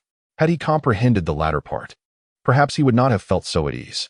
Extending his hands, Uranus grasped the ends of the oracle goddess's form tightly. In that moment, his power surged forth, and with a fierce twist, Phoebe's body contorted like a strand of pasta, twisted into a grotesque shape. Her screams echoed through the heavens, her form warping under Uranus's might. Yet, she did not perish. The interplay of Phoebe's vitality and Uranus's strength allowed her to persist, though the agony etched upon her face was profoundly chilling. With a cold sneer, Uranus exerted force once more, directly breaking Phoebe's body, rendering her incapable of producing any sound beyond muted cries of torment. Thereafter, he compressed her form with the same nonchalance as kneading dough, forcing her, like her siblings, into the depths of Gaia's womb. Thus, the first instance of a divine being's demise was birthed at the hands of the god King Uranus. This event would be celebrated in tales through the ages. It is said that Uranus's actions triggered a violent upheaval in the fabric of existence, a tumult that endured for several days. Yet astonishingly, no retribution ensued. The gods could not help but lament the unparalleled favoritism this world displayed towards a reigning deity. In the presence of earth, night, darkness, and abyss, Uranus openly defied the world's decrees. However, not a single deity rose to intervene, and the realm fell into a profound silence. Uranus gazed upon Gaia's abdomen, his gaze fixating on the marred crack where his children lay. Having returned to the genesis of life, he felt an overwhelming sense of satisfaction. In his eyes, he had not slain a divine being, but had fulfilled the wishes of those yearning for maternal affection, allowing them to reunite with their mother's warm embrace. Never to part again. By my name, Uranus, God King, and husband to the earth, I declare, I have granted the children's longing for their mother. They willingly return to the embrace of the earth. This is my benevolence. They harbor no grievances. Subsequently, Uranus indiscriminately showcased his so-called achievements to the world. As a father, he had disregarded previous rifts, fulfilling his children's desires. They ought to feel gratitude and remember his kindness. This father, indeed, was extraordinary. Without these children, he could relish a world that belonged solely to him and Gaia. Even if Gaia possessed the capacity to bear them once more, it mattered not. He need only return them to her womb. Once his status ascended to that of the primordial deity, he would surely devise a permanent solution. Who could possibly thwart him then? As for those despicable beings, Uranus cast his gaze upon his treacherous brethren, lingering particularly on Agares. At this moment, the fury that had once consumed him began to subside, gradually yielding to reason. He commenced a thorough examination of his current predicament. Although he still possessed the strength to endure for a time, he pondered the consequences of taking action against them. Should he resort to the same method as before, imprisoning them within Gaia's womb? Regardless of whether Gaia's belly was already full, merely countering their resistance might consume considerable time. Moreover, the powers wielded by Agares and Aurea were undeniably among the closest to the very essence of the earth. If such powers were wholly absorbed by Gaia, it would likely incite significant turmoil. As for the Titans, returning them would pose no grave matter. Given the circumstances, it would suffice to collect a modicum of interest for now. Thus, with a swift motion, Uranus materialized before Aurea and Pontus, poised to strike, only to be startled by the sudden emergence of a dusty-hued barrier. The might of the earth. Uranus raised an eyebrow and swiftly turned to see, as expected, Gaia laboriously rising from the ground during his moment of contemplation. At that instant, her face bore the unmistakable marks of suffering, one hand clutching her abdomen, evidently still reeling from the recent impact. Yet, she regained her composure, conjuring once more the shield of the earth, successfully obstructing Uranus's advance. Faced with this remarkably resilient barrier, Uranus initially believed it to be as feeble as the previous one. After several powerful strikes, a flicker of doubt crept into his mind. Why was this barrier so much more formidable than before? He scrutinized Gaia intently, a glimmer of insight flashing in his eyes. Very well, I shall spare you today. Uranus's gaze swept coldly over the assembly of gods. He then turned to Gaia and declared, "My goddess, I implore you to suppress your maternal instincts, to forever harbor them within your womb. Otherwise, you shall once more lose your children." His threatening and malevolent voice resonated among the gods. With that, Uranus's figure vanished silently from the vast expanse of the earth, returning to the realm of the skies. He sought to return to Mount Otris, the true breakthrough of the primal god. The next encounter would mark an end, for the entire world would suffice as long as he and Gaia endured. Nevertheless, even in Uranus's absence, Agares and the other gods did not relent. They remained oblivious to their mother's true condition, unaware of the severity of the backlash they faced. Chapter 84, Catastrophe? Mother, how do you feel now? Agares inquired anxiously as he approached Gaia, concern etched upon his face. Simultaneously, Aurea and Pontus hurried to her side, one on each flank, supporting her with utmost care. Fearful of causing her pain, Gaia summoned her strength, attempting to muster a smile to reassure her children, yet ultimately found it a futile endeavor. It transformed into a heavy sigh, tears uncontrollably streaming from the corners of her eyes, cascading to the ground like pearls severed from their string. Is everything truly fine? How could it possibly be? She murmured, her gaze suffused with boundless sorrow and helplessness. My poor, innocent children, they ought to relish in freedom and joy. Yet they suffer due to the atrocities of Uranus. Gaia's voice trembled, as if each word was wrenched from the depths of her anguish. She wept, covering her face, lamenting that Uranus had brazenly defied the sanctity of creation. He obliterated the forms of the divine, forcibly thrusting the matured deities back into their mother's womb. An act so heinous it incited divine wrath. He is unworthy of the title, King of Gods, Gaia remarked pointedly. At that moment, the laws governing the heavens prepared to depart. They shimmered with an enigmatic glow, flickering as if contemplating the words spoken by Gaia, the eldest daughter of the world. Ultimately, the laws silently vanished into the expanse of the sky, disappearing from the sight of the gods. Every event carries its own narrative and rationale. This time, in the face of the impending annihilation of life, the laws not only refrained from delivering any punishment, but even bestowed upon Agares, the architect of calamity, the divine essence of catastrophic death. This deep, obsidian essence suddenly materialized within the mysterious realm of Agares' soul, exuding an ominous aura, as if heralding a series of impending disasters. A powerful divine essence also ushered Agares into the realm of death, yet this did not diminish the pre-existing strength of Thanatos, the god of death. Rather, this novel concept elevated his power to new heights. At that moment, Thanatos stood at the pinnacle of moderate divine power, merely a step away from transcending into the realm of formidable divinity. Perhaps, if he could return the souls of the recently deceased to the underworld, he would achieve that vital breakthrough. Though this endeavor might require hundreds, if not thousands of years to accomplish, for the god of death, it represented a form of effortless gain.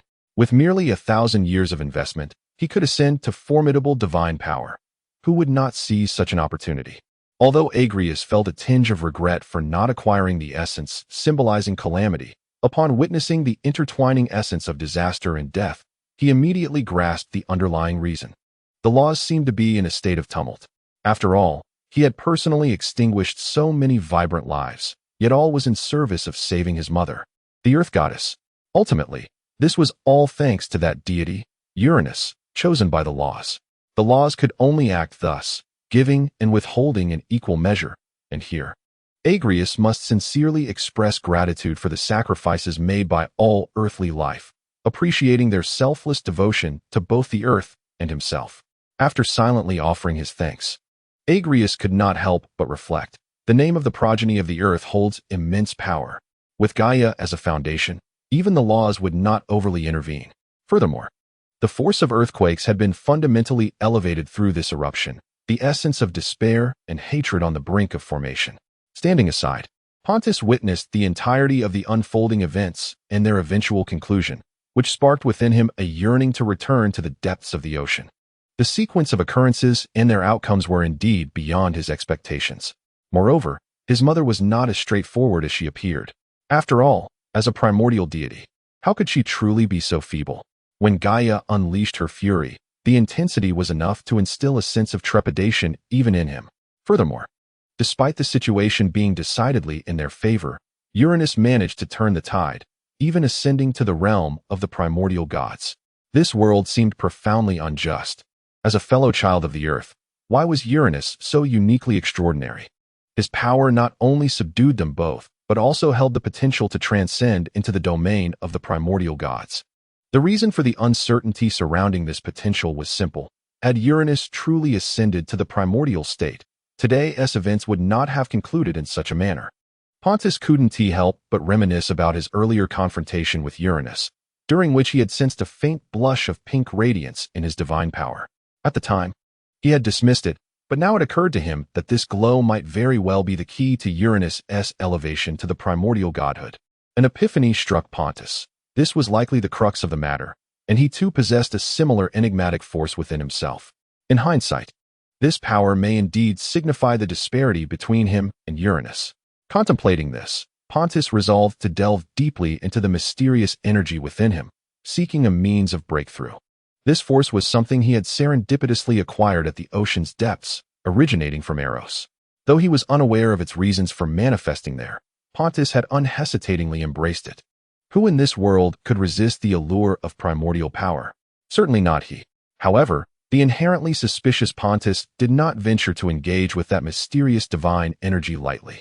Instead, he opted to seal away Eros' power. Yet, as he observed Uranus' ascension to the primordial domain fueled by this very energy. An undeniable restlessness stirred within him. If Uranus could achieve such a feat, why should he not also make an attempt?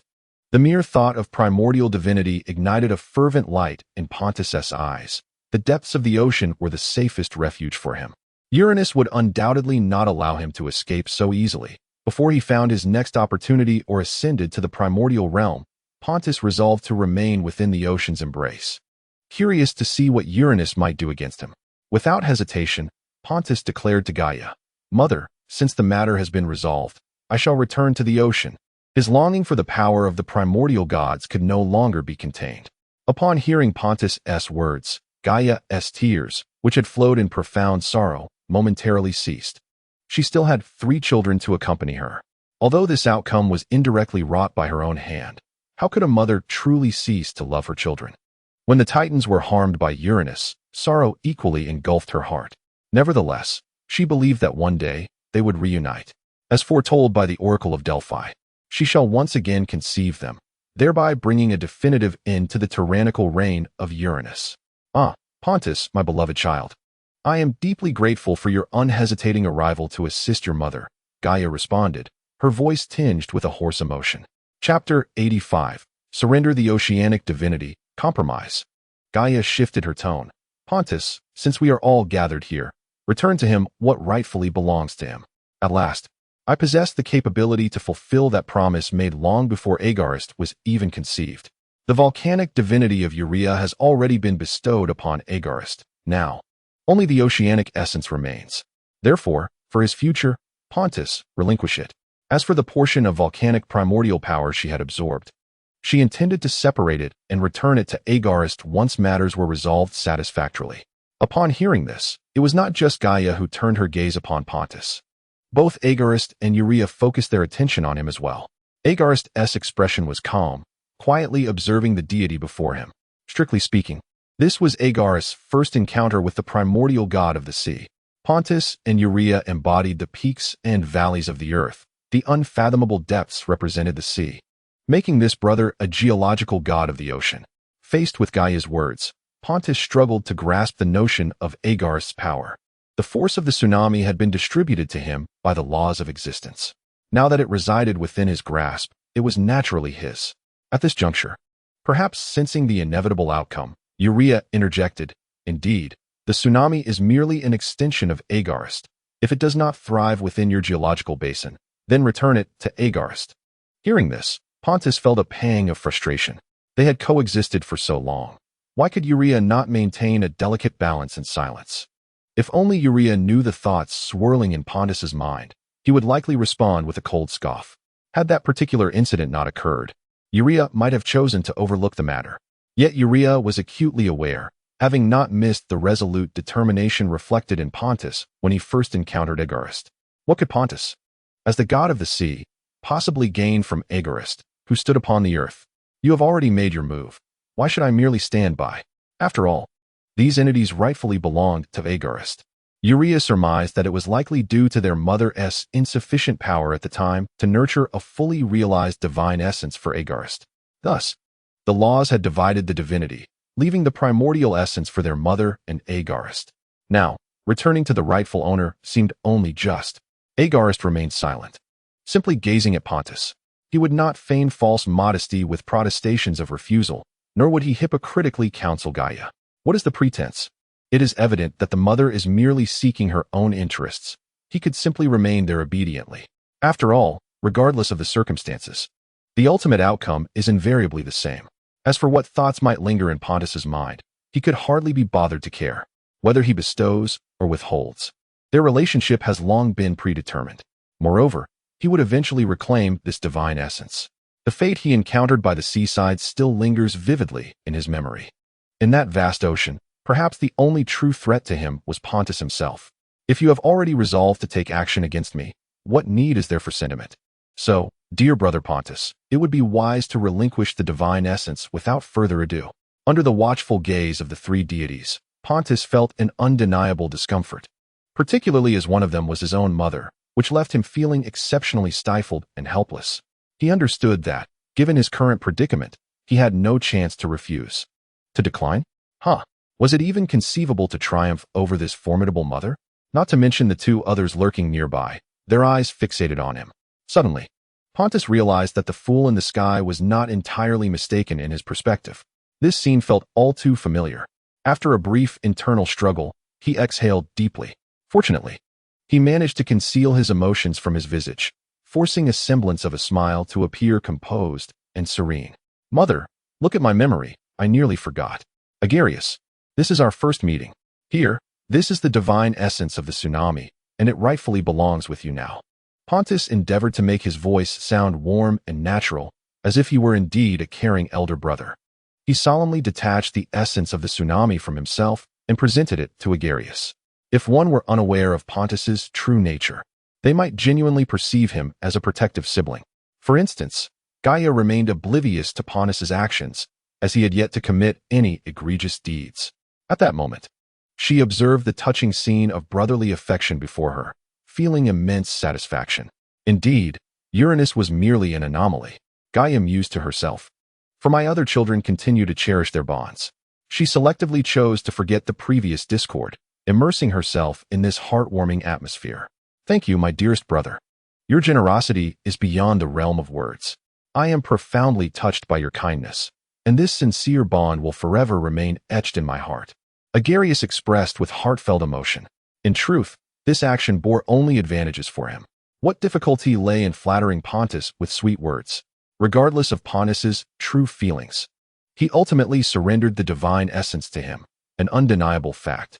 Under the watchful gaze of Urea and Gaia, Agares received the eagerly anticipated deep blue divine essence from Pontus. Much like the divine essence from the previous volcanic eruption, upon complete absorption, he was enveloped by an inexplicable sense of emptiness. Clearly, a divine essence of moderate rank could not yield substantial enhancement. Yet, change was indeed afoot. Agares could distinctly perceive a subtle transformation occurring within his body. Though at that moment, the power of the earth continuously surged through him. The strength inherent in the earth quietly masked the delicate alterations taking place within him, rendering such changes nearly imperceptible. Perhaps it would only be after the earth retracted its enigmatic power that he could find the tranquility to fully contemplate and feel the nuances. Perhaps then, he would unravel the mysteries that lay therein. At that moment, Pontus watched as the divine essence was gradually consumed. His heart already resigned to the conclusion that this chapter had drawn to a close, leaving no room for alteration. He resolved to depart from this heart-wrenching place, believing that now, his mother would no longer impede him. Mother, since the tsunami has returned to its rightful owner, I shall return to the ocean. Should you require anything of me, merely call my name. Pontus turned his head and bid farewell to Gaia once more. Go, my child. If Uranus seeks to trouble you, call upon my name, and the earth shall protect you. Gaia replied with a nod. Indeed, I shall remember it well, Pontus affirmed, then turned to Agares. Agares, the ocean will always embrace you. It was my fault for not being able to meet you last time. Should you find the time, do visit your brother. I am certain you will experience a different kind of beauty. Having spoken, Pontus did not await Agares' response, but transformed into a deep blue stream, swiftly departing the earth and racing toward the ocean. This deep blue current, resembling a great dragon, roared through the air and vanished into the horizon in the blink of an eye.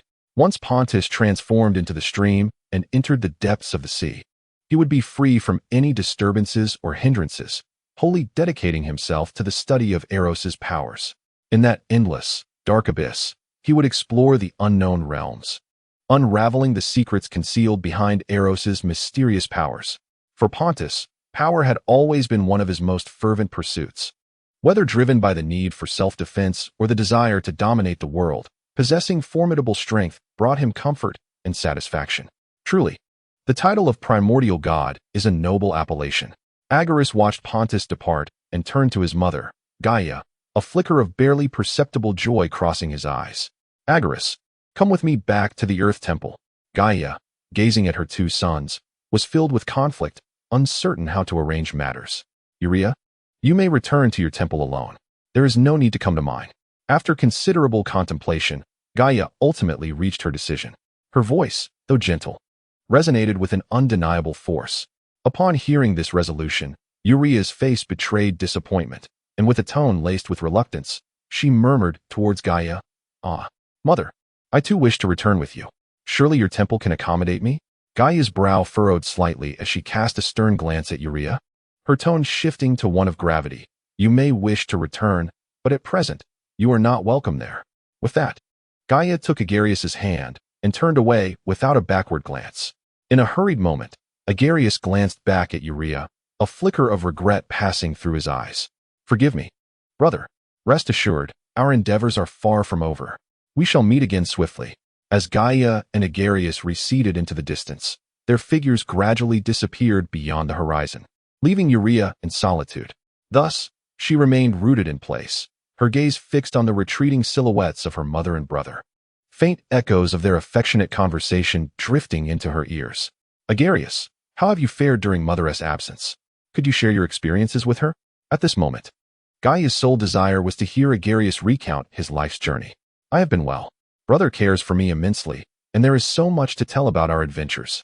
Agares shared the little details of his life with Gaia. "Fear not, Agares. We have ample time to converse at our leisure." Gaia regarded her younger son with a tender yet resolute gaze, purposefully disregarding the titans that had just come into existence. Meanwhile, Urea stood desolately, silently bidding farewell to the departing mother and son, an indescribable sense of helplessness surging within her. A bittersweet smile involuntarily graced her lips, and ultimately, her form too faded from the land. With the departure of the deities, the tumultuous war among the gods finally drew to a close. The earth lay in ruins. Once vibrant locales now reduced to mere remnants of suffering and struggle. Chapter 87. Erosion and Occupation. Meanwhile, back in the celestial temple atop Mount Otris, Uranus found himself amidst a new upheaval. "Uranus, how dare you contravene our agreement?" A shrill and piercing thunder echoed within the celestial temple, as if to rend the very fabric of space. In response to Eros's inquiry, Uranus merely regarded the shimmering pink essence in his grasp with an air of indifference, a smirk playing upon his lips. He raised an eyebrow, responding with a hint of disdain. "What have I promised you? I cannot recall such a matter. Do not seek conflict where none exists, and cease your self-importance." Upon hearing this, Eros was nearly driven to the brink of fury. His voice, infused with fury, became ethereal and hoarse. "You ungrateful wretch. You promised to merge with me, yet now you go back on your word." However, Uranus merely scoffed, his face brimming with arrogance as he retorted, "Humph, you truly think highly of yourself. Eros, serving as the stepping stone for my ascent to the primordial divine path is your greatest honor. You should be immensely proud of that." At this moment, Eros was filled with rage and understanding, yet stood powerless before the formidable Uranus. Upon returning to the temple, Uranus's divine power surged back to its magnificent heights. Meanwhile, Eros continued to fervently advocate for their merger. Without hesitation, Uranus extracted Eros's essence from within himself. Eros had already bestowed upon him the desires he craved, rendering Eros's continued existence utterly meaningless. Now, having experienced the true echelon of primordial divinity and gained Eros's strength, he possessed ample confidence to transcend the boundaries of the primordial realm, perhaps in just about 100 years. As for their so-called complete merger, it was merely a ruse devised by Uranus to deceive Eros. He had never genuinely contemplated such a notion. After all, no one could ascertain whether Eros or he himself would dominate post-merger. Eros, the primordial deity who perished at the dawn of creation, with power pervading the world, steadfastly continued to sow discord even after all this time.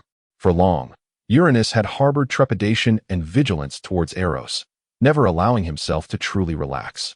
Though Uranus publicly professed indifference towards the remnant essence of Eros, deep within, he was consumed by profound malice and suspicion towards him.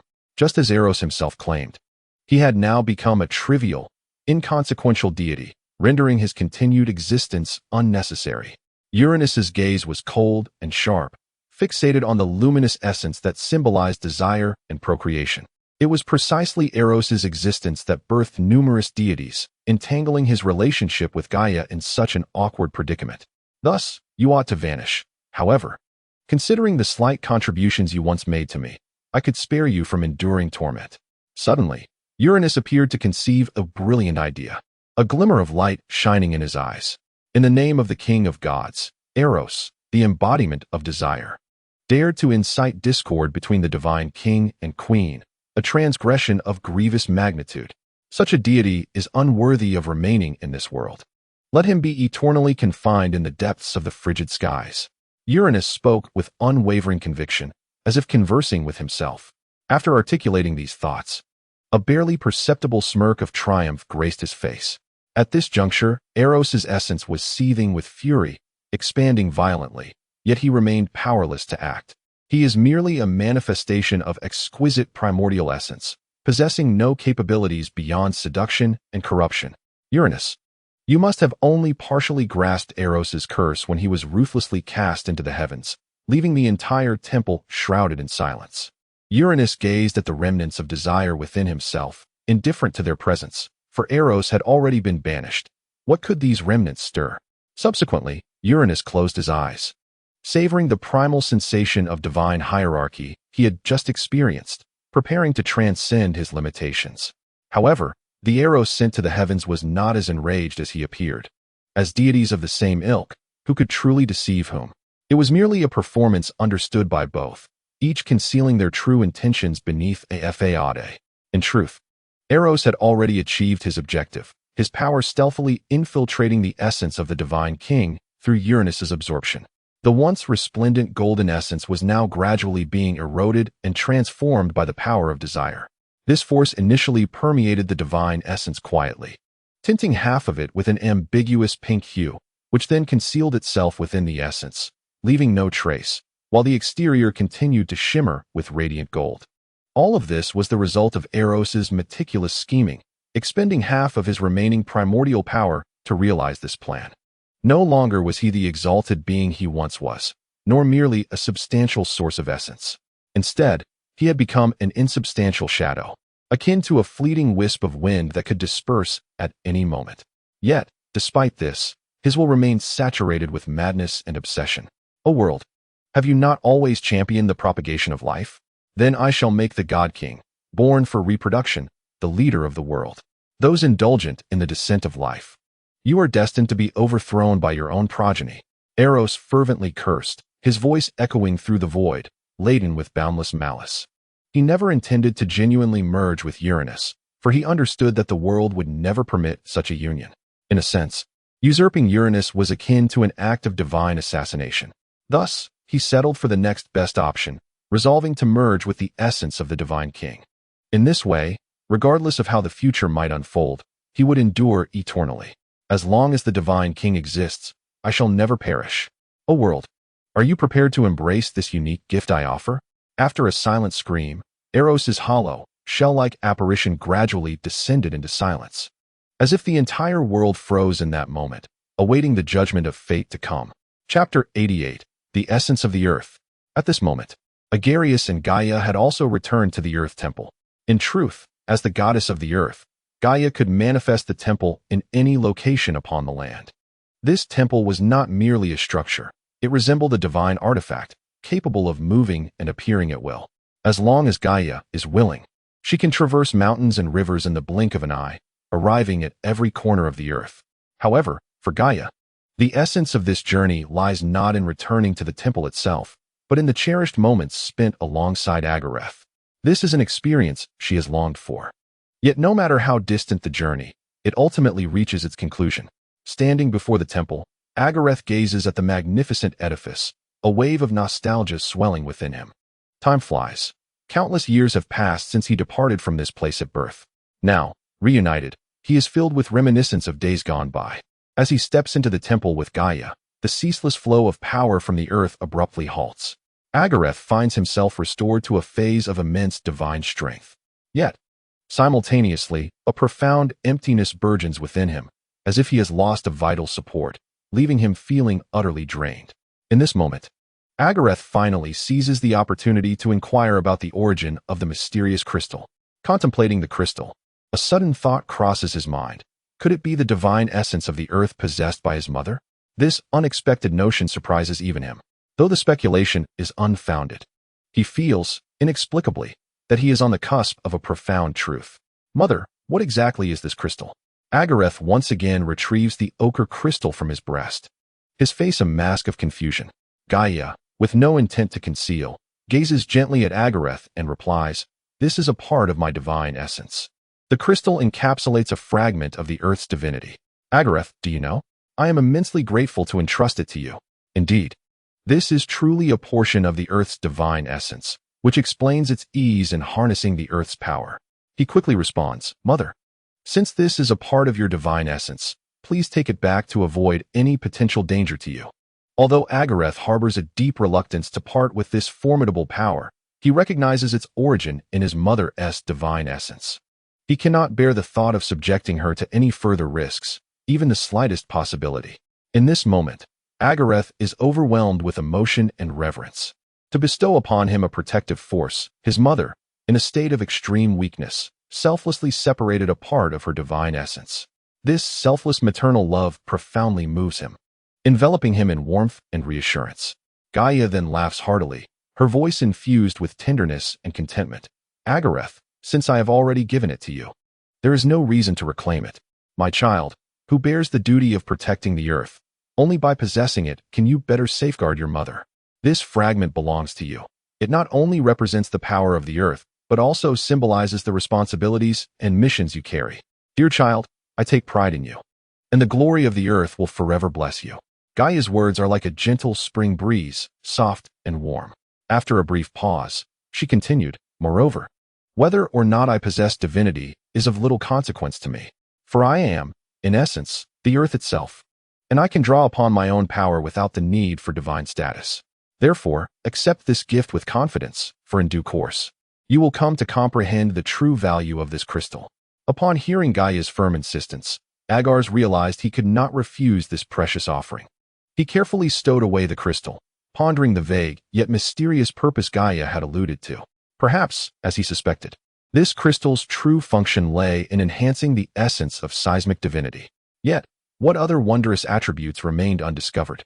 Until now, he had felt somewhat bewildered.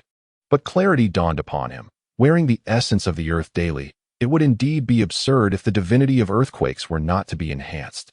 Very well, but now, might you reveal to me some insights regarding my sister Nyx and your connection? What schemes are you two concocting? Could it possibly pertain to Uranus? Gaia suddenly turned her gaze towards Agares, her tone laced with inquiry. Agares, drawing upon the strength of the earth, had successfully entered the underworld.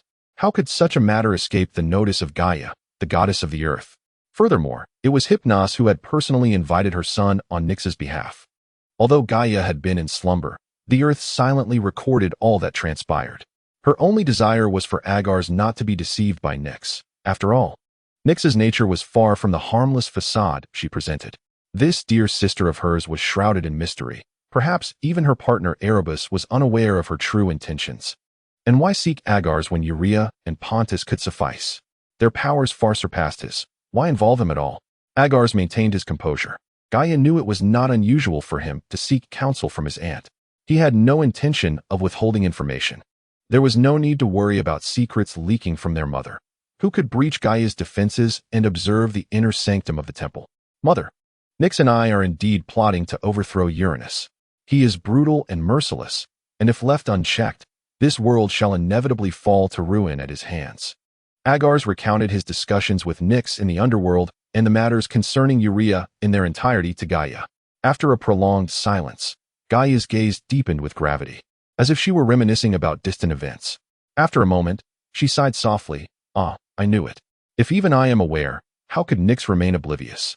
Her voice carried a hint of resignation and sorrow, yet she did not linger in her emotions. She turned her attention to Agares, extending her finger gently towards him. A surge of formidable divine power flowed into his being like a torrent. Chapter 89. The Oracle of Delphi. In the face of this sudden turn of events, Agares exhibited no semblance of resistance. He firmly believed that his mother would never inflict harm upon him. After all, if she could unhesitatingly bestow upon him the priceless essence of the earth, what could possibly hold greater significance? As Gaia's divine power coursed through Agares's being, he initially felt no abnormalities or discomfort. However, it soon became apparent that a peculiar sensation was surging within him, as if a formidable force was striving to break free from its confines.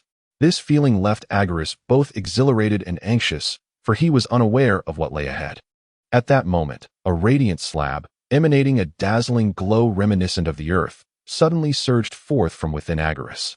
It traversed space with astonishing speed, coming to a stable hover before both Gaia and Agares. The slab appeared unremarkable, yet it exuded an ineffable aura of mystery. This archaic tablet hung in the air, captivating Agares' gaze. As he stared at the slab before him, a wave of distinct emotions swelled within him. Agares could distinctly sense that this seemingly mundane tablet harbored an immense reservoir of law-like power, accompanied by a force that felt extraordinarily familiar.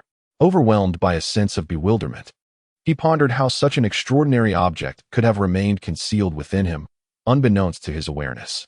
Nevertheless, he resolved to seek clarity regarding his intrigue. "Mother, what exactly is this?" Agares inquired curiously as he gazed at the slab in his hands. Simultaneously, he contemplated the possibility that this tablet might indeed be the fabled Oracle of Delphi. The Oracle of Delphi, one of the potent artifacts possessed by the Earth goddess Gaia, bore inscriptions of profound maxims. Know thyself, nothing in excess, and beware of false oaths. Together, these principles constituted the ethical guidelines governing all existence. Possessing the Oracle of Delphi granted insights and guidance regarding the future, decision-making, and fate. However, the expressions of the Oracle were often subtle and ambiguous, requiring the interpreter to discern and comprehend its meanings through their own wisdom. The revelations gleaned from the Oracle were steeped in mystery and uncertainty. In response to Agares' inquiry, Gaia promptly elucidated, "This is the Oracle of Delphi, an artifact that exists alongside me, possessing the mere ability to foretell the future." Her tone was remarkably nonchalant, as if this artifact were as mundane as she claimed. Yet, Agares did not share her sentiment. The prospect of foreseeing the future was a formidable power indeed. Gaia's casual description rendered the artifact's significance all the more astounding in Agares' mind.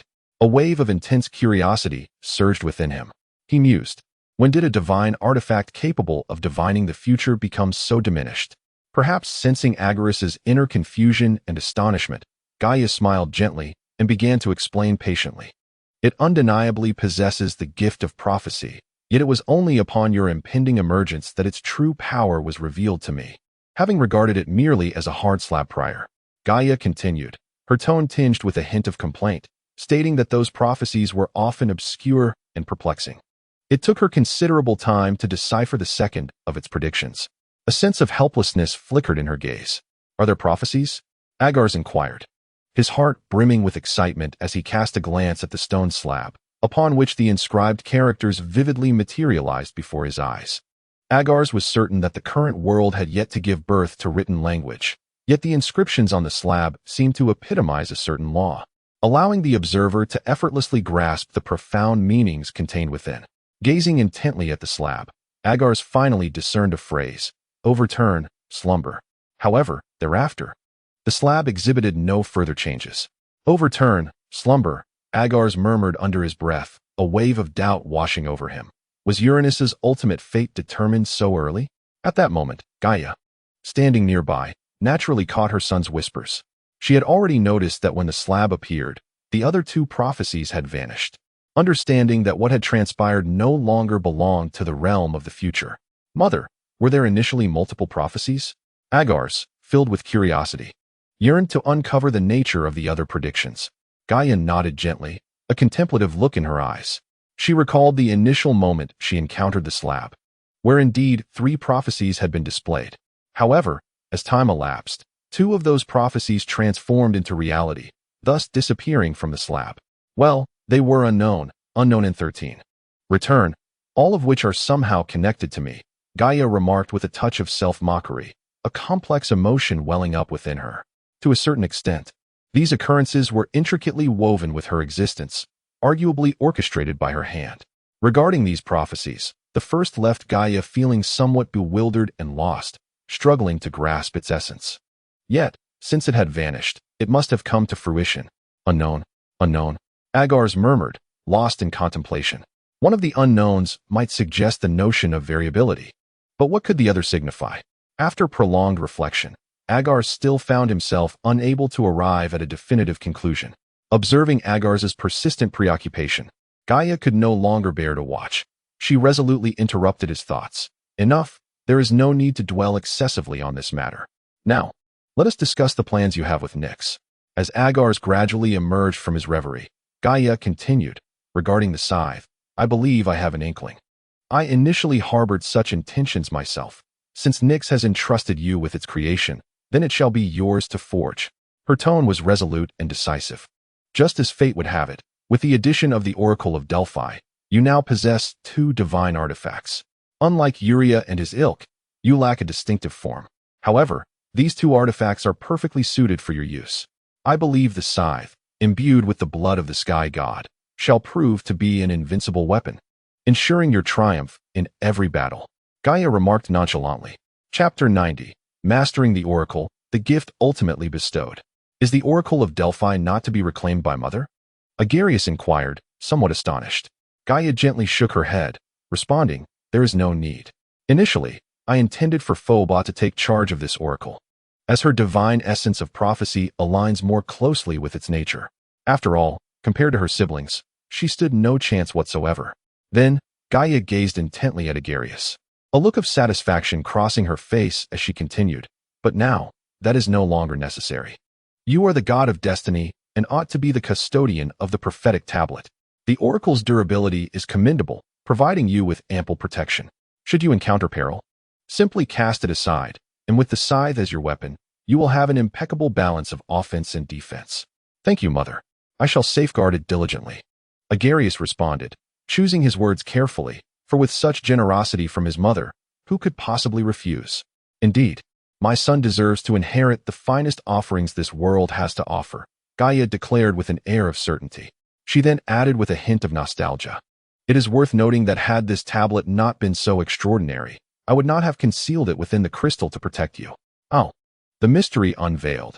The tablet was hidden within the crystal, shielded by the essence of the earth. It is no wonder I remained oblivious. However, this revelation served as a cautionary tale for Agares. He must refrain from carelessly storing items within his body. Uria was one example, and now he was faced with another. Had his mother harbored any ulterior motives, he might have met his demise countless times over. Now, let us continue our discussion. Uria's situation is indeed quite complex. As the embodiment of the Earth's masculine energy, he governs half of the Earth, and it is no surprise that the world cannot accommodate him. Gaia felt a profound sense of frustration regarding Uria's plight. Very well, since you have made your arrangements, I shall refrain from further interference. After all, my designs cannot rival those of you who wield the threads of destiny, Gaia resolved, deciding to relinquish control, as she could conceive of no better solution. It would be wiser to allow Agares to navigate this matter as he sees fit. Indeed, my Agares has grown, Gaia murmured softly, her head slightly bowed, her countenance betraying an indescribable sense of melancholy, yet tinged with a trace of solace and reflection. Simultaneously, she discreetly observed Agares' reaction, curious to gauge his response. Agares, keenly attuned to the flicker of sadness in Gaia's eyes, felt a tightening in his chest and stepped forward with urgency. Agares firmly grasped Gaia's hand and earnestly proclaimed, Mother, regardless of how the future may unfold, I shall unwaveringly stand by your side. I will always remain your most cherished and loyal child. Upon hearing such heartfelt words from Agares, a warm current surged within Gaia's heart. She offered a gentle smile and nodded in acknowledgement.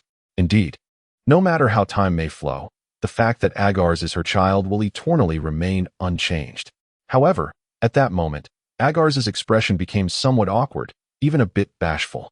He hesitated, as if there were words he wished to utter but found himself reluctant to voice them. Noticing the shift in her child's demeanor, Gaia gently inquired, What is it, Agares? Speak freely, do not keep it bottled up inside. Taking a deep breath, Agares finally summoned the courage to whisper, Mother, actually suddenly.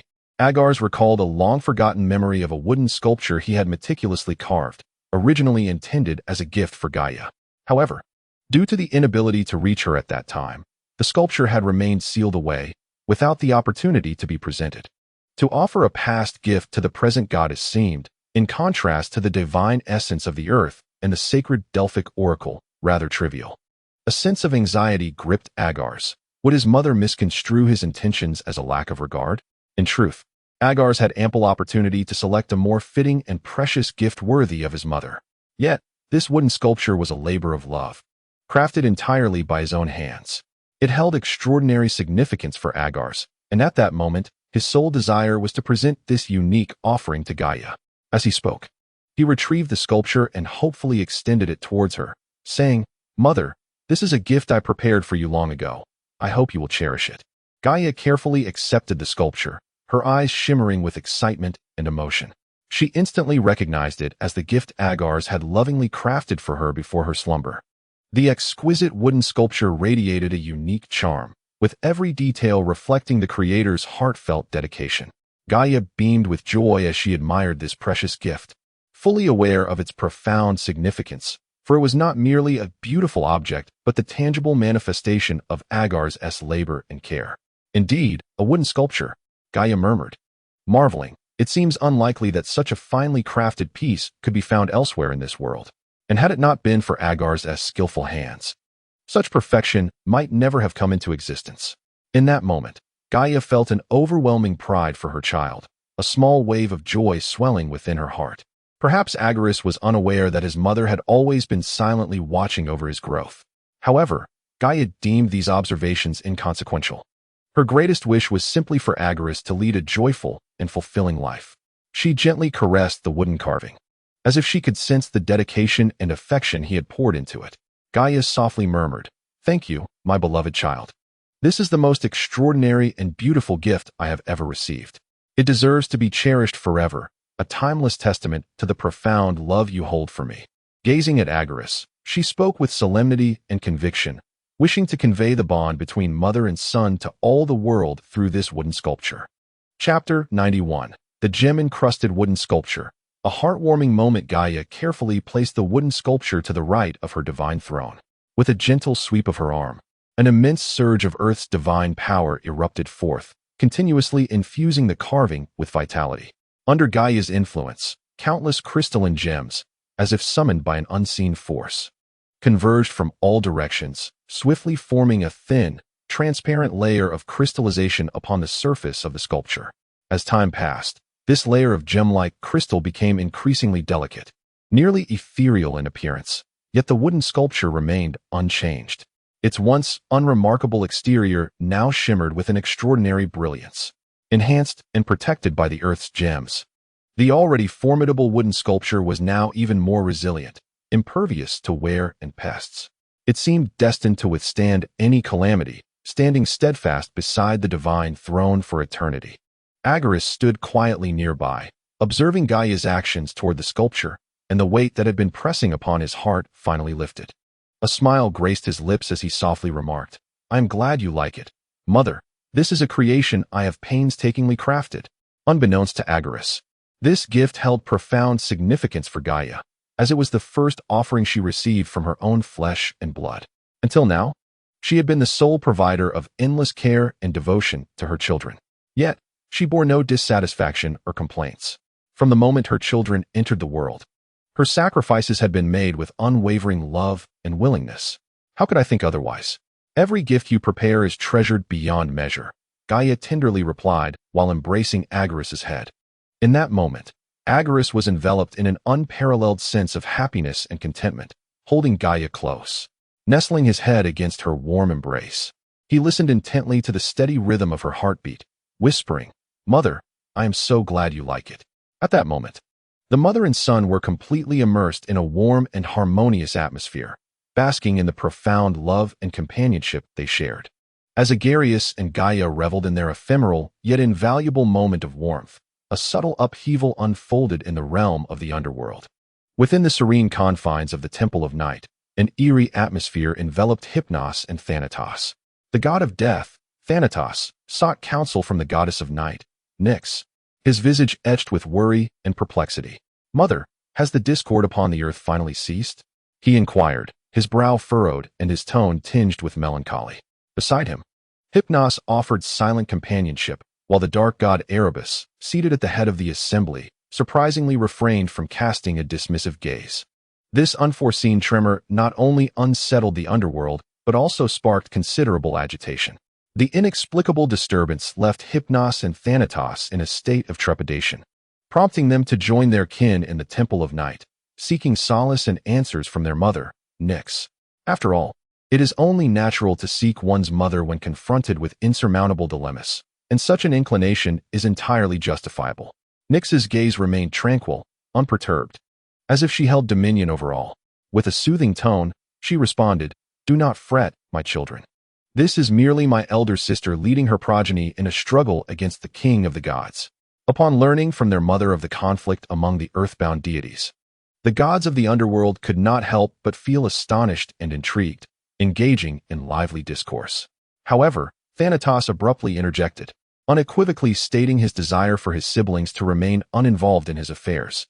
Indeed, his sentiments resonated with the others, who promptly dismissed any notions of participating in the turmoil. After all, the strife on Earth had evidently begun to reverberate through the underworld. Who could fathom the true extent of the peril lurking there? To be ensnared merely for the sake of spectacle could lead to grave consequences, leaving them bereft of even a place to lament. At this juncture, Thanatos harbored a whisper of doubt. He recalled a distant tremor he had sensed long ago, seemingly instigated by the might of Prince Agares. Yet, that tremor had only been perceptible upon the prince's birth, and it had not impacted the underworld. However, the current state of the earth filled Thanatos with an unsettling premonition, as if it might collapse upon them at any moment. This sensation sent shivers down his spine, rendering him acutely uncomfortable. He found it hard to believe that Agares' powers had escalated so rapidly. Such earth-shaking force could not be attributed to mere divine strength. Faced with this stark reality, Thanatos felt as though he had squandered his existence. A deity younger than himself had ascended to the realm of formidable power, leaving him engulfed in profound despondency and a desire to abandon his own aspirations for greater heights. In that moment, all Thanatos wished for was to relinquish his ambitions. Thus, he comfortably lingered within his mother's sanctuary, occasionally exchanging words with Hypnos. However, as Hypnos lowered his head to address his troublesome brother, he suddenly sensed a remarkable shift in Thanatos' aura. Startled, Hypnos turned his gaze and was left utterly astounded by the spectacle before him. He beheld his foolish brother's power surging at an astonishing rate. Initially, Thanatos had merely attained a moderate level of divine strength, yet in the blink of an eye, he ascended to the pinnacle of that very realm. Just as he seemed poised to breach the threshold of formidable divine power, he abruptly came to a halt, which left Hypnos feeling a twinge of regret. It was merely a hair's breadth away, had he managed to break through to formidable divine strength. Thanatos could have spared himself millennia of effort. Jealousy was an emotion that could never take root in Hypnos' heart. At least, he would never harbor envy for his brother. Thanatos. As Thanatos grew increasingly powerful, Hypnos felt nothing but joy and solace. After all, his own might was not to be underestimated. As long as their mother was present, his strength would remain robust. Yet, Hypnos could not help but let out a rueful smile, acknowledging that the source of Thanatos' extraordinary enhancement was likely due to a particular reason. Chapter 92. The busy future. Hypnos sighed inwardly, realizing that the immense elevation of Thanatos' power was likely attributable to that singular cause. However, this meant that his own domain of slumber might remain stagnant for a considerable time to come.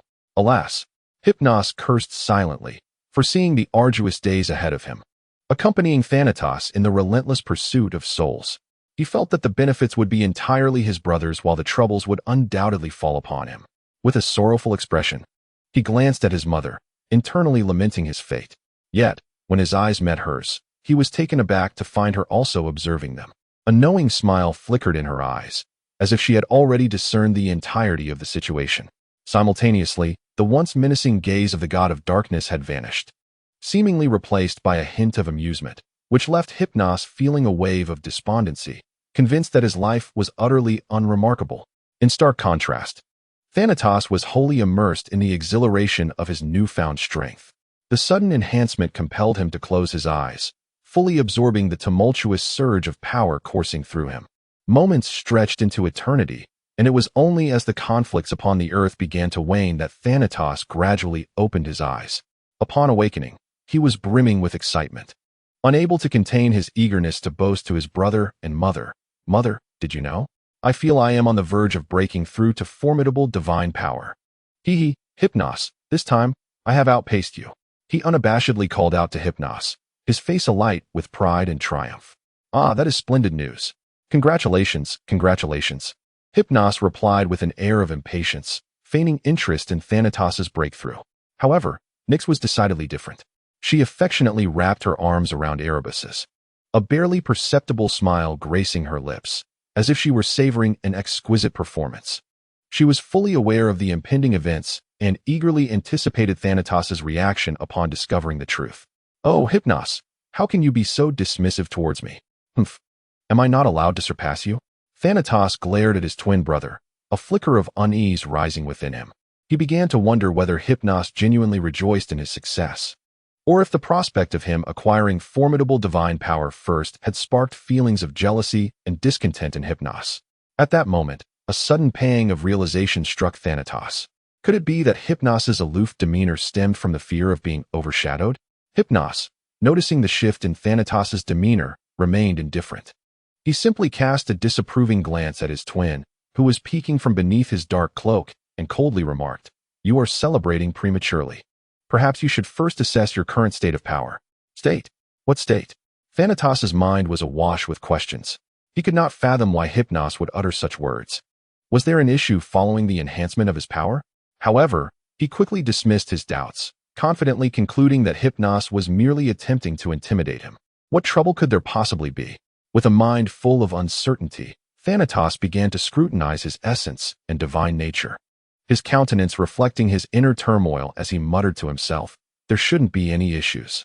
Everything seems perfectly normal. Isn't this power derived from the cycle of life and death?" Suddenly, his expression stiffened. Life and death triggered a recollection of an important detail he had previously overlooked. He hastily revisited the message left by the laws of death, which he had disregarded in his earlier excitement over his newfound power. In hindsight, he felt an unsettling disquiet. Why would the laws of death concern themselves with him? Moreover, the enhancement of his strength should signify their amplification as well. Thanatos quickly attuned himself to the message, which conveyed, "When all souls on earth return to the underworld, you shall transcend to the realm of supreme divine power," among other similar proclamations. The expression on Thanatos' face seemed to be wiped away by an invisible hand, replaced by sorrow and helplessness. "Indeed, the enhancement of power through life and death," he murmured, his voice tinged with tremors. He suddenly recalled the harrowing scenes he had once endured, pondering how long he would be occupied this time. It appeared that he had been rather naive. His recent exhilaration had obscured the costs associated with such power, causing him to forget the origins of his strength. With a stiffened neck, Thanatos struggled to turn his head and managed to force a sycophantic smile, softly imploring, "Hypnos, you won't stand idly by, will you? Surely you will assist me, right? After all, I am your twin brother." Yet, Hypnos, reflecting on Thanatos' earlier self-satisfied demeanor, resolved to momentarily disregard him. Harboring a slight irritation within, Hypnos emitted a cold scoff, turning his head away and presenting only the back of his skull to Thanatos. "Please, do not be like this. I acknowledge my faults. You cannot simply stand by and watch as I toil for millennia without offering assistance." Thanatos, fully aware of his own limitations, understood that facing the burden alone would be utterly exhausting. Thus, with a beaming smile, he drew closer, desperately striving to regain his brother's support. "Come now, Thanatos. Did you not perceive that Hypnos was merely jesting with you?" At last, Nyx could no longer contain herself. A teasing smile graced her lips as she advised, "In the coming millennia, you shall have ample work ahead of you. Cherish this moment of leisure." Nyx mocked the two brothers with a hint of schadenfreude. The other deities of the underworld, though suppressing their laughter, were inwardly filled with glee. Initially, they had been envious of Thanatos' good fortune, wishing to take on his happiness themselves. However, their sentiments had swiftly shifted, erupting into laughter. "Oh, spare us. We mere boors are unaccustomed to such refined fare. Better to rely on your own efforts." In that instant, a sense of helplessness and self-mockery emerged. Despite their bravado, the occasional glimmers of envy in their eyes revealed that deep within, they harbored unspoken desires. Hypnos coughed twice, ceasing his teasing of his brother, and calmly reassured, "Rest assured. We shall not leave you to confront so many souls alone. I shall certainly assist you." Chapter 93. Everything requires comparison. Thanatos finally received a satisfactory response, the weight upon his heart lifting. He dared not speak further, fearful that his inscrutable brother might retract his promise. "Do not worry, Thanatos. We are brothers after all. As long as we have time, we shall surely come to your aid. The other deities, who had been mere spectators, now chimed in, expressing their willingness to assist. Indeed, that sounds good. Thanatos felt a renewed sense of comfort upon hearing these words. While he did not expect these brothers to provide substantial help, even the slightest support was meaningful to him. In truth, if Thanatos were given the chance to choose anew, he would undoubtedly seize it without hesitation. After all, although this predicament appeared daunting, the opportunities it harbored were equally immense. Even if it required countless years of hard work, he deemed it all worthwhile. Perhaps this is what they call the bittersweet nature of existence. Meanwhile, Nyx sat quietly upon her throne, silently observing the unfolding events. She felt an overwhelming sense of fulfillment, despite her initial reservations about these children. However, the divine often requires comparisons to grasp certain truths. As Nyx reflected upon the offspring of her elder sister, then glanced back at the children beside her, she suddenly realized that all her prior discontent had been deeply buried within her soul. Compared to deities from other pantheons, particularly the famously rebellious Uranus, the offspring she bore, despite their slightly inferior appearance and temperament, can be deemed rather perfect, albeit lacking in strength. As the gods of the underworld stirred, time flowed slowly onward. It was only when the tremors from the earth had completely subsided, and no residual tremors could be felt, that Thanatos broke the silence to pose a question that weighed heavily on the minds of all the gods. Has it come to an end? Or is everything yet to conclude? Nevertheless, it appeared that no significant issues would arise henceforth. Nyx, without even a flutter of her eyelids, swiftly and assuredly provided an answer. Yet, deep within her placid heart, tumultuous waves surged. Her elder sister's power had remarkably returned. Furthermore, Uranus had astonishingly merged with Eros, assuming his strength. Nyx was acutely aware of these developments, as was Erebus, who stood beside her. However, while Erebus felt a hint of surprise, he did not sense anything amiss, attributing it merely to the normal course of fate. It seems matters are becoming increasingly intriguing. I wonder what fate ultimately awaits Uranus. Nyx's curiosity was suddenly piqued, and she eagerly anticipated the unfolding events. Nevertheless, Nyx felt a sense of relief. Her elder sister's restored strength would surely deter any god from acting recklessly before her. With this catalyst, her sister's recovery would only accelerate. Though reaching her pinnacle was unlikely, it would suffice. Her elder sister's previously clouded mind had finally been awakened. What was so commendable about Uranus that led to such a predicament?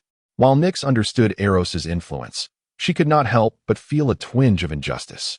The presence of her sister, a solitary deity, had caused their primordial status to diminish a tier.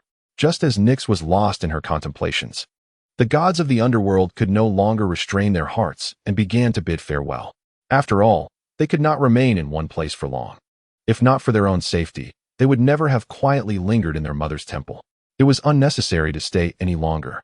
It was time to depart in pursuit of the true joys that awaited them. Mother, since this fiercely intense battle has drawn to a close, we shall take our leave. Here, we express our profound gratitude for your protection and guardianship. The gods of the underworld performed a standard bow in unison, speaking in harmony. Yes, you may go. If you wish, a glance at the earth will suffice, but do not linger. The future of the earth may not remain as tranquil as it is now. Nyx cautioned with a slight nod and a serious tone. Indeed, Mother, rest assured, we understand. The gods of the underworld replied in unison before eagerly rushing out of the temple one by one. Although their desire to explore the earth had been perceived by their mother, they felt no trepidation. If their mother could not discern such a thought, that would indeed be astonishing. After all, the mother is indeed the sovereign of all destinies in the world. Since she did not intervene in their plans, it signifies that no danger lies ahead, allowing them to proceed with confidence and audacity. However, what they did not foresee was that the desolate land, strewn with corpses, would present them with unexpected surprises. Meanwhile, the god of death and the god of sleep, observing their departing siblings, also intended to take their leave. The god of death wished to return to his sanctuary to fully experience the state of his enhanced power, enabling him to wield this newfound strength more adeptly. As for the god of sleep, he prepared to enter his own domain, the realm of dreams, to indulge in a restful slumber. After all, at this moment, there were no pressing matters to occupy his thoughts or efforts. Since there was nothing to attend to, he thought it prudent to seize this rare moment of leisure to rest well, perhaps dream beautifully, and relish the precious tranquility and ease. Indeed, soon enough, he would likely never again experience such leisurely moments, as they would inevitably slip away from him. "Mother, Lady Nyx, we shall take our leave," the two brothers said, bowing respectfully to Nyx. "Very well, go forth. Thanatos, I hope you soon overcome your obstacles and ascend to greater power." Nyx expressed her expectations to the god of death. Then, she fairly consoled the god of sleep. "Do not rush. The realm of sleep you govern is equally formidable compared to death.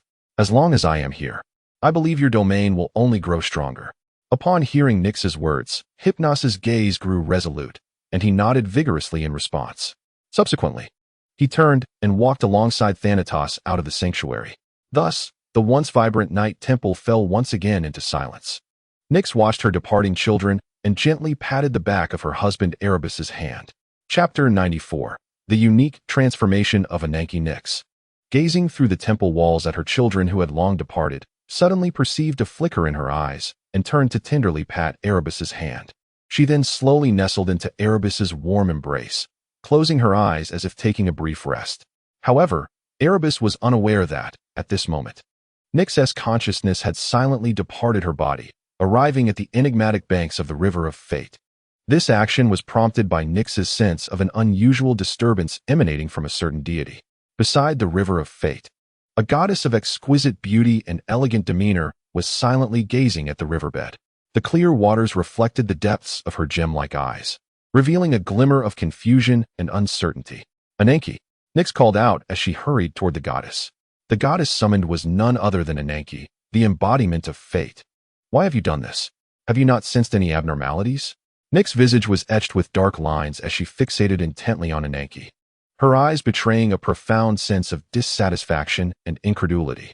Despite the tumultuous emotions swirling within her, Nyx forced herself to suppress her feelings, casting a cold, unyielding gaze towards the resplendent light suspended above the river, just behind Ananke. After a brief pause, she remarked, "We were meant to be in sync. Yet you now evoke such unfamiliarity in me that I find myself struggling to comprehend you." Ananke, equally wearied by the situation, shook her head and explained, "This is not of my doing. I too am bewildered by the current state of affairs. Perhaps it is now him who truly embodies unpredictability." Upon hearing Ananke's response, Nyx's brow furrowed slightly, releasing a dissatisfied sigh. "Not you? TSK." She felt a deep confusion, for it was only logical that Ananke, as one of her triads, should not find herself in such an unforeseen predicament. However, confronted with the enigmatic circumstances at hand, Nyx's own mind was equally clouded, and she could not fathom the bizarre nature of the situation. Indeed, Ananke nodded, her tone tinged with helplessness as she continued. "The forces of change erupted unexpectedly, and fearing potential calamity, I hastened to investigate, only to find myself embroiled in this unforeseen outcome." At that moment, Ananke's heart brimmed with a sense of powerlessness and perplexity. Faced with the current predicament, she too felt somewhat at a loss. After all, it seemed that everything was preordained, and as the goddess of fate, she was powerless to alter such a predetermined course. Nyx, laden with dissatisfaction, let out a soft sigh, her countenance reflecting a profound sense of resignation. Now, while the troublesome affair concerning Uranus remained unresolved, an even greater dilemma had emerged before her. Were it merely another twist of fate, it might have been more bearable. However, an overwhelming sense of helplessness and estrangement surged within her. What troubled her further was that this intricate conundrum could not be addressed lightly. Even for someone as astute as Nyx, the uniqueness of this situation rendered her at a loss, unsure of how to proceed. "Is there any way to dispel it?" Nyx, clutching onto the faintest glimmer of hope, turned to Ananke with urgency. "No, I have attempted countless times, yet the outcome remains unchanged. You two possess no means to alter it, do you?" Ananke replied, shaking her head with a calm demeanor that belied the gravity of their plight. Listening intently, Nyx finally spoke. Very well, very well. At this juncture, further futile resistance serves no purpose. Perhaps this is the price we must pay for our prior defiance against fate." Her voice carried a hint of resignation and helplessness. While Nyx did not entirely concur with Ananke's sentiments, she was left with no choice but to accept this harsh reality. Moreover, this event would significantly influence her future disposition towards the unpredictable Agares. Although Nyx was not particularly concerned with such matters, Encountering this unwarranted predicament would leave anyone feeling discontented. If her reckless actions had led to this outcome, she might have been able to accept it. However, the issue lies in her utter innocence. Throughout this period, she has remained steadfastly within the temple, wholeheartedly focusing on the unfolding of fate. As for his thoughts and those that would follow, she truly had no knowledge, nor any desire to know. In the end, Nyx, still filled with reluctance, gritted her teeth and said to Ananke with irritation, "Let us try once more. Harness the power of destiny, and continue the baptism to see if any opportunities may arise." Ananke, after a brief moment of contemplation, gently nodded in response. She then willingly immersed herself in the river of fate. Alas, what a predicament this is! Nyx massaged her temples, exhaling a sigh of frustration. Subsequently, her consciousness returned to her body, and everything around her remained unchanged, as if nothing had transpired. At this very moment, within the Earth Temple, the mother and son, who had just enjoyed a fleeting moment of warmth, realized that they must adequately prepare for what lay ahead. "Mother, do you believe you have sufficient control to conceal my brother's presence? I fear it would be detrimental if Uranus were to detect any anomalies," Agares directly inquired of Gaia. To this, Gaia confidently nodded, responding, "Rest assured, Agares. As long as he is within the Earth Temple, I possess absolute assurance in this matter. Moreover, I have my own methods to address the concept of his life. Simply utilizing the bottle of life will suffice." Gaia's tone then took on a somewhat intriguing quality. "Furthermore, it is likely that Uranus is far too preoccupied to wander about, let alone seek us out." "That is splendid news, Mother," Agares replied, feeling a weight lift from his heart. At this moment, Gaia, with a serious demeanor, declared, "Enough delay. I shall immediately summon Aria to meet with us." Almost instantaneously as Gaia's words fell, Aria, who had only recently returned to the Summit Temple, received Gaia's call. "Aria, come to the Earth Temple. Agares and I await your arrival." Gaia's voice resonated like a thunderclap in Aria's ears. Chapter 95. The retrieval of bones. Aria, however, wore an expression of exasperation, internally lamenting, "Really, I have only just returned, and now there is yet another matter? If there is indeed something urgent, why not have me accompany you both back to the Earth Temple?" Despite feeling a twinge of annoyance, Aria had little choice but to respond with resignation, "Very well. I shall depart at once." With that, Aria rose from the divine seat and strode purposefully towards the vast expanse of the earth. Inside the Earth Temple, Gaia and Agares awaited Aria's arrival in silence.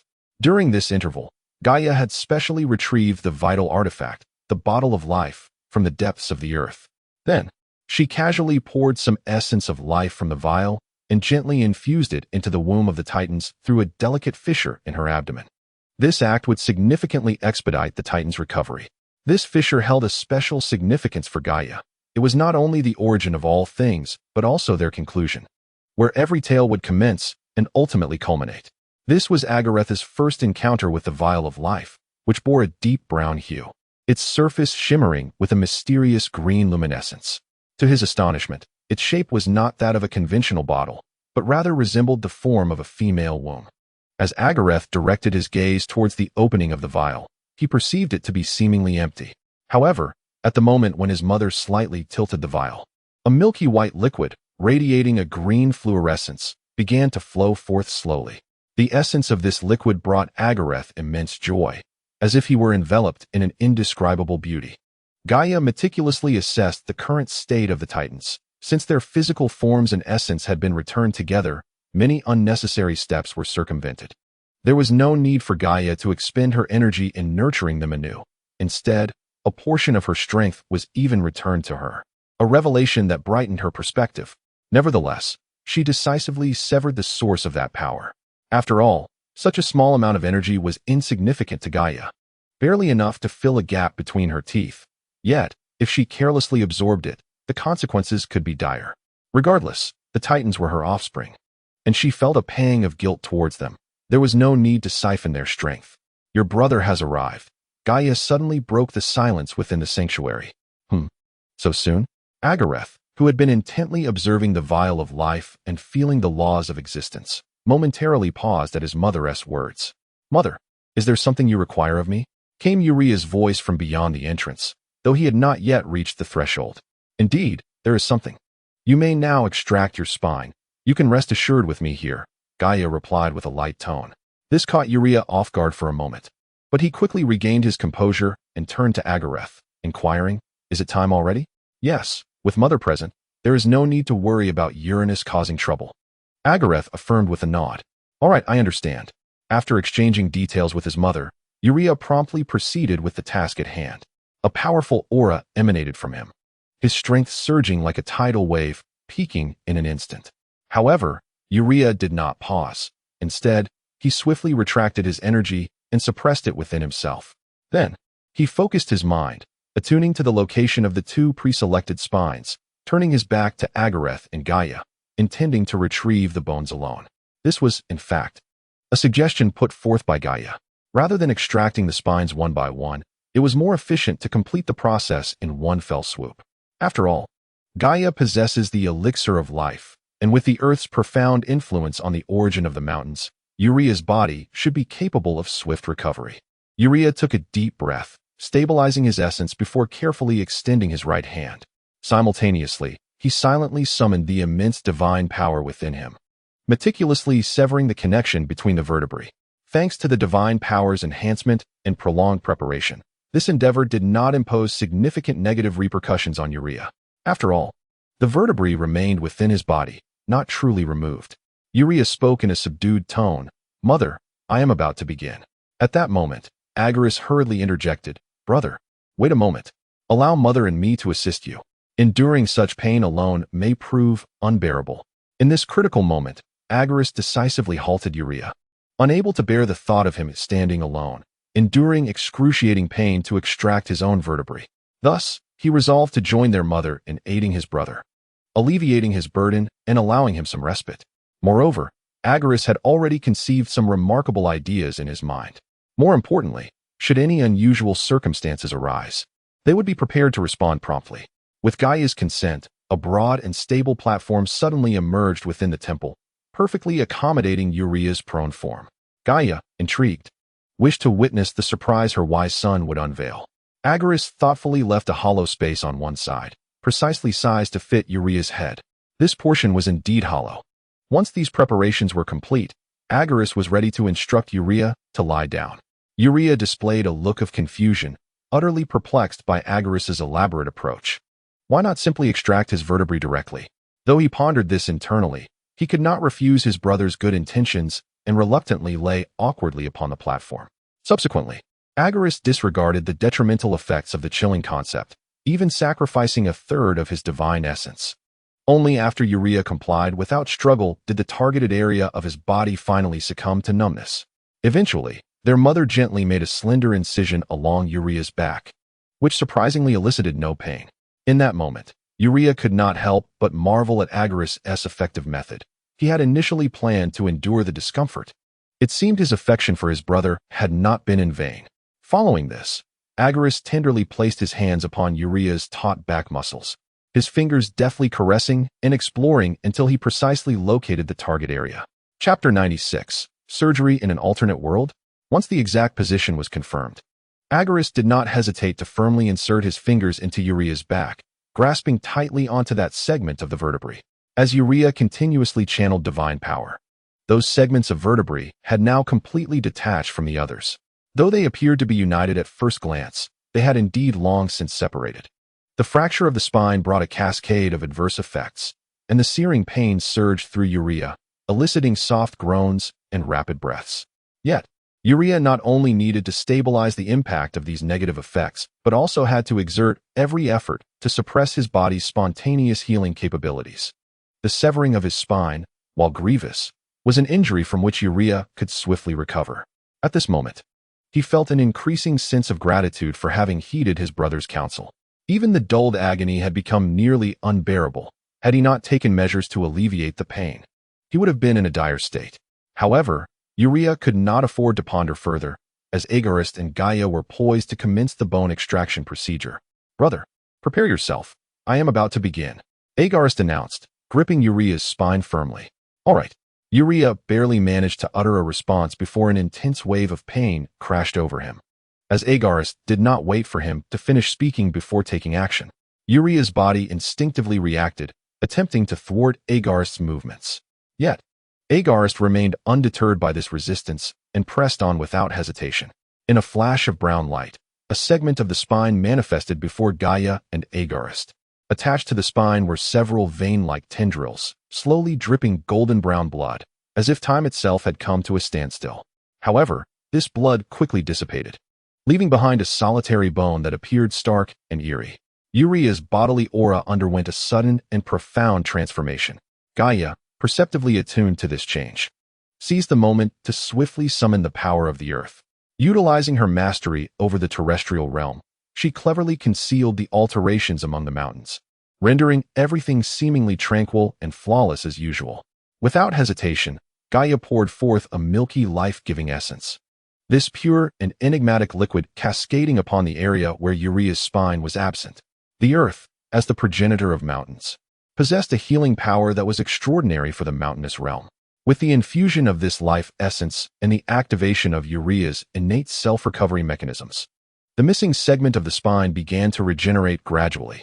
Rebirth ensued, intertwining to form new organizational structures. This process, though slow, proceeded with unwavering determination. Soon, the newly formed spine rapidly filled the void, though it appeared somewhat out of place. The most conspicuous difference lay in its color and essence, despite the expectation of harmony. The life concept embodied in the new spine dominated, while the notions of life and mountains cautiously probed one another for integration. Furthermore, the subtle guidance of the laws compelled the two to merge. Uria endured the excruciating pain, and eventually, his expression softened, though he simultaneously felt a wave of dizziness. When everything returned to its original state, Gaia ceased her act of pouring forth the fountain of life and approached the head of Uria. She tenderly caressed his hair, which was as unyielding as steel needles, her eyes brimming with boundless compassion and sorrow. Subsequently, she gently cradled Uria's head in her embrace, tears welling in her eyes. Finally, she placed a heartfelt kiss upon Uria's forehead, as if to convey her profound understanding of the suffering he bore. Who, after all, could truly empathize with such excruciating pain? Meanwhile, Uria mumbled some fragmented words, his voice barely audible, even to Gaia standing so close. As Gaia leaned in to listen intently, she could only discern indistinct murmurs. Yet these were sufficient to ignite a surge of irritation within her, causing the tender feelings she had just experienced to vanish without a trace. She cast a disapproving glance at Uria, inwardly grumbling about the futility of her kindness towards him. Nevertheless, despite her dissatisfaction, Gaia could not bring herself to chastise Uria at that moment.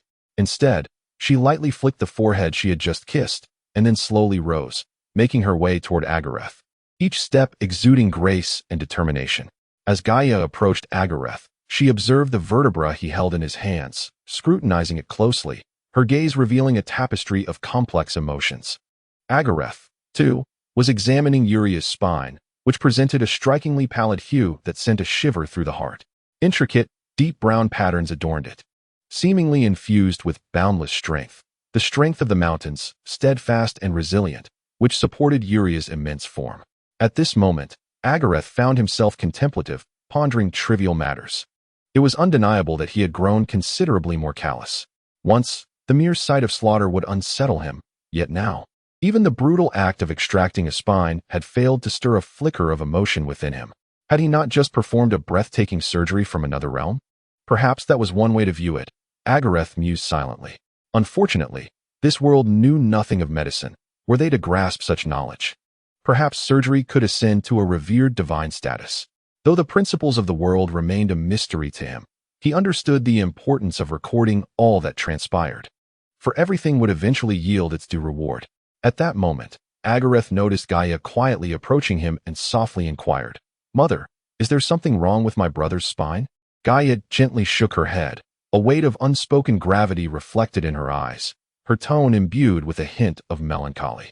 "No, it is merely a sense of poignancy." Uria, well, there is nothing more to say. She seemed on the verge of elaborating, but ultimately chose silence. Agares gazed at the vertebra, his eyes shimmering with a mysterious light, as if he could perceive the immense power pulsating beneath the surface of the bone. His gaze followed the flow of that energy, as if tracing an invisible vein. "Let us separate it into two parts," Gaia spoke calmly, her her voice imbued with an undeniable authority. Chapter 97, A Beating. Agares nodded, comprehending Gaia's intentions.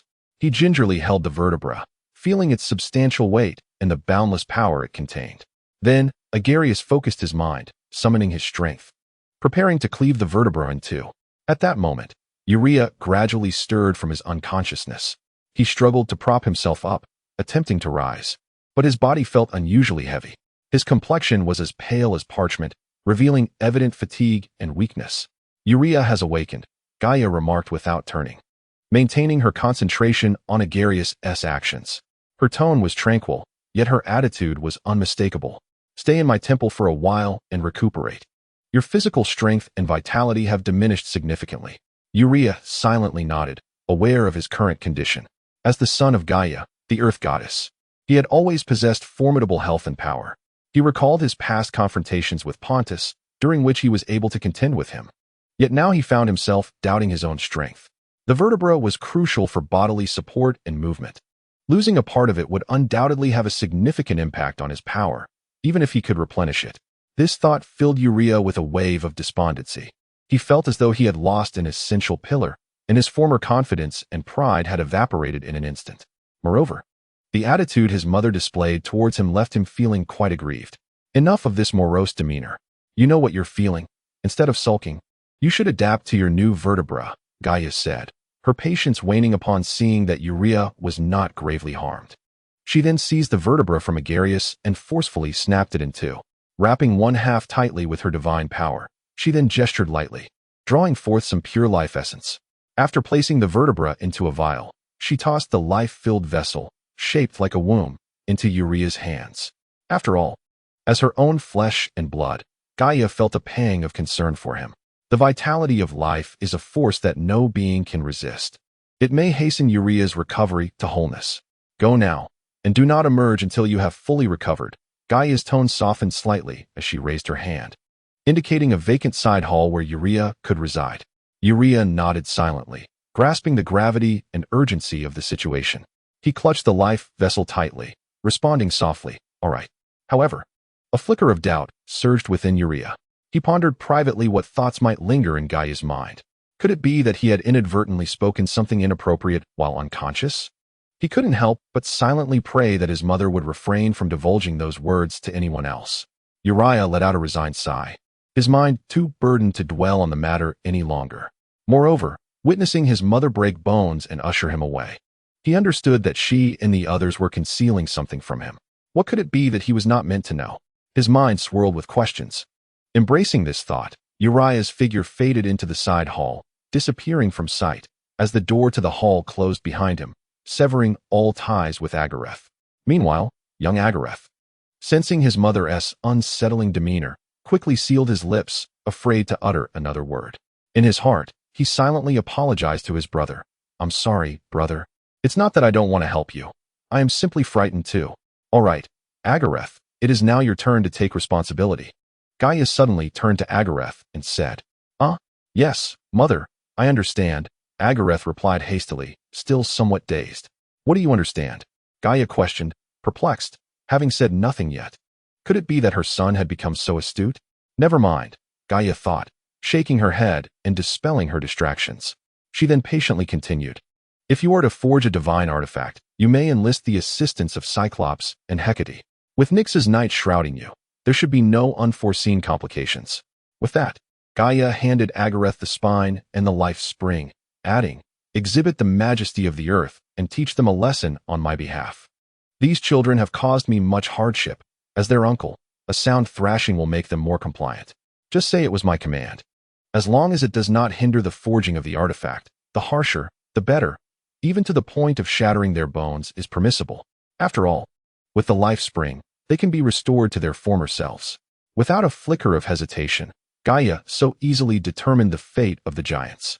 Yet, despite making such a decision, a trace of concern lingered in Gaia's heart. She feared that the weapon forged might not possess sufficient power. Thus, without a moment's hesitation, she extended her arm and made a gentle cut, a fine line of blood appearing on her fair wrist. Golden blood, radiating a faint crimson hue, began to flow. This was the lifeblood of the earth, imbued with boundless strength and vitality. Utilizing her divine power, Gaia enveloped the blood and concentrated it into a sphere. Ultimately, a moderately sized round stone orb seemed to hover before Agares. Gaia's expression remained serene, unchanged. Take this as well, just in case. Perhaps, at a crucial moment.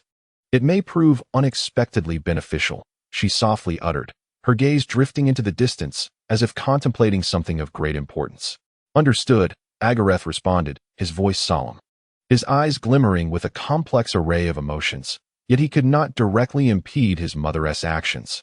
At that moment, all he could do was uphold his responsibilities and strive with utmost effort to fulfill his mission. Mother, take care, I shall set forth now. As Agares' voice faded, his figure seamlessly melded into the earth beneath him, like a fleeting shadow. Very well, Agares, tread carefully, Gaia murmured, her gaze fixed upon the ground, imbued with profound maternal love and concern. Though Agares' form was obscured from view, she could sense his presence. Her feet trembled slightly, as if relaying his silent response. Chapter 98, Sudden Fury? The Calm Deity. Uranus, your days of arrogance are numbered. A cold smile graced Gaia's lips, her eyes gleaming with determination. Henceforth, she must exert every effort to conceal the transformations occurring upon the earth, ensuring that Uranus detected not a hint of flaw. Meanwhile, Agares, immersed within the earth, traversed through layers of soil at an astonishing velocity, propelled towards the direction dictated by the land. With the earth's aid, his form surged forth with the swiftness of lightning. Unimpeded in his advance, before long, Agares neared his destination, which resembled a vast subterranean cavern, filled with chilling roars, cries for mercy, and a cacophony of distress, all intertwining into a chaotic and distorted symphony that surged towards him relentlessly. Agares paid no heed to the wailing sounds. The aura of power emanating from him continued to ascend. Deep within this earth lay the source of his strength, a sanctuary where he could confront all challenges with utmost composure. The divine essence of the earthquake god had already ascended to formidable heights, while Agares' innate power had reached the pinnacle of divine might, surpassing all that he had known. His gaze pierced through the endless subterranean darkness, witnessing the giants relentlessly battering the cavern walls, desperately seeking escape from this place. Soon, they became aware of Agares' unmasked presence. This aura, indistinguishable from the earth itself, exuded a sense of danger, yet it also filled the giants with a surge of hope. Could it be that their mother had come to their aid?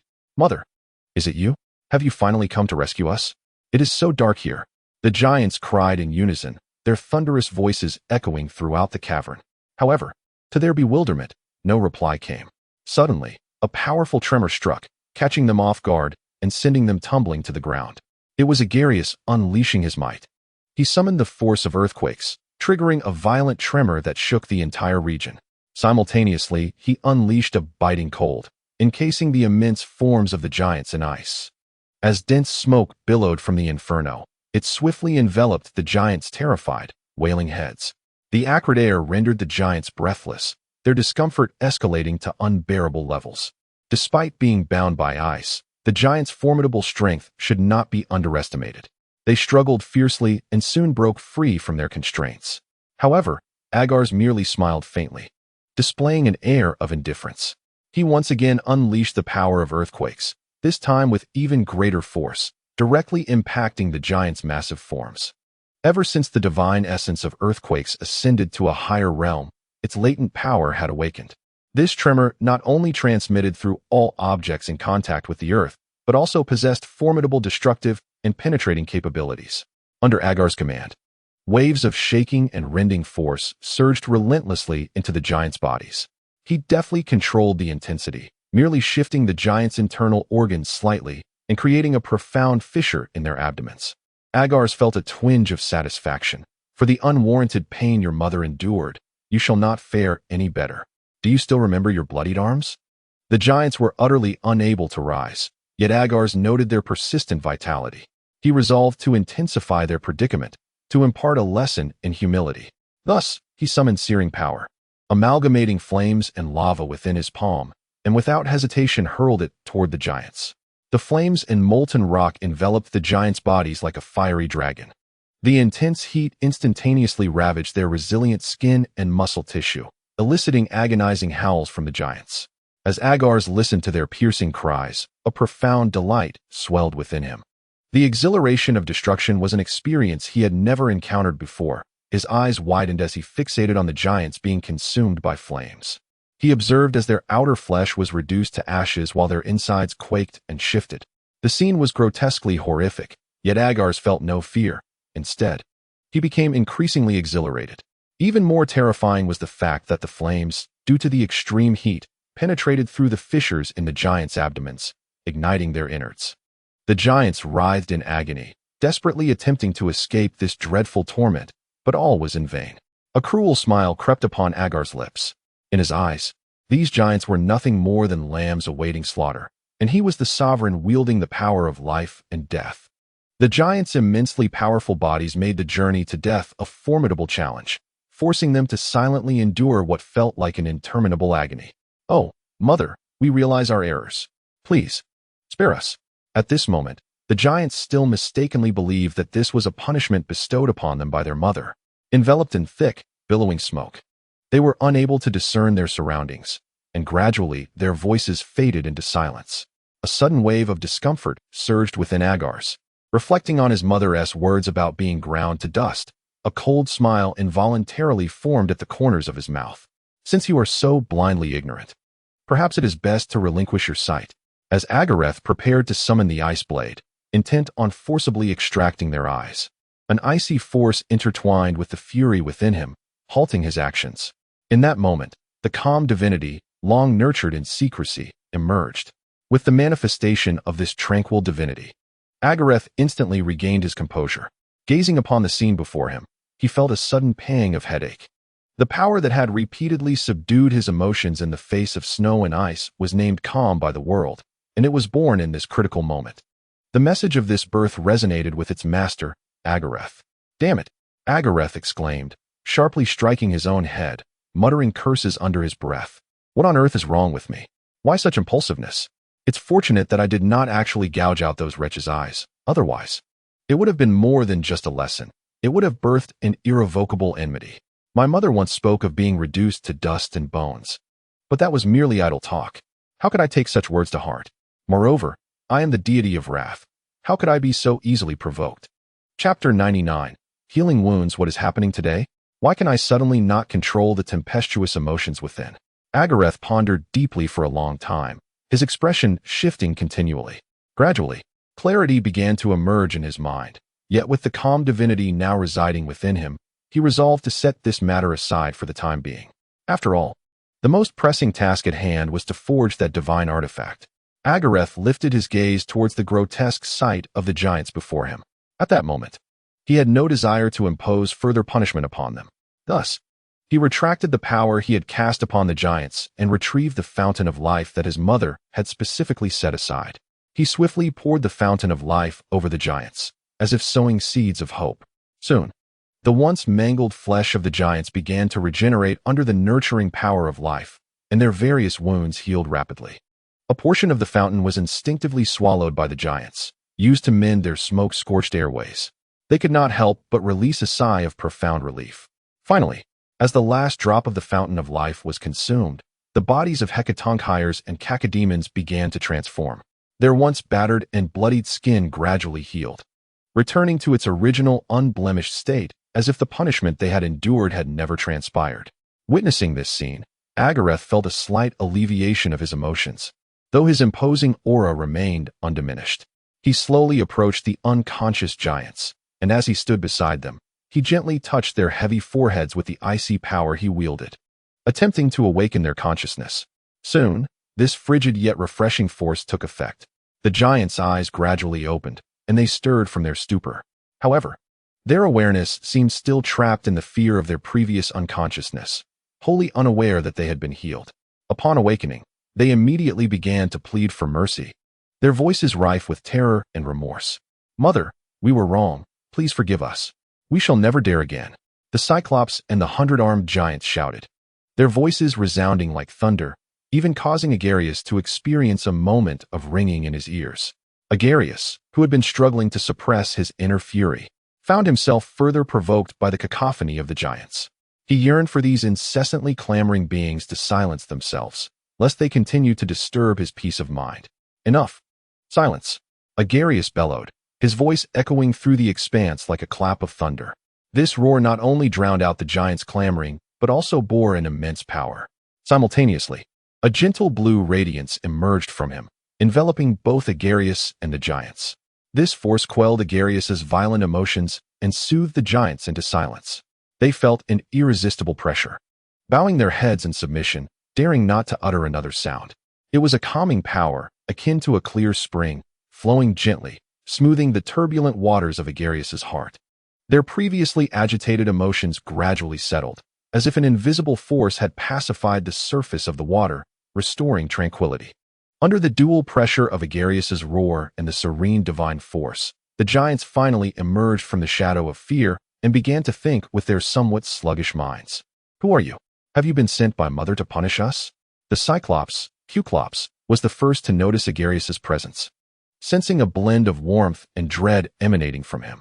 This contradictory feeling prompted them to recall the torturous ordeal they had just endured, rendering their current situation seemingly justified. The giants were acutely aware of the transgressions they had committed against their mother, now, with a deity dispatched to claim their lives. They felt a twinge of sorrow, yet harbored no thoughts of rebellion. Come forth, unknown deity. In atonement, we are willing to offer our lives back to Mother, praying for her forgiveness. The Cyclops and the 100-armed giants closed their eyes, resigning themselves to their fate. Agares gazed at the giants before him, perplexed at how they could conjure such a narrative. Had they not realized that their injuries had already healed? Fear not. No deity seeks to take your lives. This is merely a lesson, a punishment for the harm you have inflicted upon the earth. Agares ceased to exert pressure upon them.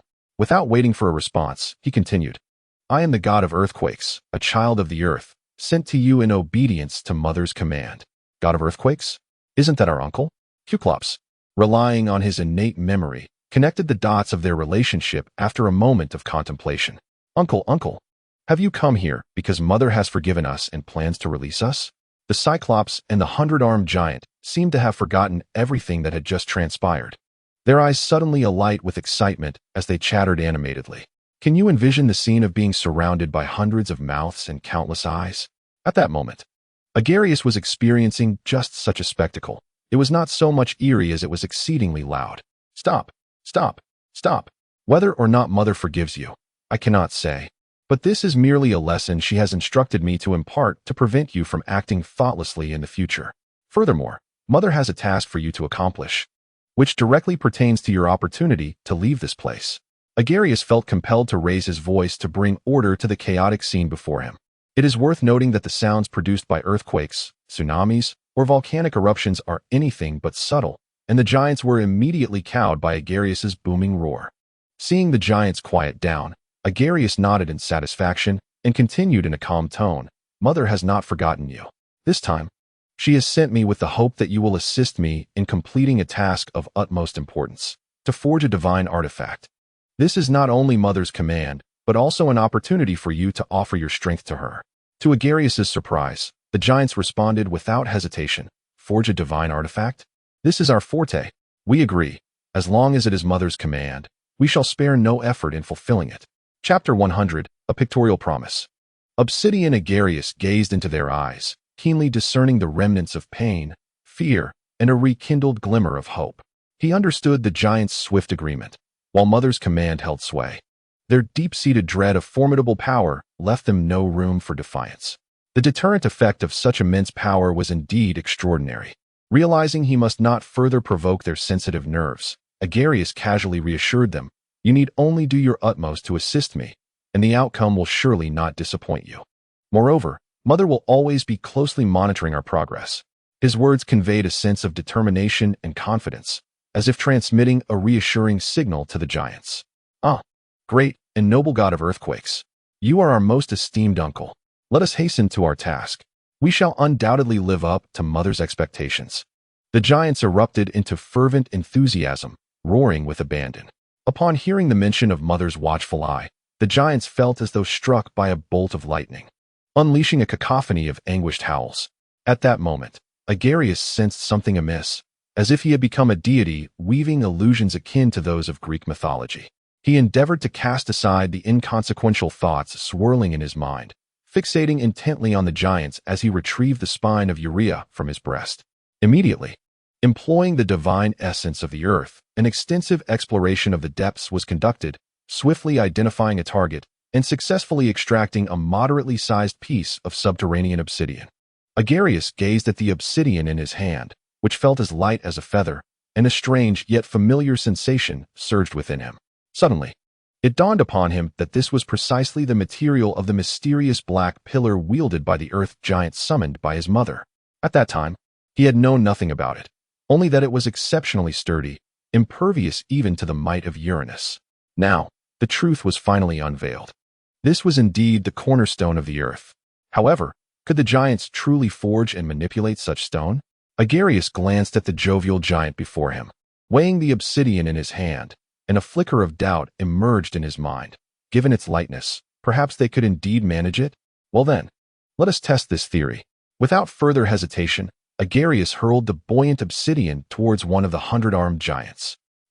Taken aback by the sudden projectile, the giant appeared somewhat flustered, yet managed to catch the stone with its multitude of arms, albeit clumsily. However, the weight of the stone exceeded the giant's expectations, causing both it and the stone to crash heavily to the ground. Agares raised an eyebrow at this sight. The stone had not felt this heavy in his grasp. Could it be due to the earth's influence? Nevertheless, he dismissed such musings, preparing to assist the giant, who had already risen, now holding the obsidian aloft. It seemed that the earlier mishap was merely a result of unpreparedness, for the giant, after regaining its strength, successfully lifted the somewhat modest-sized obsidian. Judging by its expression, the giant had not yet reached its limit. Whether the reddening of the many heads was due to exertion or embarrassment remained a mystery. Agares paid little heed to this minor episode. With composure, he retrieved the dark veil gifted by Nyx from his bosom and gently waved it towards the cave's ceiling. In hushed silence, night and darkness seamlessly melded as if they were destined to coexist in perfect harmony. The veil of night flowed like water, swiftly enveloping the cavern until it concealed the entire subterranean expanse, tightly wrapping Agares and his companions within. Earth, darkness, and night intertwined, collectively safeguarding the secrets of celestial overthrow. From an external viewpoint, the underground remained an unending abyss of darkness, unchanged from days of yore. Yet, the giants found themselves engulfed in an unprecedented stillness. The palpable power emanating from the goddess of night instilled a sense of alertness in these simple-minded giants, who sensed they had become embroiled in an unimaginable endeavor. Yet, this realization fortified their resolve. As long as they heeded their uncle's guidance and fulfilled their mother's task, they would undoubtedly regain their freedom. Agares brushed against the night, yet his fingers encountered nothing tangible, prompting a profound reflection within him. Truly, this is the primal essence of night and darkness. With newfound confidence, bolstered by a sense of security, Agares boldly summoned forth flames before the one-eyed giant and the 100-armed titan. However, to his astonishment, these giants recoiled as if they were mere mice confronted by a cat, their bodies trembling involuntarily and shrinking back. Agares was taken aback, pondering in disbelief. How can this be? You are master craftsman, yet you tremble in the presence of flames? Yet, upon further contemplation, he realized this trepidation stemmed from his own influence. Thus, he gently reassured them, "Fear not, for all is well. The flames, akin to the hammers in your hands, are merely tools for us to wield. Would you truly fear the power that you command?" In a bid to empower these giants in their newfound mastery of flame, Agares resolved to grant them a degree of authority. He proclaimed, "In the name of the fire god, O magnificent giants basking in the radiance of the earth, I bestow upon you the glory of flames. May fire and heat become your most steadfast companions in the art of forging." As if comprehending their master's words, the flames began to dance joyfully, reluctantly agreeing to lend their formidable strength to these fledgling artisans. Thus, the very concept of fire, representing boundless heat, descended into the realm of forging like a devout acolyte, obediently fulfilling the fire god's will. The nascent forge embraced this powerful flame with exuberance, reveling in the immense benefits it offered without any cost. Why not delight in the advantages bestowed by such power? This, too, was a subtle stratagem of Agares. integrating a portion of his essence into the domain of forging. Consequently, fire became a companion to the craft itself. Moreover, Agares discreetly ensured the giants' unwavering loyalty to both their mother and himself.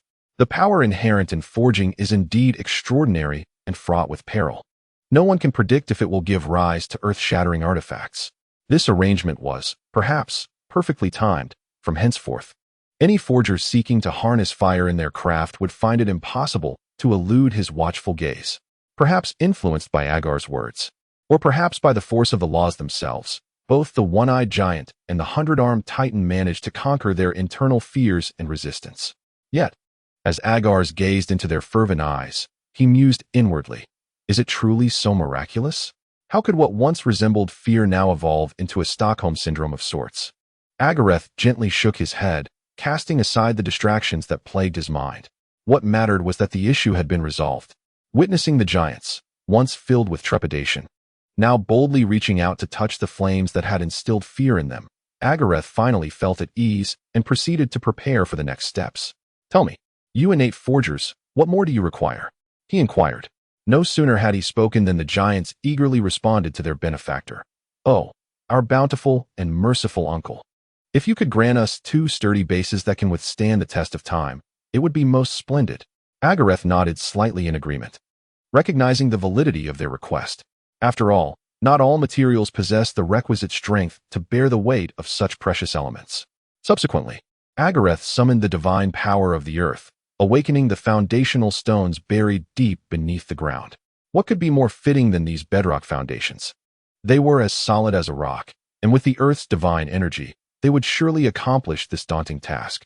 Under Agares's command, the obsidian swiftly coalesced into 2 flat, appropriately elevated bases, and he meticulously embedded within them the artifact he had previously overlooked, the source of flame. This name itself carried profound significance, representing the origin of fierce fire and heralding the resurgence of long-dormant flames. In an instant, scorching flames surged forth like a fire dragon, engulfing the entire forge, transforming the already bright space into an unbearable heat. Agares then retrieved the spine of the mountain. Though its weight posed no challenge to him, he felt its substantial heft as he placed the mountain god's vertebra upon one of the bases. His gaze swept over the 6 towering giants, conveying a sense of trust, signaling them to proceed. Hecatonkires and Cyclops, upon beholding the nearly sacred spine, were overwhelmed with excitement. They immediately set to work, each claiming a forge, eager to showcase their skills. Grasping their radiant companion tools tightly, the intensity of anticipation in their eyes grew stronger, as if they could pierce through the very fabric of space. They understood that perhaps they would never craft a mightier artifact than this again. Today, they would reach the pinnacle of their craft in this world's inaugural forging. This was not merely a moment of glory, but a profound expression of gratitude to their uncle and mother. Cyclops, the one-eyed giant, took on the monumental task of shaping the backbone of Urea. These wise giants, endowed with their unique vision, possessed extraordinary perceptiveness. They adeptly utilized various special materials, minimizing unnecessary waste, while awakening the latent mystical powers of the artifact. Hecatonkires, the hundred-armed giant, focused intently on forging the obsidian of the Earth's foundation. Thousands of arms and eyes converge into an unparalleled force, enabling them to attend to every minute detail of the materials. This extraordinary condition renders them an exceptional choice for striking those incredibly hard and indestructible substances, bestowing upon the artifacts even greater might. The once jet-black, cold, and hard obsidian is now scorched to a vibrant crimson, placed alongside the spine within roaring flames, enduring the relentless and fierce onslaught of the giant's hammering. However, to Agares' dismay, regardless of the giant's utmost efforts, there is no change. The material remains steadfast. The giant's initial expressions of anticipation and excitement gradually transform into astonishment, revealing disbelief. Agares, too, adopts an increasingly serious demeanor, facing an unexpected challenge right from the onset. The unyielding state indicates that the applied force is woefully insufficient. Although he had foreseen potential difficulties, he had not anticipated their arrival would be so swift. Clenching his teeth and enduring the pain, Agares resolutely ignites the divine flame residing deep within his soul. This is a power inherent to all divine beings, The flame manifests itself in combustion, capable of unleashing strength several times greater than his own.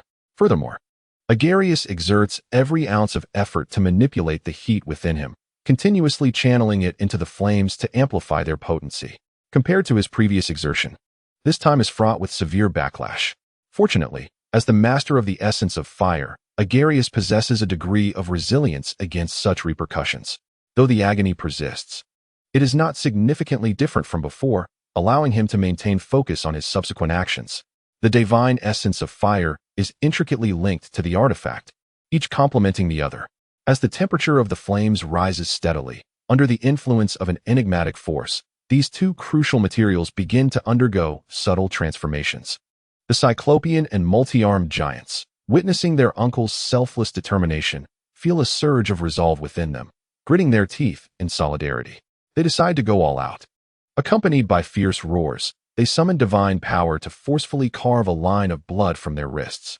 Golden red blood pours forth from their wounds like a spring, cascading down their arms that grip the iron hammer, spilling abundantly onto the forging platform. This blood seems to possess a life of its own, rushing down to be instantly consumed by the roaring flames upon contact, leaving no trace behind. Chapter 102. Trouble. The exhausted giants, the two forging platforms ignite, radiating intense light. And in that moment, the concept of forging reaches its perfect expression and elevation. The powers of fire and forging intertwine and resonate, collectively beckoning the mysterious laws of creation for assistance. Under this unique force, the giant's blood does not tarnish the purity of the materials. Rather, it renders them increasingly pure and resilient. At last, under the relentless forging and the searing flames of the giants, the once incandescent vertebrae and obsidian began to undergo a profound transformation. The giants' expressions grew increasingly frenzied as they poured their entire strength into their task. Each swing of the hammer was a cathartic release of their pent-up rage against imprisonment, exploitation, and punishment. Meanwhile, Agares was not idle. He silently recited the aphorism of Nyx. Only the earth can forge the divine weapon that slays the gods. May the glory of the earth shield me, Agares fervently beseeched. The Mother Earth sensed his resolve and responded to his plea, infusing him with a continuous flow of terrestrial power that brought him solace. Hovering between two pedestals, Agares emanated an aura that was both exhilarating and daunting. His pale, powerful arms seemed to possess boundless divine strength, channeling the Earth's divine essence through his fingertips into the materials being forged. These already extraordinary materials, imbued with such formidable power, appeared even more enigmatic and wondrous. Far above, within the Earth Temple, Gaia suddenly opened her long-closed eyes and murmured softly, "It has begun and it has ended." She quietly assessed the well-being of Urea within the temple and the rapidly recovering Titan within her womb, feeling a sense of relief. Everything was proceeding as anticipated. Without a single misstep, Gaia closed her eyes once more, carefully wielding her divine power to obscure the subtle changes in the surrounding mountains and rivers. She had to ensure absolute security, preventing any disturbances from the depths of the earth from causing unnecessary trouble. At that moment, the pressure exuded by Agares was as heavy as the earth itself, rendering even the giants, engrossed in their forging work, unable to withstand the immense external force. The terrifying power and visage of Agares, reminiscent of his mother, loomed like an insurmountable mountain before the giants, instilling an unprecedented sense of oppression and fear within them. This psychological shadow grew ever darker, elevating Agares' image in their minds to an imposing and sinister height, nearly suffocating them. Agares keenly sensed the fluctuations in the giants' emotions, slightly tempering his overwhelming pressure while continually infusing divine energy into the forge. Feeling the attentive care from their uncle, the giants cast grateful glances before plunging back into the intense and fervent forging process. The robust divine power of the earth acted as the perfect catalyst. When it encountered the roaring flames, a remarkable transformation ensued. Initially, the flames danced wildly like a disturbed beast, leaping with abandon. Yet soon after, this force seemed to heed Agares' will, beginning to merge harmoniously with the flames. Shadows of earth, stone, grass, and wood materialized like phantoms, entwining tightly with the fiery blaze, transforming it into a profound hue of brown. Once vibrant and full of life, the once fervent and intense flames now gradually transformed, becoming increasingly steady and substantial.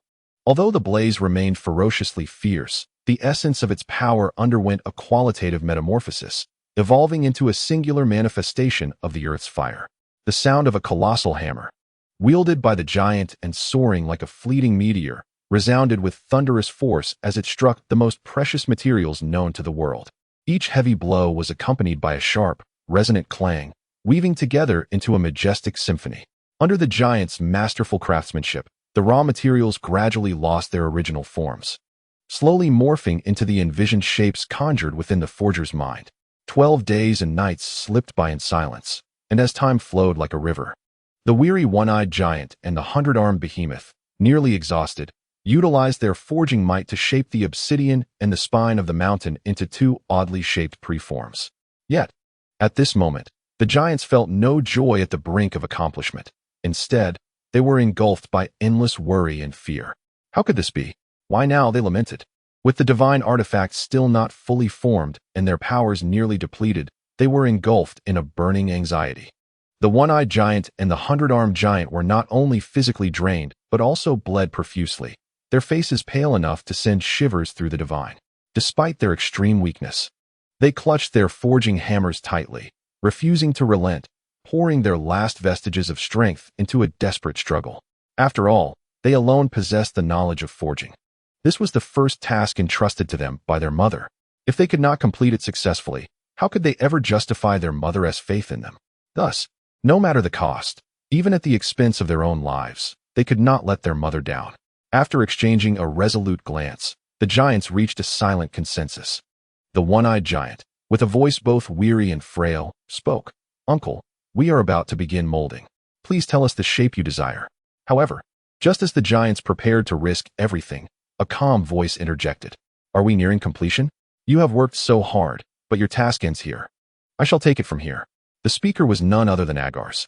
As he spoke, Agares slowly opened his previously half-closed eyes, his gaze piercing as he focused on the spine and obsidian that had been relentlessly hammered for days. At this moment, they no longer retained their initial forms, but instead revealed an irregular preform, resembling liquid under the influence of the forging power. Simultaneously, Agares keenly sensed the tremors of the giants beside him and their steadfast arms. These colossal beings appeared as pale as parchment, evidently having paid a hefty price for their efforts to achieve such results. Agares silently committed this arduous endeavor to memory. He would faithfully report the contributions of these giants to their mother, as they deserved recognition for their hard work. Chapter 103, Plug-and-Play Forging. In that moment, the Cyclops and the 100-armed giant hesitated before speaking. "Uncle, are you truly certain you wish to attempt this personally? It is not that we doubt your prowess." But their eyes betrayed a hint of uncertainty.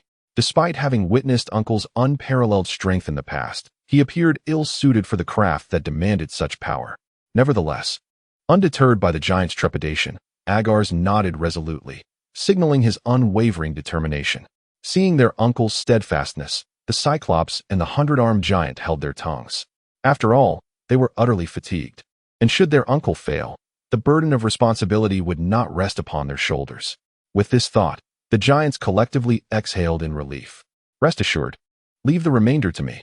Your contributions have been nothing short of exceptional," Agares affirmed once more with conviction. The giants were merely positioned as assistants to challenge the celestial deity, who loomed in the heavens and wielded dominion over all. One could only harness the power of the earth. Their contribution lay in aiding Agares to forge the very essence of this artifact. The subsequent steps would be entirely orchestrated by Agares himself. He would breathe new life into the primordial form, allowing it to merge, take shape, and infuse it with the wrath of the earth, tempering it into an unparalleled brilliance. "Very well, esteemed and magnificent uncle, we shall rely entirely upon you," the giants chorused in unison. Yet, Kukro and Hecatonkires were not prepared to abandon all hope. This was their mother's expectation. Should failure loom, even at the cost of offending their uncle's dignity, they would seize back control and recommence the forging process.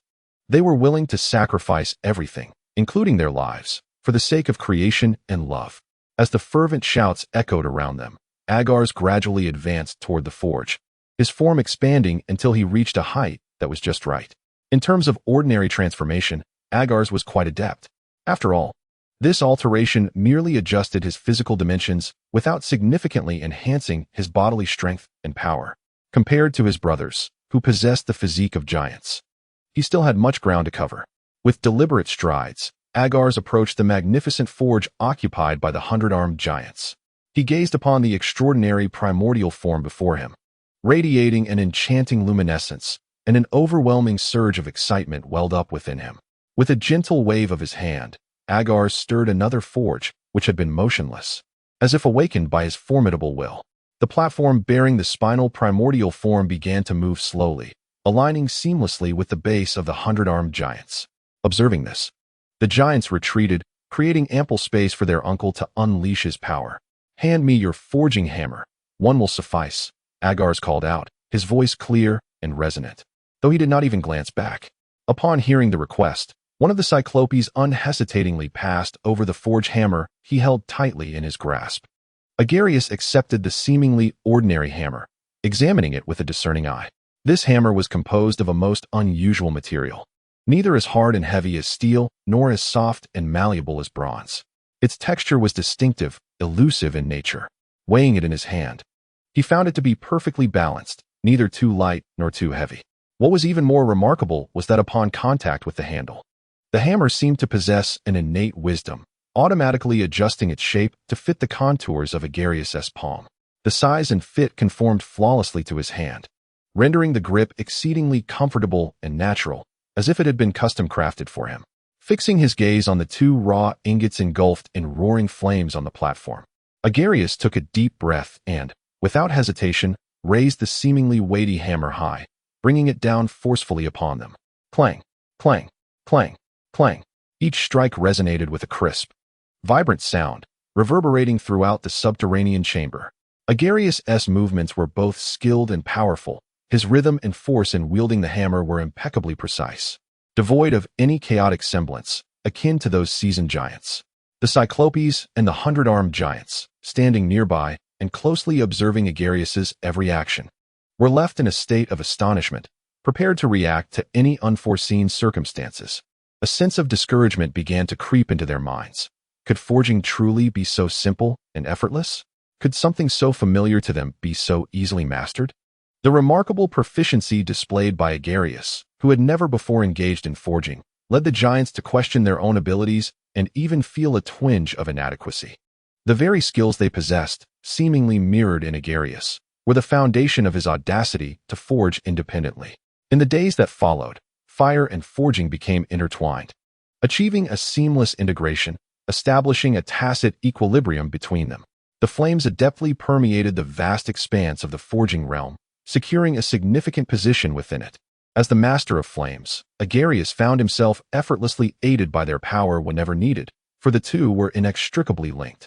Rather than Agares forging alone, it was as though the enigmatic laws of forging were guiding him, a novice in this unfamiliar territory. Like an efficient plug-in, once engaged, it activated immediately, not stemming from Agares' own skills or knowledge, but from the profound and potent laws of forging. In this world, the leaders and pinnacle of the forging domain were the Cyclopes and the 100-armed giants. They epitomized the zenith of this craft, their exquisite skills and deep understanding intricately etched into the very fabric of the forging laws. Thus, the assistance bestowed upon Agares by the laws of forging was, in essence, derived from the extraordinary techniques of these giants. This is why Agares exhibited astonishingly similar skills to those of the giants. With his extraordinary craftsmanship, Agares began to shape his creations according to the visions within his heart, requiring no molds whatsoever.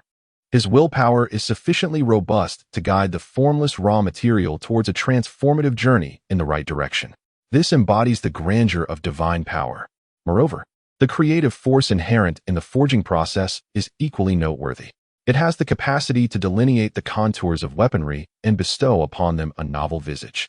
This remarkable ability undoubtedly showcases the endless allure and ingenuity of the forging principles. However, what Agares did not anticipate was the swift arrival of trouble. Chapter 104. The Birth of a Divine Artifact. Despite Agares exerting all his might and employing various forging techniques, the materials of the spine of the mountain and the foundation of the earth remained obstinately incompatible. They repelled one another, akin to the irreconcilable elements of water and fire, exerting pressure against each other. This predicament plunged Agares into profound bewilderment. Logically, the strength of the mountain should align closely with that of the earth, fostering mutual acceptance. How could such a bizarre situation arise? Yet, this was not the moment for inquiry. The priority was to discover a solution.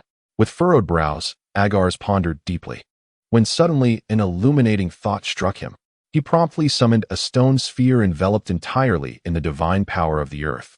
Upon closer inspection, it became evident that the sphere contained the invaluable blood of the earth, entrusted to him by his mother upon his departure from the Earth Temple. In that moment, Agares could not help but admire his mother's foresight. Undoubtedly, this primordial blood from the earth would serve as an exceptional bonding agent. The mountains, birthed from the earth, would undoubtedly be drawn together. Agares hovered the stone sphere above the artifact mold and gently opened a minuscule aperture. In an instant, a rich and vibrant blood began to drip slowly, splattering onto the hard forging table. This mysterious earth blood seemed to harbor boundless vitality. Upon contact with the two lifeless molds, an astonishing transformation ensued. The once inanimate molds began to quiver as if infused with a soul, striving to break free from their constraints and exhibit their own vigor. These molds required no guidance or assistance from Agares. They independently twisted their ungraceful forms, initially hesitantly touching one another, as if to gauge each other's reactions. Then, like long-lost yet familiar kin, they embraced each other without reservation, merging and intertwining. Witnessing such a marvelous spectacle, the weight that had burdened Agares' heart finally lifted, and he exhaled a gentle sigh of relief. The one-eyed giants and the hundred-armed beings, observing from the sidelines, erupted in exuberant cheers, celebrating this miraculous scene. However, for Agares, this was merely the beginning. Although the initial merging had achieved a preliminary success, it was far from sufficient. Next, he must seize this rare opportunity, leveraging the unique power of the Mother Earth's blood to fully forge the two molds into a singular entity. Not only that, but he must incessantly infuse the earth, along with its inherent divinity and power, allowing them to fully absorb the wrath and hatred emanating from the ground. Only in this manner can a truly formidable and unparalleled artifact be forged. The roaring flames ascend like a wild stallion, seemingly endless. Agares once again raised the colossal forging hammer, swinging it repeatedly, each strike imbued with boundless strength, declaring his conspicuous presence to the giants. These forces intertwined the fury extracted from his mother, his brother, himself, and the Titan's wrath towards the sky god. However, more complexly, the ferocious desire for destruction, forcibly suppressed within him by the calm divine essence, also surged forth. All these negative emotions finally found an outlet for release, rushing through the narrow and crowded passage like a tumultuous tide, continuously flooding into the yet-to-be-formed vessel. In the blink of an eye, the negative darkness and the vibrant green, symbolizing life, reached an equilibrium, each claiming half of the realm. A breathtaking tug-of-war ensued between the two, neither yielding, both striving to expand their dominion. A glimmer of excitement and joy sparkled in Agares' eyes, the corners of his mouth curling into a satisfied smile. He whispered softly to himself, "This is how it should be. Let the battle rage on. Only the strongest power can control all." At that moment, Agares seemed to perceive the infinite possibilities concealed behind this fierce confrontation, eagerly anticipating the emergence of the ultimate victor. To his dismay, they did not engage in the life-and-death struggle he had envisioned. Instead, they appeared to calm down, hand in hand like sisters. As Agares gazed upon their peaceful coexistence, a fleeting sense of disappointment welled up within him, soon dissipating. Under Agares' relentless hammering, the artifact was on the verge of completion. Coincidentally, it was the midnight of the 13th day. At this pace, it should be accomplished before the arrival of the 14th day. The bedrock of the earth and the spine of the mountains would bestow upon this weapon unparalleled strength, granting it an indestructible hardness and unmatched sharpness. This artifact, crafted by the god of change, would undoubtedly possess the power to transform the world, turning decay into the miraculous. With premium materials and exquisite forging techniques, it would surely be born from the flames, infused with the earth's fiery wrath, severing the arrogance of the skies. Clang, clang, clang, clang. Once the issues were resolved, the clear and rhythmic sound of forging echoed once more. Each hammer strike seemed to slow down, as if Rhea had completely perished. Each blow resembled Agares meticulously sculpting his creation, gradually altering the form of the once coalescing embryo. The first strike fell, revealing the initial silhouette of the scythe's main body, sketching out the rough contours that would lay the foundation for this soon-to-be artifact. As the second hammer fell, the silhouette of the scythe was further refined, and those slightly protruding sections returned precisely to their rightful places. With the descent of the third hammer, the handle of the scythe began to take shape, emanating a faint yet mysterious green glow, as if it harbored boundless power. Each subsequent blow, from the fourth to the fifth, possessed its own unique character. Whether it was to adjust minute details, enhance texture, or bestow special abilities. Gradually, with each hammer strike, the scythe grew increasingly perfect in form. By the time the 13th hammer fell, Agares, drawing upon his divine sculpting power and the beauty bestowed by the world, etched the patterns of mountains, rivers, and flora upon the scythe. These designs were remarkably vivid, seemingly imbued with the vitality of nature. Yet it was crucial to note that an aura of deadly stillness also began to permeate the air. Under the influence of the Earth's divine power and the unparalleled craftsmanship of forging, a scythe of destruction was finally born into the hands of calamity. The newborn artifact lay quietly on its cradle of creation, radiating an unparalleled aura that sent shivers through the hearts of the gods. Chapter 105. Forged by the power of catastrophe, the divine artifact is born. The artifact capable of toppling the heavens has come to fruition, fulfilling their efforts. The giant's eyes sparkled with excitement, eagerly glancing back and forth between the divine scythe and Uncle Agares. However, their attention remained predominantly fixated on the scythe, their eyes gleaming with affection and admiration for this formidable weapon. After their prolonged and heartfelt endeavor, this sacred artifact had finally been successfully forged. The Cyclops and the 100-armed giants gazed lovingly at this newly born creation. Its form was a testament to their dedicated labor, and undoubtedly, it would possess unparalleled strength. Yet, Agares did not share in the exuberance of the other giants. Perhaps there was a flicker of excitement, but it was subdued, for he harbored a peculiar premonition. Despite the scythe nearing a state of perfection, deep within him lingered an ineffable sensation. Determined to probe further, Agares infused the scythe with his surging divine power. The moment his essence met the scythe, the harmonious fusion astonished him, though it also left him perplexed, as it seemed unremarkable. Then, his divine power surged upward, brushing against the scythe's razor-sharp blade, only to be severed in an instant, losing its connection. This astonishing revelation filled Agares with delight. Indeed, the blade was as sharp as anticipated, capable of effortlessly severing even intangible divine power. Thus, he need not worry about it being hindered by the unique divine force of the heavens, which could diminish its potency. Nevertheless, Agares did not cease his exploration. He remained wholly focused on investigating the internal structure of the scythe, since the blade, imbued with terrifying destructive might, thwarted his inquiry.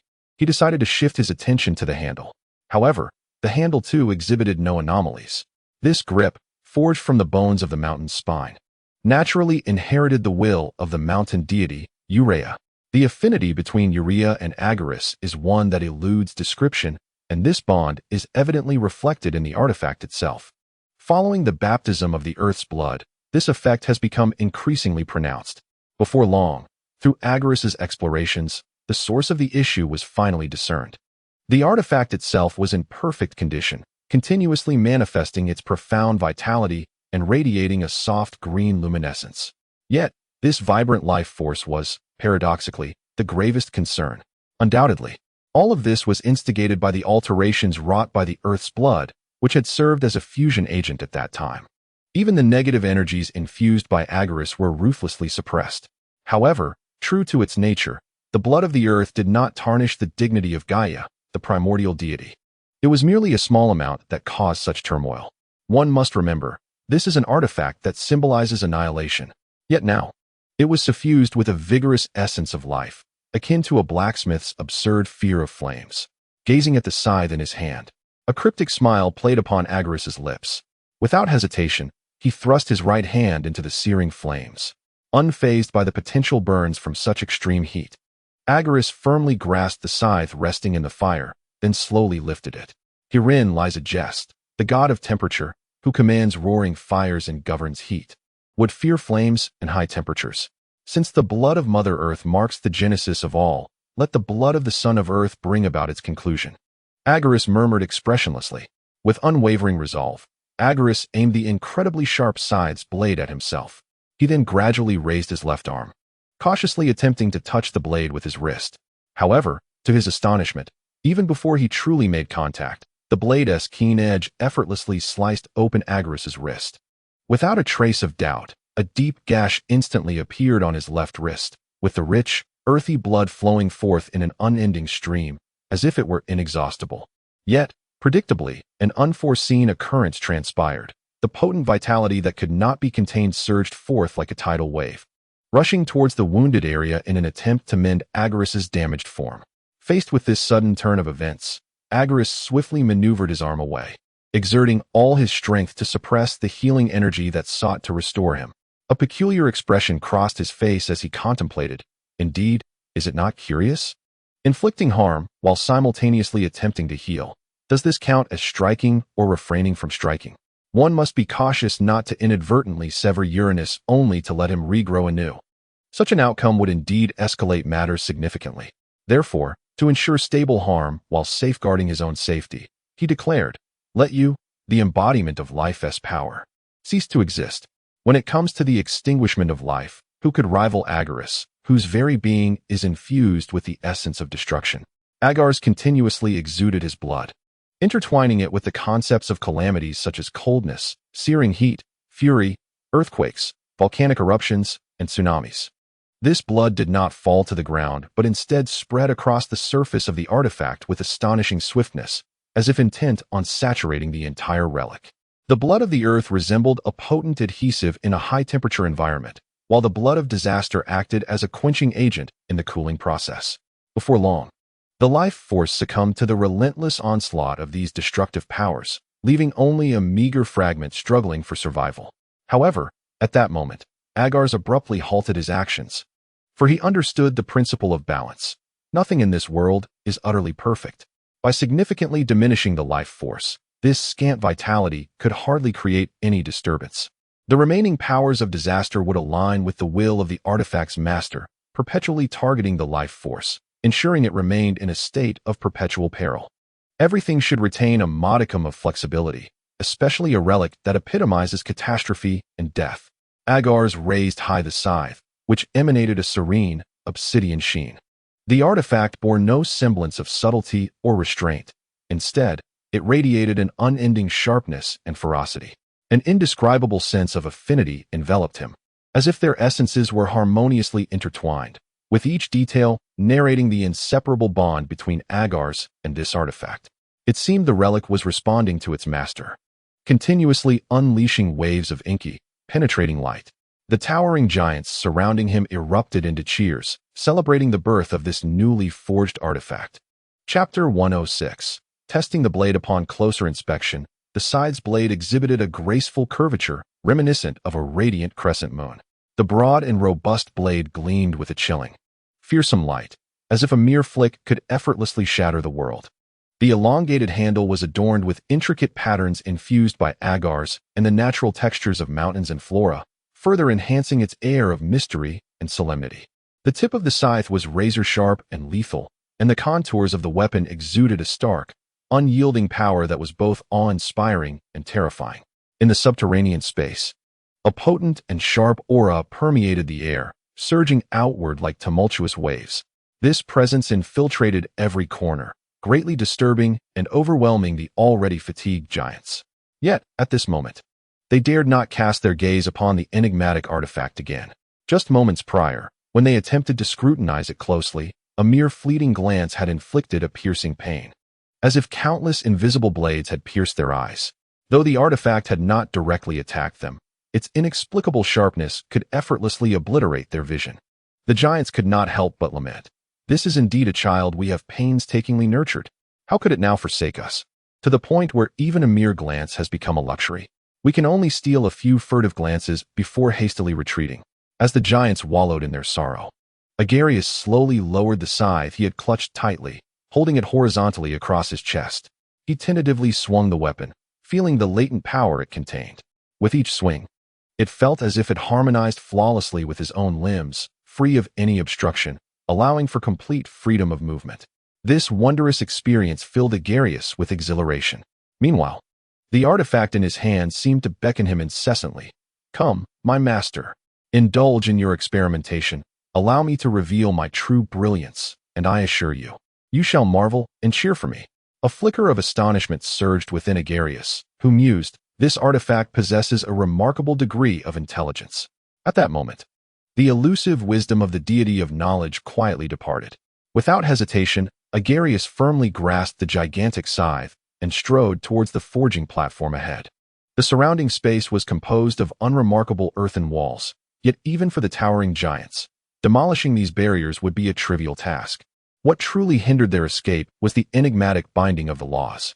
No matter how hard they struggled, they could not take even a single step beyond this subterranean chamber, thus placing their hope for liberation upon the earth goddess, their shared mother, yearning for her to deliver them.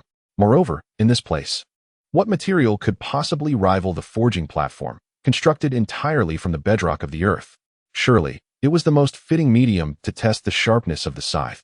Empowered by Agares' divine might, the scythe suddenly emitted a chilling and foreboding darkness, akin to lightning, striking directly towards the forging platform. That icy light effortlessly penetrated the platform, racing through to the other side before vanishing without a trace.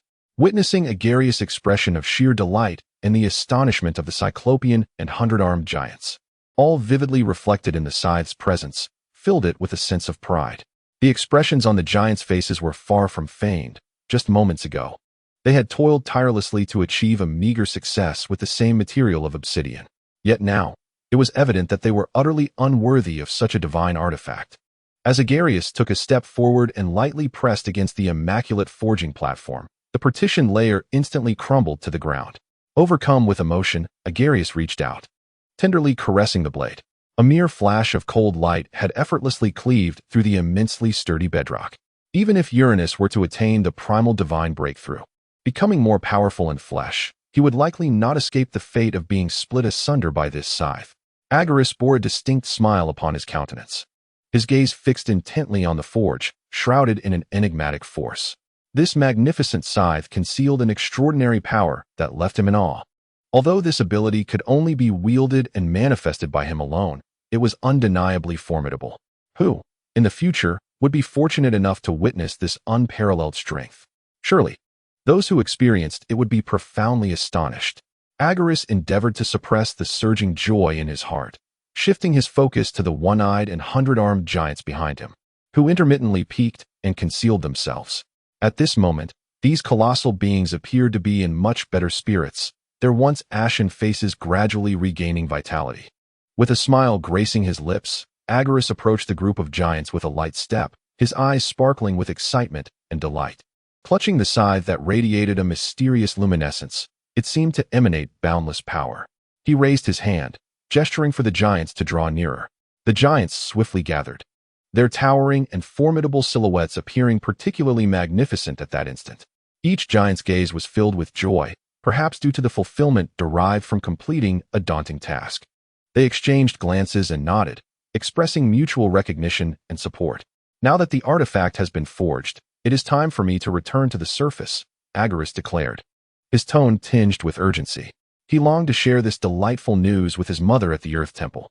However, at that moment, one giant spoke up. "Uncle, please convey an apology. We cannot voice ourselves. Our mother has endured too much suffering because of us." "If," other giants echoed in agreement, their faces reflecting guilt and remorse. "If our mother would grant us forgiveness, we would willingly remain trapped here forever. We shall use our endless lives to atone for our transgressions." Ultimately, the giants, seemingly enlightened by the vicissitudes of life, called out with a sense of resignation. The giants were pure in spirit, free from convoluted thoughts.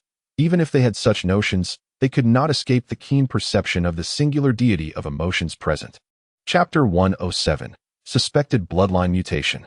Their words emanated from the depths of their hearts, a sincerity that is indeed rare. It is a mystery how Uranus's lineage could have birthed such giants. Their mother has yet to deliver a final verdict. Perhaps they deserve a chance at redemption. Yet, All of this hinges upon the will of their mother. After all, it was not Agares who had been wronged. He held no authority to forgive any deity on behalf of his mother, for that would be a profound disrespect. However, I, the god of earthquakes, acknowledge their plight. What I can do is convey the giants' heartfelt emotions to their mother. I will assist in relaying your sentiments, which, like seeds buried deep within the earth, shall one day take root and flourish. Excessive promises are but a manifestation of ineptitude. True freedom, though distant, shall inevitably descend upon you. Agares calmly articulated his thoughts. Let us hope so. We dare not harbor excessive expectations, responded the one-eyed giant and the hundred-armed titan, their heads bowed in discontent. Well, time has passed quite a while, and I must take my leave. There is no need for pessimism. With a glance at them, Agares turned to depart. At that moment, he was suddenly seized by a sharp pain in his arm. He halted abruptly, acutely aware of the changes within his body, a bitter sensation welling up within him. Upon careful examination, he realized he had lost nearly half of his divine blood, and even the once complete essence of his fiery divinity was almost entirely dissipated. The previous 2 instances of harm to the divine essence had merely inflicted a fraction of the damage. This time, only a faint remnant remained, as insubstantial as a gossamer veil. Thus, this backlash was considerably grave for him. Although the primary impact was physical, 2 narrow yet deeply penetrating fissures coursed through his arms, perpetually transmitting excruciating pain, which he was fortunate enough to endure. Thankfully, the loss was merely of his divine essence. The benefits gained from forging flames were substantial, and with the source of fire still within him, no more grievous harm had been inflicted. As long as the source persists, the fervent flame shall continue to blaze, and he would soon return to his former state. Moreover, the release of various negative emotions rendered Agares' heart significantly more tranquil. The once surging tempest of rage that ravaged within him had vanished without a trace. All things were advancing towards a positive and beautiful direction. The physical wounds, aided by the spring of life, should be able to heal, leaving little to concern about. It was not that Agares was unwilling to employ the concept of cold to numb the pain. His brother Uria had already attempted such a method. However, the numbness in his arms would hinder his agility. Thus he chose to endure for the time being, as there was no substantial issue at hand. With this thought, Agares' spirits gradually lifted. He opted to disregard the discomfort in his arm and raised his gaze towards the cavern's ceiling. Even though the flames soared high, they could scarcely dispel the endless darkness above.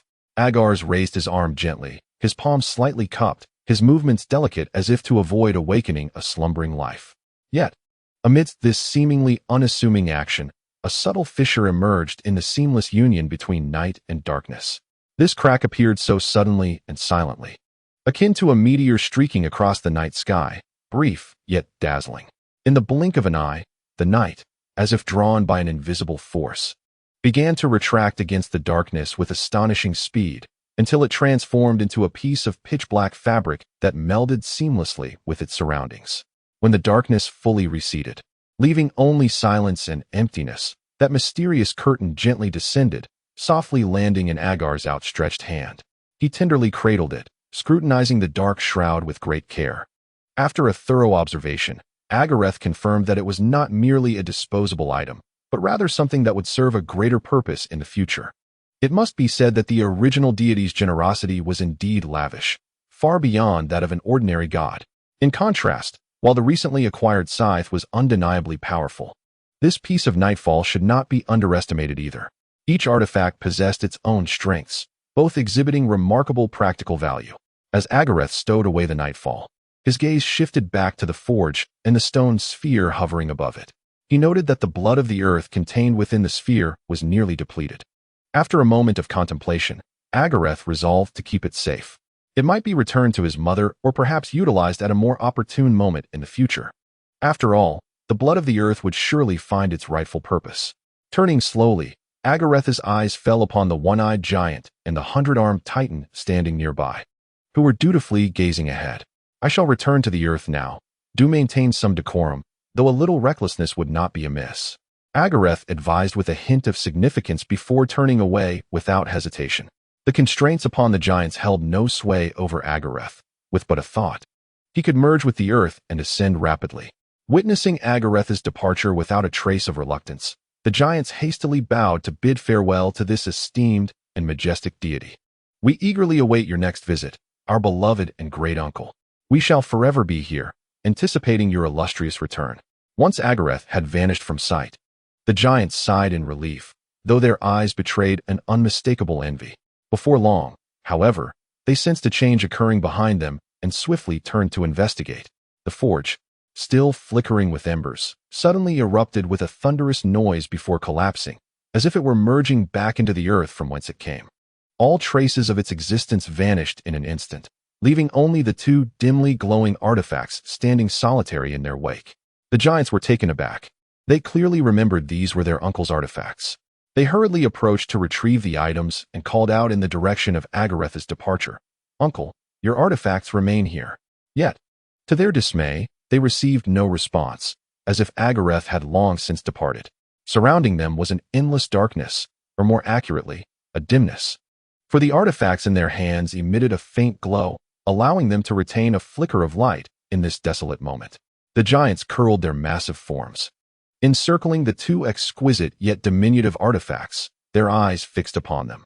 In the murky depths of the gem-like bodies, a feeble flame flickered, though seemingly inconsequential. It was this small flame that illuminated the softest corners of their innermost hearts. At this point, even the most obtuse deity would come to a sudden realization. If even the forging platform had mysteriously vanished, how could their uncle forget his own divine artifact? It is evident that this artifact was specifically reserved for them. Yet, they were acutely aware that it did not genuinely belong to them, at most. It could be said that their uncle had merely lent it to them for the time being. Reflecting upon the fact that even before their birth, they had been utilized by Uranus to harm their mother, they were filled with profound guilt. Moreover, considering that they had been imprisoned deep within the earth before even having the chance to truly behold this world, their hearts burned with indignation. This world seemed to harbor a deep-seated animosity towards them. Yet, even if their uncle had once acted with severity against them, was that not also a command from their mother? Furthermore, their uncle had always been so kind and gentle, not only comforting their wounded spirits, but also illuminating their lives like a warm sun. He could be described as the finest of deities. The mere thought of such a benevolent and noble uncle brought tears of emotion to their eyes. Soon after, their uncle's parting words echoed in their minds. Reckless? Without a doubt, this must refer to that detestable Uranus. At that moment, their mental acuity reached its zenith, their minds racing at an extraordinary pace. "Uranus, just you wait. Uncle, rest assured, we shall surely heed your counsel." Gazing upon the mysterious artifact before them, the giants felt an immense power surging within their bodies. They raised their heads towards the heavens, unleashing thunderous roars that reverberated throughout the world. "Uranus, you bastard! You have no right to exist in this world. Uranus, scoundrel! You are nothing but a complete disgrace. Uranus, I curse you." The Cyclopes and the Centimane seemed innately aware of how to wield their words to assail the deities. Their furious roars, empowered by divine might, swept across the entire realm like a tempest. In that moment, the voices of the Cyclopes and the Centimanes resonated throughout the world, their howls shaking the very souls of all living beings. At that instant, any remnants of fear they held towards Uranus dissipated. With matters having reached this point, they were utterly unafraid. After all, how could the utterly vile Uranus breach the protection granted by Mother Earth herself to seek them out? At this moment, the very laws that had once bound them transformed into an indomitable shield, guarding them. The worst outcome would merely be to endure a beating, for they knew well that Uranus would never dare to casually take their lives. Thus, they became reckless and unrestrained. When Agares finally arrived at the heart of the earth, he was met with a chorus of furious shouts and curses emanating from behind him, causing him to chuckle involuntarily. What on earth were these giants doing? Why had they suddenly begun to curse Uranus? He pondered to himself. Logically, if they intended to insult him, they should have done so long ago. Agares found himself perplexed. Had his intentions not been sufficiently clear? He had merely wished for these giants to behave normally, to remain silent and refrain from scratching the walls, so as not to disturb their mother. His subsequent remark stemmed purely from a sense of pity for them, contemplating that perhaps allowing them some freedom would alleviate their plight. As for that artifact, it was entirely a deliberate gift from Agares. Given the darkness below and the fact that the artifact held little utility for him at present, lending it to them seemed inconsequential. He and Nyx had always endeavored to mask their sounds, for it was no simple task for Uranus to fully perceive the depths of the earth. Yet, the tranquility of night and the boundless darkness could quietly conceal all of this. At this moment, it mattered little. Should they be discovered, then so be it. After all, this matter had emerged from the most inexplicable of circumstances, devoid of any clear threads. And how could Uranus possibly fathom the truth? Should he harbor doubts? It would serve their purpose splendidly. Perhaps then, he would become preoccupied with his own ascension, precisely what they desired. However, the mere thought of the primordial deities stirred a flicker of anxiety within him. Regardless, a sense of unease lingered. With a mind filled with complex emotions, Agares focused intently, quickening his pace until he arrived beneath the Temple of Earth. There, he paused momentarily, contemplating his forthcoming plans. The artifact meant to overthrow the heavens had been forged, and Uranus himself had returned his progeny to their mother's womb. Thus, the laws could no longer concern Uranus. Moreover, the laws had not directly confronted Uranus to administer the punishment he deserved. Yet, a question arose. How should he proceed next? The most expedient method seemed to be to render Uranus impotent, transforming him into a goddess of the skies. Without the indulgence of the laws, could this sky goddess retain her status as divine ruler? What leverage would she possess to stand alongside her mother? In the realm of chaos, women were broadly deemed inferior to men. This was an established norm.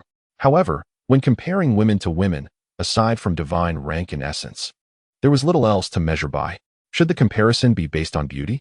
Moreover, among the female deities, aside from Nyx, who could possibly rival the earth? As Agares immersed himself in these contemplations, a gentle and resonant voice reached his ears. It was the voice of the earth goddess, Gaia. It seemed to emanate from the distant depths, yet resonated so clearly in his ears. Agares, my dear child, now that you have returned, why do you linger underground? Have you grown weary of your mother's sanctuary? This inquiry bore not only a sense of questioning, but also a subtle hint of reproach and concern.